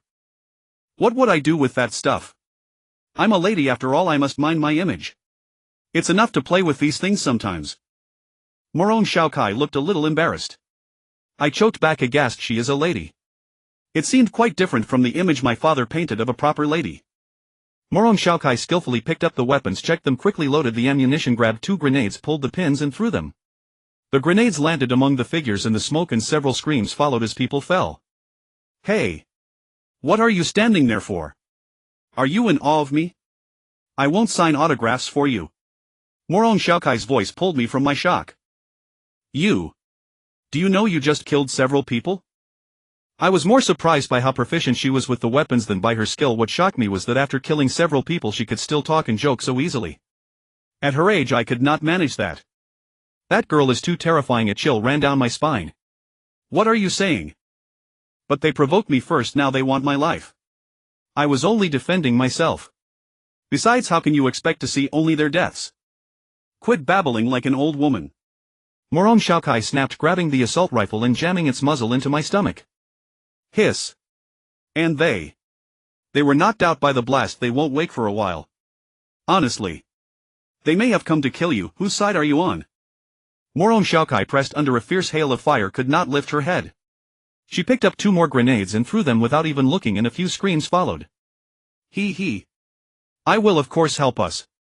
I loaded the sniper rifle. The feel of the ammunition oddly off. Will these rounds work? They're rubber rounds, they'll kill you if they hit vital points, Morong Shaokai replied coldly.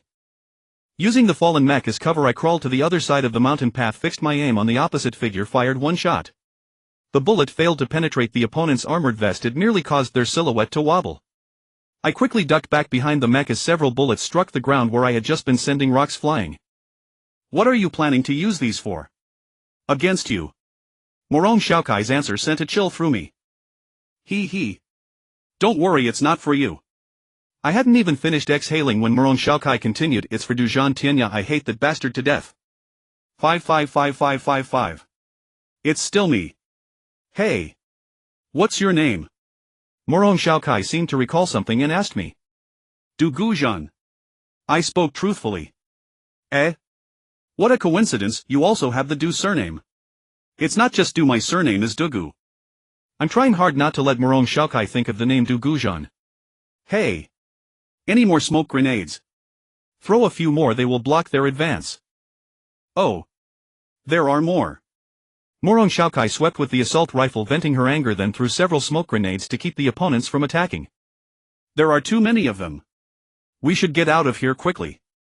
I suggested, slipping away under the smoke, also to distract Morong Shaokai from thinking of Gu Zhan Tianya. I sent a distress signal to Sister Zhang, if we leave they won't be able to locate us. Why haven't they arrived yet? Morong Shaokai disagreed with leaving. She wanted to wait for Zhang Ziqing to bring people to teach these unknown hateful fellows a lesson when they arrive. Yes indeed. I'm also strange that although we don't know who these people are, the fight has nearly turned the place upside down, yet Nikiyaku's official defense forces haven't shown any sign of movement. Not normal. These guys could be Empire soldiers. If I die here it would be a real injustice. While I was lost in thought, a piercing whine came from far away and I frowned in surprise. The sound seemed familiar. Oh my goodness, it's heavy artillery. These guys came here to fight. I remembered the roar of heavy artillery on the battlefield of Hai Dilong. High-energy shells arced over their heads, smashing into their own concealed positions. The general was stunned. Was this the counterattack by the Nichiak Defense Force? Impossible. Nichiak's private defense force did not possess such heavy equipment. General, the energy detector is sounding an alarm. The spatial energy here is exhibiting abnormal fluctuations. Someone is sealing off this space. Upon hearing the report, the general's face turned ashen. Retreat. Retreat quickly. Although their plan had been meticulous and their movements concealed, they had been outmaneuvered. If they were trapped within a sealed spatial pocket, they would be exterminated one by one like turtles caught in a jar. This tactic was truly ruthless. It did not resemble the usual conduct of the Nichiak Space Research Institute. Although this might grant Nichiak temporary peace, it would also lead it down the path to destruction. Whether the Empire or the Federation, both would likely spare no effort in annihilating Nichiak in the future. Any powerful force that cannot be brought under control must either be imprisoned or destroyed. Humanity treats nature this way, and it treats its own kind even more harshly. Nichiak had made cautious promises, externally pledging never to abuse its mastery of spatial technology. It was precisely this that had secured its superior status. Had the Empire not coveted Nichiak's spatial technology, it would have long since erased the Nichiak Space Research Institute from planet Otanli. The general knew that if they were all wiped out here by Nichiak's spatial technology, then even if the Empire still refused to make an enemy of Nichiak under pressure from the Federation, it would be forced to consider destroying the Nichiak Space Research Institute.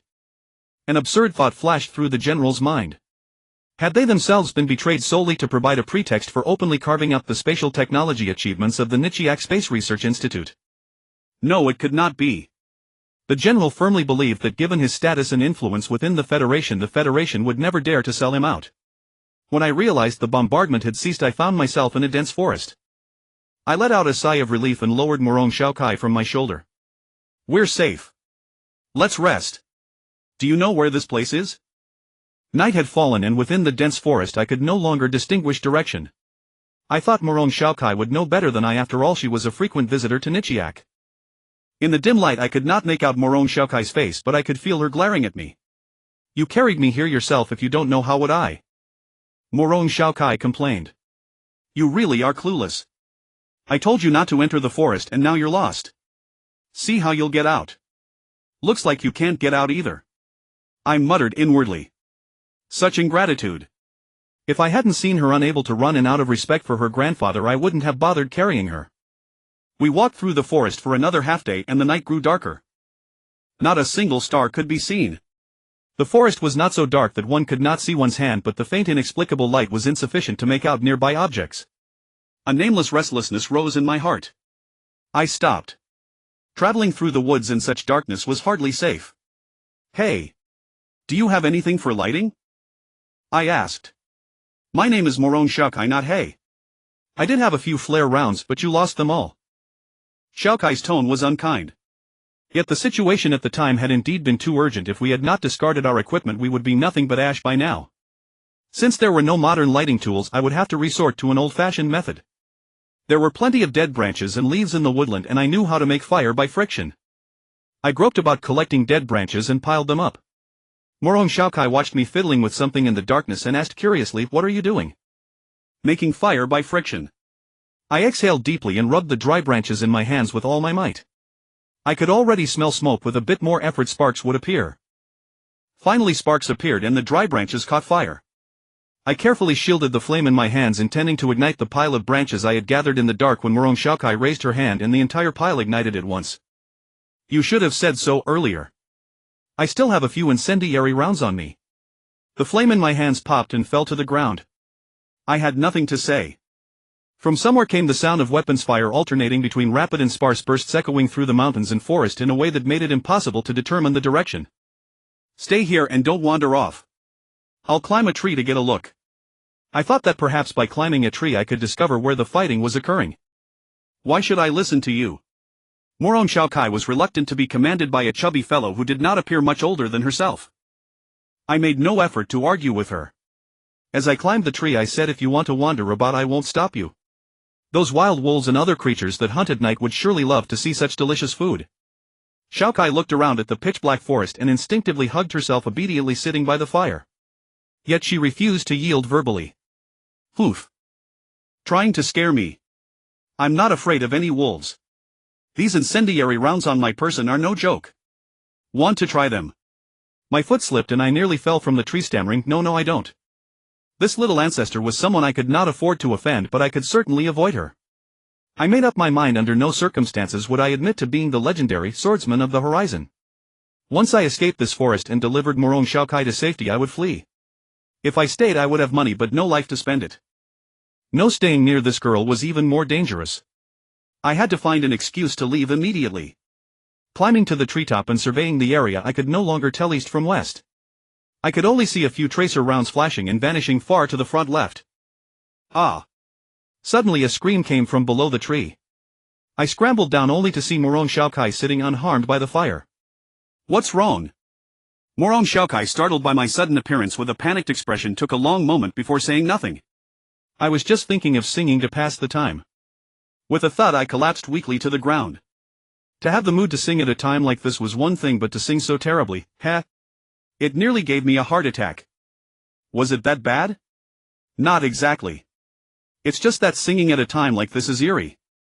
I picked myself up from the ground without directly answering Moron Xiaokai's question. Moron Xiaokai, sharp-witted as ever, understood the implication in my words after a glance. Her eyes narrowed as she prepared to fly into a rage, but a gurgling sound interrupted her, turning her face red. "Hey, do you have any food?" My stomach was growling and I lacked the energy to scold her. I hadn't eaten well for days either. During these patrols I had been living on rations. All the rations were stored in the Mecha's cockpit and I had not had time to salvage any while dodging the heavy artillery bombardment. It seemed we would be spending the night in this forest. Perhaps I could catch some game to improve our meal.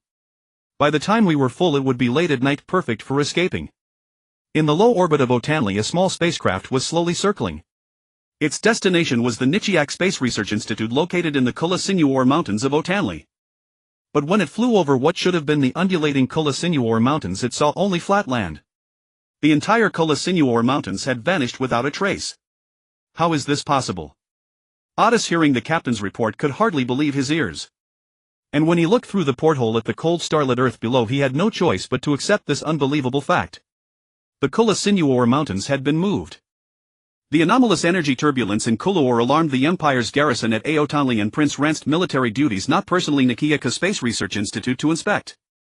Major General Morong Yuntian came to volunteer, willing to go and inspect. Prince Ranst gladly agreed. Even if Morong Yuntian hadn't come to volunteer, given the private ties between the Morong family and Nikiaka Space Research Institute, the prince would have sent him to handle the matter. Morong Yuntian's flagship, the Xianyan cruiser, descended toward the Colossi Nuor mountain range region. En route they discovered an unidentified spacecraft and the whole fleet immediately went to battle readiness. The other party quickly revealed its identity, the private ship of Prometheus Entertainment Company's president Otis. Otis, how could you be here? Morong Yuntian hadn't expected to meet an old friend here. I'm here to fetch an antidote for your sister. Otis spoke neither truth nor lie, for indeed obtaining the antidote was one of his purposes. Morong Yuntian smiled faintly, saying, who told you to make my sister unhappy? Brother, I don't think I offended your sister, it was she herself, perhaps by accident. Otis tried to pour out his grievances, but Morong Yuntian cut him off. Enough. Cut the small talk. How long have you been here? What is the situation? Have you managed to contact Nikiaka Space Research Institute? Is my grandfather Morong Fan well? Morong Yuntian asked with worry. The situation isn't good. We can't establish contact from within. The biggest problem is we cannot land in that area. To be precise, we cannot enter the space that once encompassed Colossi Nuor mountain range, a space nearly 10,000 square kilometers in width and about 8,000 meters high. My ship tried several times but was tossed back to low orbit by unknown spatial turbulence 2 or 3 times, almost crushed it on the ground. Otis knew this was no joke and went on to detail the pre-arrival situation. Is there spatial turbulence here? Could Nikiaka be conducting some space experiment again? Morong Yuntian guessed. Impossible. Nikiaka would not conduct such a space experiment. Both Otis and Morong Yuntian knew that even if Nikiaka were to conduct a space experiment, they would not undertake something so wide-ranging that would be known to the whole world. Nothing is wrong with you, but you should leave here soon. If Nikiaka didn't do this, the place will be dangerous. Morong Yuntian did not want Otis stirring up trouble. Hey. I'm not a coward and I must fetch the antidote. With the Federation army pressing in, I suppose you Empire can't spare many to handle the current crisis either. I don't have much, but I can do you a small favor, don't mind it. It's not a matter of whether I mind or not. If it were someone else, they might already have seized you as the culprit. These are military secrets, best you don't go blabbing about them. Fine. Consider I said nothing, I saw nothing. Yet I'm quite worried about Shao Kai. She must not come to harm or Hanfulan, and I will be cut off from delicacies forever. Otis watched Morong Yuntian on the communications screen with a snort. After Otis's private ship was dismissed, Morong Yuntian steered the Xianyan cruiser toward the town of Daojier nearest Colossi Nuor. Daojier town is where several east-west and north-south expressways on the Aotanli planet converge. The Empire garrison there was busy sealing off all highways passing through Colossi Nuor. Morong Yuntian had the Xianyan hover outside the town to stand by while he led the landing troops to the temporary command post set up inside the town. I am General Morong Yuntian. Who here is the highest commander? Morong Yuntian asked as he entered the command post.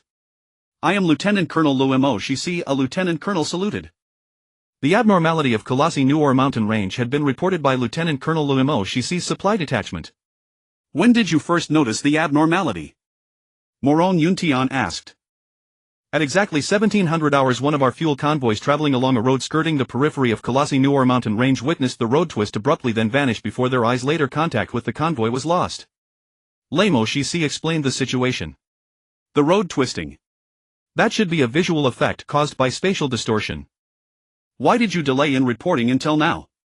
Morong Yuntian frowned, displeased that Lieutenant Colonel Luimo Shisi had not reported the anomaly around Colossi Nuor sooner. We heard from locals that such phenomena had occurred before and in Nikiaka's private territory, so we didn't pay much attention, thinking it would end quickly. We didn't expect it to last 3 hours. Those sent out could not enter the plane, and only then did we realize something was wrong. Enough. I already know the basics. Has the road blockade around Colossi Nuor mountain range been completed? Morong Yuntian cut off Luimo Shisi, not wanting explanations. In 10 minutes it will be fully sealed. But we lack manpower and need to call on local security forces. As they spoke, a communications corpsman rushed in to report that Empire's space research specialists had arrived. Morong Yuntian and Luimo Shisi went out to meet them. Additionally, the Empire's space anomaly researchers methodically set up detectors and deployed probes over the suddenly appearing plane. After much bustle, the conclusion was that Colossi Nuor mountain range remained but had been sealed by human-caused spatial distortion. It could also be the accident from Nikiaka Space Research Institute's experiments, while what was seen on the plane might be an illusion. To dispel the current state we must shut down the source of the spatial distortion, wait for the energy source causing the anomaly to exhaust itself. Until then outsiders must break the space barrier to enter. Breaking the space barrier with today's technology should be easy, but the problem with human-caused spatial distortions is that forcibly breaking them could trigger cascading instability and a massive explosion that would blow apart everything sealed within and destroy the space beyond. For now the only thing Morong Yuntian and his group can do is wait. A chill woke me in my arms. There was a warm comfort. I blinked at the dim surroundings. The fire had fallen to smoking embers. I yawned and raised a hand to stretch, but something soft pressed against it. Looking down, Morong Xiaokai lay curled in my arms like a cat. This girl really doesn't sleep calmly at night. The cold makes her drift toward the fire and I had to block her from tumbling into the flames. To my surprise, she ended up snuggling into my embrace. With a wry smile I gently picked Morong Xiaokai up and laid her on the straw bed. She'd been prepared for taking off my jacket to cover her. Before dawn I had to gather more dry branches to relight the fire. During the night I used various excuses, checking terrain, stomach ache and the like, to slip away, but each time I wandered through the forest I ended up back where I started. Seeing Morong Xiaokai's growing suspicion, I finally gave up and remained by the fire waiting for daylight to decide what to do. I showed nothing, but from how the fire burned down dawn should have arrived, yet there was no sign of daylight. The cold wind made me sneeze. I hugged the dry branches and moved back. The fire wasn't completely out, so I added some tinder and rekindled it. The fire sprang to life and warmth returned. Crack! A dry branch snapped far inside the woods. Morong Xiaokai, still seemingly asleep, suddenly sat up and asked, "Who is there?" Morong Xiaokai had woken long before Gu Zhan yawned. She felt awkward lying in someone else's arms and wanted to know what the handsome Gu Zhan would do. If he dared to touch her, she'd give him a burning spark.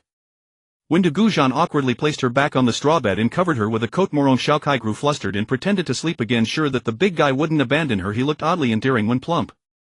Lost in thought, Morong Xiaokai drifted toward sleep, but a noise suddenly jolted her awake. Morong Xiaokai was certain the broken branch wasn't Gu Zhan's doing. The fellow had wandered the surrounding wood several times and never heard him break a branch. It should be a bad guy. A faint fragrance drifted with the wind. Gu Zhan felt he'd smelled it somewhere before. "You should go take a look." Morong Xiaokai finally saw Gu Zhan nearby. Thinking he'd noticed she was pretending to sleep, and she snapped in embarrassment. Seeing the fire I felt fear. I was about to rise to check when a voice asked, "Xiaokai, is that you?" The voice sounds like a woman. "Ah. Sister Zheng Ziqing, I'm here." Morong Xiaokai cheered and ran toward the newcomer. I picked up a dry branch as a torch and followed. I wanted to slip away, but Zheng Ziqing's ability to find this place and her skill in navigating the dark made me think I should tag along to find the way out together. Fully armed Zheng Ziqing looked at me in surprise, asking, "You? What are you doing here?" I don't know if Morong Fan told Zheng Ziqing about me, but for safety I didn't wait for Morong Xiaokai to speak. I said, "I just caught up with Miss Morong and was attacked. We fled here." Zheng Ziqing's face lit with realization. She didn't say more and lowered the gear bag on her back, asking, "Xiaokai, you're not hurt, are you?" "No, Sister Ziqing. What happened here? Who came to cause trouble?" "Long story, there will be combat along the road." "Xiaokai, put this on." Zheng Ziqing opened the gear bag and pulled out a set of protective equipment. "Why only one set? What about him?" Morong Xiaokai asked, pointing at me. Zheng Ziqing was surprised. Xiaokai has learned to care for others in the past. She only played tricks on people. "I'm okay, I'm lucky and won't be in danger." "I appreciate Xiaokai's kindness."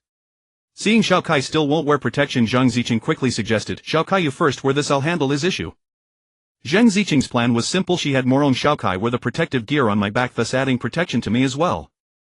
Though annoyed, I could not protest. If we truly faced an attack, having someone behind me would be something. Carrying Morong Xiaokai on my back, I followed Zheng Ziqing through the forest, stumbling along. After a while, Zheng Ziqing fired a signal flare into the sky to contact her comrades. Strangely, she did not use a radio. Radio communications are being jammed in this enclosed space. We can only use light signals to contact. Zheng Ziqing seemed to know what I was thinking. Enclosed space. Her words suggested someone had built a wall around Colossi New or a mountain range. Could that be possible? Probably not, right? What matters is dawn should be here already. Why isn't it? A streak of fire lit the sky and an illumination flare exploded, brightening the previously dim space. "Hide."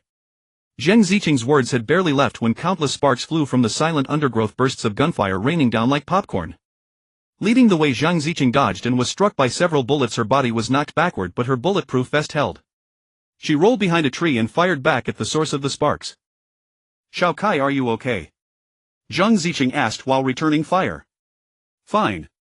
I had already dropped to the ground when the illumination flare went up, so despite the attack, Morong Xiaokai and I were unharmed. Xiao Kai wearing protective gear crawled toward Zhang Ziqing hoping to contribute. Their firepower was fierce and pressed us down, but their accuracy wasn't high. The forest grasses and trees provided us with good cover. As Zhang Ziqing's counterattacks continued, their assault gradually waned. I suspected Zhang Ziqing's marksmanship wasn't very accurate. Soon there came a sound from behind us revealing that the enemy had maneuvered to our rear. Watching the sudden battle erupt in the forest below, the white-robed man on the summit frowned. How could the Nakia Space Research Laboratory people place so quickly? Could it be that they have already discovered that the hidden location of the anomalous spacetime generator that triggers spatial distortions? But even if they could damage the time-space converter now, it would be of little use. The Federation and Empire's covert forces in this region have all been wiped out. The true entrance to the Nakia Space Research Laboratory has been found and the formal assault is about to begin. Even if the sealed space is breached and the warped space returns to normal, the Empire and Federation will think Nakia Space Research Laboratory eliminated their people, while Nakia Space Research Laboratory will think the Empire and Federation are scheming. Once we obtain the time-space converter, the time machine will operate and the Master will resurrect the Great One. Actually, it's better not to resurrect that old fellow. Why would those gods need that old man as their spokesman? With their powers, they should easily locate the treasure hoarded by that old guy. They must be using their abilities to bluff people. Guilt.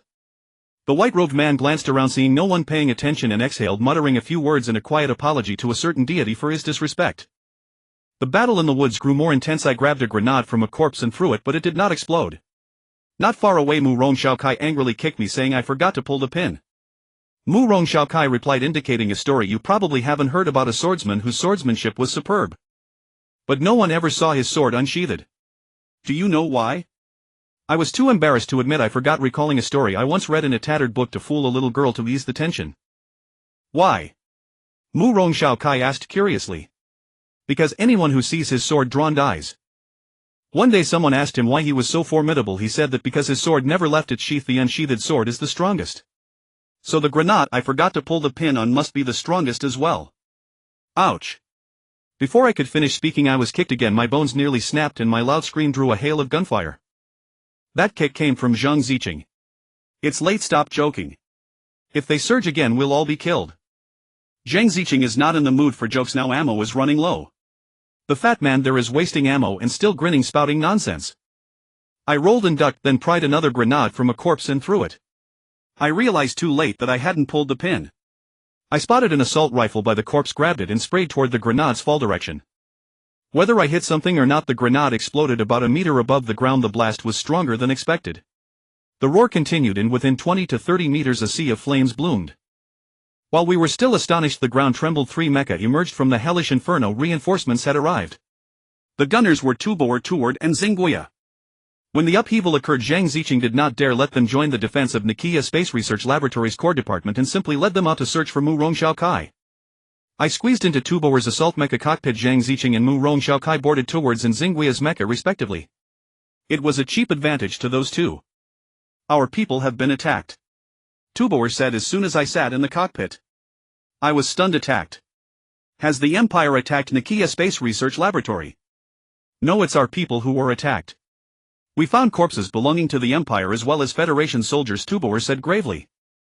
Was it Nakia Space Research Laboratory's private guard? If it was them, that would be better. By the way, who threw that grenade just now? What happened? An ammo dump exploded and nearly blew us all to bits.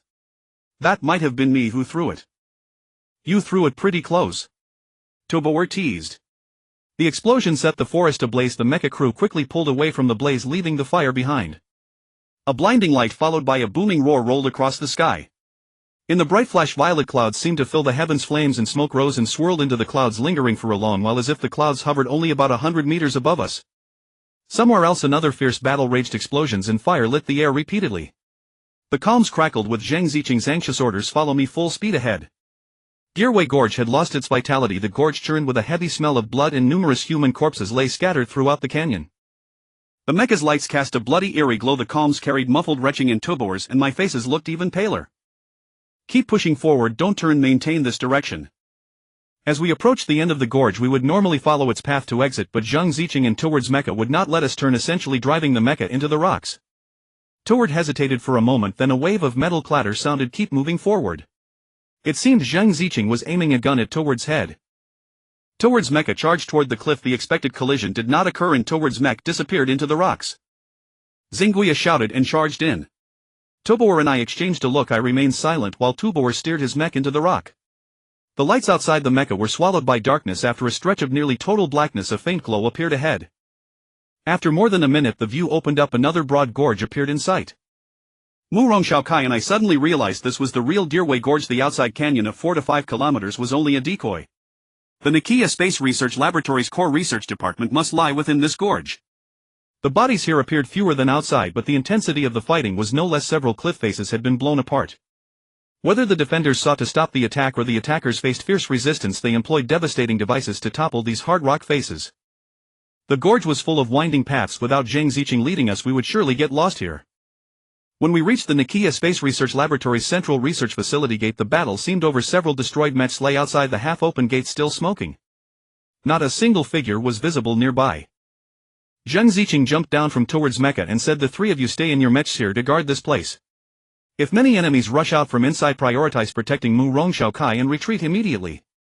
Xiaokai, stay here with them. Do Gu Zhan you and I will go inside to provide cover." Xiaokai pouted, wanting to follow Zhang Ziqing. "Xiaokai, listen and stay in your mecha. Now is not a time for games. We don't have time to watch after you."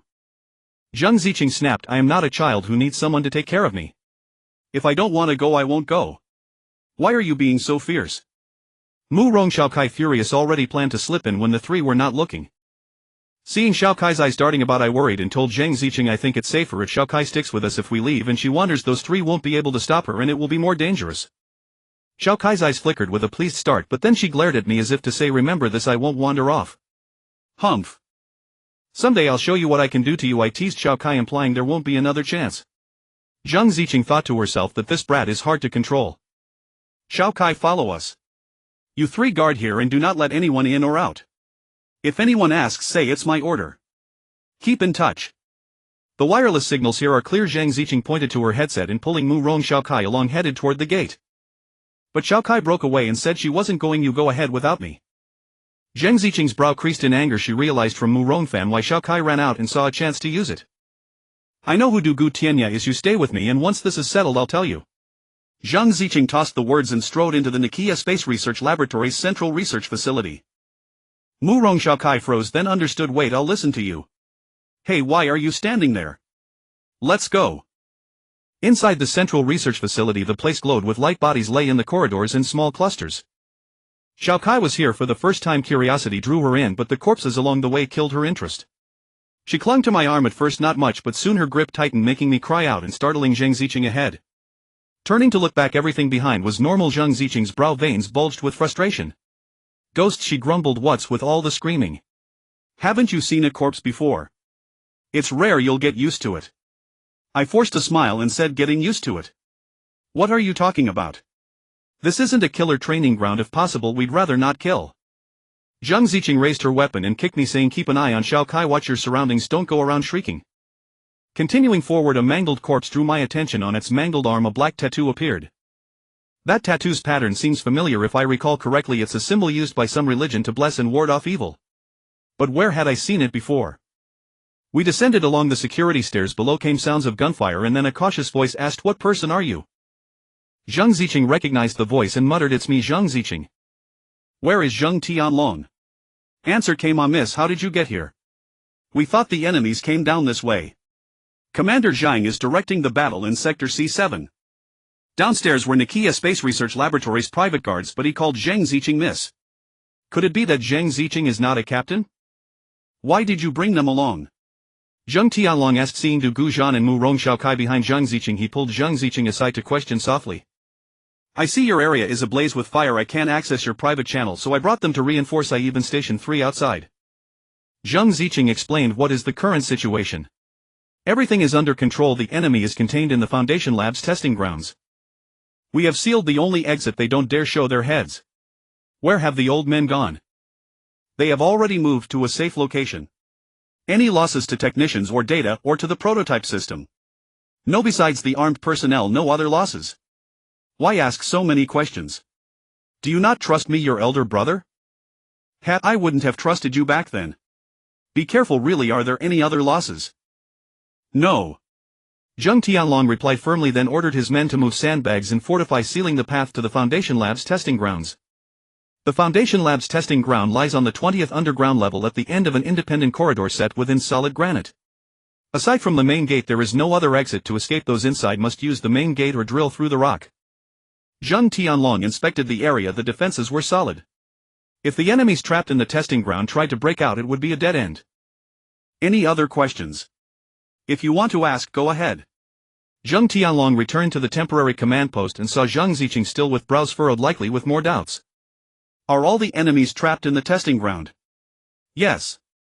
Did you drive them in? You could say that. What do you mean by you could say that? It could be that they charged in themselves, right? Zhang Ziqing asked sternly. We were fighting in a chaotic mess. We didn't pay attention. Strange.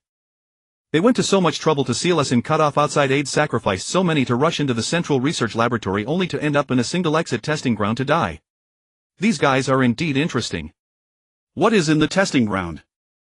Zhang Ziqing's analysis unsettled Zheng Tianlong. A subordinate pulled up the Foundation Lab's detailed data. The testing ground contains only one prototype timespace converter, an enormous device that would require 2 cranes to move. Were they planning to blow up the central research laboratory? The location isn't right. Detonating here would hardly affect the main building. Unless they used a large-yield nuclear weapon, but these people only have conventional heavy weapons enough to blast cliffs. Blowing up the central research laboratory is out of the question. Zheng Tianlong declared. Are these guys really a bunch of lunatics? No, they must have a purpose. We must wipe them out quickly. I always feel the longer we delay the worse it is for us. Don't worry, none will escape. Zheng Tianlong spoke with confidence. Zheng Ziqing, maybe you should stop reading so many books and come back to help with calculations. With your brains my job would be much easier. Sure, I'm helping now. Actually, I'm doing pretty well with you. I don't want to become a mindless brute either. Zheng Ziqing teased. Hi, you little trickster, always finding ways to needle me. One day we'll compare and see whose head is simpler. We're siblings, let's drop it. My head isn't much more complicated than yours anyway. There probably won't be such a chance anyway. Hoof. You're the one who talks. You and Xiao Kai stay here and don't wander. If you get hurt I won't be able to account for you. The battle will end soon. Not necessarily. Gu Zhan muttered casually. I didn't expect to be right. The Zhang family brothers and sisters each pursued their own paths and the opportunities for cunning multiplied. Yet no one expected this battle to drag on for so long, spanning past and future. Zheng Tianlong's Nakia Space Research Laboratory private security force launched an attack on the intruders who had occupied the Central Research Laboratory's testing ground. Explosions and gunfire filled the air, but all sounds vanished in an instant as if someone had flipped a switch. A while later, monotone footsteps sounded outside the temporary command post. Zheng Tianlong walked in, his face pale. They ran away. Shocking news spilled from his mouth. Zhang Ziqing was startled and asked, how did they get away? Space teleportation gates. Zheng Tianlong led his men into the test field, but it was too late. A huge halo appeared from nowhere and from bottom to top it enclosed all intruders, including the prototype timespace converter that required 2 cranes to move. The halo vanished again amidst Nakia Space Research Laboratory's private guards' fire and carried away the intruders and the prototype timespace converter. Unknown intruders breached the core research department, letting people slip away under their noses and taking some of their belongings. The escape used Nakia Space Research Laboratory's space teleportation. Nakia Space Research Laboratory has really made a fool of itself. The armistice between the Galactic Empire and the Hongqing Federation was signed smoothly, and the spatial anomaly over the Kolasiner mountain range disappeared after lingering for nearly 50 hours. The Empire and the Federation simultaneously sent stern diplomatic notes to Nakia Space Research Laboratory stating that their non-combatant logistic personnel had disappeared within Nakia Space Research Laboratory's private territory and asked for help to locate the missing personnel so as to give their citizens an explanation. In other words, without a reasonable and satisfactory answer, Nakia Space Research Laboratory would become the public enemy of all nations in the galaxy. Are you really leaving? Tober was not at all surprised to hear that I intended to depart from Nichiak, yet he still made every effort to persuade me to stay. Yes, I have no choice. Otherwise, if that girl finds out that I am the so-called solo warrior of the horizon, I fear I would lose half my life, if not my actual life. I said with deep concern. I had originally planned to slip away quietly, but Tober was watching me too closely, and having the heart to simply abandon my scoundrel of a friend, I decided to bid him farewell and remind him to be careful. Let me see you off. After the spatial distortion returned to normal, we were no longer dispatched on patrol, nor did anyone come to oversee us. Tober received a secret order from the prince, but I did not bother to ask what it contained, nor did I care to listen. Tvot and Xin Gaia also seemed to have received new orders. They were acting mysteriously day and night, coming and going from early morning until late at night, and no one knew what they were busy with. Walking along the mountain path, I noticed that Tober had accompanied me for quite a distance. Just as I was about to say, a friend sees a friend off for 1,000 li, but all good things must come to an end, and take my leave, Tober asked, something just came to mind. Do you know about the Interstellar Mecha tournament? Of course I do. Is there a problem? I thought I could not be that ignorant. This edition of the Interstellar Mecha tournament will be held in 2 Earth months. Tober cast his tempting bait like a fisherman casting his line. Really? I seem to remember there were still 10 Earth months until the competition began. The fish had indeed caught the scent. To celebrate the armistice agreement reached between the Galactic Empire and the Hongqing Federation, the schedule has been advanced. That's great. Would you like to enter the competition? I can provide you with a mecha. The fisherman cast an even larger bait, confident the fish would bite. That would be wonderful. A friend is a friend indeed. Tell me your conditions. I was overjoyed, yet not so foolish as to be completely blinded. The mecha rented from the mercenary company was damaged during the rescue of Morong Xiaokai and then blasted apart by a heavy cannon. Later only scraps of twisted metal were recovered, which sent my debt soaring straight upward. And on top of that, I would still have to pay the penalty for breaking the contract. 5,500. I had only been out for a few months and already owed nearly 1 million. The villagers said I would strike it rich, my foot. Buried under a mountain of debt. If I wanted to participate in the Interstellar Mecha tournament, I truly did not know where to get a mecha. If Tober was willing to provide one, it would be a lifeline in my time of need. But I knew that kid did not have such good intentions. His Highness the Prince hopes that you will compete on behalf of the Empire, Tober stated the condition. Can't I represent myself? I did not immediately refuse. You can. Tober's answer was somewhat unexpected. But you must prefix it with Galactic Empire team of your name. How does that sound? It was simple, wasn't it? As long as you added those 4 words, Galactic Empire, I would not only provide you with a competition mecha but also furnish you with free high-quality food and lodging throughout the tournament. Who would get the prizes won in the competition? The terms were quite generous, making my heart grow anxious. Naturally, they would be yours. If you place, the prizes are yours. If you have the skill to win the championship, the prize is still yours. Tober said it as though it were the most natural thing in the world. But I felt something was off. Seeing me still hesitating, Tober spoke earnestly. This was something I worked hard to secure from His Highness the Prince. Do not miss this opportunity. Given your current situation, even after 10 editions of the Interstellar Mecha tournament have passed, your debt might still not be fully repaid. How would you ever afford to buy a mecha to compete? If you can enter this time and break into the top 32, you will have made a name for yourself. Once you are famous, your value will rise. If you advance to the top 16 and with a bit of luck reach the top 8, my friend, people will start calling you master. Earning 100 or 200,000 per month afterward will be nothing. Luxury cars and beautiful women will be at your beck and call. Where else would you find such an opportunity? Come on, brother, sign here or press your fingerprint, it's the same. Done. You're still the shrewd one, brother, with excellent judgment. Listening to Tober paint such a beautiful future before me, I could only smile foolishly and nod endlessly. Tober slapped me on the shoulder and I finally snapped back to reality. Done. What's done? You competing on behalf of the Empire, of course. Tober waved a piece of paper bearing a crimson fingerprint in front of my face. You signed the agreement, surely you won't renege. I raised my hands and looked, somehow without my noticing my right thumb had been dipped in red ink. Ha! Tober was quick indeed. I was at a loss for words. By the way, His Highness the Prince has some other matters he wants me to tell you. A vice principal of Cattle Military Academy committed suicide. On the day of the Academy's attack, 6 guards were on duty at the General Affairs building. 5 were killed and 1 went missing. Additionally, the Black Skull pirates make a trip to Gungji Sea Star, also known as Pirate Star, to trade supplies every 1 or 2 months. It has been over 2 months since their last transaction, so they are likely to head to Gungji Sea Star within the next few days. Tober's words were cut off by me. Why didn't you tell me sooner? How do I get to Gungji Sea? Don't rush. Take this walk another 20 kilometers and press the green button. A spacecraft will come to pick you up.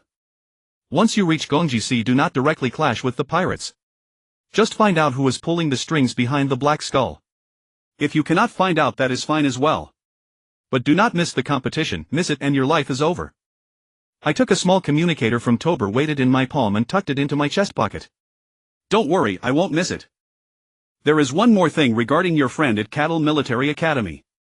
A transport vessel of the 33rd Fleet has mysteriously disappeared and your friend's remains were also on that vessel. That is all.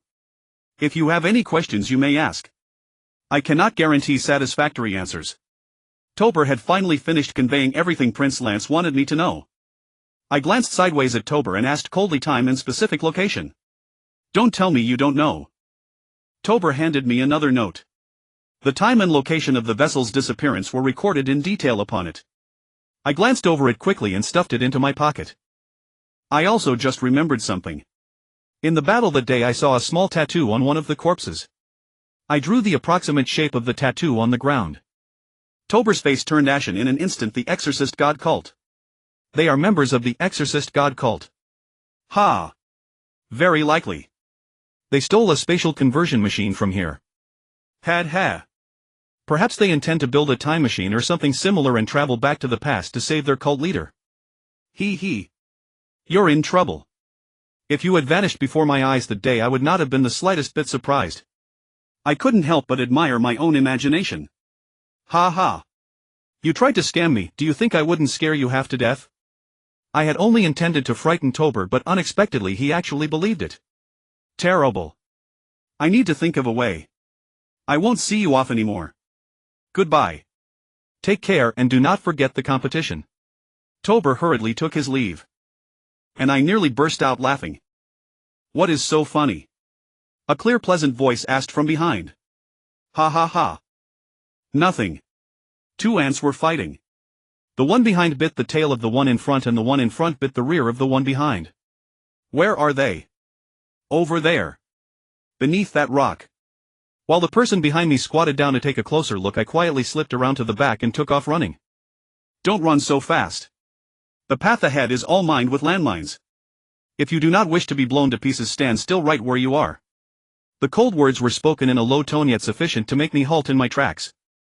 Solo warrior of the horizon. Looking at you, you are rather chubby and round, not exactly handsome but not too ugly either.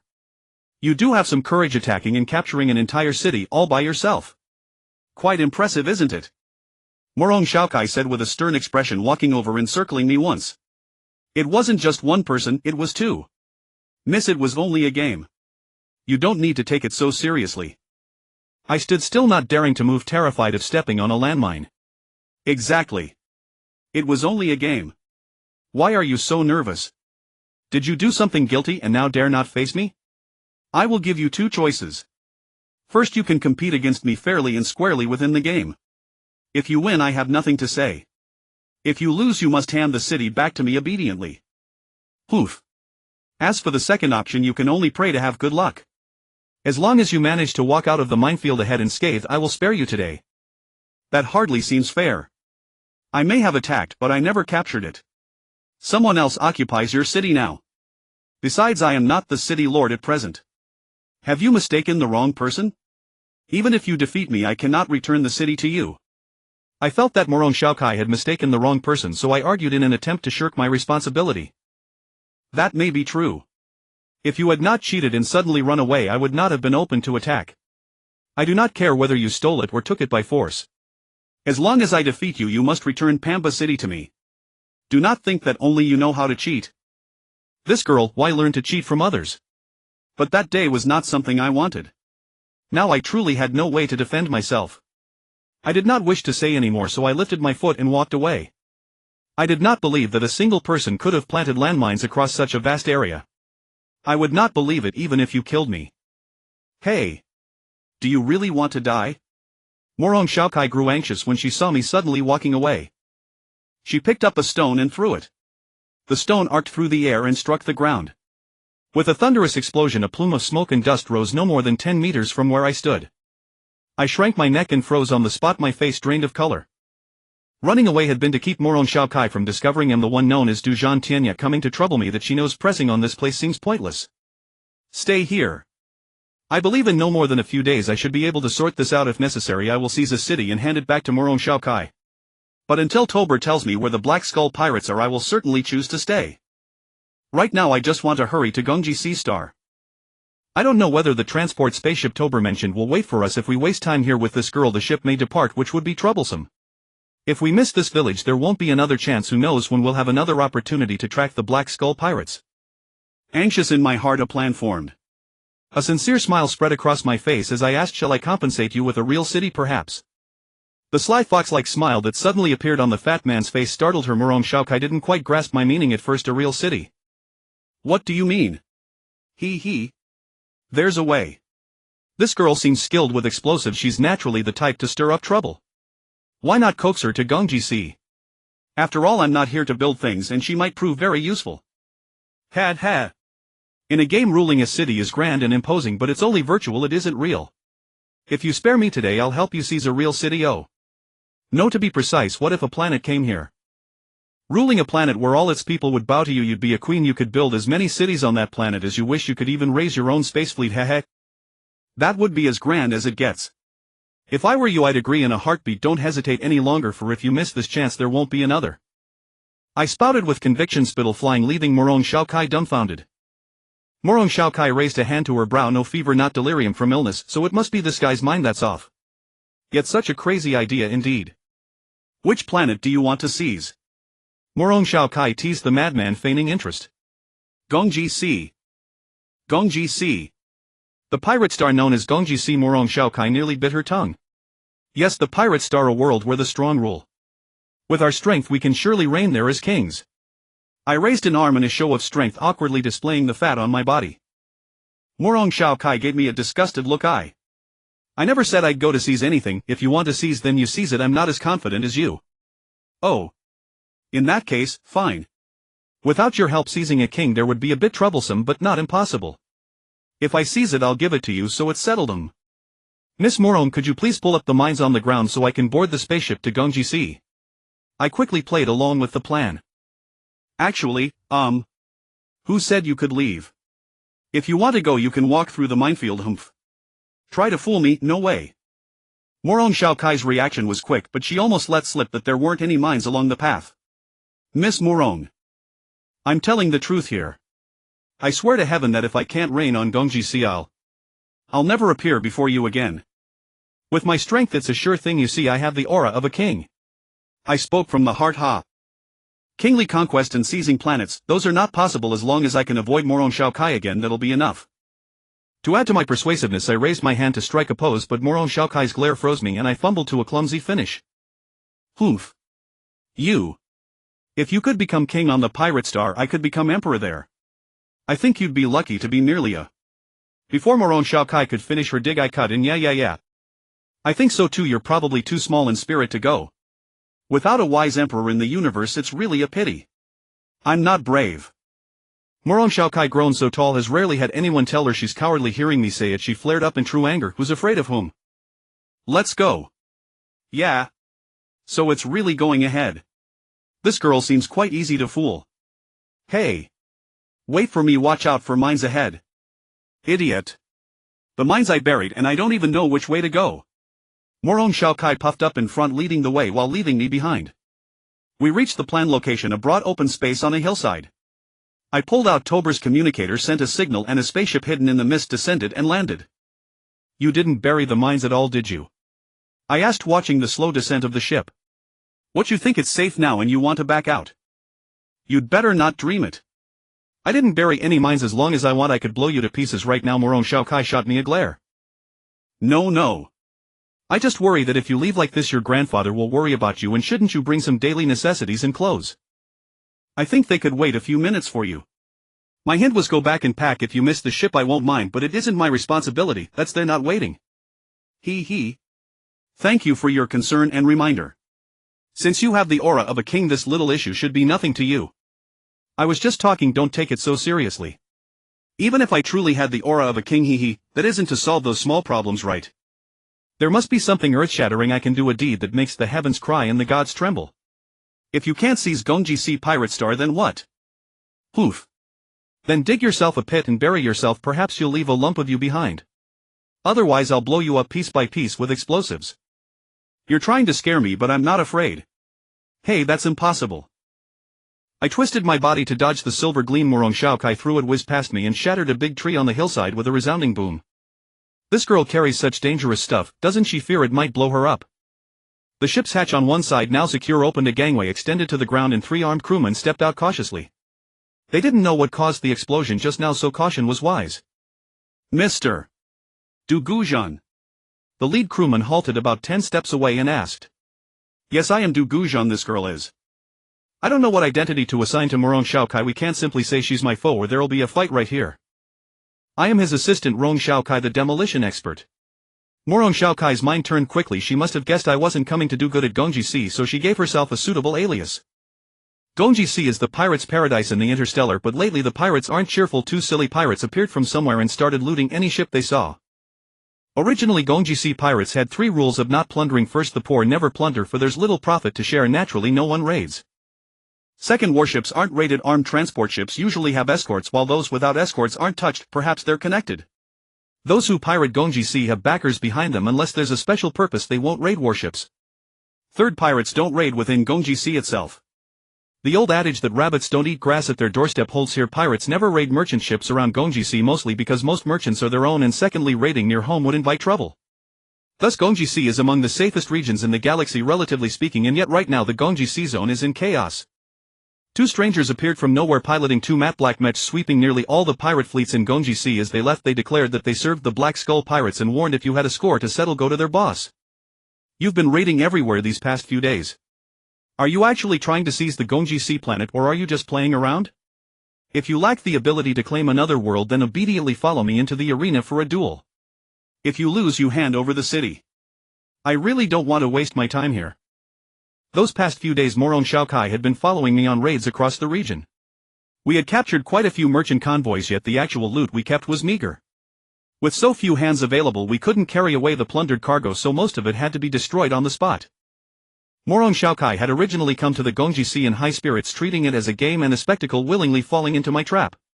But once the novelty wore off and she saw that I seemed all talk and no action, constantly resorting to cheap tricks and fleeing as soon as enemy reinforcements arrived, shouting nothing but the name Black Skeleton before running away, she realized she had been played.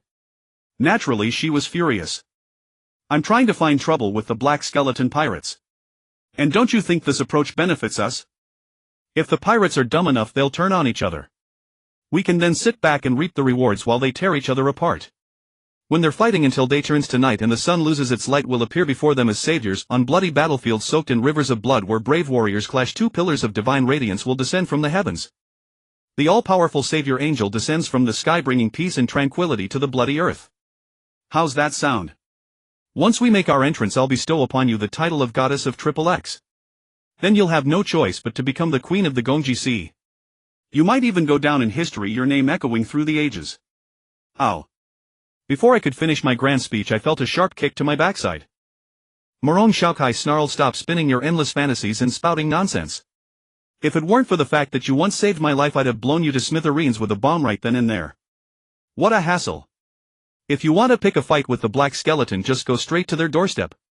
Why all the detours? I'd love to go straight to them, but I need to know where their door is first. I rubbed my bruised backside and muttered. I only knew that the Black Skeleton pirates were planning to come to the Gongji Sea soon, but I had no idea where they would strike. By causing chaos under their name, we forced them to come after us. Even if they don't, the pirates of the Gongji Sea are far from gentle or easily bullied folk. Even if they suspect someone is framing the Black Skeleton, they'll still come demanding answers. Any observant person would conclude that the Black Skeleton had offended someone, and now that someone was sending agents to cause trouble. The warship arranged by Prince Lancaster was docked on the dark side of a small asteroid. In the outer reaches of the Gongji Sea there were thousands of such inconspicuous asteroids, yet they accounted for only 1/10,000th of all the asteroids in the belt surrounding the Gongji Sea star system. After each operation, the transport ship used as our temporary base would relocate to a new asteroid for concealment. Without specific coordinates, finding us would be like searching for a needle in a haystack. We had set up numerous decoy signals, but after more than 10 attempts there was still no sign of the Black Skeleton pirates. The trouble we were causing wasn't enough. It seemed we hadn't even made them feel the pain yet. I just didn't know what the pirates valued most. If we could seize or destroy whatever they cared about most, they would surely panic. But what kind of cargo was it? I was beginning to worry. Captain Ganga, are there any important goods moving in or out of the Gongji Sea? Over this period, Captain Ganga of the transport ship had been providing all our intelligence on raid targets. His information had always been accurate, suggesting they maintained a highly sophisticated intelligence network throughout the Gongji Sea. Important goods. There are some, but convoys carrying them would have much stronger escorts. Your forces might not be enough, Captain Ganga said with concern. Don't worry, 2 people are more than enough. We don't actually want the cargo, we just need to scatter the escorts, plant explosives, and blow the goods to hell. Space freight required specialized cargo containers. Each time we raided a convoy, we simply forced them to release their containers into space. If we had sufficient transport capacity, we could load and remove them from space. But I didn't care about the cargo itself, the only thing that mattered was forcing the black skeleton to reveal themselves. After a moment's hesitation, Captain Ganga provided me with a navigational coordinate. In a few hours, a merchant convoy carrying important cargo would pass through that sector. The Tangpu Divine Church Seminary, once a church and now an orphanage, was home to Waima, the only doctor serving the Gongji Sea region. Today, however, he felt unusually uneasy. Hearing the roar of an approaching airship, he knew the ordered medicines had finally arrived. He hurried toward the orphanage's main gate for the nth time. The airship landed at the gate. Seeing who stepped out, Waima's lips curled into a faint bitter smile. So you've finally come. Ah. Miss Waima, it is my great honor that you would greet me in person. This is a gift I brought specially for you, please accept it. The man who emerged from the airship was a young gentleman dressed in a black formal suit. Though the suit was slightly worn, it was impeccably clean. He carefully held a potted flower in his hands. Upon seeing Waima standing at the orphanage gate, his face lit up with delight and he hurried forward. The man before her was not unpleasant, but his timing could not have been worse. In normal circumstances, Waima would have offered warm pleasantries, but today her mood was terrible and she did not know what to say. Waima. Mr. Borden's communication call, a voice shouted from inside the gate. Oh. I hear you. I'm coming. Mr. Nazareth, please wait in the reception room for a moment. I have something to attend to and I'm not sure when I'll be free. If your matter is urgent, we need not keep you. Please take your gift back. If you can do me a favor next time, bring some gifts for the children instead. Waima quickly turned and walked back through the gate. Nazareth's joyous mood took flight like a bird with broken wings. What had happened? The last time he had visited, she had been friendly and laughing. Had he offended her? We hadn't seen each other for so long. Could it be that she has truly fallen in love with me and is angry that I haven't visited? No way. I never have any luck with women. Nazareth stood at the gate, lost in thought, unsure whether to enter or retreat, when suddenly Waima came rushing out like a whirlwind. Where is our medicine? Waima asked loudly, her face contorted with anger. Medicine? What medicine? Nazareth was completely bewildered. The Angsher Yadalong vaccine. Don't tell me you don't know. Borden has already told me everything. The Angsher vaccine. Isn't Borden's convoy transporting it for you? Why hasn't it arrived yet? Did something happen on the way? Was it robbed? By whom? Nazareth was about to ask who would dare rob Borden's convoy when he felt a sharp pain in his left foot. Someone had stepped heavily on it. Stop pretending. Borden already told me. You, the black skeleton, are the ones who robbed it. What? He's slandering me. I only brought one ship this time. Even if I wanted to rob, I couldn't have. Nazareth felt genuinely wronged. Oof. So you admit it. Bring the Angsher vaccine to us immediately or consider our friendship over. Do you hear me? Waima's eyebrows arched in fury and she nearly shouted the words. Admit what? Borden is right there. I want to confront him directly. Nazareth was certain there was something suspicious at play, though he could not fathom whether it was connected to that scoundrel who had swindled hundreds of his men. 9 eye-shaped transport ships escorted by 4 high-speed warships flew through the asteroid belt surrounding the Gongji Sea toward the cargo terminal in synchronous orbit. Myself and Moron Shaokai shut down all power systems of our mecha and drifted invisibly along the convoy's route. The 4 escort warships, caught off guard, mistook us for space debris until they drew too close to realize we were 2 fully armed mechs. By then it was too late. The 2 mechs activated their weapons in an instant. The 4 unprepared warships were disabled before they could even deploy their carrier mechs. Seeing the situation, the 9 transport ships broke formation and fled in different directions. I couldn't help but laugh. If those 9 ships had scattered, I would have had no choice but to let 2 or 3 escape. But since they were all heading in the same direction, I would not be so kind. I would capture them all in one net.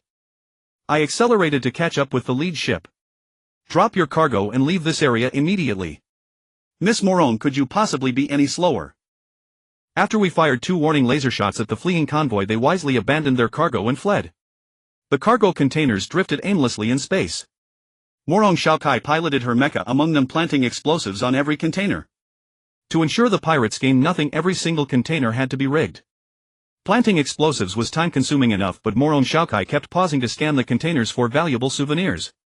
Though she only did a rough external scan, it wasted considerable time.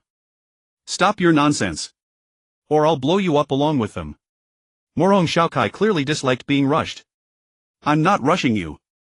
I just want to remind you that in 5 minutes we will be entering a meteor shower zone. Though dissatisfied with her harsh tone as her temporary partner, I kindly offered the warning. The mecha's thin armor plating could not withstand meteor impacts. I had spotted the meteor shower, but I did not know that this particular cluster, known as the Liuxiang Star Group, was the famous death zone in the outer Gongji Sea. It was the remnant of a galactic war 60 years ago, composed of millions of tons of war machine debris.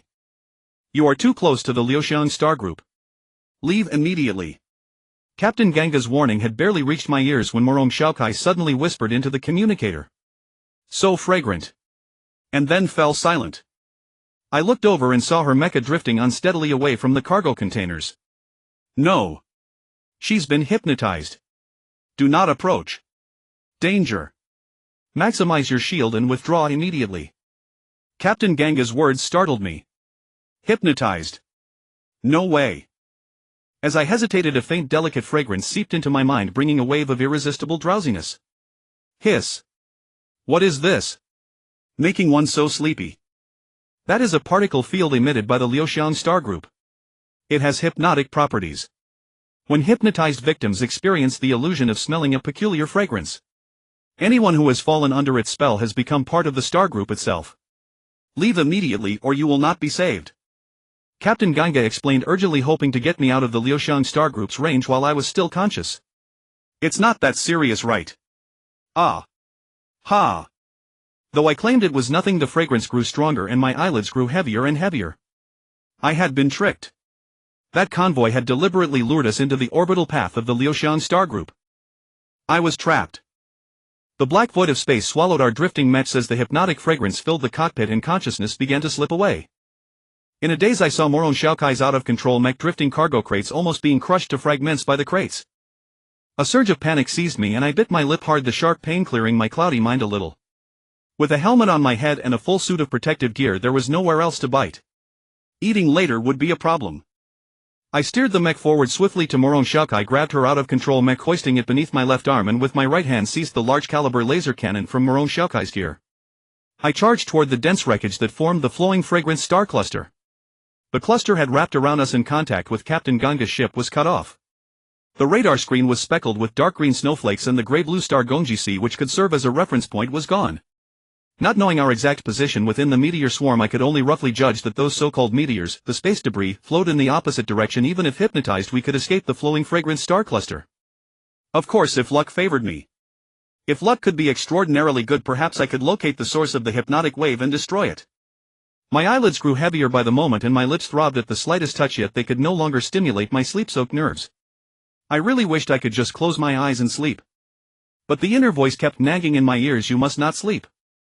You must not sleep, for if you do, you won't earn a lot of money you won't return. Money. I'm already drowning and dead. Dying would be cleaner. It's a pity for the beautiful girl beside me. If not for all these armored plates between us, hugging her would be nice. Hee hee. Ha. What is that? Luck can't be that good, right? A faint, almost living silhouette appeared in my half-closed eyes, moving among the space debris as if it had a life of its own, shifting its position. The thing seemed to be dodging something. My instinct told me it was evading potential attacks. This must be the source of the hypnotic wave. I blinked hard. A piece of a warship's wreckage flashed past and I was sure the illusion wasn't a dream. I raised the laser cannon and fired a shot at it. The laser beam pierced the phantom precisely. The apparition quickly faded away, but the sleepiness remained. Damn, I hadn't hit it. Target detected. Assessing combat capability. Long-range attack 95. 44. Close quarters 4. 56. Recommend engaging at close range. The autonomous combat computer detected an attack and immediately analyzed the current strategic situation, driving the Shenmenji toward the target. The fragrance suddenly grew thick and it felt as if the source of the hypnotic wave was approaching me. Sure enough, the scent waxed and waned. I pressed my lips, a strong coppery taste spread in my mouth and my lethargic body regained a bit of strength. I swung the laser cannon in the mech like a long blade. At the moment the scent intensified my arm tensing and the sleepiness in my mind retreated like a tide. Fortune still favored me, though the god of wealth wouldn't cut me a break. Hee. After escaping death I was in high spirits. Seeing Morong Xiaokai's mech still by my side, I hurriedly piloted the mech to fly outside the flowing fragrant star cluster. Combat system damaged. Combat energy supply terminated. Please reselect energy allocation. If not chosen, a decision will be made automatically in 7 seconds. 7654321. The energy allocation method has been automatically chosen. Life support is fully prioritized. Temperature is too low and vital signs are faint. Warming up now. From inside the flowing fragrant star cluster, a small asteroid composed entirely of ice and snow displayed tiny cracks as internal temperature changed and wisps of water vapor began to seep out. The asteroid's trajectory altered as the vapors rose, and beneath that thick ice the master of Shen Menji was beginning to awaken. You're still alive, what a miracle. Be careful, a large spaceship is approaching from your direction with unknown intent. Want me to divert it for you? Not long after leaving the flowing fragrance nebula, I received a transmission from Captain Ganga. It seemed my moment of elation had made me careless and someone had noticed. I declined. Captain Ganga's kind offer, for the ship was already within visual range. The people aboard had locked onto me and were sending a laser signal asking for my identity. Who are you? We are the Black Skull's people. Want to make trouble? I replied with a light signal. If anyone's looking for trouble, it's you. Are you really the Black Skull, the famed mighty world-conquering master whose name shakes the seas and the heavens? Are you his underlings? Yeah. Aren't you scared? I exclaimed. I'm scared, really scared, but I seem to be the Black Skull's boss myself. Why do you two look so unfamiliar to me? Ahem, you are indeed the famed, renowned, peerless Black Skull, the terror of the seas, the mountains and the world. It is an honor to meet you. Today is truly a fortunate meeting thrice over. May I have your full name? The other side fell silent for a moment. Soon my visible communications screen lit up with a young man a few years older than me, his face full of anger. Realizing I was dealing with 2 reckless kids, he hesitated and yelled, 2 reckless little kids, what are you doing here? If you don't want to die, get aboard my ship now. That guy's voice was tough. I wasn't sure if Morong Xiaokai had awakened. The ship looked sturdy and hard to tear apart, but I wasn't sure if that guy was tough enough. If he finished us in a few moves, I'd have wasted my effort for nothing. Board my ship. I have a little gift for that old fellow to exercise his old bones. Morong Xiaokai's cold words rang in my ears. She was awake. Hey. Don't mess around. Let me handle this first and then we talk. I'm switching frequencies and giving orders. You'd better move quickly. Morong Xiaokai drove her mech off my grip, accelerating toward the approaching Black Skull pirate flagship. On the pirate space flagship, in a tastefully decorated cabin, the handsome Nazir's angry that his date with the beloved had been interrupted by these 2 intruders around Gongji Sea. Clearly has a plan in mind. From the 2 mechs they piloted and their manners, Nasir Rez could already tell the likely identities of the 2 youths. You are students of the Cattle Military Academy. Hearing Nazir's question, I was surprised. Although I hadn't intended to reveal my purpose here, his guess at my past startled me. I thought pirates had many enemies. Apparently you haven't done many bad things. If you answer a few questions satisfactorily, I might consider letting you go. Since it's so easy to board the Black Skull pirate flagship and meet the Black Skull himself, and he's seen through who you are, my plan to blend in and move on has become useless. I might as well lay my cards on the table. Kid, it doesn't matter how much mischief you've done, I'm a killer who doesn't blink and there are enemies everywhere. Do you want to know why I can tell your origins at a glance? Look at you two, a reckless youth and a girl piloting 2 imperial standard mechs. Your gestures lack any soldierly air. An idiot could guess where you came from. And kid, this is my ship. You'd better watch your tone. Nasir Rez spoke proudly. Oh. It seems you're not much smarter than a fool. I'm a cadet from the Cattle Military Academy. She isn't. You may let her go, but for safety I'll keep Morong Xiaokai away first. I didn't invite you here, you came of your own accord.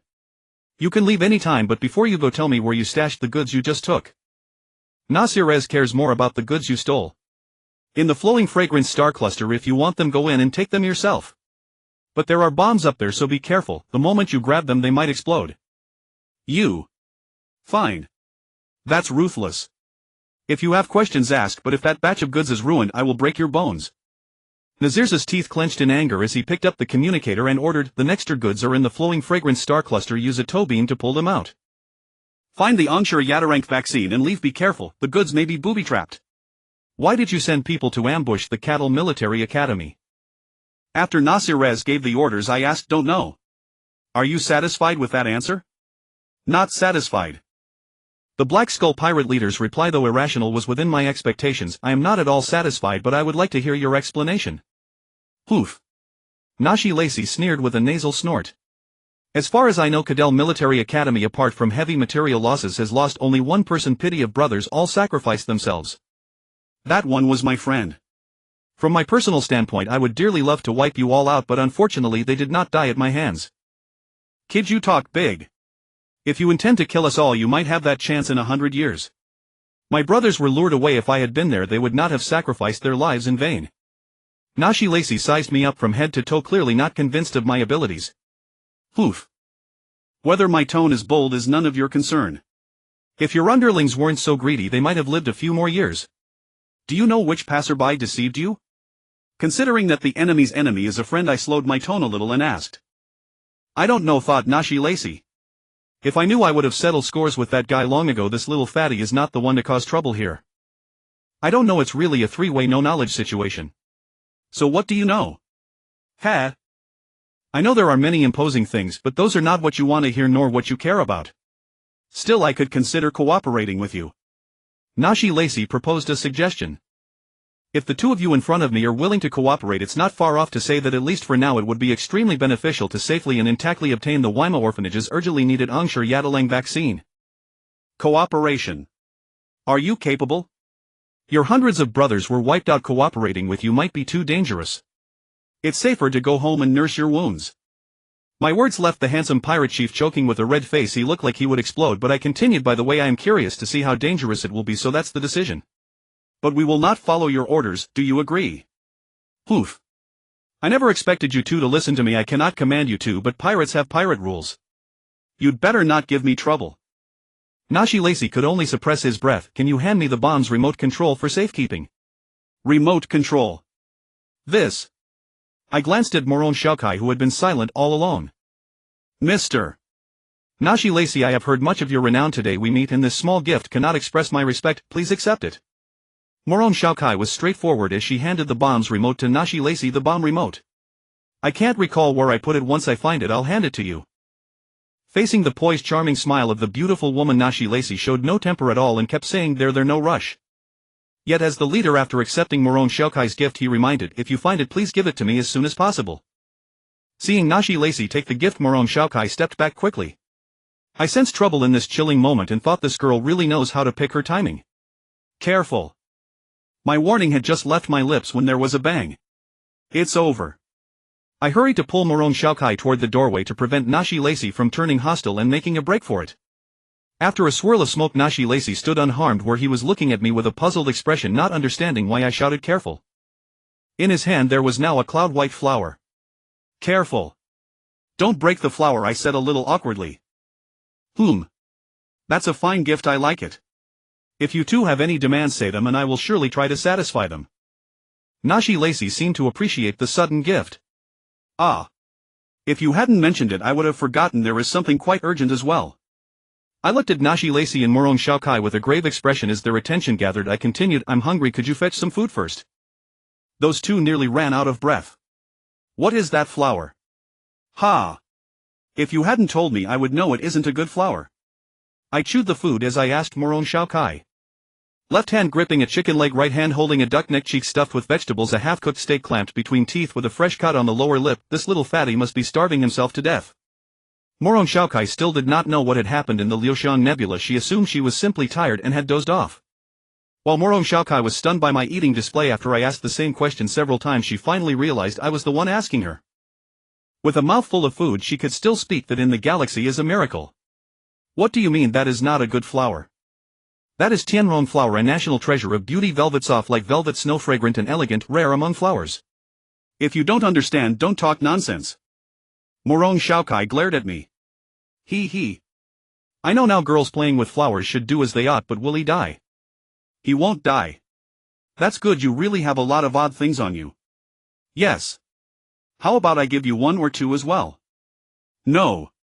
Spare me. What is the use of that flower? I waved my hand uneasy. There isn't much to it.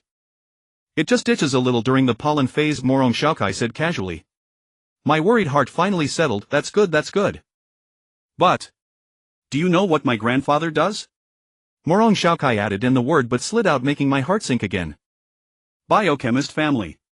A biochemical expert by trade, he often tinkers with flowers in his spare time. That Tianrong flower is one he refined. Its pollen not only makes people itch but also makes one feel cold all over. Yet if you run tens of thousands of meters every day, the symptoms vanish. Thousands of meters every day. When will it end? I began to itch again and felt a chill. It's hard to say. In the hands of a man who loves flowers, Tianrong flower won't wilt easily. How do you know that Nashi Lacey likes flowers? I was a bit baffled. Oof. Saying you're stupid isn't an insult if it's true. This ship's corridors and cabins are lined with all sorts of flowers, haven't you seen them? Isn't it obvious? He. I hadn't paid much attention, but after Shaokai spoke I looked around. The dining cabin aboard this pirate spaceliner indeed had many flowers. If I didn't know this was a pirate starship, I'd have mistaken it for an elegant passenger vessel. Oh. He may have laid out so many flowers to please a certain lady. If he gave the flowers to someone else, that wouldn't be good, I realized, sounding worried. That's not my concern. Who said I'm a reckless kid here? He asked for it. Cough. The bomb isn't a problem, is it? Seeing Morong Shaokai about to lose her temper, I quickly changed the subject. Tianrong flower, heavenly velvet like clouds and mist, formless and shifting with the wind. To many planets across the galaxy it represents freedom and boundless spirit. Lovers seldom gift such flowers, for to give one is to say I want freedom, let's part ways. Morong Shaokai naturally understood this little exchange as a test for the solitary battle. Relax. The bomb I made won't explode, it won't blow up even if struck by a meteor. Just as we spoke, a sharp alarm began to blare urgently. What happened? I asked as I entered the central control room of the pirate space mothership. Nasirs had been directing his crew of space pirates to use tractor beams to extract cargo containers from the Liuxiang star cluster, but several attempts had failed. The primary difficulty lay in positioning. Although the anti-jamming probes deployed into the Liuxiang nebula had functioned normally, by chance their operational duration was too short. Many were damaged within mere minutes by drifting debris, and the effort often yielded nothing but scrap metal. The pirates dared not venture too close to the Liuxiang star cluster for fear of being hypnotized. Unaware that I had already eliminated the source of the hypnotic waves within the cluster, they naturally kept their distance and offered no explanation when asked. We've been surrounded. Nasirs replied without turning his head upon hearing my question. A dozen warships of unknown origin had completely surrounded the Black Skull Pirates mothership, the Blagovyeshchensk.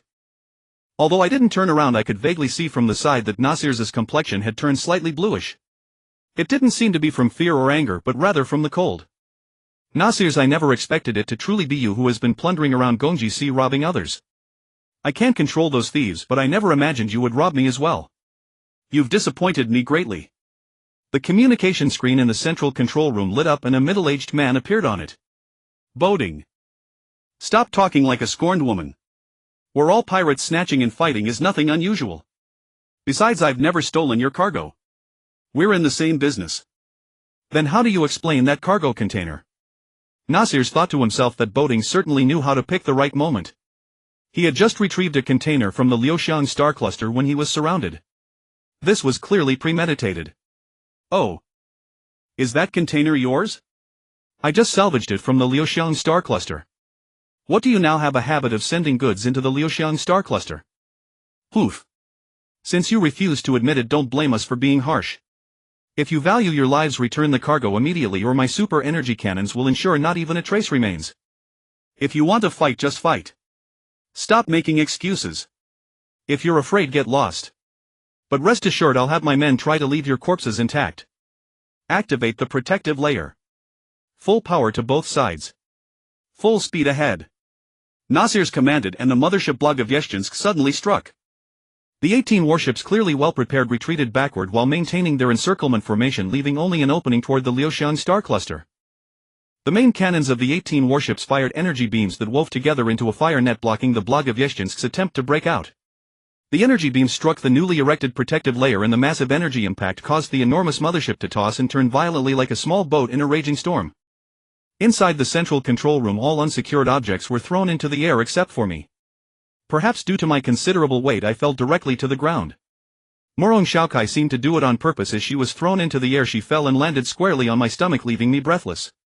After helping her up and finding a handhold to steady myself, I heard Nasir say to us, "Stay here and don't run around. I'll go handle a small problem." Nasir's ran toward the hangar and I followed. Since I was the one who had caused this trouble, how could I let him deal with it alone? "Why are you following?" Nasir seemed unappreciative. I said, "We want to see your capabilities." Nasir's frowned. "Don't get in my way.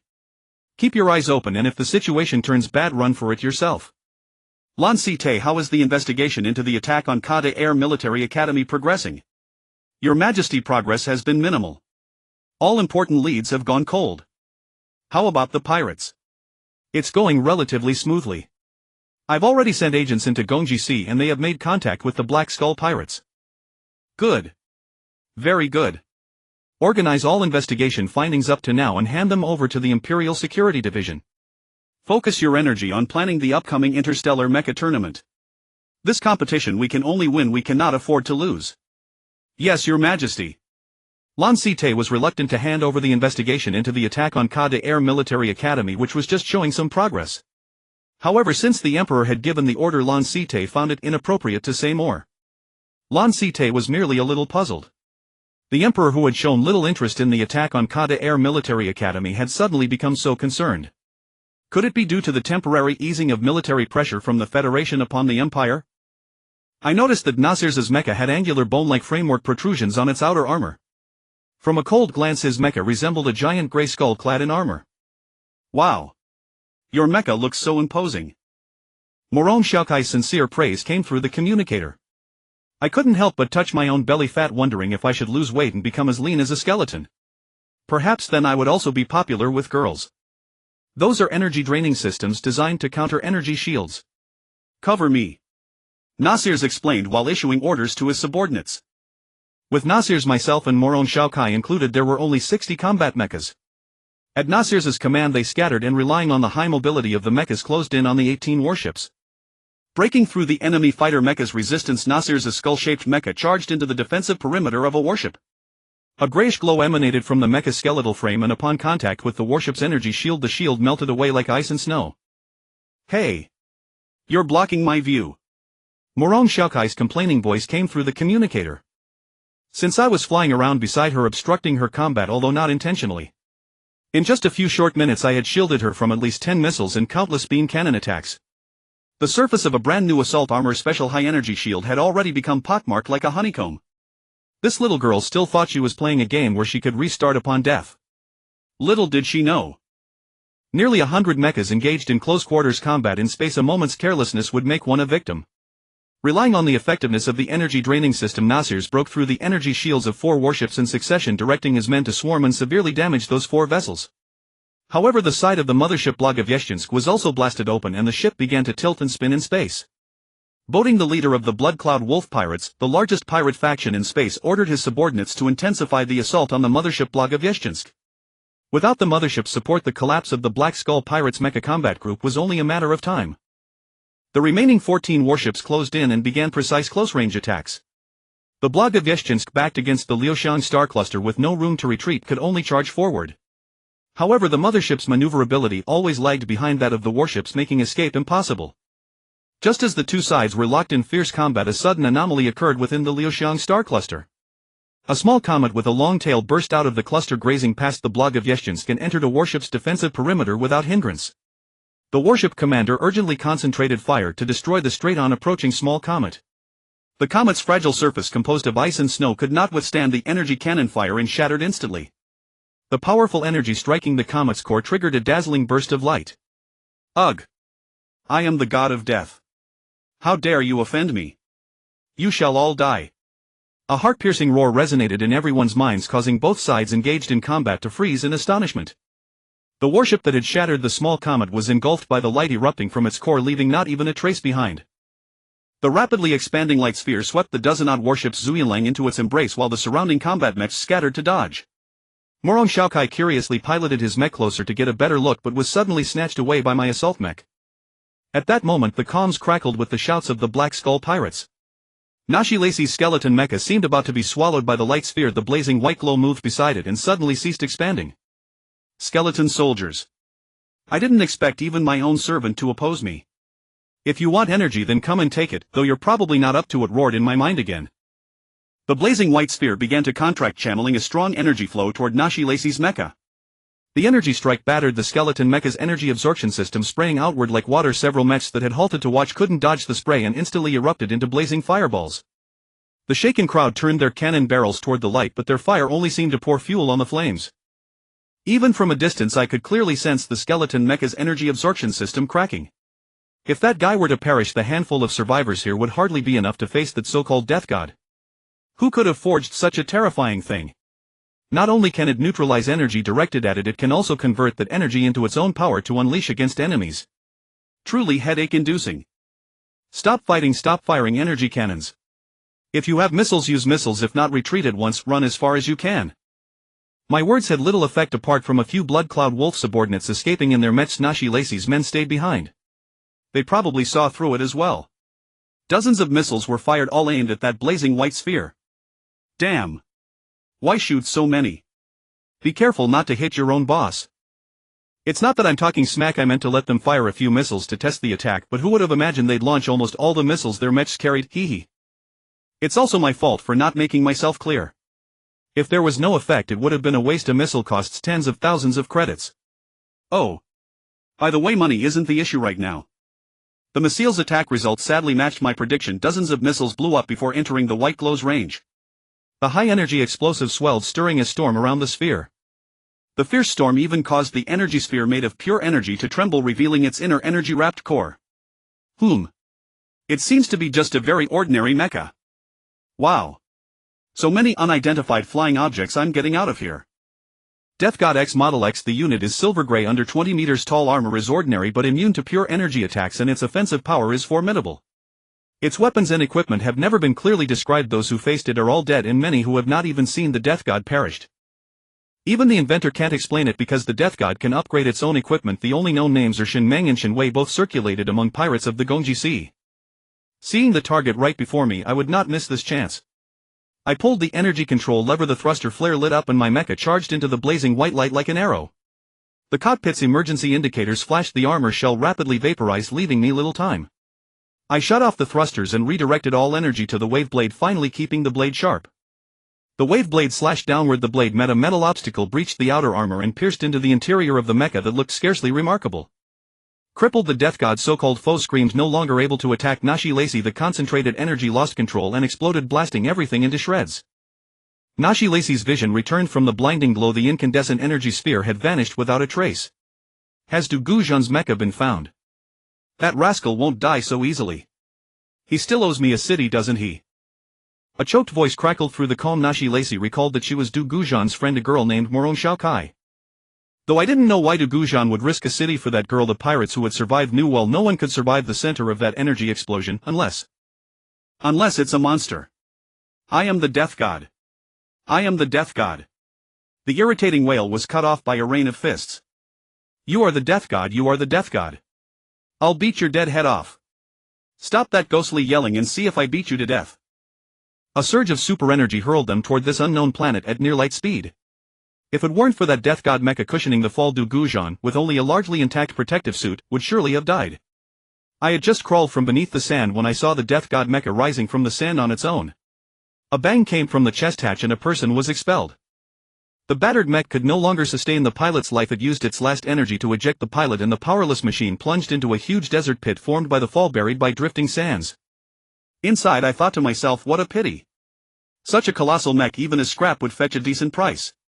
Sigh. What a pity. After confirming that the person lying there posed no threat, I approached. Curious, and because in this desert it's hard to tell direction, I wanted to ask someone. Getting closer, I found the man rigid and unconscious, and when I touched him he was icy cold, as if he had just crawled out of an ice cellar. Removing his helmet, I saw snow-white hair and a pale, square-faced face that did not look old. A fierce, murderous glint rested in his brow, and his features were twisted with reluctance to stay unconscious. Even in his unconsciousness he occasionally muttered, "I am the Death God." There wasn't much to it, but what irked me was that the fellow kept muttering that one line in a cold, eerie tone. Fortunately, I had the courage not to be scared to death, though it did annoy me. So every time I heard him claim to be the Death God, I would beat him up and also give his joints a rough stretch. After tiring of the fight I left the near-lifeless death god and wandered the desert. All around was sand and more sand. There was no way forward but to turn back. Just as I reached the death god's side he began muttering again, "I am." I kicked him once more and his voice grew noticeably more normal. I paused to listen. "I am Akra, the corps commander of the Empire's death god army." "Who are you? What is this place? How did I end up here?" Seeing that he had woken I drew back my foot, cleared my throat and replied, "I am Gu Zhan. As for the second question I don't know. As for the third you'll have to ask yourself. Did you bring us here?" "Oh. What year is it now in the imperial calendar?" Akra asked again. I counted on my fingers and said, "If I'm not mistaken it's imperial year 332. "Brother, how did you end up looking so miserable, as if you'd been frozen?" Akra's face betrayed a deep malice. If his limbs weren't still stiff and weak he would have leapt up to swear at me. Sigh. Forget it. 62 years have passed. It's better not to mention it. 62 years ago the Empire and the Federation fought fiercely. Gongjisi was a fertile planet that both sides fought over. During one of those battles as the Death God Army's commander he led the charge but was frozen by the enemy's absolute ice cannon. What followed Iraq doesn't know. Though I could sense the truth wasn't that simple. The other party didn't want to speak, so I didn't press. "Are you Imperial?" That should count as yes. "Do you know who among the Empire's 12 marshals is still alive?" "I don't know." "Who is the current emperor of the Empire?" "This. I don't know." I truly didn't know. A commoner like me just wants food and shelter. It doesn't matter who sits on the throne. "Where is your home?" Akra clearly hadn't expected to meet someone so ignorant. "Hemnes. No wonder." Iraq suddenly realized that those who had come from the ecological protection planet knew so little revenge would be unlikely. 60 years had passed. His old friends were probably dead. To live another 60 years would itself be a miracle, and how long he could live remained unknown. Iraq strained to move his limbs but there was no sensation. Long years of freezing and an incomplete thaw had severely damaged the vitality of his body's cells and tissues, and he knew his time was running out. Iraq signaled me to take a necklace from his neck and hand it to his family. They should be on the 4-ringed planet. "Don't worry, I'll pass it to them." "Hey. Don't die please. I don't want to stay in this desolate place with a corpse." "Hey." I piled sand over him and wore the necklace he gave me around my neck. A wind rose in the desert. I chose the windward direction and walked on. At least the sand wouldn't blow into my eyes and the wind would push me along, leaving me with some strength. The silence of the desert was shattered by the rumble of machinery as 2 Imperial military patrol vehicles came to a halt before a colossal sand pit. 20 hours prior the capital's planetary defense grid had detected an unauthorized aerial intrusion. Initially dismissed as a false alarm, the recent armistice with the Hongqing Federation had led to increased espionage activities, prompting heightened vigilance against potential infiltration. Several scouts disembarked and deployed energy detection instruments, scanning the area methodically before returning to their patrol vehicle. Upon establishing communications, engineering vehicles soon converged on the site. A pile driver encircled the pit's perimeter, erecting a concrete wall in quick succession. The specialized sand excavator descended into the pit and began its work. Within moments the bucket struck metal. The target's burial depth was unexpectedly shallow. Under the command of a colonel overseeing the excavation, the sand excavator withdrew from the pit. Detection personnel descended to the bottom with their instruments, measured and mapped the target's dimensions, and then clearance specialists carefully removed the overlying sand. A silver-gray mech gradually emerged from the debris. The Death God mech. Good heavens! I thought it was merely a legend. Upon recognizing the mech's silhouette and the markings etched into its armor, the colonel immediately identified it as the Death God mech, the lowest-ranked entry in the Empire's widely circulated Compendium of Divine Machines. Report.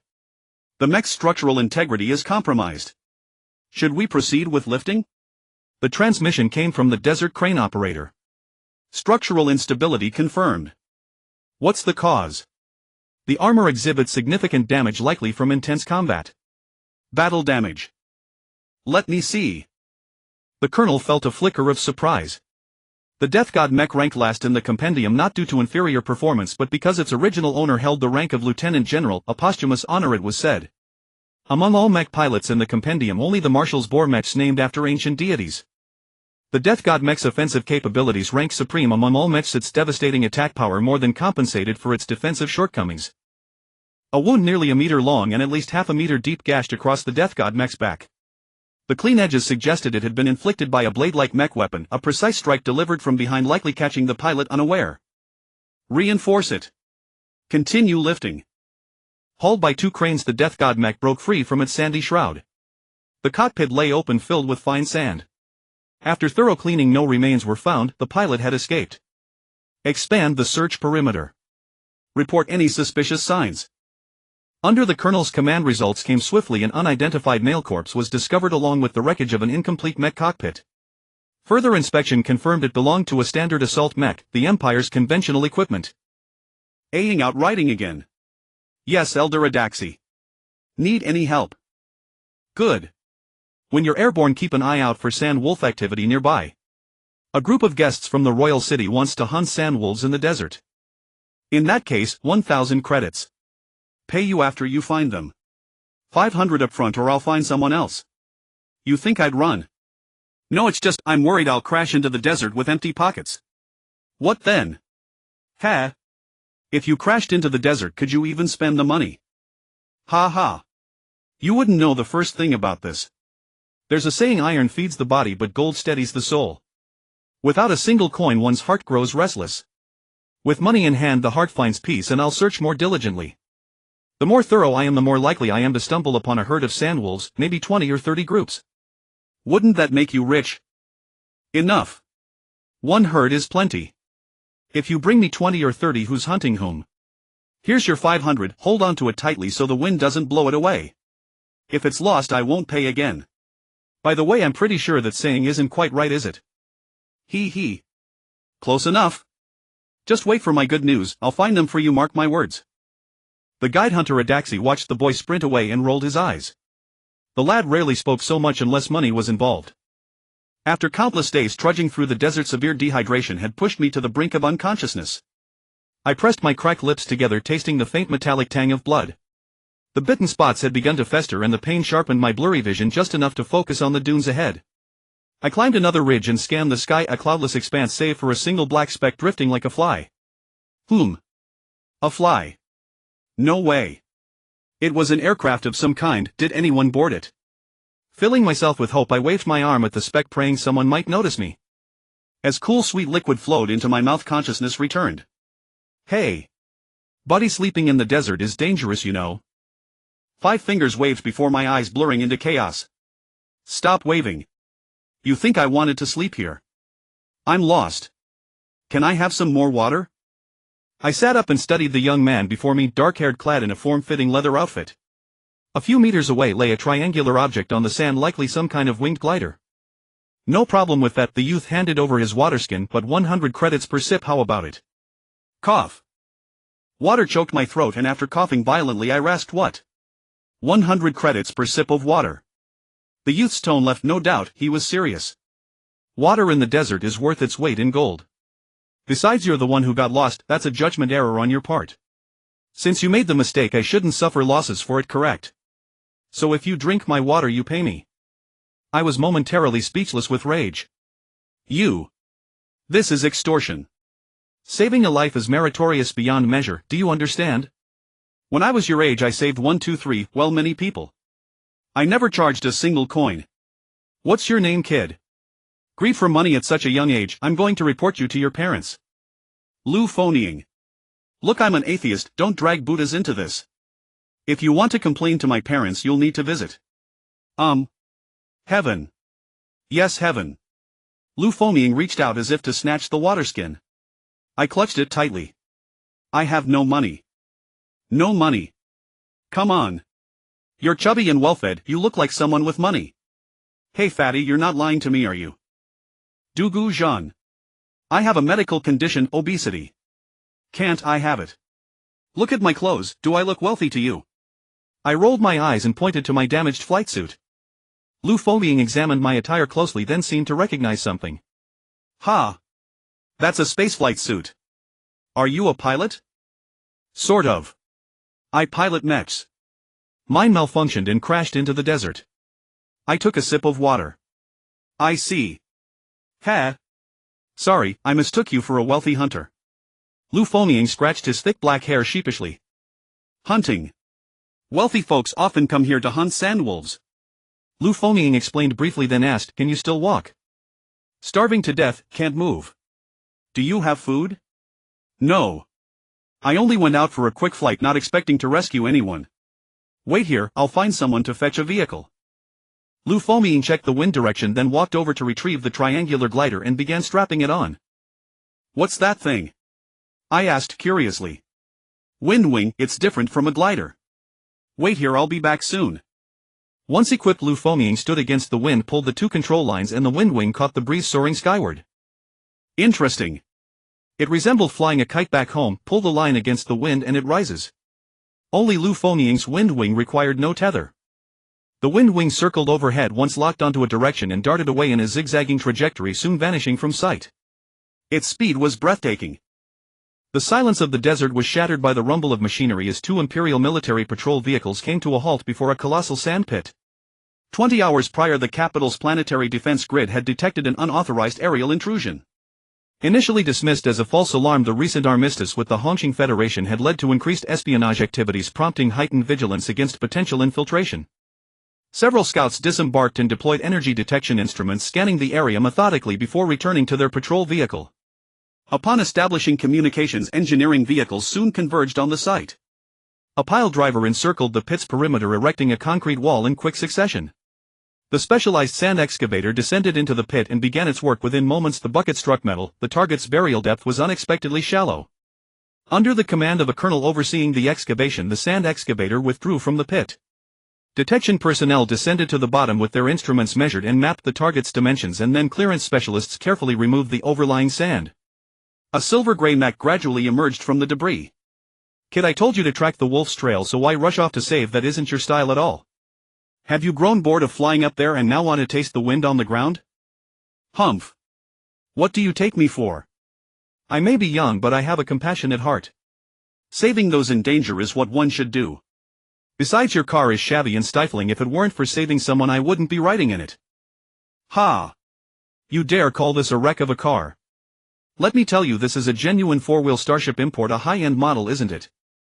Careful with the driving, kid, don't drive us into the dunes." "Kid, with me at the wheel we could even end up in the lake, crashing into a dune." "No way. Where is the person you mentioned? We've been circling here for a long time and I still can't spot him." I think he should be around this area. How could he be gone?" Lying atop the dune for what could be hours, I hear arguing nearby, and one voice I recognize as Lu Foming's. I spring up and sit taller. There's a monster. Seeing something suddenly rise from the sand, a taxi starts. "Stop the car. Stop them, that's him." Lu Foming signals a taxi to halt the flying vehicle. "Him, is he human? If not human, what do you think he is? Hey. Are you all right, brother?" Lu Foming jumps off the vehicle and comes over with concern. "I'm fine, still breathing." I brush the sand from my clothes and quip, "If you'd come any later I'd have been buried alive." He. "Sorry, we nearly got lost too. Luckily we found you, otherwise I'd be distressed to death." Lu Foming says with an apology. "If you hadn't come I wouldn't blame you. Should we get in the car to talk?" With dusk pressing in, I suggest. Yes, brother, a taxi, help please." Lu Foming calls a taxi, who is still dazed nearby. Gu Zhan has disappeared. The Prince Landside, busy preparing for the Interstellar Mecha Grand Prix, receives Captain Gang's report and a cold chill runs through him. The boy seems unlikely to make the upcoming race, so plans must be adjusted. Perhaps the race period could be extended. Maybe the boy could still arrive to join the final. But how to admit a latecomer into the competition in a fair and legitimate way? That is a troublesome question indeed. Prince Landside isn't worried that Gu Zhan will die. Judging by his look, he rather seems a lingering calamity, not a short-lived menace. "Your Highness, emissaries from the Mecha Space Research Institute request an audience with you." "Do you wish to meet them?" Captain Jason reports. "Emissaries from the Mecha Space Research Institute. Take them to the reception hall, I will come at once."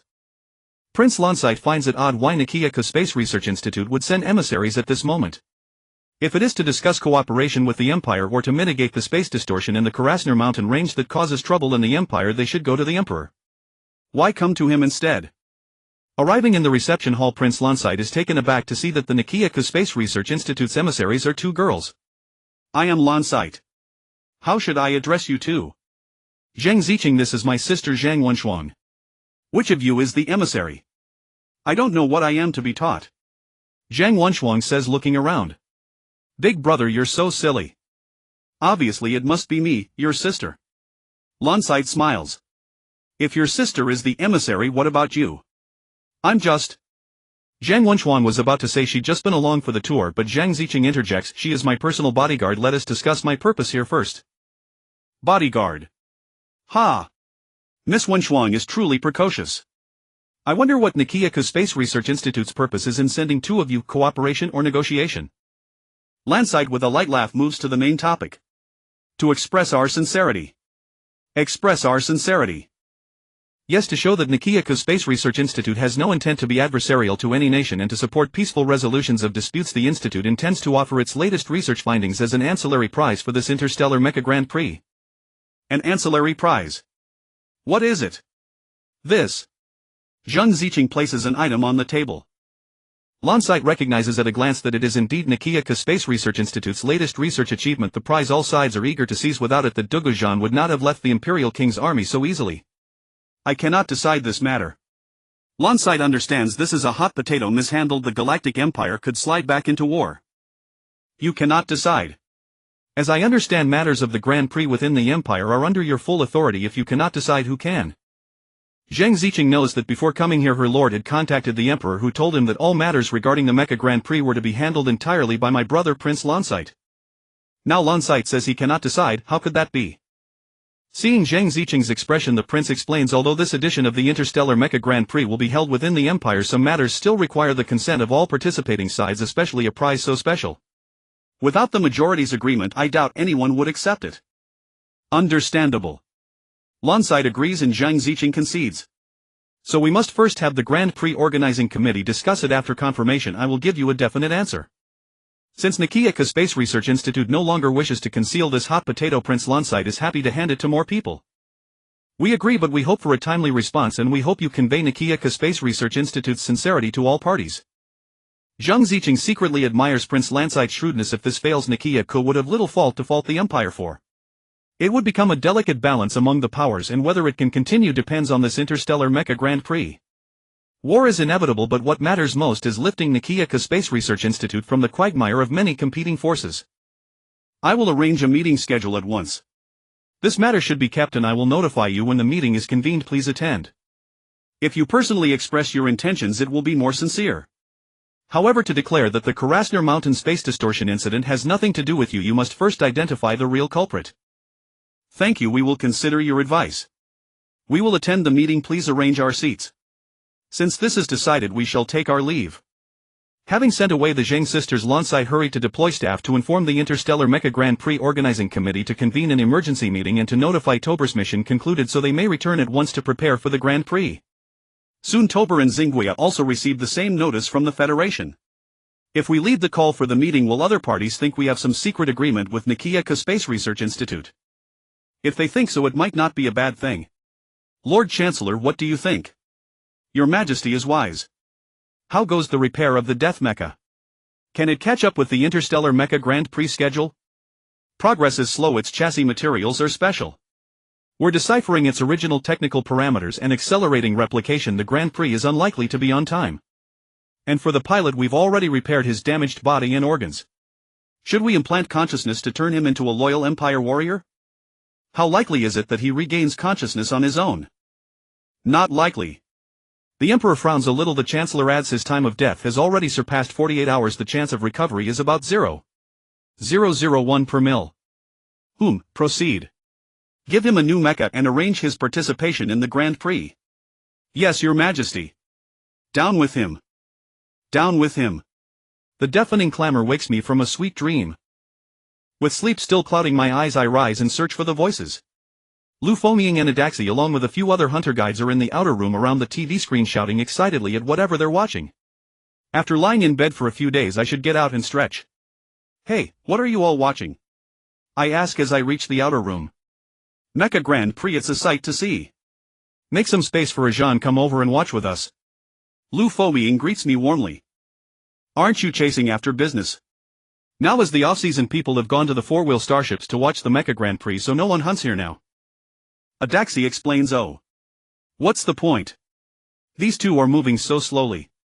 I glance at the screen, then turn my gaze away to look for food. Kid, you've got talent. Why not join the competition, the others tease. This kind of event isn't worth joining. I want to participate in the biannual Interstellar Mecha Grand Prix.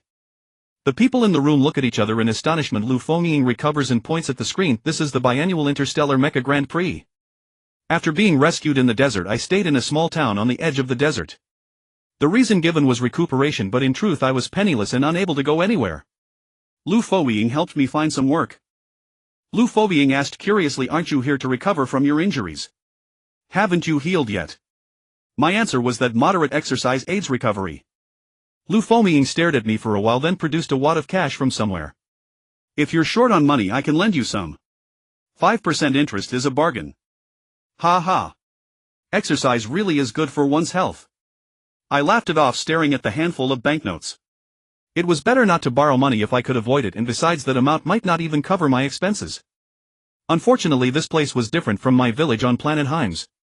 Although it was also an old-fashioned town without skyscrapers, there were no lucrative opportunities. There were no guild missions to accept, though there were plenty of tourists passing through. Given my physique, I made a decent baggage porter. Mechanical porters, no matter how advanced, were still less convenient than humans in certain situations. Who would have thought that after just a few days the number of tourists would dwindle, leaving me on indefinite leave? Even more unexpectedly, after waking up from a lazy nap, I heard that the Interstellar Mecha Tournament had begun. Take me to the venue. 19%. You're taking advantage of my predicament. 28%. You're too greedy. 37%. You're a profiteer. 46%. You want to. 50-50. This world is truly dark. You cover all expenses during the competition. Can you make it to the top ranks? If not first, then second. If not second, then third. If not third, then fourth. If not fourth. Well, I'll just come back and do hard labor to pay you off bit by bit. Why do I feel like I'm jumping into a pit? He. Don't worry. How could I let my savior jump into a pit? 50-50.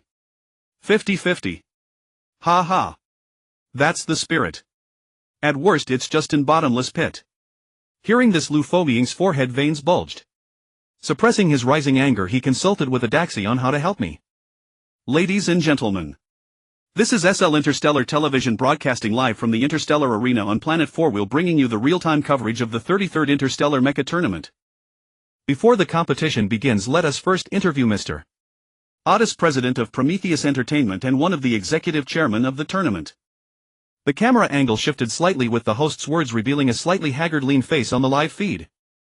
Otis, who had long been tormented by his numb sense of taste, temporarily abandoned his internal curses against that guy named Gu Zhan. He summoned his spirits and forced a cordial smile for the camera. That bastard had run off on his own and even took Shao Kai with him, leaving Otis without the antidote and forcing him to continue enduring the torture of his taste buds. Mr. Otis, I hear this tournament is different from previous ones. Could you give us an introduction? The on-site host asked. Yes, it is my honor. First, this is the first Interstellar Mecha Tournament held offline after 2 online editions. The scale speaks for itself, you will see it when you watch. Second, in addition to the formal events, special challenge matches have been arranged. Contestants can challenge higher levels of strength and have more opportunities to showcase their abilities. Time is limited. The next match is about to begin. Please enjoy. Otis wanted to say more but spotted a familiar figure flashing before his eyes. He stopped mid-sentence and tried to slip away. I heard that winners ranking in the top 10 will receive special prizes. Could you elaborate on what those prizes are? The on-site host pressed. For specific details, please refer to the handbook distributed by the tournament organizing committee. Ignoring his dignity, Otis abandoned the SL television host and chased after the figure that was about to blend into the crowd.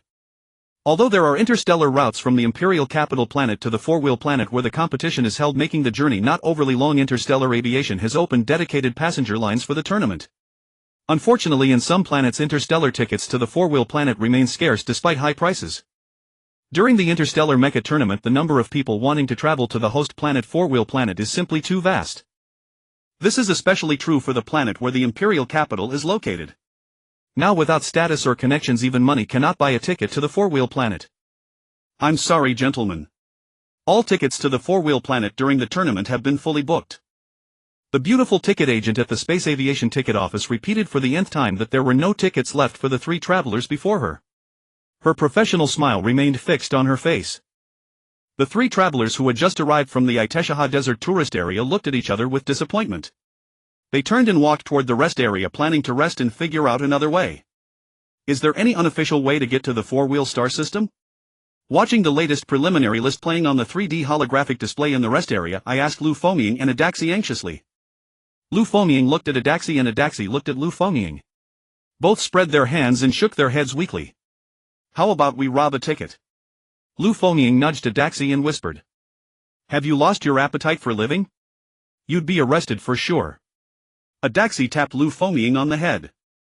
Ignoring the two of them fooling around, I busied myself checking the interstellar navigation map on the terminal in the rest area, looking for a possible route via other planets to reach Four-Wheel. Shao Kai. It's me, Otis. Eh? The girl who had her shoulder grabbed turned around. Otis realized he had mistaken someone else. You have the wrong person, sir, the girl asked politely. I'm sorry. I'm sorry. Your silhouette looks so much like a girl I know. Truly sorry. Otis hurriedly apologized. Lian Xinger. It's almost your turn to compete. What are you doing over there? A companion called from the balcony of the contestant preparation room nearby. All right, I'm coming. Lian Xinger waved to her companion. Sir. I hope you find the person you're looking for soon. Ah. Thank you. You're also a contestant, aren't you? I'm the executive chairman of the tournament. If there's anything I can help with within my capabilities, I'd be happy to serve you. Watching the girl's graceful figure run away, Otis called out loudly. Xinger, who was that? Don't know. He mistook me for another girl. As soon as Lian Xinger entered the preparation room, her companion Yulong grabbed her and asked. That's good, that's good. Do you know how scared you made me? I thought you'd been recognized. He. If you don't say anything and I don't say anything, who would know I'm that dragon watching? Shoo. Keep it down. If people find out your position as a big singer here is gone. And if the company knows you used vacation leave to sneak into this mecha tournament, my life is over. Oh, come on. Don't worry. If worst comes to worst, I'll hire you in my personal capacity. That's more like it. Here, these are the profiles of your opponents today. Yulong handed a stack of documents to Lian Xinger. Looking at the thick stack of materials and the dense text inside, Lian Xinger immediately felt her scalp tingle. She flipped through it briefly and tossed the documents aside. Have you finished reading it? No. Anyway, that guy isn't my match. Lian Xinger was full of confidence. You're a little girl with many good qualities, but you're too confident. Knowing more about the situation would make winning easier. If you're this arrogant, be careful someone exposes your weaknesses in the first match, making the rest of the competition exhausting for you. Yulong threatened. I'm not afraid. Even if they know, they can't stop me. Lian Xinger carelessly accessed the terminal in the preparation room to browse information of interest. Can't do anything with you, Yulong said, but still concisely introduced the situation of her opponent to Lian Xinger. It was unclear whether Lian Xinger had listened. As the pre-match signal for contestants arrived, Lian Xinger hurriedly put on her protective suit and piloted her mecha into the arena. Sitting in the stands, Xin Gaia lowered her binoculars and asked, Hey, who do you think will win this match? After waiting for a long time with no response from beside her, she turned to look. Trevor's eyes were filled with a misty glow, his face wearing an infatuated expression. Xin Gaia reached out and plucked the earphone from Trevor's ear. Clear, elegant music flowed out, accompanied by a mellow singing voice. Before Xin Gaia could make out the song, Trevor snatched it back. It's Dragon Wanching's song again. Are you watching the match or not? Why didn't you say so earlier? Trevor glared at Xin Gaia. Could you hear it with the earphone in? Oh. Watching the match. I'll lend it to you after I finish listening. Trevor knew Xin Gaia also liked Dragon Wanching's songs. I don't care for it. You might as well give me the disc. Xin Gaia was making her own calculations. Keep dreaming, you. A burst of exploding roar interrupted their quarrel. Inside the arena, shrouded by a massive protective barrier, one of the competing mechas had already begun its attack. Gu Zhan was here peeling potatoes and washing dishes in the dining car kitchen. The continuous bombardment of high-energy quantum cannons blew up a series of large craters on the ground, and the rising dust obscured Lian Xinger's mech. Although Lian Xinger had only briefly glanced at the data in the preparation room, combined with Yulong's concise explanation, she understood enough. Her opponent today was the runner-up from the previous tournament, piloting a heavy assault mech equipped with two 230mm high-energy particle cannons. The opponent specialized in long-range attacks, often using rapid double cannon volleys that left rivals with no choice but to defend. Her vision was blocked by dust and the opponent simultaneously released interference bombs filling the radar screen with static. Yet Lian Xing'er did not rush to charge out of the swirling dust. Seeing one side unleash fierce attacks while the other remained motionless amid the smoke, the audience grew restless and began to boo loudly from the stands. Lei Sake, stationed at his chosen attack position, could no longer remain still. As the previous runner-up, he had not taken his opponent, a rival whose only known details were name, gender, weight and height, seriously. He had assumed that after a few cannon blasts the unknown upstart would panic.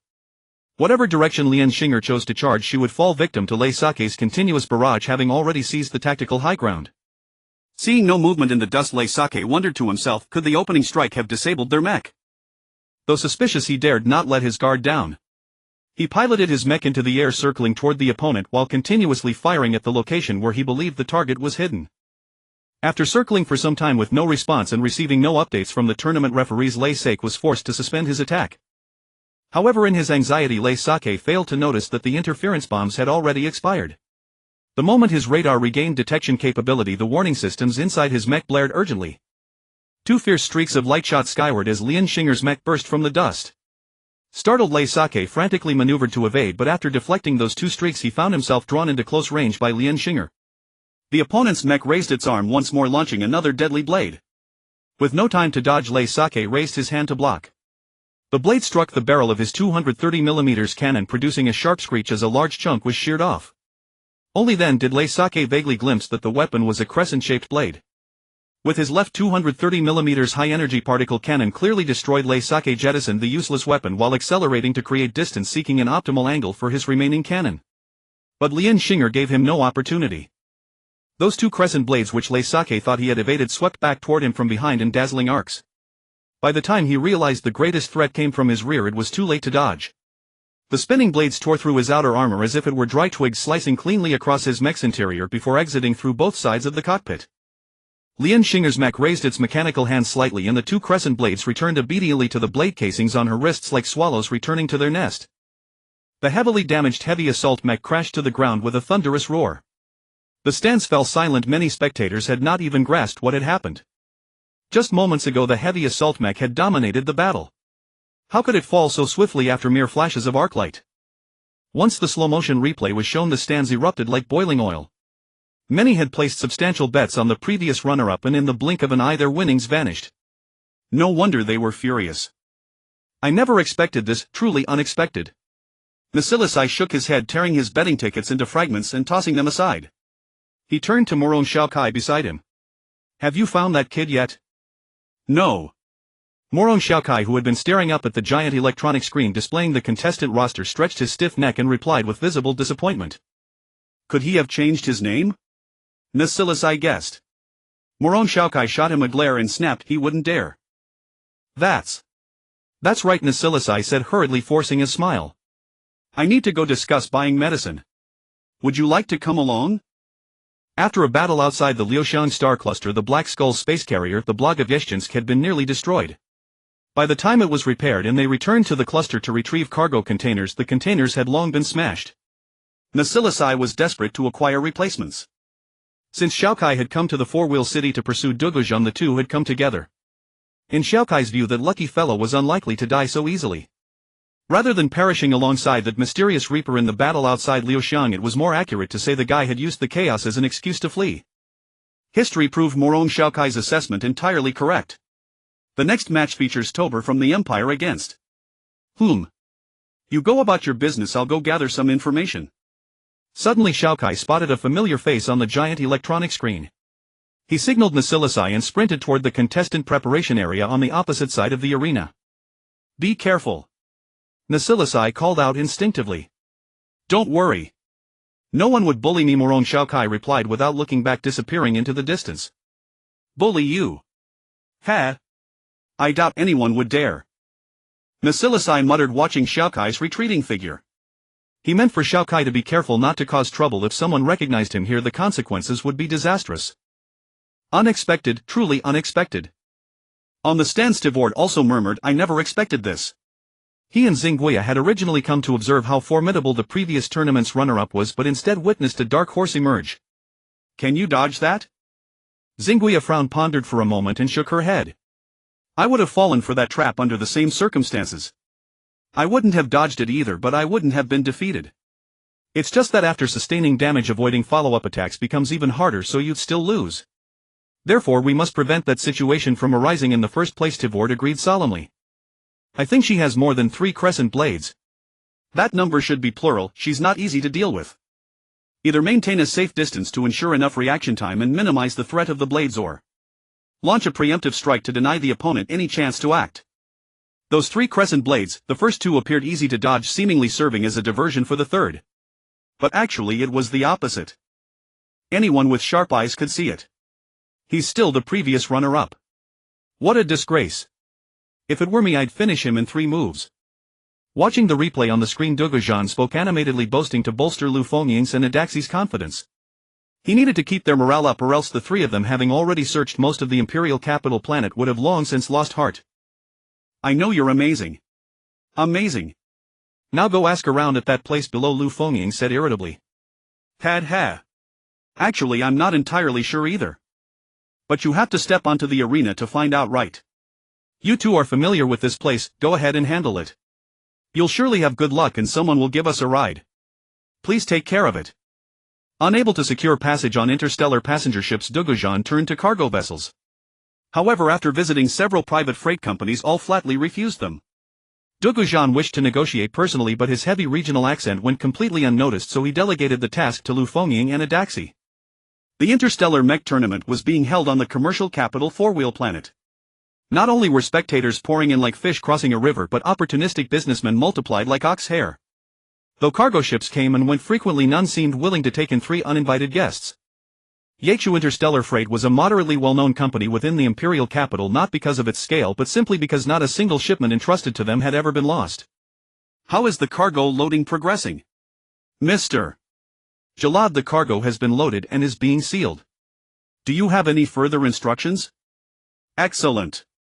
Ship on schedule, Jalad said, nodding approvingly at his assistant beside him. Just as he was about to review the report his assistant had just delivered, he caught a familiar face flickering past the window outside his office. Due to the one-way glass, the person outside saw nothing. Staff members outside the office, assuming a client had arrived, rose to greet them but quickly began ushering them away after a few words. Jalad suppressed his inner shock and instructed his assistant, "Go see what's going on." Soon the assistant returned. "Those 3 want to hitch a ride to 4-wheel planet." "Good. So he's not here for me." "That makes sense. How would he have such influence to know I'm here?" "It was purely coincidental. Last time Tober must have recognized me. I wonder if he told that guy."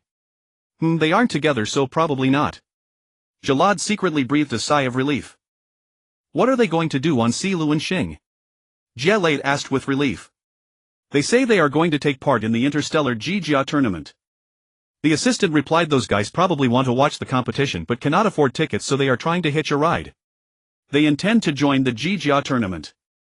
Jie glanced at the 3 outsiders, considered for a moment, and decided to order a freighter to deliver them to Si Luanxing. The assistant was astonished and hurried to coordinate. Outside the office, the 3 who had seemed hopeless now saw a glimmer of hope and were overjoyed. Jie looked paternally at the 3 and said with a touch of pride, "I can arrange a ship to take you to Si Luanxing, but when you arrive will be determined by me. If all goes well, this year's funding will be secured." Jie checked the computer terminal. The assistant understood and started to coordinate. The 3 outsiders, hearing of a possible turn of events, were naturally excited. Gazing at the flushed faces of the 3, a sly smile curved on Jie's lips. Jean, I can arrange a ship to send you to Si Luanxing, but the timing is up to me. If nothing goes wrong, this year's project funds will be secured. We should find a chance to gauge the young one's current strength. Gu Zhan, Lu Fengying and Adaxi are still basking in their success, unaware that in a room separated by a blue glass someone is quietly plotting against them. "Hi Tubor, long time no see." Toward and Xiangaya, after advancing smoothly, arrived at the players' rest bar. They saw Tubor sitting alone and pouring himself a drink. They politely greeted him and one of them pulled over a chair to sit beside his table, signaling the waiter to bring 2 wine glasses, yet the 2 Federation lieutenants showed no intention to drink. Toward asked brusquely where Gu Zhan was and pulled the wine in front of Tubor toward himself, pouring a glass for himself and for Xiangaya. Tubor watched Toward with his single eye and challenged him, "If you want to meet him, you will need to win first place in the Jijia tournament." "Oh. Toward expressed mild astonishment that they might arrange for him to take part in the final S-rank challenge. This interstellar Gu Zhan tournament, besides its special prizes, also added a 10-day S-rank challenge to the original group elimination format. The arena champion would lead the challenge, and after 10 days the survivor on the arena would earn S-rank certification, allowing any of the 10 Gu Zhan manufacturers to tailor a super mecha for him. If the previous arena champion is defeated, the new champion must endure 10 days as well. The total challenge time is capped at 20 days. If no one lasts 10 days, the competition ends and there is no S-rank certification and no super mecha. Of course, if no one challenges over the 10 days, the champion on the arena can still receive S-rank certification and a super mecha, though such a scenario is unlikely. But defending the 10-day throne would be a formidable task and no one would easily hold it. Be more concerned with yourselves before worrying about others. Tobor reclaimed the wine bottle and reminded Xin Gaia that her next opponent was said to be the previous champion, urging her to prepare rather than stay and drink here. Xin Gaia reassured him that she would be fine, adding that losing would simply reduce their number of rivals for the empire. Ah, such fine wine. Longxing Qinyang, another glass please. Xin Gaia reached for the wine bottle Tobor was guarding and said, "You are not that stingy. If you want wine, buy it yourself. What is the point of drinking here for free?" Tobor cared little for such etiquette. This Longxing Qinyang is produced in limited quantities. Drink one bottle and one is gone. The wine should be shared with friends. These two in front of him looked flashy and lacking any military bearing, so Tobor preferred to pretend not to know them. "Hush, there is a beautiful girl coming for Tobor," Toward whispered with a whistle. "Where is she?" Tobor's eyes lit up and he followed the gaze. Indeed, a beauty stood at the bar's doorway. Looking around, a closer look revealed she was Mu Rongxiaokai. "You didn't see me," Tobor scoffed, tossing aside more than half the bottle of Longxing Qinyang and slipping out the back door through the bar's dim corner. Mu Rongxiaokai arrived with Xin Gaia and Toward, remarking that they had not seen Tobor. Toward nearly choked on his drink. Toward cleared his throat and asked, "Miss, are you looking for Tobor?" "He just said he had urgent business and left. We did not see where he went." "Oh really? Then thank you." Mu Rongxiaokai smiled and sat down, not leaving. She reached for the wine bottle on the table, opened it and sniffed Longxing Qinyang. Not a bad wine. Putting down the bottle, Mu Rongxiaokai still showed no intent to leave. Toward and Xin Gaia, unable to drink freely in front of a beauty, could only sip slowly, and Toward secretly winked at Xin Gaia. "Miss Mu Rong, we have another match tomorrow and need to go back to prepare. If there is nothing else, we will take our leave." Xin Gaia was not very agreeable about leaving, though the drinking was not enjoyable. A beauty in front of them was pleasing. "You all go ahead with your business." Mu Rongxiaokai responded with understanding. Toward and Xin Gaia, given the beauty's gracious release, lifted the Longxing Qinyang and hurried off. That night at the hotel where contestants stayed, a level 4 fire alarm sounded. The fire brigade arrived to find it a false alarm. Later investigation stated that the false alarm was caused by two contestants drinking improperly, not due to excessive drinking. Two Federation contestants had mixed Longxing Qinyang in their hotel room. They staged a fire-breathing dragon act that triggered the alarm. Thankfully it was a false alarm and the next day's competition went on as usual. Toward Horse looked at Xin Gaia with swollen eyes and a reddened nose, asking if she was all right. Xin Gaia looked at Toward's red-nosed swollen eyes and cleared his throat, saying that he should be fine. After saying that, the two of them raised their cups and drank water. Their throats were still burning. It was now Xin Gaia's turn to perform. Toward reminded Xin Gaia, who was still guzzling, and Xin Gaia promptly threw down the cup and leapt onto his Hei Wuchang. Today's opponent was Shin Erden, the previous champion, famed for his 100-form clone technique, driving a Bami series light mecha from the Kashili GA company. It was agile, its power was strong, and its basic equipment included a shoulder-mounted light cannon and a converging energy sword. Its offensive power was not high. Shin Erden relied entirely on his proficient flexible piloting and the Bami mecha's unique morphing system, which could create the illusion of multiple clones to confuse opponents, even radar showing several target points. The opponent's confusion led to his defeat, which was only natural. At the start of the match, Shin Erden accelerated toward Xin Gaia's Hei Wuchang. If kept at hundreds of meters by the opponent's long-range weapons, his clone attack tactics would not reach their full power. While increasing distance would give him room to maneuver, so would the opponent, yet his long-range firepower was insufficient, and in close combat the spear and clone tactics could deal a deadlier blow. Some onlookers even named this close-range style 7 stars return to 1. Xin Gaia understood the opponent's intention and, eager to test Shin Erden's 7 stars return to 1, cooperated by guiding his mecha toward the foe. On the arena, the two mechs rose, each summoning an earth dragon as if knights of old charged at their adversary. When they reached close range, Shin Erden did not slow, raising his spear and thrusting forward. Xin Gaia thought the other man had underestimated him, charging straight ahead without using clones. If not to test Shin Erden's 7 stars return to 1, he would have finished him. Although he did not wish to finish the former champion in a single strike, Xin Gaia decided to issue a warning. He shifted his mecha to avoid a critical area and let the Wuchang weapon morph into a sword shape slashing toward Shin Erden's mecha. Shin Erden had long noticed Xian Gaia's weapon's oddity and controlled his mecha to switch instantly from forward thrust to a sideward dodge to avoid the fatal cut. Are your weapons able to morph into different forms? Shin Erden asked via calms curious. Yes, it is a Wuchang weapon that can morph. Are you afraid, ha? If you are afraid, admit defeat quickly. Xian Gaia retorted. Oh, it's just that I haven't seen it before, Shin Erden sneered. As they spoke, the two were already locking into combat. Shin Erden had thought Xian Gaia relied on his sharp weapon to bluff, but after a few exchanges he realized the man truly had the heft to back up his swagger. Several attacks were easily dodged, nearly causing serious damage to Shin Erden's own mecha.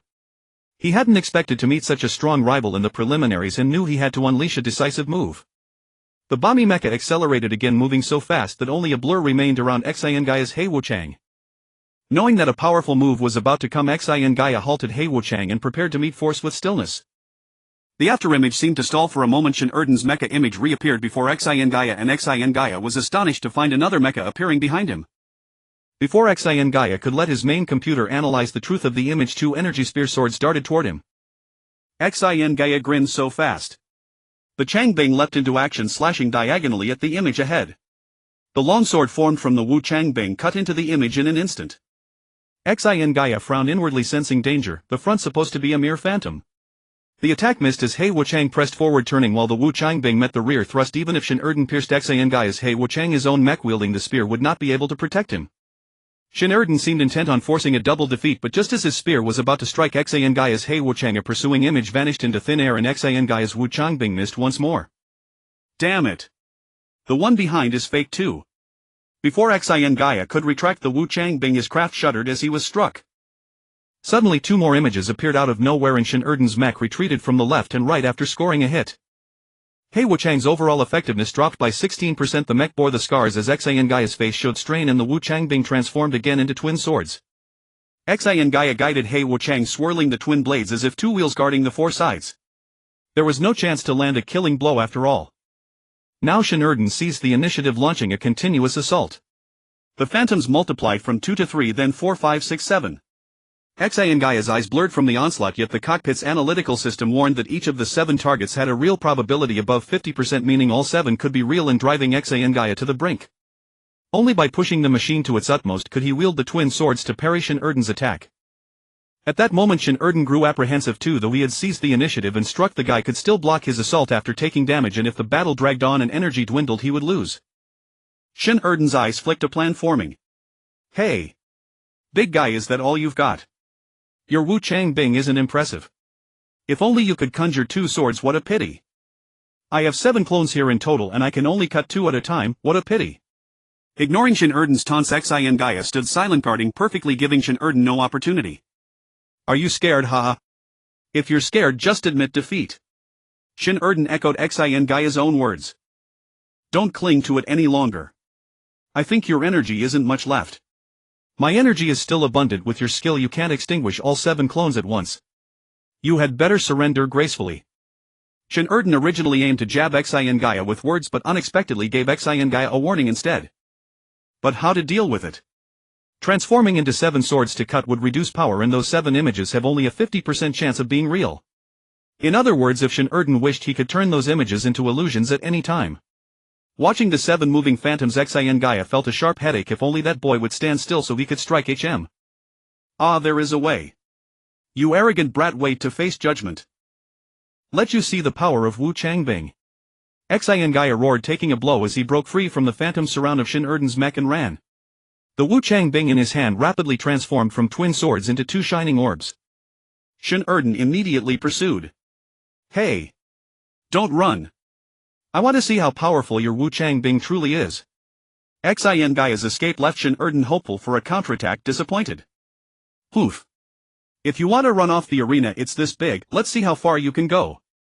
Shin Erden soon caught up with Xian Gaia's Hei Wuchang. The 2 robotic arms around Hei Wuchang flickered with light, and it was unclear what weapon Xian Gaia intended to forge from the Wu Changbing. Apparently still not formed a good opportunity. Shishing Gi. 7 piercing swords shot toward Xian Gaia's Hei Wuchang from 7 different directions. You lose. Shin Erden's words were cut off as a silver light shield blocked the attack path. He hurried to reorient the mech switching positions only to find Xin Gaia's Hei Wuchang enveloped by a silver aura. A silver cocoon appeared in the arena. Interesting, are you planning to hide in there until the match ends? Not as you wish. As Xin Gaia finished speaking, the silver cocoon spun rapidly and strands of silver unfurled with its rotation. The scattered threads stretched out like hundreds of antennae with a sentience of their own, weaving toward the images conjured by Shin Erden's mech. Shin Erden sobered in alarm, trying to pull away, but he was a step too slow. The threads wrapped around Shin Erden's Bami-type mech core. Shin Erden hurried to cut the threads with his spear while firing shoulder cannons to block Xin Gaia's already aimed attack. Yet the threads grew more numerous, their elasticity beyond imagination. The fully powered Bami-type mech could not break free from a single strand. The energy-concentrating stabbing swords left him with compromised maneuverability, and Shin Erden's clone tactic had lost its effectiveness. Xin Gaia, breaking free from the cocoon, easily dodged Shin Erden's cannon fire and slammed Hei Wuchang forward with a punch. Mate, this feeling of peeling and unraveling the 1,000 strands, not bad, right? Even if you take on countless forms, all these Wuchang threads woven by the Wuchang Bing will bind you, huh? In Xin Gaia's triumphant laughter, Shin Erden's Bami-type mech was blasted to the ground. When the dazed Shin Erden regained control and tried to rise, he found the Wuchang Bing had transformed back into a longsword pointed at the mech head sensor. Xin Gaia emerged victorious. In the stands, hundreds of thousands of spectators watched the Federation competitor who had just won. Rather than circling the arena to celebrate, he steered his mech toward the arena exit and sped away. Strange. Why is that guy so eager to leave the venue? Topper muttered, watching Hei Wuchang sprint toward the exit through his telescope. Maybe he drank too much water, someone replied behind him. What? You can't fly directly to the four-wheel planets. In the flight deck of Jacques Starline Interstellar Freight's freighter, the captain's words drove me a little crazy as I heard the restriction. Ha! Don't worry, it won't delay the prize or the race. Even if you rush to skip the official race, you can still join the forthcoming challenge tournament. The bearded captain wore a kindly smile, patted my shoulder in reassurance. A challenge? Is it really challenging? The captain looked me over and patted my shoulder again. Kid, are you really here to join the competition? How do you not know about the S-level challenge? This and that, for various reasons I don't quite understand what the S-level challenge is. S-level. Higher than A-level. Of course. The captain, seeing my ignorance, patiently began to explain. After a thorough explanation, I finally understood what the S-level challenge was, but I couldn't feel any excitement. The freighter had left hyperspace and was heading toward a yellowish star planet ahead. The captain said it was a primitive ecological protection world where the freighter would stock local goods and replenish energy. How long will the delay be? I asked the captain. If we can't reach in time, even an X-level challenge would not concern me. That's hard to say. The captain tossed that reply and went to command the ship. Damn. Why am I so unlucky? Yet the captain spoke true. Before leaving, their junior boss Jalad had instructed that they must delay taking Gu Zhan and the three of them to the four-wheel planet until after the S-level challenge began, and beforehand they must gauge the little fatty Gu Zhan's mech fighting strength, for if his strength is only average, the three of them certainly would not reach the four-wheel planet during the competition. The cargo ship came to a halt at the Lycanter spaceport freight terminal. This is private territory, do not wander around. If you do not wish to remain on the ship, there is a cafe over there you can sit in. I will come find you once the cargo is loaded. The bearded captain of the cargo ship pointed to a neon sign inside the terminal and spoke to us. Due to the limitations of its purpose, the cargo ship had very little space for activity beyond the crew's necessary rest cabins. These few days on the ship had made Lu Foaming and Adaxi two guys who loved to wander around terribly bored. Although we could only go sit in a cafe, being able to leave the ship and get some fresh air was enough to make the two of them happy. I did not want to stay in that low narrow cabin either, so I followed the two of them into the cafe. The cafe was sparsely populated with only 2 or 3 crew members drinking coffee and chatting. At the other end of the cafe was a door marked immigration. We picked a windowside table and ordered coffee. However, after several cups, the captain still had not come to find us. Worryingly, I carried my coffee and strolled to the door. The ship was still there and several humanoid machines were loading cargo boxes. Why isn't it finished yet? Before I could wonder further, someone shouted, the machines have gone out of control. They've gone out of control. Move quickly. Following the sound, I saw a humanoid machine by the freight yard of the spaceport kicking aside several cargo boxes that blocked its path with a thud-thud, charging toward the cafe. Damn it. Can't even have coffee in peace. I ran out of the cafe with my coffee in hand, found a safe place to sit and prepared to watch the spectacle. The out-of-control humanoid machine kicked into the cafe. Whether it hit a wall or something else, it veered and began to turn around. Another humanoid machine that was unloading cargo put down its boxes and charged over to grab the out-of-control machine and subdue it. Unexpectedly, the out-of-control machine shook its shoulder and threw the other one aside. The fallen humanoid machine nearly hit me. "Hey buddy, are you okay?" I climbed onto the humanoid machine and knocked on the cockpit cover asking. The cockpit cover opened. There was no pilot inside. Before I could think further, I saw the out-of-control mech charging toward us at high speed. It clearly intended to smash the humanoid machine, trying to stop it to pieces. I originally didn't want to get involved, but now I was already within the attack range of the out-of-control mech. Reluctantly, I jumped into the cockpit, pulled the control stick and raised the two mechanical arms just in time to prop up the iron footplate about to come crashing down. With a strong upward lift, the out-of-control humanoid machine lost its balance and fell to the ground.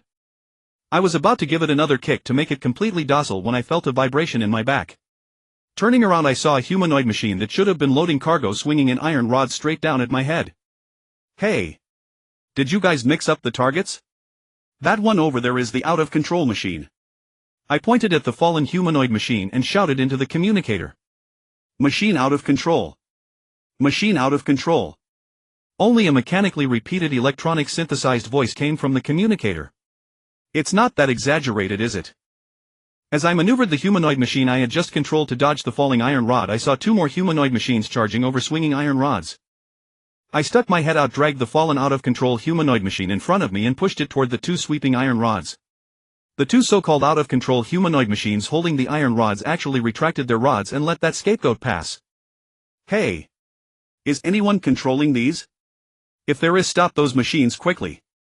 The movements of those four humanoid machines did not look like they had lost control at all. I shouted into the communicator again. The answer was a burst of electronic static. The first humanoid machine to lose control took out two iron rods from the equipment box on its back, connected the two ends and instantly formed a long iron staff. It, along with the other three mechs, took positions around me, surrounding me. Damn it! The out-of-control humanoid machine was actually putting on a full martial arts show. How were the autonomous driving programs for these drones arranged to fight with iron rods? But why hasn't my machine lost control? Hey! Is anyone in charge? If not, I won't hold back. If it gets broken, don't expect me to pay for it.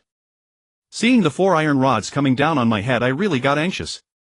I found iron rods in the equipment box but didn't have time to connect them. I didn't know how to connect them into a long staff anyway, and crossed the two rods upward to block. The four iron rods, carrying immense wind pressure, slammed solidly onto my iron rods.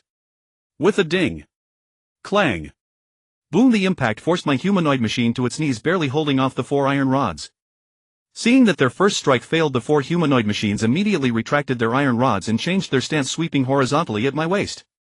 If I got hit by their iron rods, it would be a small matter for the humanoid machine I was piloting to be turned into scrap metal. I feared my own life might not be spared.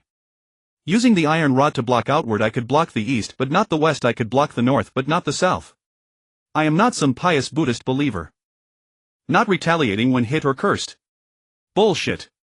I piloted the mech to leap up, took 2 steps to close the distance to the humanoid machine directly in front of me, and launched a 2-pronged strike at its head. The humanoid machine had already swung its iron rod in a full circle and couldn't return to block in time. My 2 iron rods struck left and right. Crack! It smashed its own head to pieces. Without the image information transmitted from its head-mounted surveillance system, that humanoid machine truly lost control and spun around randomly. Before long, whether due to a circuit issue or someone cutting its power, it slumped in a corner and stopped moving. 1 down, 3 remaining. Ignoring the headless humanoid machine, I waved my arms left and right and the iron rods in my hands flew out. The 2 iron rods shot out and hit the cockpits of the 2 humanoid machines on either side without missing. Sparks flew and the 2 humanoid machines swayed and fell to the ground with a clang-clang. Only 1 remained. The iron rod that the guy swung out left a trail of sparks sweeping past the back armor of my humanoid machine. Seeing that it hadn't caused me much damage, it wanted to retract the rod and attack again, but found it couldn't retract the iron rod. After taking down the 2 humanoid machines on the sides, I controlled my humanoid machine to turn around. My 2 mechanical hands reached out and grabbed the horizontally sweeping iron rod. Before that humanoid machine could let go and retreat, I moved my body and delivered a side kick to its shoulder. The guy's reaction was good. He almost managed to disable my head-mounted surveillance again. However, having taken a kick to the shoulder, his center of gravity was off and he fell to the ground. The iron rod was also taken from him. Seeing the last out-of-control humanoid machine still moving, I swung the iron rod and smashed it. Stop. We have it under control. Please stop attacking. A somewhat panicked voice finally came through the communicator. Should be a girl. Damn it. What were you doing just now? Now I'm in the middle of a fight gaining the upper hand and you want me to stop? No way. I viciously smashed the iron rod down. It landed next to the seated humanoid machine, cracking the floor with a half-foot wide fissure. What? The competition has already ended. After much difficulty I finally made it to the four-wheel planet. The moment the freighter touched down I jumped out. Lu Fomying and Adaxi went to prepare the combat mecha for me. I hailed a flying car and sped toward the mecha arena on Four-Wheel Star. Upon arriving at the competitor registration desk outside the Four-Wheel Interstellar Arena I was told you're too late. The Interstellar Mecha Tournament has basically concluded. What do you mean basically? I asked, clinging to the last shred of hope. There's still an S-Class challenge match. Registration is over there if you're interested. The staff member, not believing the overweight man before her had the ability to compete in an S-Class challenge, merely offered a casual suggestion. Oh. I see. I thanked the staff member and left the arena, hailing another flying car toward our designated meeting point. I didn't contact Tober. Since I didn't need him to provide mecha, there was no point in walking right into his exploitation. Lu Fomying and the others had been busy preparing my competition mecha since arriving on Four-Wheel Planet. But when I saw the humanoid mecha they had found for me I was dumbfounded. Its rusted metallic frame was topped with a cheap black and white video transmitter. Two mechanical hands salvaged from some scrapped mecha were bolted onto the shoulders, and the mechanical legs were clearly spliced together from two different machines. A few relatively intact armor plates protected the vital front and rear areas. Staring at this truly assembled patchwork I could only laugh and cry simultaneously. Is this the one-of-a-kind unparalleled mecha you found for me? Yes. Aren't you touched? Lu Fomying replied shamelessly, quite proud of himself. How much did it cost? 300,000. Plus 3,000 a day to rent a maintenance vehicle. I shook my head speechlessly. No good. Bad luck. I put in my entire savings. We'll be eating nothing but northwest wind from now on. Lu Fomying said with a bitter face. I still have 1,000 yuan here. I was planning to bet with it. If we ration ourselves we can survive a day or two. If we sell this junk mecha it should cover our fare home. Adaxi pulled out a crumpled bill from his bosom. It's not that it can't be used. I just thought you'd buy something even more beat up. He. I never expected this. I smiled and shook my head again. Ha ha. S-Class challenge, here I come. Ouch. Don't hit me. I'm your high. My scream was drowned out as I was buried under a hail of wrenches, screwdrivers and hammers flying through the air. There really is an S-Class challenge. I'll go register. You guys wipe the rust off the mecha. I crawled out of the pile of tools and said. Really? Are you sure you can beat that champion Lian Shinger? Adaxi asked. The champion is Lian Shinger, the one who uses the Arc Moonblade. I looked at Adaxi and Lu Fomying. The two nodded at me. Lu Fomying added, I saw a poster while buying the mecha. There was a very pretty girl on it. Oh. I didn't notice. Are there many people challenging her? Not many. Among these geniuses only one dared. That challenger's mecha was sliced into fragments no larger than 0.5 meters in diameter by the Arc Moonblade. Adaxi handed me a rolled-up newspaper. That poor guy was so scared he wet himself. I heard everyone who challenges has to sign a life and death document. I wasn't sure if Lu Fomying was worried about my safety or his investment. That's serious. Then aren't you worried about losing your 300,000 investment? I put on a scared expression. I'm not that worried. As long as you're still breathing my investment is safe. Even if you die I can still sell your belongings for a good price. Lu Fomying looked me up and down like a butcher and stated with certainty. I almost passed out. Don't worry. Even if I can't win I won't die. I'm not chatting any longer. I'm going to register before it gets dark and they close. Come pick me up later. Pick you up? You have a vehicle. Isn't that it? I pointed to the relatively new mecha maintenance vehicle. Adaxi pointed at the maintenance vehicle carrying the assembled mecha but couldn't speak for a long time. Lu Fomying reacted. You want us to drive this behemoth to pick you up? The fuel cost is expensive. It doesn't matter. Once I win the competition, I'll definitely make a fortune. I waved my hand gracefully and walked away. It had been 5 consecutive days since anyone challenged the champion Lian Xinger.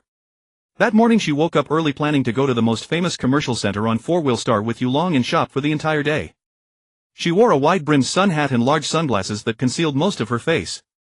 After confirming that no one could recognize them at a glance, the two of them left the hotel. Unexpectedly, after winning the Mecha tournament championship, she received treatment no less than an entertainment star. Wherever she went, people chased after her for autographs and photos. Lian Xinger now regretted becoming champion. If she had known, she would have thrown the match right from the start. She had originally wanted to use the identity of Lian Xinger to go out and have fun, but now Lian Xinger was famous. She hoped the people at the company hadn't seen the news. Otherwise her easy ordinary life would likely come to an end. Yulong, does anyone notice us? Standing behind a pillar partially hidden by potted plants in the hotel lobby, Lian Xinger tugged at Yulong's clothes and asked. No. Don't worry. No one will recognize us like this. Let's go. Yulong pulled Lian Xinger and ran toward the hotel entrance. Before they reached the door, they saw 2 flying cars stop at the hotel entrance. 8 burly men in suits got out. 2 stayed by the cars while the other 6 hurried into the hotel. The 6 men seemed quite capable. In their haste, they almost collided with 2 girls walking with their heads down. The men simply shifted their bodies slightly to avoid the girls and then darted into the hotel. May I ask which room Miss Lian Xinger is staying in? The leader asked at the front desk. Miss Lian Xinger. What are your business? The shift supervisor at the front desk looked at the 6 men and asked in return. We are her bodyguards. The young miss ran out to play alone secretly, and her father was worried and sent us to protect her. The leader handed a business card to the supervisor. The supervisor looked at the card and nodded. Please wait. Let me check with Miss Lian Xinger. The supervisor connected to the hotel's internal service communication and said Miss Lian Xinger may have already gone out. If you wish, you can wait here. She went out. How long ago? Probably just a little while ago. The leader immediately turned around and rushed out. No wonder those 2 girls looked so familiar. Where did those 2 girls go? Upon exiting the hotel, they couldn't find the 2 girls. One of the men guarding the flying car replied, they took a taxi heading southeast. Get in the car and chase that taxi. The young miss is inside. The 8 men got into the car and the flying vehicle kicked up a cloud of dust as it sped southeast. You want to challenge the champion? You really want to challenge this term's champion? The enthusiastic female staff member at the challenge registration desk asked for the nth time. Yes. Sorry, could you please register me? I answered dizzily. Oh. Okay. Please sign here. After repeatedly confirming that I was indeed there to challenge, the female employee asked a few questions and then handed me a document. However, I still suggest you challenge the 12th place finisher. If you succeed, you can still obtain an S-class license and the risk would be much smaller. The organizing committee of this interstellar mecha tournament had actually set up 12 rings supposedly to give competitors who didn't perform well in the elimination rounds more and fairer opportunities to showcase their strength. Since the challenge rounds began, the 3rd through 12th place finishers of the interstellar mecha tournament have had at least 2 challenges per day. For the first 6 days of the 1st and 2nd place challenges, apart from one reckless kid who challenged the champion, no one dared to challenge them. The main reason no one dared to challenge them was the runner-up. The runner-up of this term is reportedly also an Empire competitor, but no one knows his true identity. They only know his codename Nameless. This current runner-up avoids the spotlight. Even his runner-up trophy was collected by someone else on his behalf. It's unclear if he's avoiding enemies, but more than a dozen competitors have been killed or injured by his hand. If not for the sharpness of the Arc Moon blade which severed the mechanical arm at the last critical moment, the current champion Lian Xinger would likely have been injured by this nameless individual as well. The strength of the 1st and 2nd place is universally recognized. Knowing they would lose, who would still challenge? Thus these 2 are considered by the public to be the most likely to obtain an S-class license. Of course, there are also those who overestimate themselves. The female employee at the registration desk looked at the overweight man before her and thought, could this kid be another admirer of Lian Xinger? Last time that guy's mecha was sliced into 72 pieces. This time who knows how many pieces he'll be cut into. Is this okay? I signed with my large name and handed the document back. Ah yes, it's fine. The female employee snapped out of her reverie and took the document. When can the ring match take place? If you're ready, it can be tomorrow. Before midnight tonight we will send you the competition schedule. Then good. If there are no issues I'll go back and wait for the news. I stood up to take my leave. Oh wait. Please leave your contact information and address. This hasn't been decided yet. You're not closing here tonight, right? Then I'll come by again in the evening. After walking out of the registration office I faintly heard the female employee call out, please come before midnight. Understood. Ouch. I had just turned around when someone bumped into me. That person clearly didn't expect to hit someone, let alone an overweight man. Unfortunately for her, she ended up falling to the ground. Hey. Are you okay? Hey. I'm the one with issues here. You bumped into someone and don't even say sorry. The girl who had collided with me stood up, glanced back and then took off running. I screamed until my throat was raw, but she didn't even turn around. My chest ached where she had hit me. Seeing her disappear into the distance I had no choice but to accept my bad luck. Checking the sky, it was still early. I was thinking of wandering around before heading back when I saw a massive engineering vehicle lumbering down the road. The small flying cars on the street hurriedly dodged the behemoth. Those two guys actually drove the Mecha maintenance vehicle to pick me up. Where's a taxi? I asked, opening the door to find only Lufanjing in the driver's seat. He went to find a place to stay. Don't worry. I drive very steadily. Lufanjing saw what I was worried about. Oh. I didn't worry, I said, forcing myself into the car. This is spacious. If we can't find a place to stay, I guess spending a night here wouldn't be bad. The driver's cabin had 2 rows of seats comfortably fitting 6 people. You are our future money tree, how could I let you stay in such a place? Lufanjing said. What am I to you? I hadn't caught his words clearly. You are our hope, the hope of the future. Hey. Looks like a pretty girl is coming over. Is she here for you? As Lufanjing spoke, he was about to start the car when he suddenly saw a girl running towards them in the rearview mirror. Impossible. I never have luck with women. The moment I finished speaking I heard the rear door open. A figure darted into the cabin like a civet cat. Someone's chasing me. Let me hide for a bit. The girl whispered and hid under the rear seats. Lufanjing looked at me and I helplessly shrugged my shoulders. No sooner had the door been closed than 2 men in suits ran over. They looked around, noticed the parked vehicle by the roadside, and one of them approached. Hey. Have you seen a girl run past here? I didn't pay attention.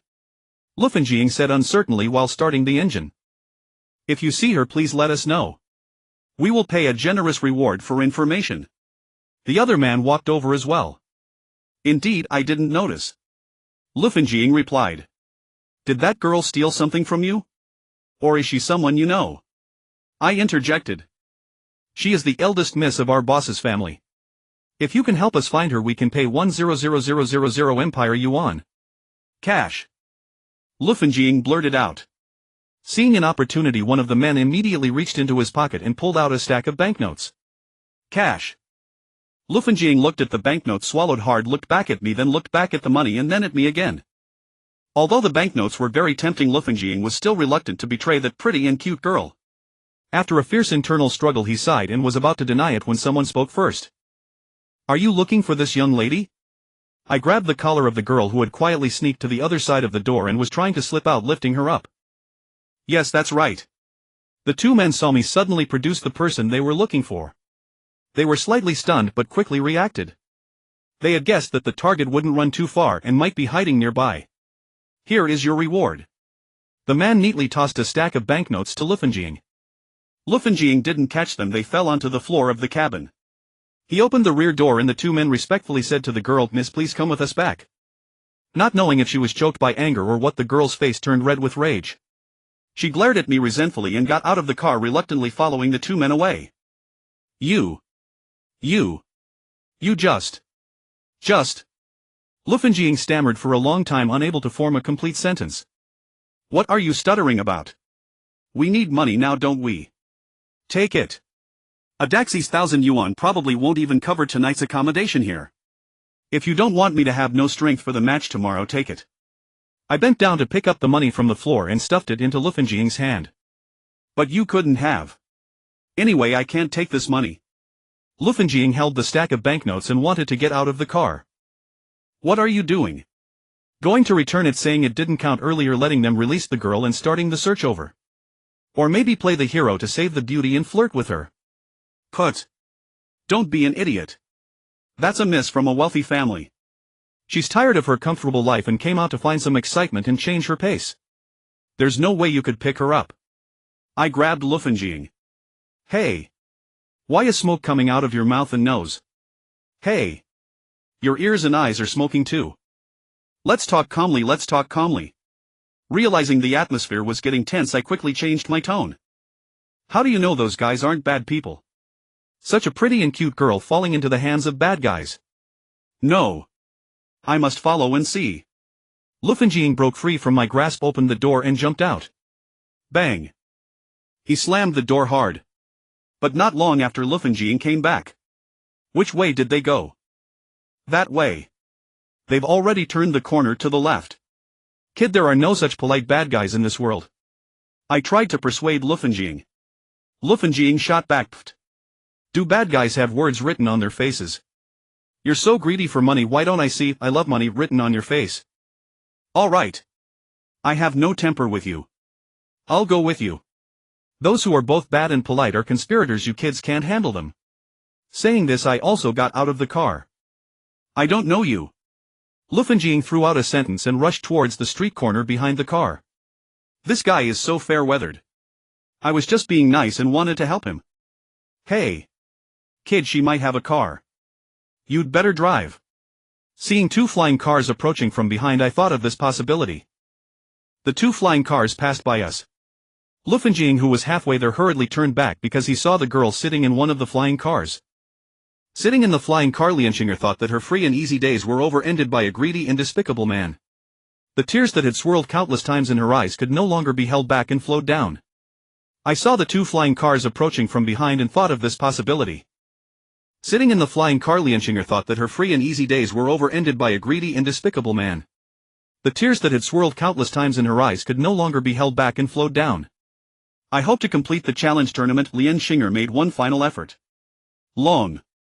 Lianshinger seemed reluctant to resume her identity as Long watching so quickly. Miss Lianshinger, for the sake of your safety, I suggest you withdraw from the competition immediately. Continuing to participate poses no threat to my safety whatsoever. Miss Lianshinger, we are in a difficult position. Having served as Long Wanqing's bodyguards for so long, they understood her temperament well. Take me back to the hotel to pack my luggage. Seated in the flying car, Lianshinger used the excuse of packing to have the bodyguards drive back to the hotel. She simply wished to buy some time. She wanted Yu Long to rescue her, but that had already failed because she was caught covering for her by those bodyguards. Lianshinger's desire to pack was merely a pretext to avoid returning early. The flying car stopped at the hotel entrance, and the moment Lianshinger stepped inside, the lobby manager who had been waiting spotted her immediately. Miss Lianshinger, you're back. The tournament committee is looking for you. I'll be right back. Lianshinger did not wait for the bodyguards accompanying her to speak, following the lobby manager toward the small reception lounge within the hotel.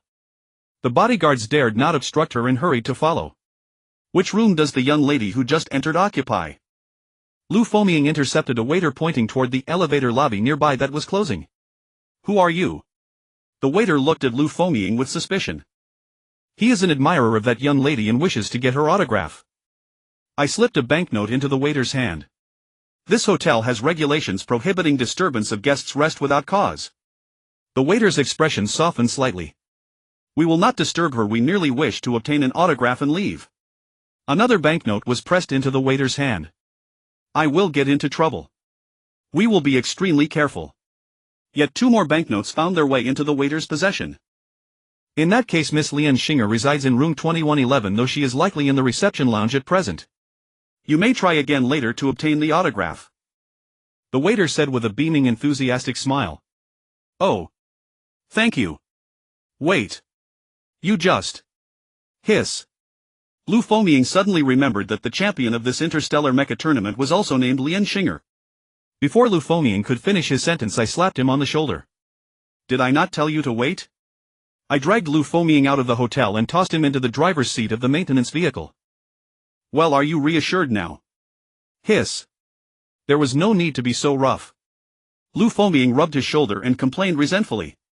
You knew all along that the girl was Lianshinger, didn't you? How could I? I only just found out. Poof. Liar. Were you hoping to win without a fight? Ha ha. Wouldn't you? Poof. Despicable fellow. By the way, where did that money come from? Lu Fobing knew I had no money on me. Money?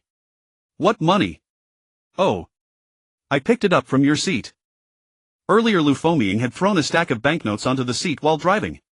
When we arrived at the hotel he rushed to exit without retrieving them, so I conveniently pocketed the money. You. That money must be returned. Lu Fobing exclaimed angrily. Enough, it has only been one day, it will not cost much. We can repay it once we have money. Drive quickly, find us a place to stay. I am exhausted. I urged him without concern. I still feel uneasy. Lu Fobing's words nearly made my nose wither from anger. You young man, why are you so dense? Could you not see that those men were all obeying that girl? I dare say that if she wished it she could knock down 10 burly men. Damn it, my chest still hurts from the collision. I clutched my chest, leaving Lu Fobing utterly bewildered. Somewhat dazed by my reprimand, Lu Fobing hesitated before starting the vehicle. Adada's luck was decent, they found a reasonably cheap inn. More fortunately it still had vacant guest rooms. However, unfortunately upon arrival we discovered that the so-called guest rooms were merely converted from an old warehouse. At that moment I wanted to change lodgings, but Lu Fobing stubbornly refused to spend that bonus again. Truly a rigid youngster. Having no choice I made do with it. After settling in, Lu Fobing and Adada went out to gather relevant information to prepare for the upcoming challenge matches. I however went to the maintenance vehicle to inspect the condition of that assembled machine. After inspecting the mecha and finding the time appropriate, I hailed a taxi flying car and headed to the registration office to check tomorrow's tournament schedule. Although it was nearly midnight, quite a few people still stood in small groups outside the registration office. Many contestants, having heard that someone was challenging this year's champion, had come to see what kind of divine being this person was. Tobal Tiwot and Xinguia sat in a small garden opposite the registration office. Under the illumination of colored lights they sipped fruit juice beverages while occasionally glancing toward the main entrance of the registration office. For certain reasons the three of them dared not consume any alcoholic beverages anymore. They only hoped that someone would appear soon so they could be freed. Watching fine wine before them yet being unable to drink it was truly agonizing. A flying car slowly pulled into the parking lot beside the registration office's main gate and a chubby figure emerged from the vehicle. The fat man looked around after exiting the car. Clearly he had spotted Tobal and the other two across the street. He shrank his neck attempting to hide behind the flying car, but unfortunately the car drove away at that very moment. The fat man could only straighten himself, smooth the awkwardness from his face and put on a cordial smile, waving at the three individuals seated in the small garden. What are those guys doing? Why do they act as though they've seen a ghost when they see me? The fat man's hand waved twice before freezing, for the individuals he was greeting had vanished like three wisps of light from his field of vision. Outside a VIP guest room at the Talando Hotel, a series of urgent knocks echoed, nearly waking every occupant in the hotel. Morhong Shaokai Miss opened the door quickly. We have seen Gu Zhan, that kid is here. Tobal Tiwot and Xinguia shouted in unison from outside the door. What on earth are those three up to? I muttered to myself as I walked through the entrance of the registration office. My challenge match against the champion was scheduled for tomorrow morning. It was truly a headache. Why does that Lian Xinger refuse to give up the competition? Those burly men are truly useless. They call themselves bodyguards. They cannot even handle a young girl. If it were me. He. I would have carried her back long ago. How could she continue participating? Truly useless. Useless. Returning to the inn, Adada and Lu Fobing had also come back. The information they gathered was quite limited. Lian Xinger's mecha currently has 6 blade casings holding a total of 36 arc moon blades. How do you plan to deal with them? Lu Fobing asked, looking at the materials in his hand. Currently. What does that mean? It is written like this above. Lu Fobing was also puzzled. Could it be that her mecha can be equipped with even more blade casings? Dashi speculated. I nodded and said it is possible. However, it makes no difference to me. I will not give her a chance to attack. It is getting late, everyone rest early. By the way, Aang, do you have any sunglasses? Get me a pair, I need to wear them tomorrow. The following day the Interstellar Mecha Champion Challenge Tournament began on schedule. Gentlemen and ladies, what follows is the Championship Challenge. First let us introduce our challenger Gu Zhan. As the host, a pair of sunglasses, Lu Fobing had somehow fished from some corner and casually stuffed a white bedsheet into the mecha's equipment box. You ask what the white bedsheet is for. Rest assured it is not for surrender. The assembled mecha I piloted drew a chorus of boos as it entered. I activated the external environment monitor's filter to screen out the noise, and with the machine moving in a jittery gait I pressed toward the arena center. Now please welcome our dazzling imperialist champion, the dashing Lianshinger. In the arena the commentator continued to introduce the duelists. Seeing that I had entered, Lu Foming and the staff in the contenders' prep room exchanged a nod and hurried out. Place your bets, Lianshinger at 1-1, Gu Zhan at 1-0-0-0-0-1. Come on, bet more for bigger payouts. The betting house outside the arena had not been doing well today. To most people this match was a foregone conclusion. Even those who could barely think with their toes could see the disparity in power. How could that tatty machine hope to defeat the champion? That is utterly impossible. Lu Foming asked Adaxi if he had placed bets. Adaxi looked at the glowing odds on the screen, unsure where to bet, and replied, not yet. This is truly a long shot. What, not bet yet? In 2 minutes betting stops, why hesitate? These odds are outrageous. Are we sure we should stick to our original plan? Yes, buy it. After all, that kid claimed he could win. Lu Foming expressed confidence in me. The two swapped all their assets for a single lottery ticket. Adaxi checked the ticket again and handed it to Lu Foming, fear of what might happen if the boy lost weight on him. Gentlemen, good day, may I invite you to share a cup of tea? At the gambling house's entrance a man blocked their path. The man before them was of modest height, about 1.7 meters, slightly stout, with a round face and gold-rimmed glasses. Behind them a pair of narrow eyes twinkled with a calculating sharpness. Someone offered tea. Lu Foming and Adaxi were glad to accept. This place is nice, it offers tea and a view of the match, we'll stay here. That man led Lu Foming and Adaxi to an open-air tea terrace, finding seats with a clear view of the live broadcast outside the arena. Tea and pastries were brought as the man introduced himself. Diria Dalu, the galaxy's most discerning debt buyer. The two should have heard of him. Lu Foming glanced at Adaxi. Adaxi looked back and the pair shook their heads in mutual dismissal. Haha, it's all right. Here is my business card. One meeting makes us familiar, you two now know me. I suspect you face some trouble and I can offer help on very favorable terms. Diria's face colored slightly with a smile. Ha, see how we appear. We do not seem like people in distress. I am Lu Foming, the galaxy's most promising merchant. This is my friend Adaxi, who is also perceptive. Oh, you deal in debt buying as well? Diria wondered how Adaxi's name had not appeared in this field. No, I am a hunter and I also do some guiding work. Adaxi said, little sipping tea while watching the live match on the screen. Oh. You two were betting on Gu Zhan just now. As I know, there is a Gu Zhan who in imperial calendar year 331 late October joined the Empire Army Strategic Transport Force, was sent to CAD Military Academy. The academy was attacked. He returned, joined the Empire as a lieutenant in the T-30 Special Operations Battalion, but within a month was dishonorably discharged, then joined the Mond Mercenary Company, later worked for the Nakia Space Research Institute and disappeared again within a month. Diria produced a small pocket computer, pressed a few keys and handed a photo to Lu Foming and Adaxi. If I am not mistaken, they should be the same person. Lu Foming and Adaxi studied the photo, exchanging puzzled looks. They hadn't expected that the boy had once served as a captain in the Empire. It did not appear so at first glance. Even if it is the same person, what of it? You two are his friends, right? Yes, I suppose. You know I am a debt buyer, right? Yes, but... Lu Foming realized something was wrong. Sure enough, Diria reached for the pocket computer again. 5 fingers flew across the keyboard.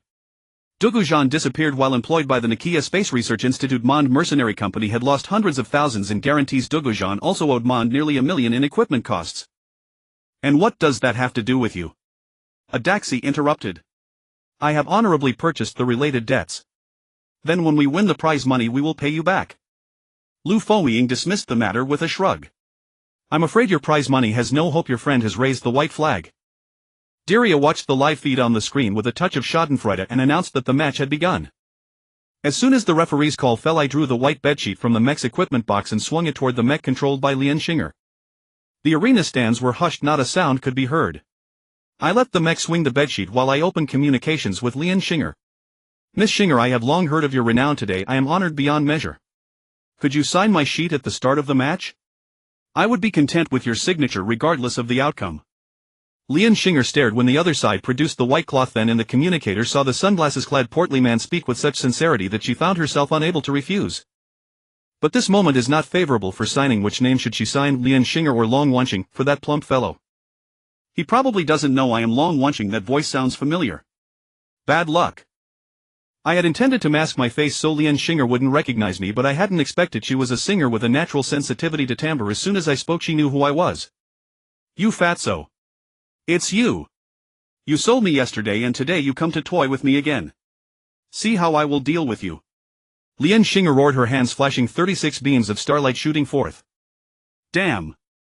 This girl is formidable indeed. Miss, I am acting for your good. How could you call it selling? What a cruel thing to say. That white bedsheet was cut to fragments by 36 arc moon blades, turning the sky into a shower of shards. I maneuvered the mech to dodge beyond its mechanical limit. Exterior armor breached, defensive capability reduced, overall combat effectiveness down by 15. Do not exceed speed again. Red lights flashed in the cockpit as alarms blared. Damn. The machine moved only slightly, yet its overall combat ability had dropped by 15. If I had known, I might as well have waved the white flag and surrendered. Hey, wait. This isn't fair. I am unarmed now. Is it right to hit me like this? I shouted into the communicator while the lonely moonblades whirled around the moving wrists of the mech. Unfair. You brought this on yourself. Lian Xinger paid little attention to that, and the boy's schemes were his own fault. Sigh. Miss Lian Xinger, your misunderstanding runs deep. I have nothing to say but one small request. You may cut my head, smash my feet, tear apart my cockpit, but you must not touch my 2 hands. Why? She asked curiously. Repair costs are steep, especially for these 2 mechanical hands. To be honest. Humph. I understand. I will be careful of those 2 hands of yours. Lian Xinger snorted, and all arc moonblades turned toward my 2 hands. He. The girl is still a girl, a bit too naive, easy to fall for my ruse. All the arc moonblades converged on a fixed target. The flight paths became simpler, making dodging much easier. With a flurry of impacts, after sacrificing 3 of my robotic fingers, I managed to deflect several arc moonblades that blocked the path of my attack. The mecha surged forward a few steps, then suddenly halted. The pursuers miscalculated the distance and the arc moonblades skimmed past the sides of my mech. Hey, how about a handshake? I extended a hand toward Lian Xinger, whose mech was now within reach. Humph. You've got some skill. If you surrender now, I may spare your life. With a wave of her hand, 36 arc moonblades flew back and formed a blade wall around her mech. Hack him to pieces. Kill him. Hack him to pieces. Kill him. The crowd around the stand shouted, many believing the reckless challenger deserved a lifelong lesson. Ha! I don't wish to surrender. After speaking, the mech's 2 mechanical hands ignored the blade barrier and closed in on their target. As expected, the 2 mechanical hands were ground to metal dust in an instant. Yet my own foot swept across Lian Xinger's mech as well. Lian Xinger's counter moved quickly. A few arc moon blades crossed and destroyed my leg, but her own mech began to topple backward out of control. Lian Xinger's mech toppled to the ground. 36 arc moon blades lost control and fell to the floor, and my assembled mech knelt there as well. Standing would be too tall. With both arms cut away, my remaining 2 arms could not reach the down mech, and kneeling was perfect. Bang bang. 2 solid blows landed on Lian Xinger's mech. The struggling machine fell silent. She was likely stunned. Reluctantly, the judges finally declared Gu Zhan the winner. In the Opera House, Dallas stared dumbfounded at the results flickering up on the screen, not knowing what to say for a long moment, then murmured in awe, "This guy. That guy's luck is really something." Lu Fomying couldn't quite agree with Lu from the lab about his method. He mused to himself, that kid is truly lucky. Instead, that fellow was so sly. The day before he happened to meet that girl, if Gu Zhan hadn't recognized that it was Lian Xinger, if Lian Xinger in the arena had cooled her temper a touch and hadn't struck at the mech hand controlled by Gu Zhan, and at the end if Lian Xinger hadn't placed too much faith in the arc moonblade's power when Gu Zhan steered the machine, she might have stepped back a beat and the outcome could very well have been rewritten. Why do you say that it would have been so likely? Because Lu Fomying was certain that even if he hadn't met Lian Xinger yesterday, that kid Gu Zhan would still win this match. The price paid would be greater, and how great that cost was only that fellow himself could know. And Lian Xinger's defeat in Lu Fomying's view had already been sealed the moment they met yesterday. Adaxi Gij Adaxi. Adaxi. Lu Fomying called out several times, but Adaxi did not respond. He turned his head and saw Adaxi staring rigidly at the screen, eyes wide. Pop. Lu Fomying lifted his hand and gave Adaxi a slap on the face. Wow. What happened? Adaxi leaped up from his seat in a start. Go swap those lottery tickets. Lu Fomying roared. Adaxi froze for a moment, then came to himself. Oh, I'm going now. Yaha. We did it. Adaxi, snatching the lottery ticket from Lu Fomying's hand, rushed off toward the betting house in high spirits. Wait a moment, I think the debts between you and my friend will be settled very soon. Lu Foying smiled at Dalu and said, no rush, no rush. When I saw you two, I never doubted your ability to repay your debts, hee. No hurry. If you two intend to invest, I happen to have several investment plans. I wonder if you could spare a moment to take a look. Dalu's fingers flew across the keyboard pulling up several documents, then he pushed the screen toward Lu Foying hoping he would take a look. I'ing come and help. At that moment a taxi cried from the casino's entrance. Lu Foying frowned and glanced over but did not move. Hey. Your partner wants to see you. Dalu kindly said from the side. I know. Lu Foying replied with an awkward smile toward Dalu, but my legs are trembling so badly I can't stand right now. Dalu suddenly exclaimed ah and offered to lend a hand. Let me help you over. Thank you. No need to be polite. We're now partners in this venture, these are small matters, just give us a hand and in the future please lend us the guidance of you two leaders. Partners. It seems we haven't decided to invest in your plans yet, have we? Ha. I believe with your discerning eyes you can see that my investment plans are bound to be a sure profit, so investing with me will certainly not go wrong. Dalu can guarantee it 100%. Even if we wanted to invest we would first need to ask Gu Zhan's opinion. This guy only bullies girls. Morong Xiaokai tossed aside her telescope and started toward the stands. Miss Xiaokai, don't be angry, I will teach him a lesson for you. Tuber quickly declared his position. Yes. Yes. Trevor and Xinguia also chimed in. You think I look angry? Morong Xiaokai glanced back at the three. A chill ran from their feet to their foreheads and they didn't know whether to shake their heads or nod. Don't push your luck with me any longer. Go mind your own business. Morong Xiaokai turned and walked away. Tuber, Trevor and Xinguia unconsciously whispered to themselves about who had so much time to accompany you unless. Right. Miss Xiaokai this and that. The three of them called behind Xiaokai in unison. Just go back and rinse your mouth with clean water. Morong Xiaokai clearly understood what they meant. I had intended to circle the arena to salute the excited spectators, but the mech was so badly damaged that I had to abandon the idea. The staff on the arena wheeled in a maintenance vehicle to haul the wrecked mech back to the players' prep room. I took a sip of water from a nearby attendant, clearing my throat. This match had been exhausting. If I hadn't met Lian Xinger yesterday I might not have lost so badly. Many years later over tea Lu Foying asked me about this match, would I have won even more badly if I hadn't met Lian Xinger before it began? I smiled and shook my head at him. Why shake your head? Do you think I won't? Or do you not know? Or did you not recognize that I was always this clever? Lu Foying's look grew even more impatient. Why the head shake? Do you think I won't? Or is it that you don't know? Or perhaps you didn't realize that I have always been clever? You think in that moment a pure and innocent girl would refuse a seemingly humble admirer who pleaded so sincerely? I speak plainly. Oh. So what? Lu Foying still didn't quite understand. Kid, you really don't know. I wonder if this kid is just putting on a show. Know what? Lu Foying's mind seemed a little off. Ha! Kid, your hair isn't very long yet, your sense seems short. Pay attention and listen clearly. I was about to strike a cool pose and begin my speech, but then someone behind me spoke for me. With this kid's ability you should never let him come within 10 meters of you in a mecha duel. If his voice hadn't been heard, Lian Xinger would surely have fallen for it after she signed and pressed on. This boy would have knocked her down. Fortunately he was heard. It's a pity though that this guy still won. Sir, how would you like your mecha repaired? You can fix it yourself or entrust it to our professionals. We promise to restore your mecha to its original condition. If needed we can upgrade according to your requirements as well. This is the quotation. If you are willing to let us repair it, please sign here. Here it is. The maintenance assistant handed me a form and I looked at it. Damn, is it really that expensive? My mech cost only 300,000 to repair it. With just a couple of fixes and a 20,000 upfront payment I'd be better off buying a new one. Please wait a moment, I need to discuss this with my sponsor. I scanned the surroundings and didn't see Lu Foying or the maintenance staff. I greeted them and was about to seek them out when I bumped into Morong Xiaokai at the doorway. Ha ha ha. Miss Morong Xiaokai, long time no see.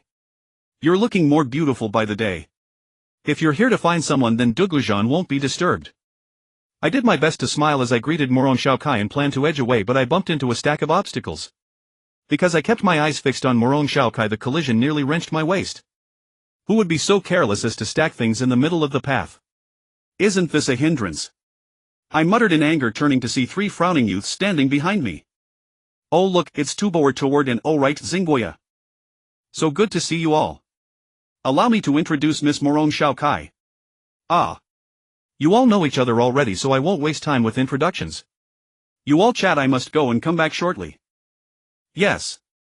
Long time no see. I didn't expect you to have become so adept at bullying girls. Morong Xiaokai's voice was calm, not high or low, and it even carried a gentle edge in my ear. Cold sweat broke out all over me. I lifted my hand and grabbed Tubor's collar. Ha! You deserter, did you go and lure respectable women again? After I spoke I glared at Tubor. If you're a friend, move aside quickly or don't blame me for not being a good brother. Tubor's lone, I blinked twice. Damn. Who knows you? You can kill or maim at will. Do not offend that girl. Brother, older brother, please. In the next life you'll be my ox and horse. In the next life. In this life you won't have a chance to be my slave. Darn. You saved face and you still stand up. Dropping Tubor, I turned to Tuward and Xingguia.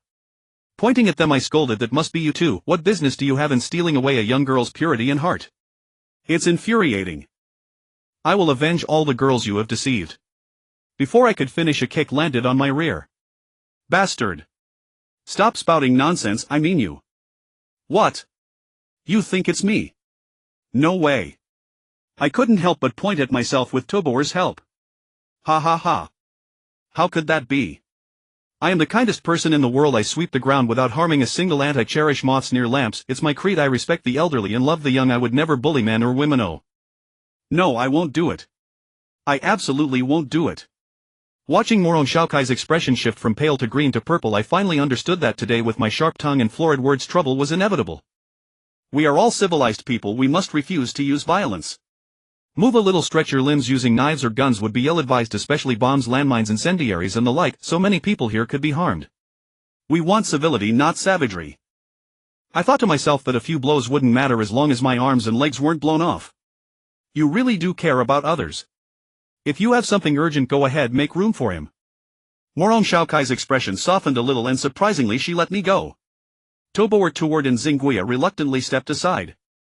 I looked at Morong Xiaokai and then at the open passage, and seeing the truth, a brilliant smile spread across my face. Thank you. Thank you.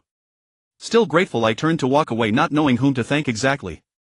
Morong Xiaokai's voice followed me from behind. Want me to see you off a bit? No need, no need. I am so smart I won't get lost. I boasted a little too much. Oh. Then could you tell me what bombs are made of?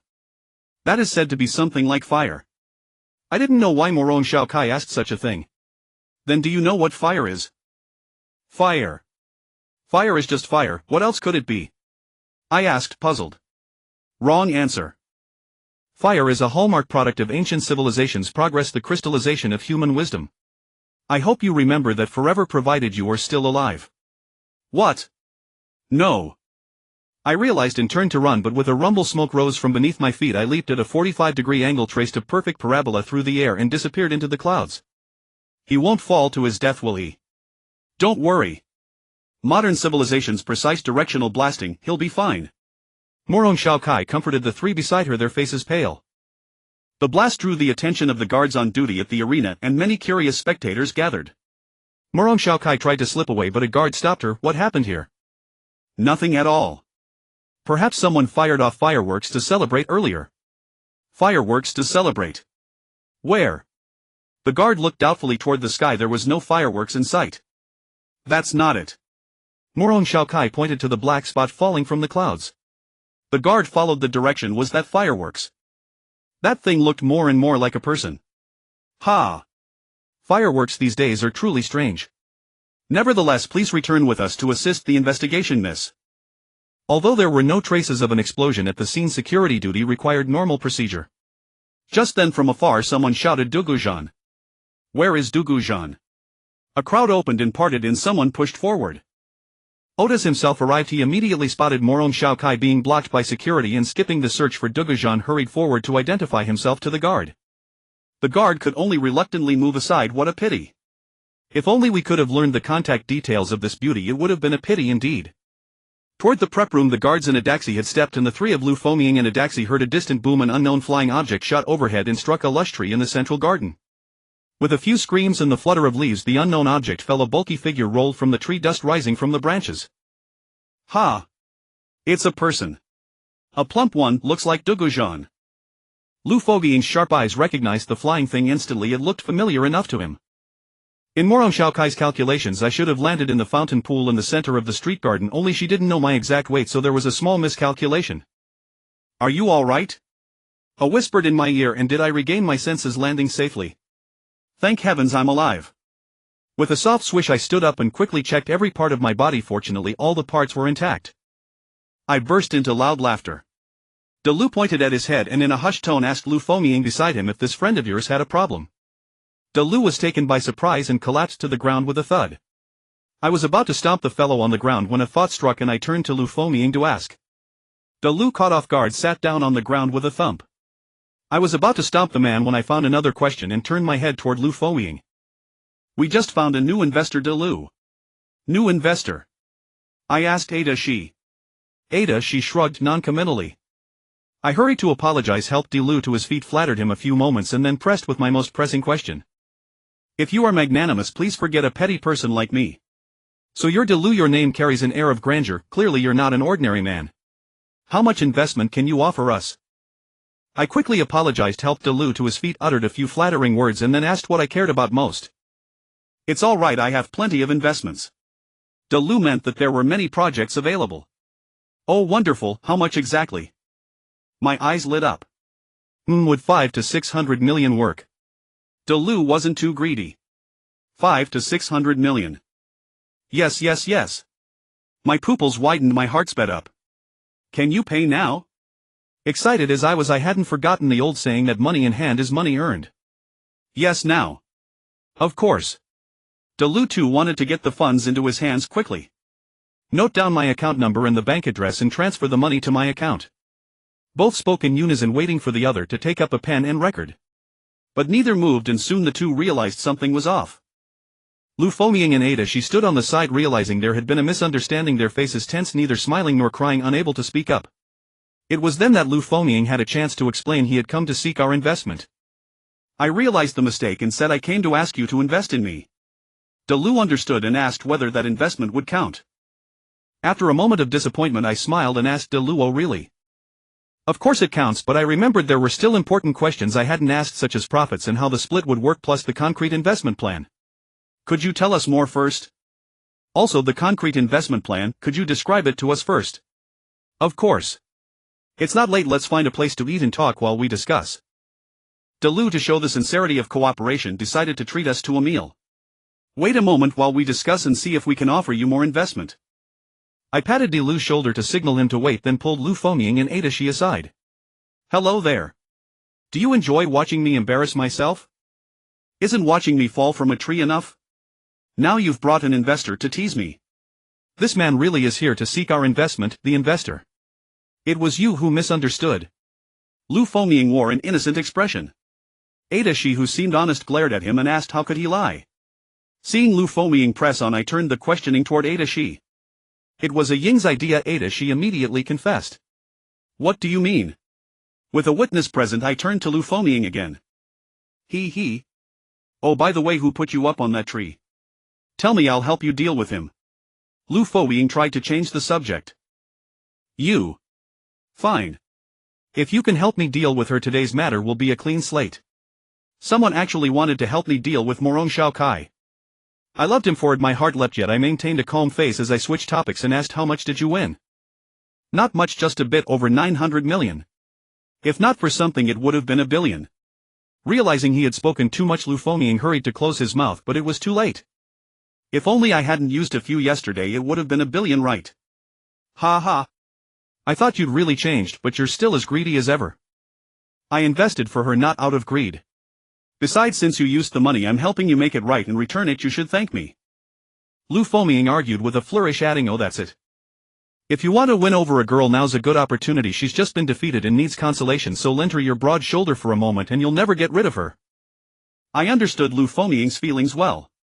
His face reddened, his gaze fixed on the ground, and I instinctively stomped the ground. The ground was solid, there was no fissure to open. Is that girl in love? Who's the lucky one? Is she pretty? Ada, she asked, understanding a bit more. He looked at me and asked, did he not tell you yesterday? Forget it, kids have thin skins, let's talk about the investment. Seeing Lu Fomying's awkward state, I didn't press him further. There will be plenty of time for excitement later. Ha! Could it be her? I'd like to think so, but I don't know her. Just as I was about to discuss business, she and Lu Fomying's eyes were fixed behind me. Ahem. You can handle the investment matter. I fully trust you, and I think De Lu is very discerning. I believe he won't let us lose money. Feel free to invest more. If funds aren't enough, I'll raise them. Oh dear, I was busy and forgot something important, the maintenance on that mecha. I need to go back and sign a few documents. Later transfer the maintenance fee to me. 400 to 500,000 should be enough. Saying this, I turned to leave the park to hurry back to the contestants' prep room to sign the maintenance agreement. I turned and unexpectedly saw a girl standing behind me. Upon focusing, I realized it was Morong Xiaokai. Ha! Miss Morong Xiaokai, what a coincidence meeting you again. The world really is small. Let me introduce you to these new friends I've made, Lu Fomying, Adashi, and that De Lu over there. Mr. De Lu, please come this way. While I was earnestly introducing them, I also called De Lu over from under the shattered tree where he had stood. Hee, when there are many people, strength increases. This is the beautiful, clever, lively, poised, gracious, generous, and charming Morong Xiaokai. I had added a string of adjectives before Morong Xiaokai's name, hoping to cast a flawless image in the minds of these three gentlemen meeting her for the first time. Seeing Lu Fomying, Adashi, and De Lu itching to win the girls' favor, I spoke up quickly to end the introductions and send them on their way. I told them that my three friends were among the galaxy's sharpest merchants, and with their help Morong Xiaokai's dreams would surely come true. I bid farewell and left them to talk. While speaking, I confirmed that Tubor and the others were not nearby. Morong Xiaokai was being surrounded by the three. There was no time to linger. I bolted away, hoping the three of them wouldn't blame me if things went wrong. I believed they wouldn't blame me for giving them a beautiful glimmer of hope. Although it could turn into a nightmare at any moment, I decided not to dwell on it. Are you all friends of Gu Zhan? Morong Xiaokai proved more patient than expected. She didn't lose her temper at the three men jostling to introduce themselves, but instead asked calmly. Hearing the question, Lu Fomying, Adashi, and De Lu understood the girl in front of them, and I must be close, and they nodded in unison, convinced we were friends. Are you his girlfriend? De Lu, ever the shrewd merchant, asked a crucial question. Who is his girlfriend? Morong Xiaokai glared at De Lu. He owed me a lot for a long time, so I've been looking for him. Now I finally found him, and he ran away again. De Lu, now more animated, asked, Do Gu Zhan you owe her? That could be said. Then it's an honor to meet you. I'm the one who collects debts for others, and I'm happy to serve you. De Lu now beamed. How much does Gu Zhan owe you? I guarantee I'll recover it within 24 hours. Lu Fomying and Adashi privately began to lament, thinking how had they ended up with such a debt-ridden friend. That isn't money one can repay with money alone. Morong Xiaokai said, and her face reddened. The three of them, De Lu, Lu Fomying, and Adashi, simultaneously reacted with "Oh." Gu Zhan said, You folks are merchants, what business are you in? Morong Xiaokai redirected the topic. We haven't fixed it yet, we're discussing investment plans. Miss Xiaokai, would you like to invest too? Let's form a company together. Sure. I want to be the company's CEO. Xiaokai agreed enthusiastically, but De Lu warned that might not be easy. I don't think it would be too hard. The current lord of Pongbak City, Morong Xiaokai said with a beaming smile. De Lu thought to himself, how did she know that? He stammered, How did you know? Because I am Xiaokai. Don't worry, I don't mind who becomes the city lord. What I want is Gu Zhan. He won't blow you up with a bomb over such a trivial matter. Morong Xiaokai was magnanimous, telling De Lu with a smile that she would be CEO. De Lu's legs trembled, his eyes glazing over in astonishment. Today fate had brought him such a reasonable girl. He asked, How did you know? I know because I am Xiaokai. Rest assured, I don't mind who becomes the city lord. I'm seeking Gu Zhan, not to blow you up with a bomb over petty things. De Lu felt his legs go soft and his sight dim as he realized today's windfall. What luck to meet such a reasonable woman. We won't oppose it. Lu Fomying and Adashi quickly exchanged a look and said with tact. Then it's settled. Of course I'm happy too. You all have sufficient funds. I could bring in a few more investors. Great. Hearing that there would be more investment, De Lu's mood lifted at last. He could drink again. Trevor, the man who smelled the intoxicating scent of liquor, nearly shed tears of joy. Across from him, Xin Guya had already drunk 2 rounds. After refilling, she casually glanced at the newspaper she'd retrieved from the vending machine. After paging through a couple of pages, Xin Guya stiffened. Trevor finished a glass and planned to pour another, but he noticed Xin Guya looking unsettled. What happened? I can't go back. Can't go back. Trevor didn't understand. He reached for the newspaper and pulled it from Xin Guya's hands. The paper wasn't alarming at first glance. It was the Interstellar Weekly. Trevor scanned the article and found a line that drew his attention. Federation's rebellion had achieved a staged victory. The report described that the Federation attacked rebels at a village named Lahabad on the planet Elba, annihilated the rebels there and killed several rebel leaders. The rebels admitted spies had infiltrated government forces and the Federation president ordered a thorough investigation. A list of slain rebel leaders followed. My home is in Lahabad. In that case, haha. I've grown tired of the army too after this competition. Let's not return to the Federation and stay here to play for a while. Trevor threw the newspaper aside and spoke. Xin Guya opened her mouth to respond when a waiter approached and asked, "Are you Mr. Trevor?" The waiter said, "Oh, one moment, don't drink all the wine." Trevor wondered who would call him. While answering the call, he reminded Xin Guya to leave some wine for him. Soon Trevor returned with a delighted smile. What happened? So happy. Xin Guya asked. Moron Shaokai is coming to invest and start a company. Did you agree to her? Yes, I did. That company also includes Gu Zhan. I've long wanted to get at that kid's luck. Trevor laughed so hard his jaw nearly split. Heh, me too. That kid talked to us like that today, we won't let him off easy. Xin Guya agreed with a nod. By the way, you seem to have more to say to me. No. Really no. Really nothing. Then here's to our bright future, cheers. Cheers. The four-wheel planet, though named for four wheels, is in fact an artificial planet composed of 5 enormous. They are Ziling, Haley, Mumei, Qixing and Thuangxi City. The 5 space cities are linked by 2 arteries, Zili and Muxing, which converge at the Twin Lion City along a superhighway. Among the 5 cities, Shuangshi City is the enclave of the wealthy, the most beautiful and best equipped, and this interstellar mecha tournament's venue is in Shuangshi City. Next comes Ziling, Qixing and Mumei, with Haley last. The name Four-Wheel Planet is said to come from the time when the planet was not yet complete. The planners invited the Emperor to view the construction.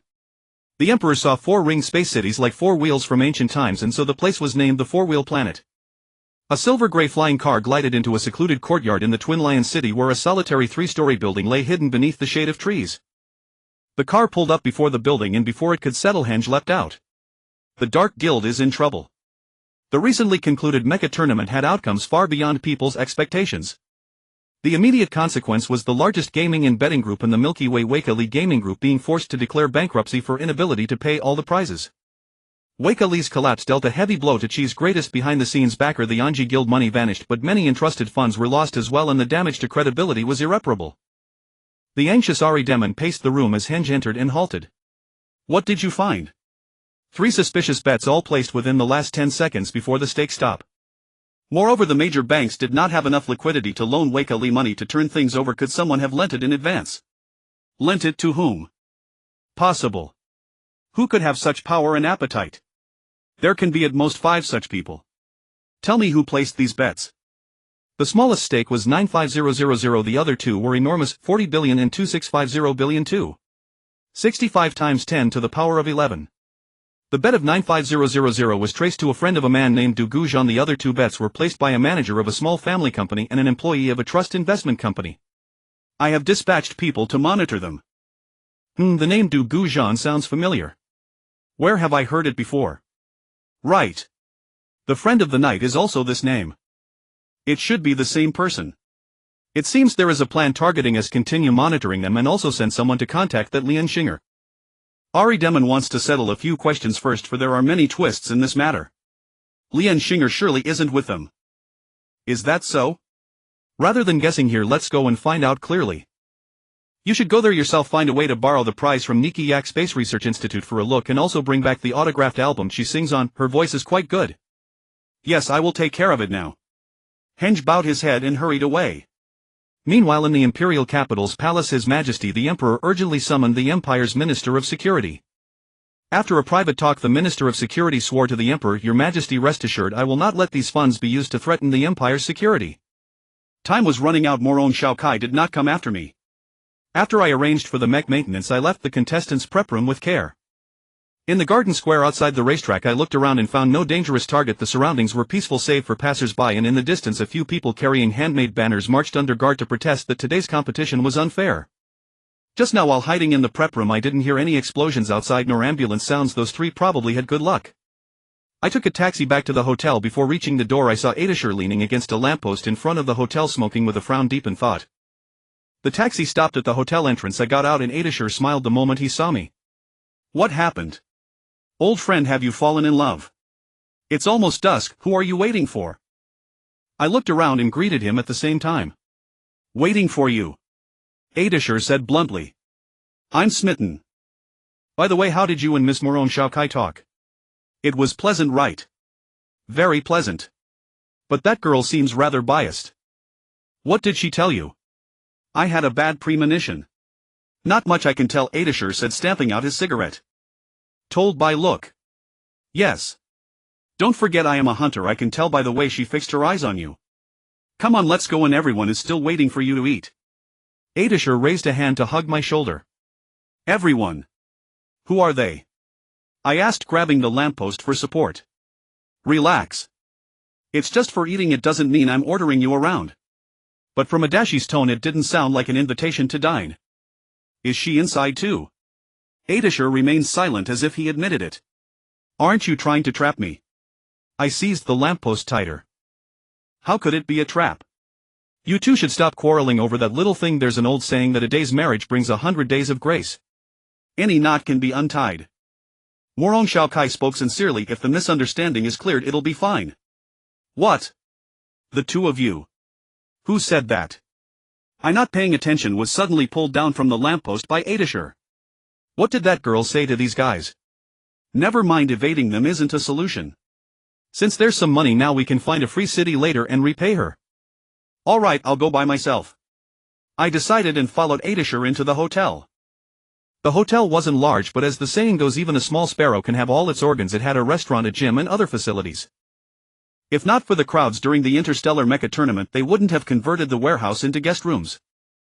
Entering a private dining box in the hotel's restaurant, I was surprised to see that beside Moron Xiaokai, Lu Foming and Dala were chatting with her, and at another table 3 others sat upright and solemn. I realized these were Tu Berthe Woad and Xingguia. What were they doing here? You're back. We've agreed on our collaboration plan and we'll sign here. Ha! Yet again I'm being asked to sign. If it were Tuber Lu Foming or Dalu asking, I'd sign without hesitation, but this time it's Moron Xiaokai speaking and my heart suddenly pounded. I glanced at Adashur. He pretended not to notice and nodded at the people at the table, greeting them, pulling over a chair and sitting down beside the others. The table was spread with a variety of small pastries. It seemed they were waiting for someone. What are you still hesitating for? Everyone has signed, it's your turn now. After you sign, let's eat. Dalu has recommended some dishes and we'll celebrate together. Moron Xiaokai's mood seems pretty good. Seeing me dawdle at the door for a while without getting angry, she gently urged me. I wanted to slip away, but my legs were weak. I could only rely on the back of a chair to look composed as I moved closer to Moron Xiaokai. Where is the signing? I stammered. Just press your thumbs here to sign. Moron Xiaokai opened a flat metal case in front of her. It was a portable terminal. She pointed to a blank square on the screen and said to me. Although I was eager to know what sort of business the partnership would entail to keep Moron Xiaokai in good humor, I signed with a big grin under the watchful eyes of everyone. May I ask what business we are about to do? I asked carefully after signing. Mecha security. Moron Xiaokai replied. Mecha security. That pays well. I looked at Dalu. Dalu was about to speak, but Moron Xiaokai cut in. Of course. Mecha security is always a lucrative business. Do you know who can afford to hire such security? I shook my head at Moron Xiaokai's counter-question. Usually it's socialites, business magnates and political heavyweights. As long as we have enough strength and reputation, making money is inevitable. Oh. I understand. It's about being bodyguards then. The danger and challenge should be high, and with you backing me I don't mind. But will our strength and reputation be enough? Will someone hire our company? I asked delicately. You have a lot of questions. Moron Xiaokai replied impatiently. One's own investments should be prudent. Issuing a smile, I explained. Hiring personnel isn't a problem. The Empire and Federation have signed a truce. After this tournament it may become a peace pact and both sides will prune their forces so we can buy necessary gear and experienced personnel cheaply. As for fame, I think if we advertise that the champion of the Interstellar Mecha tournament and the winner of the S-Rank challenge willingly becomes one of our ordinary employees to serve you, it will attract many. Moron Xiaokai, surprising, did not turn on me. Oh. I suddenly understood. If there is no mistake, I should be the one who wins that championship. I am an ordinary employee. What about you? I asked to confirm my status and rank in the company. You ask that. Let me tell you, and remember, the company currently has 7 directors and 1 employee. You are an employee, the directors are the 7 of us. Morong Shaokai boasted. I collapsed to the ground with a groan, thinking, how could this be? Why would the sky allow such a thing? Steadying myself, I stood up, hand on the table. It's all right, but I should have a share of the company's investment too, right? Not giving up? I asked. Yes, that's right. But after offsetting all your debts, your contribution to the company will be very limited. Morong Shaokai glanced at me, saw my disbelief, and turned to Dalu. Dalu, show him the accounts. Dalu pulled a pocket computer from his chest, tapped a few keys, and handed it to me, pointing to the bottom right corner of the pocket screen and saying, this is the balance after deducting all your debts and expenses. I looked at the numbers, 4 digits, not bad, but there was a dot before the hundreds and a tiny dash before the last digit, 9. 475, -$9.47.5. Dalu hastened to add, fearing I might not understand. I nearly fainted. How had he calculated such a number? Enough of that. Today is the founding day of our company. Everyone order whatever dishes you'd like. Dalu will treat us all generously. Lu Fomying, seeing my pale face, stepped in to smooth things over, perhaps afraid I would cause trouble for Dalu. Anger aside, I didn't want to ruin my own appetite. Since there was free food, I wouldn't bother with who was a director or an employee. You there, go fetch me some tea. Morong Shaokai ordered the 6 men at the table. Why me? You are an employee, I am a director. Even as a regular guest you should serve him tea. Morong Shaokai's reasoning is sound enough. I grudgingly took the teacup in front of Shaokai. There was a water dispenser along the door. Pouring a drink was easy, but Morong Shaokai seemed intent on bossing people around. At the water cooler I bent down to look and asked, how do you use this? Turn this and the hot water comes from this side, the cold drinks from that. Lu Fomying came over and tried to twist the lever but couldn't move it. Ha! You'll manage if I let you. That girl gets on well with you too, doesn't she? I whispered to Lu Fomying. Yes. Why? Not good. What did you two talk about? Nothing about who's the lover or anything like that, right? Ha! Why ask such odd questions? Oh. Did Ada sure say something before you came? Don't listen to him. Soap operas can act too cool. Not sure what you mean. After making the tea I carefully served Morong Shaokai and sat down with a sigh, glad to have a moment of calm. Hey! There are 6 more directors, bring their tea as well. Morong Shaokai pointed to the 6 men at the table. No need, we'll pour our own tea. Those 6 men sensed something was off and declined. Why be so polite? They volunteered to handle all the chores, including sweeping the floors. How can you not let them show their gratitude? Do I? The 6 looked uneasy, then glanced at Morong Shaokai and nodded in agreement. Tuber, a longtime brother, gave me a look and nudged the portable terminal I used to sign earlier with my thumb. Sigh. I knew signing the handprint wasn't easy. Isn't there a dedicated cleaning robot or service robot? A service robot wheeled in carrying 2 plates. I saw a glimmer of dawn. The robots cleaning in service aren't as careful, kind, or thoughtful as a human. At home, isn't that right? Morong Shaokai's girl kept talking in their own way. The several men nodded in agreement and said yes. Hard work should yield more. Bring those 6 their tea as well. Any special allowances? They are free volunteers. This girl really knows how to push her luck. I avoid her not out of fear, but because a good man shouldn't quarrel with a woman. She keeps going on and on. No, I must protest. I thought, then I stood up and walked out. Hey! Where are you going? Morong Shaokai thought I would run again. Just outside and I'll be back soon. Without anyone stopping me, I went out. I asked the innkeeper for a big piece of cardboard, then borrowed a wooden stick and a red marker. Fixing the cardboard to the end of the stick, I used the marker to write 3 stark red characters. I protest. Firmly protest. Oh. That's 7 characters. I quickly finished the sign and, holding it up, walked back, drawing the surprised glances of many hotel guests as I passed. At the door of the private room I shouted twice, protest. Protest. Steadfast protest. Oppose. Oppose. Die hard oppose. After shouting I pressed an ear to listen for a moment, then opened the door holding the placard and walking inside. 7 people inside enjoying their feast looked toward the door in surprise, wondering who would be so rude as to interrupt their meal.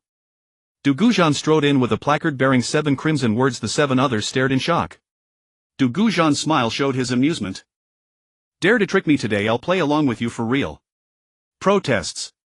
Protests. Steadfast protests. Oppose. Oppose. Die hard oppose. Protest against mistreatment of employees oppose covert exploitation. I shouted, circling the room until I seated myself in my empty chair. Seeing utensils on the table I could not use, I cried, "Waiter, bring me a pair of chopsticks." A service robot promptly delivered a pair of chopsticks. I took a few bites, then raised the placard again and circled the room shouting slogans. I protest. I oppose. I want to go on strike, take leave, be promoted, get a raise and have a private car. Exhausted, I sat down and ate a couple more bites. Any demands can be stated at once. Dallo, a shrewd businessman, could not help saying as I rose the placard again. Last demand, could you assign me a pretty female secretary? Go to hell. The others united kicked me out of the room. This is truly enough to give one a headache, I'd exclaimed as he live counter S-rank challenge registration the number of to rise in double digits. That Gu Zhan truly attracts trouble. Since he defeated today's match to become the new arena champion, the number of would-be challengers has surged past 10,000 within just a few hours, and it continues to climb by tens per minute. To many, Gu Zhan is but a schemer with luck. A little better, Lian Xinger merely let him win by a moment's misstep. That fellow's luck stems from not having crossed paths with me, meet me and he'll surely be unlucky, was the inner thought of many who challenged Gu Zhan. Prince Lonside harbors a genuine desire to arrange bout after bout for Gu Zhan, yet even if the lad isn't worn to death, the remaining days of the S-rank challenge are merely a handful and far from enough. Letting Gu Zhan continue participating in the S-rank challenge would be easier to simply have him disappear, and the prince would not be eager to let Gu Zhan walk away with the S-rank license. If that lad soon were to obtain the S-rank license, one cannot imagine how inflated his pride would become, and surely it would leave everyone ill at ease. Report, he said. Prince Lonside looked up at the office monitor. It was Captain Gayson. Enter. The electronic door opened under Lanside's control. Gayson stepped in, saluted and placed a stack of documents on the prince's desk. The materials were laid down. Gayson stepped back 2 paces and stood ready for the prince's instructions. The 33rd Fleet has found the wreckage of their fleet's missing transport ship. What actions are they taking? Prince Lonside asked, glancing at the data. They believe there is a pirate base within the Wybolier asteroid belt and have submitted a siege plan to the Supreme Command. It is expected to be reviewed within the next 2 days. The chances of approval are said to be high. A large-scale siege would not be approved by the Supreme Command. A small-scale raid is possible.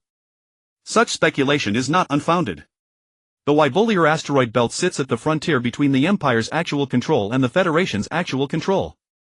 Any large-scale military action could spark war again. Should we pull back the sentries stationed in Wybolier belt?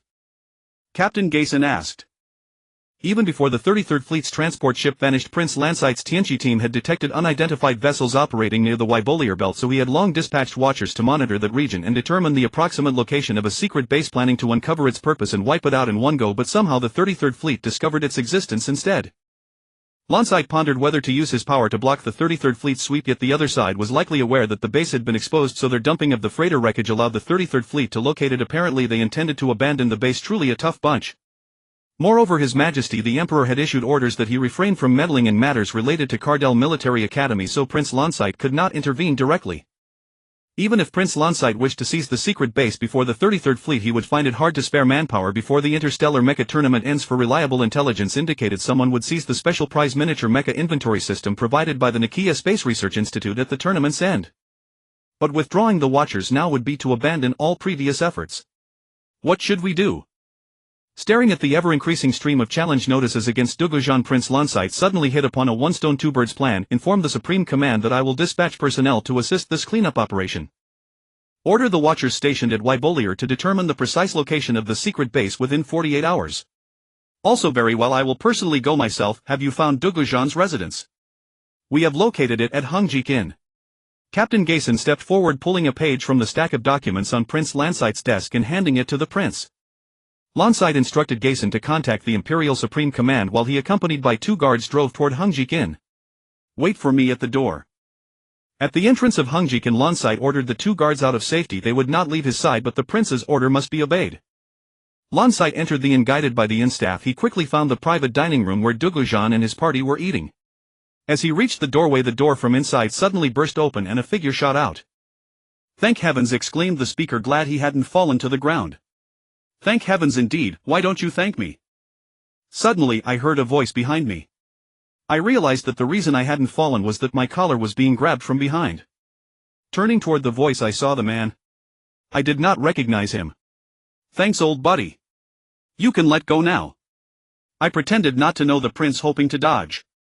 We already have the precise whereabouts of Chile. The prince unhurried finished releasing my collar with a courteous gesture. You sly old fox. What terms? I stood firm, adjusting my collar. What do you take me for? I am a prince. Helping you is what I should do. Why would I set terms with you? Ha ha. I know you mean well. Perhaps I am too petty to accept such favors. In that case. Very well. But I will have need of your help soon, so treat this as a debt for now. Come with me. Lonside led me out of the inn, 2 guards quick to follow. They reached a secluded landing pad with a specialized speeder. The guards stood by the speeder while Lonside and I boarded. The 33rd Fleet's unit near Wybolier has found the wreckage of the missing transport ship. They deduced there is a pirate base there and plan to dispatch a fleet to clear it. That seems irrelevant to me. I was perplexed. The real situation is, we suspect there is a secret biological laboratory near there engaged in illicit biological research. We estimate Miss Chile may have been abducted by them. I know.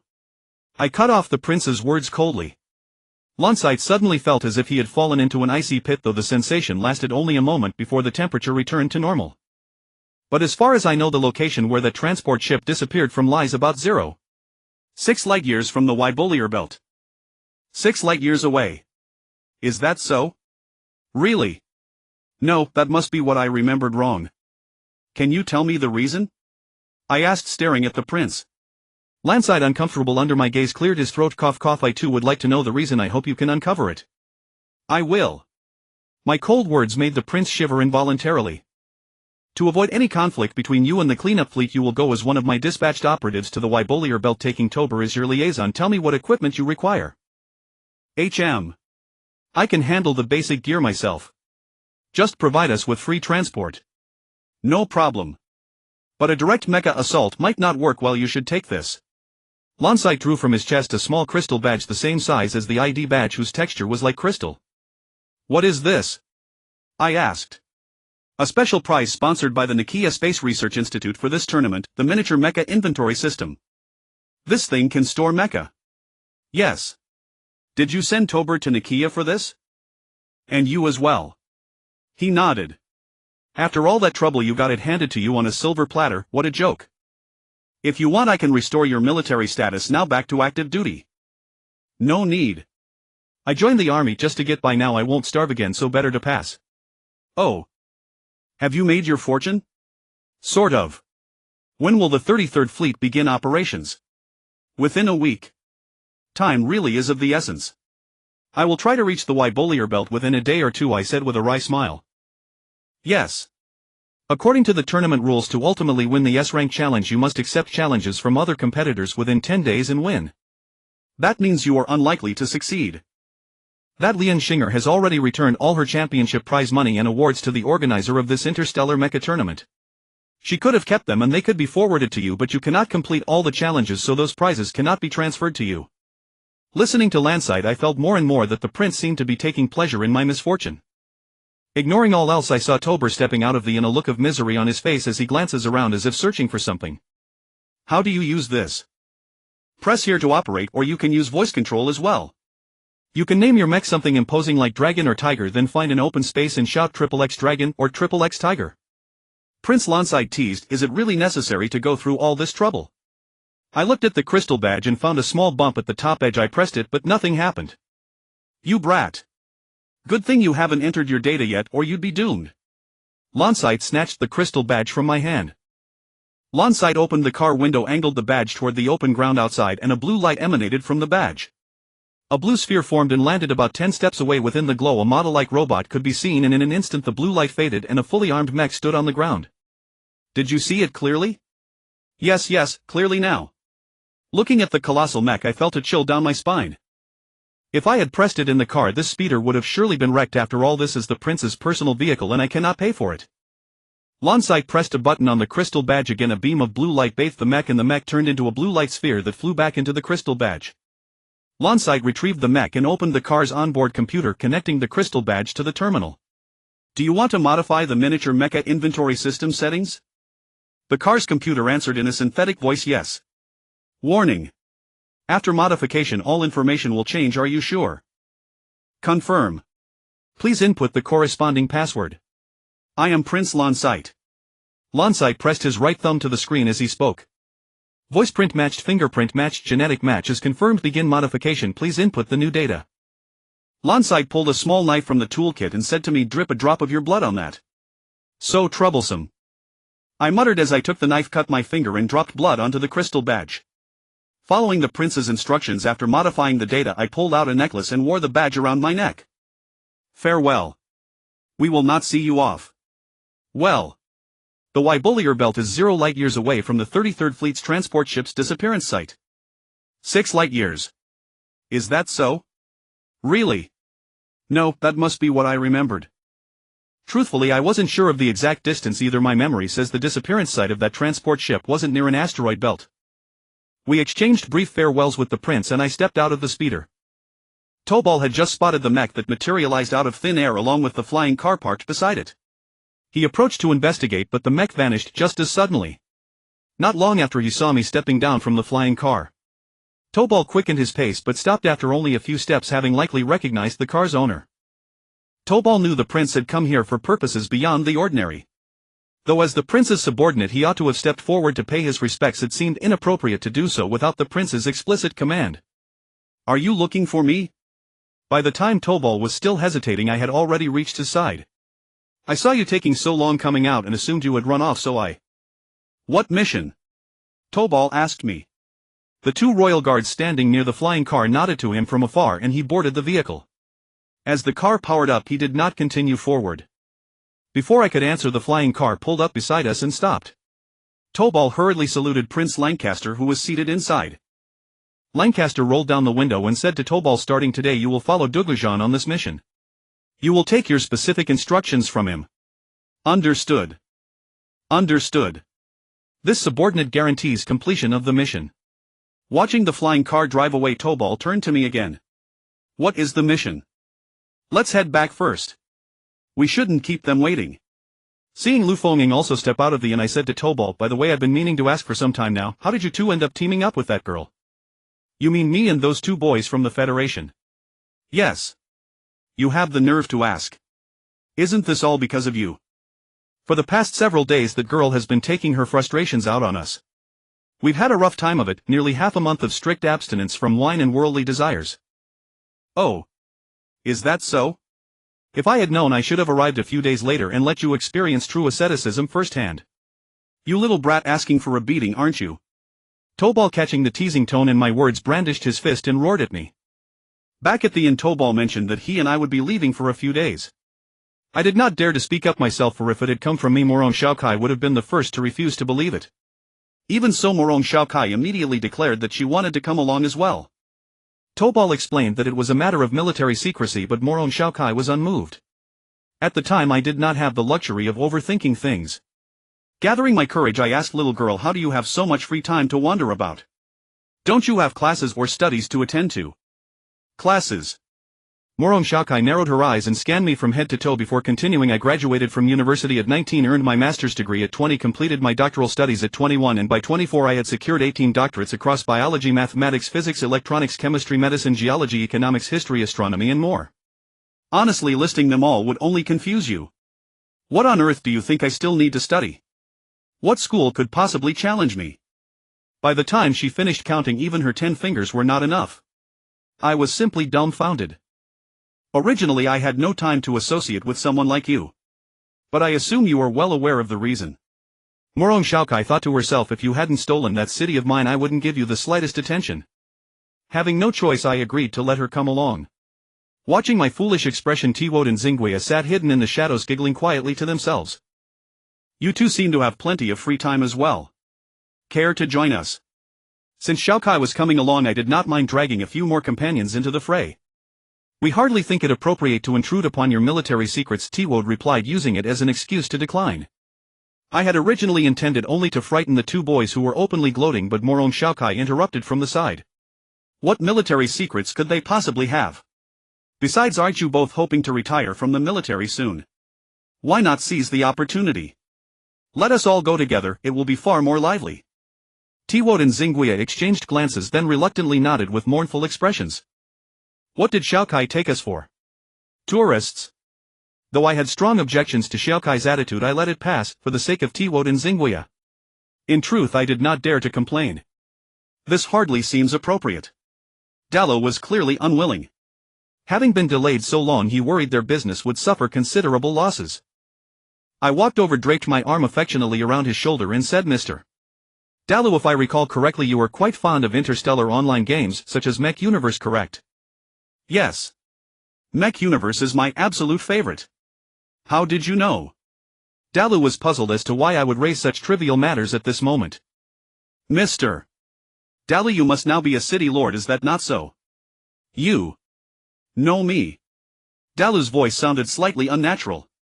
Oh, my surname is Dugu. Perhaps it rings a bell. Dugu Dugu Dugu. Do. Oh my. Boss, what a coincidence. Truly, life is full of unexpected encounters. Ha ha. Ha ha ha. Ha ha ha. Truly a remarkable coincidence. Would you like to meet the former city lord of Pangbait Jiang Wu Xiaokai, whose city we happen to seize? Yes. I very much would. However, she is rather particular about someone taking her city. Are you still eager to meet her? I glanced sideways at Morone Xiaokai, who seemed entirely unaware that I was referring to her. Of course. Besides, we have already met. She even said she does not mind me serving as the city lord of Pangmark. Dallo understood that I was using that incident to pressure him. Dallo's words caught me off guard. I cast another questioning glance toward Morone Xiaokai. I am a person who clearly distinguishes between gratitude and grievance. If someone holds a grudge against me, I will settle it accordingly. Revenge for vengeance, recompense for resentment. Xiaokai's words left me thoroughly deflated. If she herself did not mind, what right did I have to make a fuss?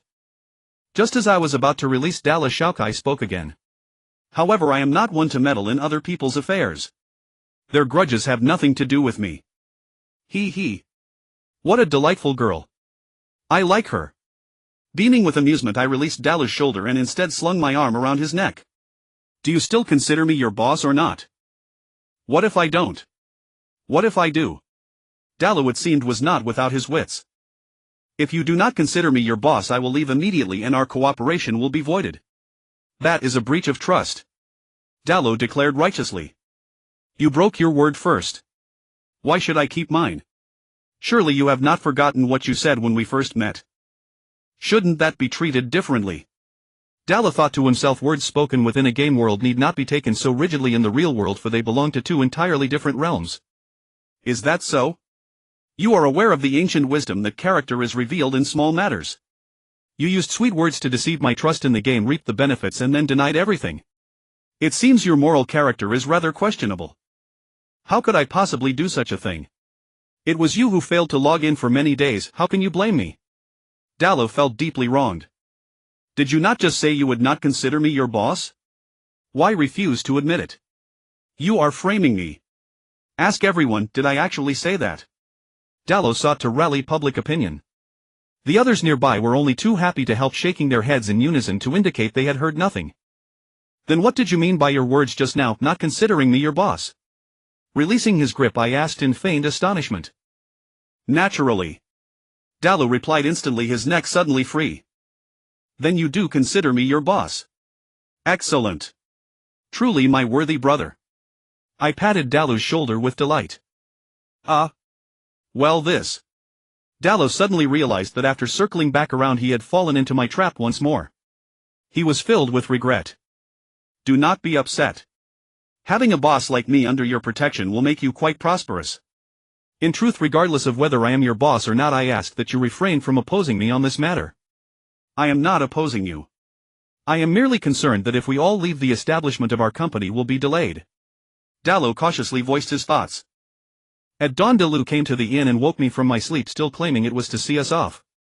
I figured he either feared we would run away or was deliberately disturbing my morning's quiet. But he asked me to come look for him instead because I remembered that Akla, the leader of the Death God Legion, had entrusted me to find someone before he died. To fulfill a trust is to fulfill one's duty. We must at least locate their family. But 62 years have passed and hope may be slim. Dallo helped me with this. While speaking, I rifled through my belongings for the necklace Akla had given me. No problem, whatever is your lord's affair, I'll find a way to see it through. Dallo seemed to have accepted that I was his master. What are you looking for? Ada, she asked from beside me, watching as I nearly overturned the entire bed and asked what I was rifling for. The necklace, I remember it was still on me yesterday. Ada, she fell silent. Delu stood stunned while Lu Fengming asked cautiously, is it the one around your neck? Yes. That's it. I wondered where it could have run off to. It has run right onto my neck.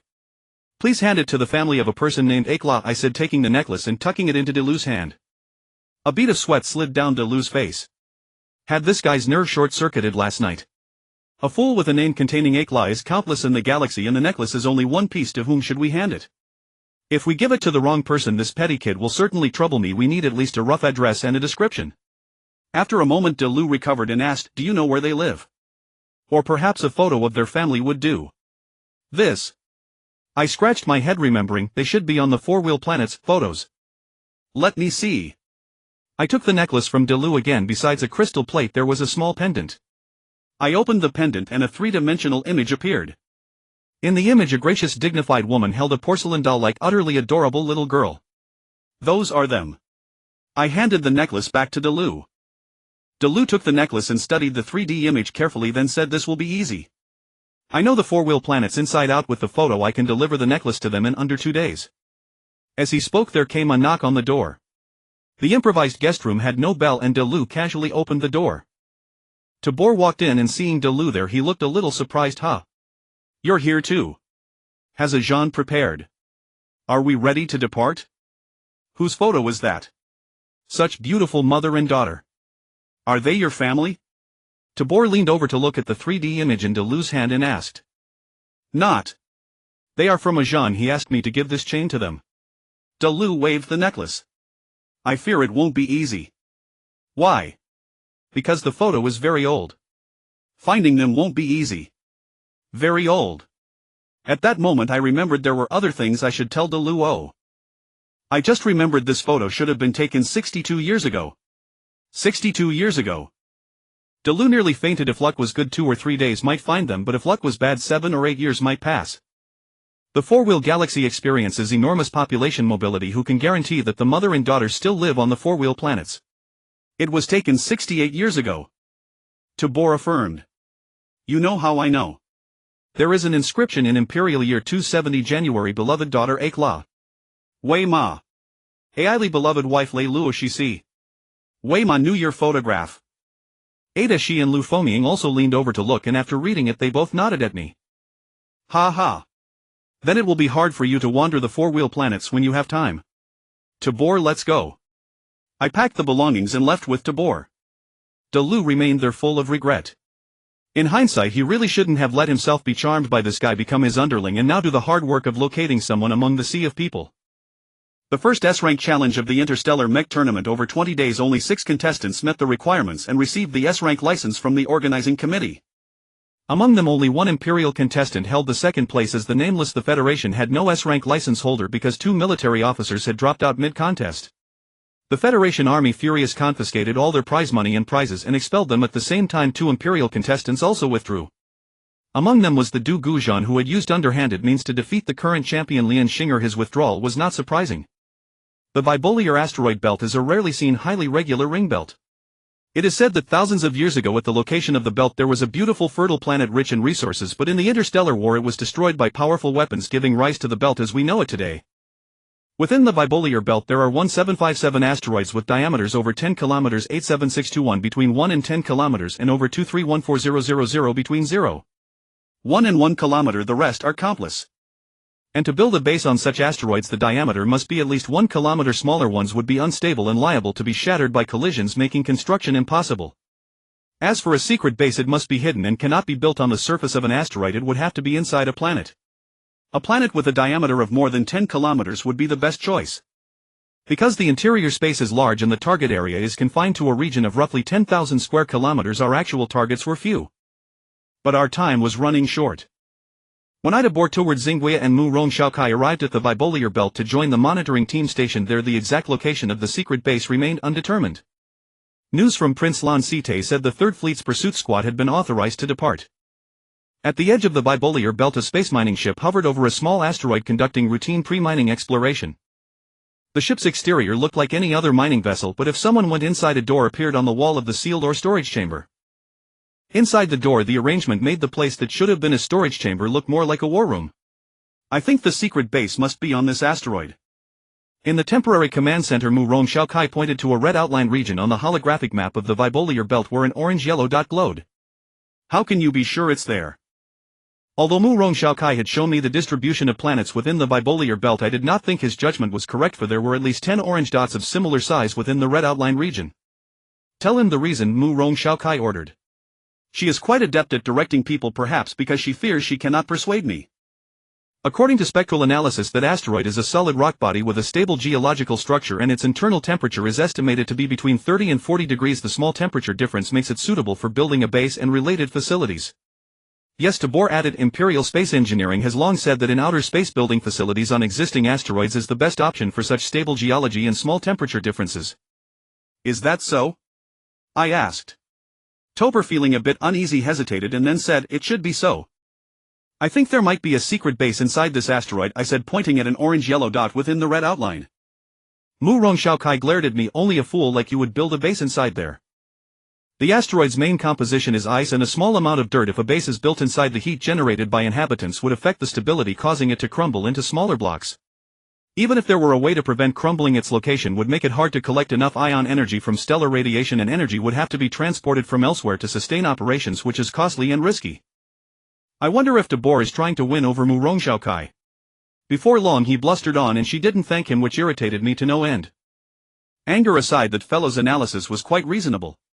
It's a pity we can't search asteroid by asteroid. I sighed. Even if we search one by one, we may not find them, Toward warned. Mohona had been restless these days, his eyelids twitching. As the ancients say, left eye twitches wealth, right eye twitches disaster, or is it right eye wealth, left eye disaster? Anyway, it's not a good omen. Freighters frequented this area more and more. Mohuna noticed several important devices being moved, and rumors said many files had also been taken away. It seemed they planned to abandon the base, though no order to do so had been issued. Moreover, the base did not look old, and he had only been reassigned to this base 2 weeks earlier. Could it be? Mohuna suddenly considered the possibility that the organization planned to sacrifice this base for some purpose, and that he would be within the organization's circle of sacrifice. Although he had sworn before joining that he would sacrifice for the organization's benefit if needed, he had not expected the day to come so soon. Mohona hoped his guess was wrong, but why would those important things be moved secretly within the base? Forget it, I don't want to think about it. Mohona closed his eyes and rubbed them when someone shouted, Leader Camel is calling. What is it? Mohuna asked, opening his eyes. Camel says they are arriving soon. Inform them of the navigation status, the messenger said. Understood. Mohona checked the terminal in front of him. The monitor showed that routes 1 through 4 were clear, while Camel was far from those routes. Near the entrance to Route 5 lay a mining ship that seemed to belong to the Empire, making that route unusable. Mohona looked at the other channels and told the messenger, report to Camel that Route 19 is normal and passable. The officer in charge of the Lonsite Patrol's outpost in the Viboliar asteroid belt was Second Lieutenant Luo Belisi, who stood before me with sweat beading on his brow. Just a few minutes, Second Lieutenant Luo Belisi had handed a piece of intelligence to Tobor. Tobor glanced at it, then handed it to me, and I felt a mix of elation and unease as I read. When was this intelligence obtained? I asked the Luo Belisi while studying the document. Lieutenant. Luo Belisi did not answer directly. He looked at Tobor. Evidently he regarded Tobor as the head of our ragtag group, the only one who could question him. Tobor offered me a faint apologetic smile and said to the Luo Belisi, answer Captain Gu Zhan's question. If the prince were here, he would have answered swiftly. The Luo Belisi's brow broke into a fine sheen of sweat. We intercepted this more than a month ago.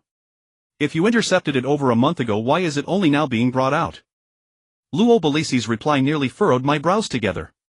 What we intercepted at the time was a segment of encrypted messages. We only deciphered it half an hour ago. Luo Belisi explained.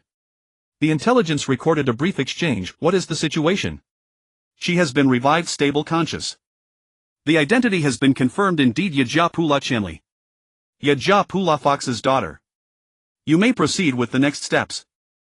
Intercepted over a month ago, deciphered only half an hour ago. The Empire's efficiency is astonishingly slow. It's strange how you have been pressed by the Empire for so long. I handed the intelligence to Toward and Xinguya. Because our side's efficiency is slightly lower than the Empire's, of course excluding the two of us. Toward and Xinguya in easy accord spoke at once. They had not yet fully read the sheet when Mu Rong Shaokai swooped in and grabbed it. Yajia Pula Chinli's survival was beyond my expectations. I had seen her die in my arms, so how had she come back to life? Resurrection. Do you think this intelligence is real? Although I concede the power of technology, this is the first time I have encountered a revived corpse. Not surprising to you perhaps. Mu Rong Shaokai said with disdain from the side. Have you seen it? I asked in astonishment. Never. Then you. I've heard of it. 10 years ago someone claimed to master brain revival technology as organ repair technology advanced. Some said he found a way to revive the dead. Galaxy-wide media reported on it, and there were live demonstrations reportedly reviving a person who had died for 36 hours. Really? I was half convinced by Shaokai's words. Did you forget? I'm a medical doctor, why would I lie to you simple folk? Mu Rong Shaokai had meant to call me a country bumpkin but somehow swallowed that word. I thought to myself, someone who calls herself a doctor can only fool us hillbillies. Really? Do you know how this guy became a soldier? Toward asked, pointing at Xingguia. I looked as Xingguia's face suddenly reddened and she shook her head at Toward. Toward began, but Xingguia cut him off. It's nothing really. When I enlisted, my parents refused at every turn, yet during those days revival tech was all over the TV news. I told my parents, see how advanced our tech is, dying might not be the end. Later I earned my wish and joined the army. But Xingguia did not continue. Later I heard that the so-called method to revive the dead was fake and all of it was just a ruse. Mu Rong Shaokai finished for Xingguia. Damn. It could be real or could be fake, so let's treat it as real for now. It seems direct mecha assaults won't work him. Tubor. That Lonsite bastard, is there still something he's hiding from me? I ground my teeth and asked Tubor. You think the prince still has something hidden from you? Let me think. Tubor pretended to ponder, then turned to Lieutenant. Luo Belisi. Lieutenant. Luo Belisi, you may leave now. If we need you we will contact you. Please report any developments on your end. After sending off the Luo Belisi, Tubor pulled a flat small box from his pocket. From the box he retrieved a gleaming little disc and put it into the projector. The three-dimensional image of the Weibelier asteroid belt vanished, replaced by a three-dimensional image of Prince Lonsite. Captain Gu Zhan. Prince Lonsite still used the rank I carried in the army to address me. When you see my image you must have already learned that Yajia Pula Chinli is still alive. I did not tell you because I could not confirm the truth of the news, and I did not want it to sway your judgment just because I said it. The prince's explanation was pompous, but I could only sneer at it. 6 months ago someone tried to pressure the Empire's Aerospace Machinery Research Institute's researcher Yajia Pula Fox by using Yajia Pula Chinli, demanding the schematics for the Empire's new generation space flagship battleship that he designed. We would not give the real schematics, we made a fake one and intended to use it to discover who wanted the Empire's new space flagship schematics. The opponent was very cautious, leads were cut several times and the official investigation faded away. Yet by chance I discovered the person pressuring Yajia Pula Fox had built a secret base in the Weibelier asteroid belt. We initially thought it was a federal outpost, but later evidence showed the base was not built by the Federation. Yet things had just begun to progress. Fleet 33 got involved as well. You know what happened next? Recent interceptions of communications from that base could not prove Yajia Pula Chinli was alive, but they at least confirmed she was indeed inside that secret base. I think both privately and publicly you should rescue her. I hereby wish you success in bringing Yajia Pula Chinli back alive. Of course, if you can also bring back some materials from the base and present them to me as a gift, I would be honored. You had best act before Fleet 33's cleanup fleet arrives. Watching Prince Lonsite's image fade, I steadied myself and as calmly as I could asked Tubor, do you have any good method to locate the base precisely? Muttering now would be useless, though I resented being used by Prince Lonsite. I still had to do his bidding. Based on the intelligence we've collected so far, it's hard to determine the base's exact position, but I have noticed raiders visit that base at fixed times. So, before Tubor could finish, Lieutenant Luo Belisi relayed over the mining ship's communications network, a freighter of unknown identity has appeared. Freighters come here for two purposes: to supply the mining ships working in the asteroid belt and to receive the minerals mined. We came aboard that freighter ourselves, however there are no mining ships operating nearby. Launch tracking beacons at it. Tubor lunged to the communicator and ordered Lieutenant Luo Belisi, yes. But sir, we've tried before, all detectors lose contact once they cross the red line boundary. Do we still launch? Try again. Tubor ordered. Fine, even if we know it won't work we should try. I stopped him. Then what should we do? Is there any way to deploy personnel near the freighter without a sound? I thought it over and asked Lieutenant Luo Belisi. My plan was to send someone close to the freighter, then find a way to cling to the hull so the freighter bound for the base would bring them inside. Once inside the base, we would disable the base's defenses, rescue the hostage, transmit a signal to the mining ship to confirm the base's location, and then come to extract. Send the personnel over. Impossible, the distance is too great. Lieutenant Luo Belisi rejected my plan. Too far. Is distance all you mean? I realized that a slight change to the plan might work. Lieutenant Luo Belisi was silent for a moment before replying, yes, at least within 10 kilometers of that freighter to have a chance of safely delivering personnel, but at that range we may expose our identities. 10 kilometers. How far must we be to avoid detection? Not less than 100 kilometers, answered Lieutenant Luo Belisi. All right. Take me up to that distance. No. You'd be killed. Tobor objected immediately. No, when we close in, that ship will surely stop. They won't know who we are. No, when we draw near, that freighter will certainly stop. They won't detect us. Why? I stared at Tobor. Why should you go when I came up with this genius idea? Tobor nearly choked on my words. Have you undergone space special warfare training? I have professional training and more experience than you. Tobor retorted angrily. Pause. I made a stop gesture toward Tobor. Lieutenant Luo Belisi, full speed ahead. It is essential to intercept that freighter before it crosses the red line boundary. Be careful not to intrude into their alert range. Understood, no problem, Captain. The ship is accelerating. I will carefully skirt around that line and be within about 100 kilometers of the freighter in roughly an hour. I can send my men along. Well done, Lieutenant. Return and I will have the Prince Lonsite commend you. As for the personnel to be deployed, we will decide after I confer with Lieutenant Tobor. You will be notified then. After speaking, I cut off the transmitter and left the receiver hanging so Lieutenant Luo Belisi could notify us of any developments at any time.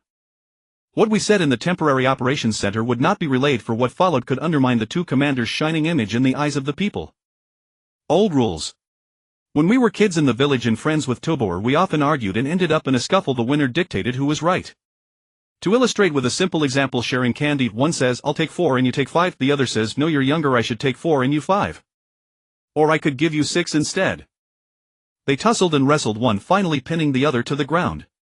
Gasping, the winner snapped, I take 5, you 4, hear me or I'll crush your rear end. Deal. One word is final, you take 5, I take 4.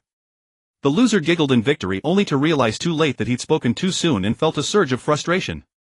Old rules. What kind of place is this? Tobor exclaimed in astonishment. I thought he would refuse to play by the old rules and tried another method, but Tobor ducked low and swept with a leg, landing on the ground all right. I sprang forward before his leg could reach me and shoved him with a palm on his shoulder.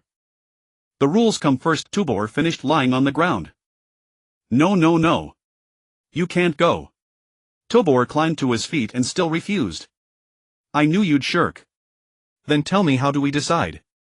21 dice, last card pick, whatever you choose, even a draw will do. Tobor's head reeled for a moment before he pointed at me and said, you brat. Shouldn't you ask for our opinion? Mu Rong Xiaokai spoke up, well. If no one objects, say what you think. The long silence that should have been theirs was interrupted by my sudden realization of whom I was addressing, so I changed my tone. If that stubborn fool isn't afraid of death, then let him go. Mu Rong Xiaokai suddenly shouted and burst out of the temporary operations center door. Toward and Xingguia, who had been about to volunteer, were left staring in astonishment. Tobor patted my shoulder and said something utterly mysterious. Mu Rong Xiaokai and Xingguia's faces wore inscrutable smiles and I shivered at the sight. Cough, since everyone agrees, I will first use the other freighter to infiltrate the base. No. Tobor reacted quickly. In that case, why not send more people? Toward proposed a compromise. With 2 or 3 people the target won't be so large, we can disguise as space debris and go unnoticed. No problem.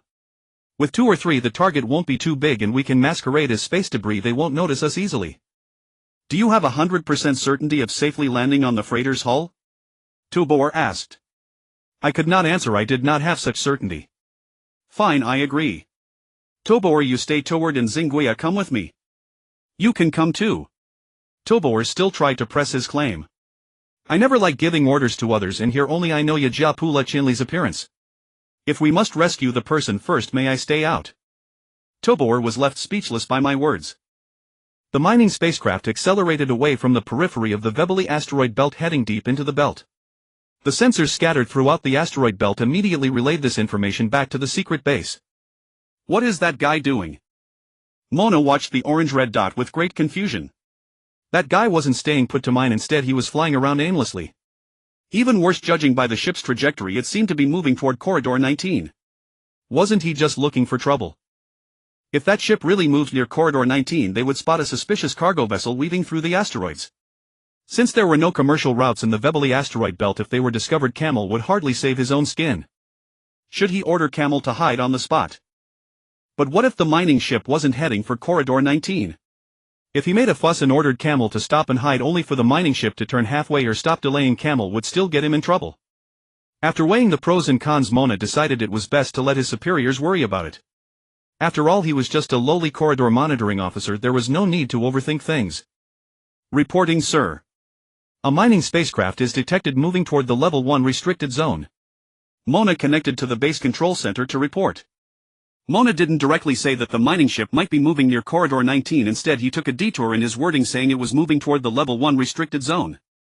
Of course, Mona was certain he wasn't the smartest person in the base. If he could see the problem, others would too. Corridor 5 and Corridor 19 were positioned at exactly 180 degrees relative to the base. For the mining ship near Corridor 5 to move near Corridor 19, it would have to pass through the Level 1 restricted zone at the periphery of the base if it went in a straight line. Looking at the star chart, the current situation was indeed as described. Understood. Continue surveillance. The person in the central control room recorded the situation and ordered. Ben Nip glanced at the report on the mining spacecraft's anomalies handed to him by his subordinate and threw it aside. He had already noticed that fast-moving dot on the huge three-dimensional star map in the central control room. It looked like the mining ship was indeed flying toward the Level 1 restricted zone. Ben Nip also hoped it would fly into the restricted area. Ever since the mining ship appeared in the Vebely asteroid belt, his intuition had told him that the ship had not come for mining purposes. Although some mining ships would occasionally come to Vebely to mine, Ben Nip just felt that this mining ship, which had been lingering in the Vebely asteroid belt for over a month, was not simple. As long as it entered the Level 1 restricted zone, Ben Nip would unhesitatingly order the destruction of that mining ship. The fast-moving dot flexibly adjusted its course, taking an arc and passing by at a distance of less than 5 kilometers from the Level 1 restricted zone. Order Camel to stop advancing and hide on the spot. Ben Nip gave the order to his subordinate. Ben Nip was now 100% certain that the mining ship was an Empire reconnaissance vessel in disguise. It must have discovered Camel's whereabouts and rushed over to investigate. Since he didn't know the opponent's combat strength, Ben Nip decided to let Camel avoid the situation to prevent Camel from being destroyed by accident.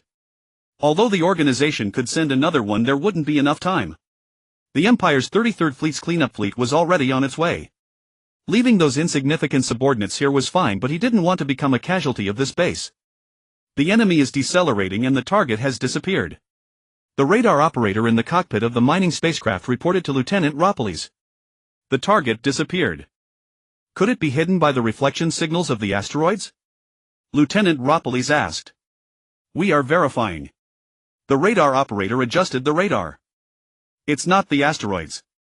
The other party deployed counter-detection smoke and the energy response has disappeared. They have shut down their engines. We can no longer determine the other party's coordinates and bearing. At the same time, the navigator also reported. Should we continue advancing? Ropolis asked me. Immediately lock onto the coordinates before the target disappeared and move directly toward that position. I ordered. I estimate that the other party may have guessed our identity. Tober, standing beside me, judged. Even if they guessed our identity, they won't guess what we are going to do. I said, watching the asteroids passing by outside the porthole. Follow my orders. Standard speed, continue advancing. 1 o'clock, position 1, enemy mining spacecraft is approaching. The lookout on the cargo ship had already seen the mining spacecraft that forced them to stop and hide through the high-powered telescope. Could it be that we've been discovered? Combat alert, prepare to launch ion torpedoes.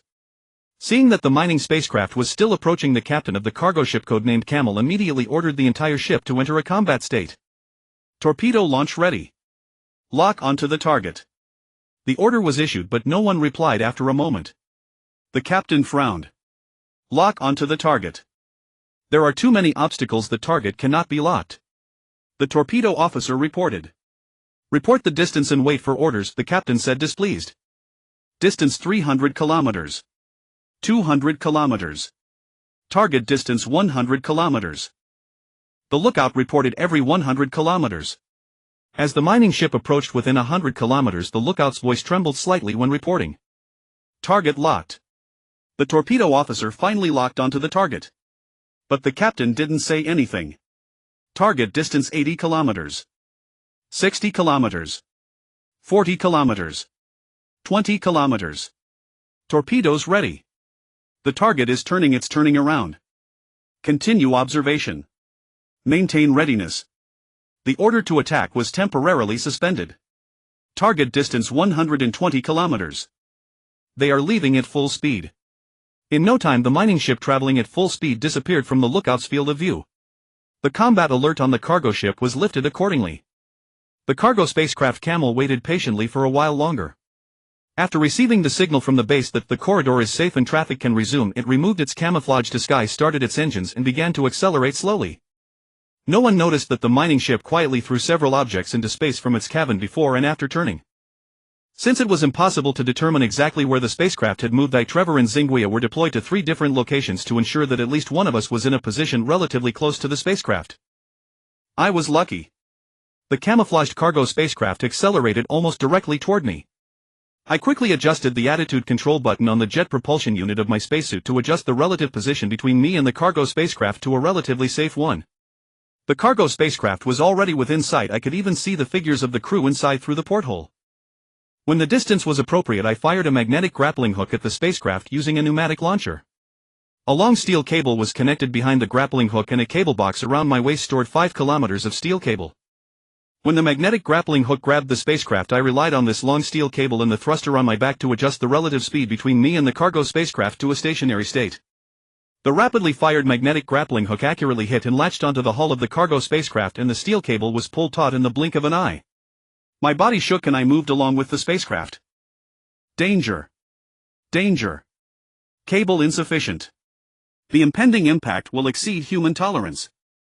The auxiliary computer in the spacesuit sounded the alarm.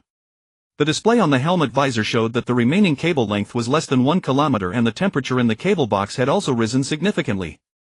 The speed difference between me and the cargo spacecraft was slightly beyond the estimate. I turned the control knob of the jet thruster to full speed, and the speed at which the cable was pulled out gradually decreased, reducing the speed difference between me and the spacecraft. But the alarm from the auxiliary computer kept sounding. The steel cable decreased by the meter. Seeing that there was only 50 meters left, the computer still repeated the same sentence: danger. Danger. Cable insufficient. The impending impact will exceed human tolerance. When there was only 1 meter left, I closed my eyes and waited for death. The alarm suddenly stopped. The cable ran out. A huge pulling force transmitted from the taut cable to my body.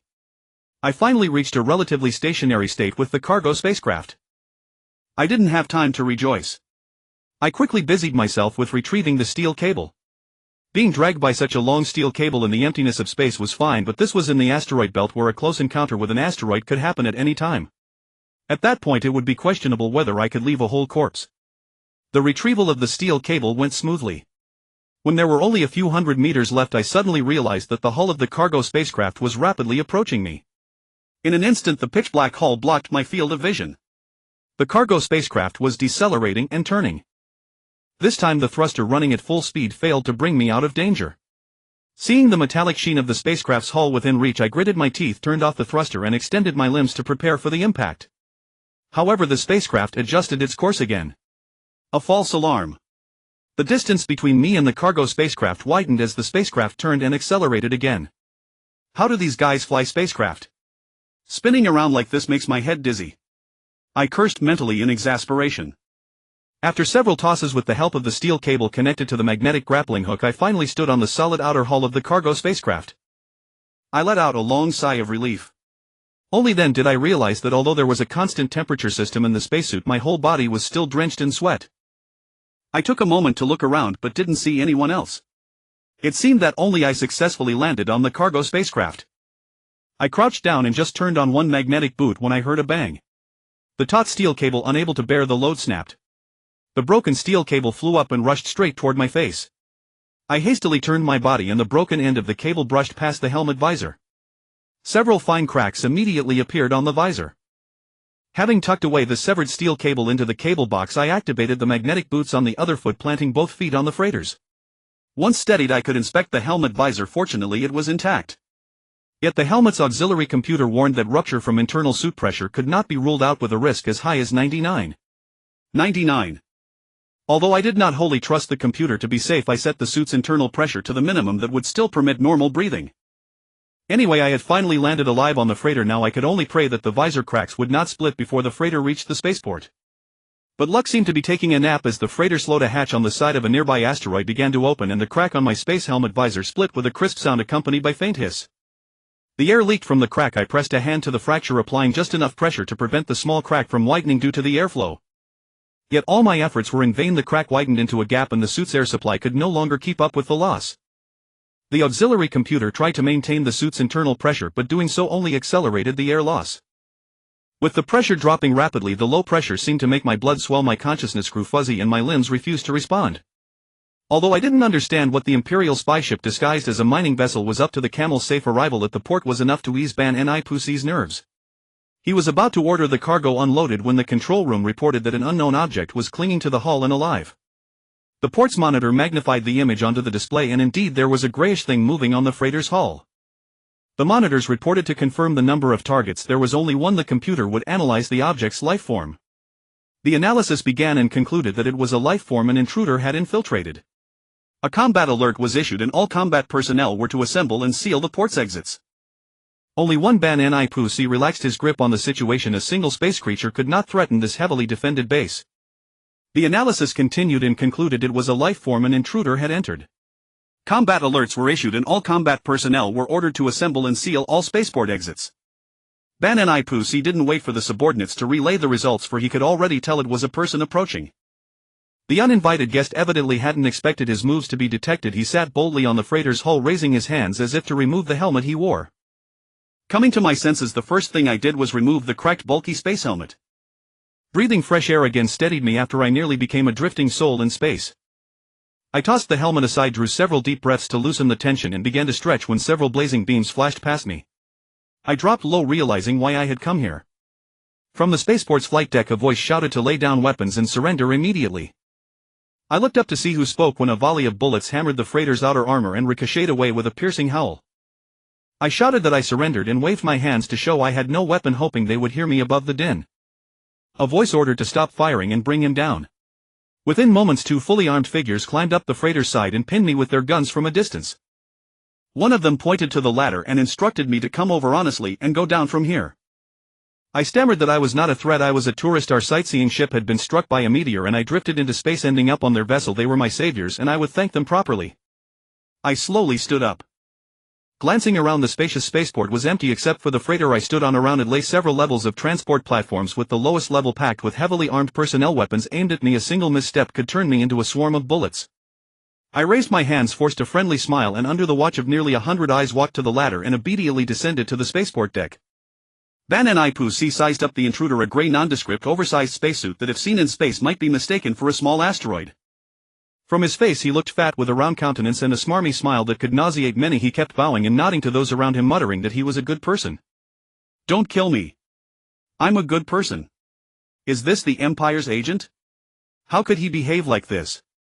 Could he be frightened into foolhardiness? Ban Ni-Pusi longed to know what sort of man this lone Empire agent was, but the scene before him left him greatly disappointed. "Who are you?" The fellow's demeanor took Ban Ni-Pusi by surprise, and he could not help asking. "Ha ha. My reputation is something to boast about. Their superior has even come out to greet me." Hearing someone speak, Ban Ni-Pusi felt a surge of relief. It seemed the fellow must be a real leader, otherwise he wouldn't bother asking questions here. Otherwise they would have bound me and handed me over to someone who could dispose of me, and there would be no time for this. I was about to hurry forward when armed guards blocked me, shouting that it was a misunderstanding. "I'm not a bad person. I came here as a tourist. Our sightseeing ship was struck by a meteor. I drifted into space and somehow landed on your vessel. You are my saviors. I want to thank you properly." Ban Ni-Pusi, seeing the fellow chatter at death's door, had no patience left and commanded his subordinates to drag him to the incinerator. The subordinate replied that the incinerator wasn't short of hands, assuming Ban Ni-Pusi meant to send the captured man there to toil. "Idiot. Throw him directly into the incinerator and burn him." Ban Ni Pusi barked. The subordinate, terrified, hurried to comply. Don't kill me. I'm a good person. I never said we were good people. Drag this guy down for me. Ban Ni Pusi waved a hand in disgust. Two fully armed subordinates moved to seize the unlucky man's arms and dragged him toward the base's incinerator. Don't. My family is very rich. How much do you want? 1 million. 10 million. 100 million. I'll pay to save my life. 1 billion. 100 billion would do as well. Coughing and choking, the man's words were cut short as he struggled to speak, unable to stand straight. At that moment, gleaming round objects rolled from the man's spacesuit collar. 1, 2, 3, 4, 5 glittering spheres scattered across the floor. Gems, gems. My gems. Ban Ni Pusi was astonished. Could this guy really be a wealthy tourist? Even if so, his luck was a little too good. Luck can be a dangerous thing, and meeting them was his misfortune. Ban Ni Pusi drew a high-energy ion gun from a retainer. He hadn't intended to kill the fellow, both to save bullets and to avoid dirtying the place, and preferred to burn him in the incinerator, which would burn for a while and save energy. But the man struggled to reach the items scattered on the ground, and Ban Ni Pusi decided to show mercy and ease his pain a little. The moment the gun was about to fire, the scattered gems exploded, engulfing everyone in a cloud of smoke. Fooled. Ban Ni Pusi realized too late that he had been outsmarted. From the smoke came sounds of fighting. Ignoring caution, Ban Ni Pusi fired a volley toward the source of the clash. As the gunfire erupted, the smoke grew even more chaotic. Many thought the attack came from the enemy and began firing back. The air rang with gunfire. If the smoke had not been so thick and visibility so poor, Ban Ni Pusi would have died in that volley. Though he was lucky to survive, not many shared his fortune. Cries of the dying rose from the smoke. Stop firing, stop. Ban Ni Pusi shouted from the ground. 2 bullets whistled past his ears, forcing him to fall silent. After a long moment, the smoke cleared. Ban Ni Pusi looked up to see his men scattered about, some already dead, and the intruder had vanished. Damn it. Why are you all standing there? Get up and chase him. Hurry and kill that bastard. Sir, should we chase him that way? No, you fool. Seal all base entrances and search every inch. Captain Linheat, do you have more important matters to attend to? The freighter's captain stepped down and spoke to Ban Ni Pusi. Sorry, Captain Linheat. I will deploy personnel immediately. Ban Ni Pusi realized his lapse and apologized to the freighter's captain. Taking advantage of the fog, I fled the spaceport, sprinting in a blind zigzag, turning at every bend. Whenever I spotted something like a surveillance device, I fired 2 shots with the weapon I had seized. Even so, within just a few minutes of escaping the spaceport, my trail had been traced. With shrill alarms, the corridor's bulkhead doors slammed shut, sealing me inside a roughly 100-meter-long winding N-shaped passage. Seeing there was no forward path or retreat, I kicked the wall in frustration. A ding rang out, and I realized the corridor's central wall was metal, inspiring a plan. The corridor housed 2 ventilation openings at the tops of the 2 vertical segments of the N-shaped passage. I blasted open the ventilation shaft on the left-hand vertical corridor. Since I had entered from the left door, if pursuers followed from behind, even if I hid on the ceiling, they would spot me when they looked up, so I could not let them search carefully. To bolster the illusion that they had already found my correct escape route, I even removed the bulky spacesuit and tossed it into the passage near the vent.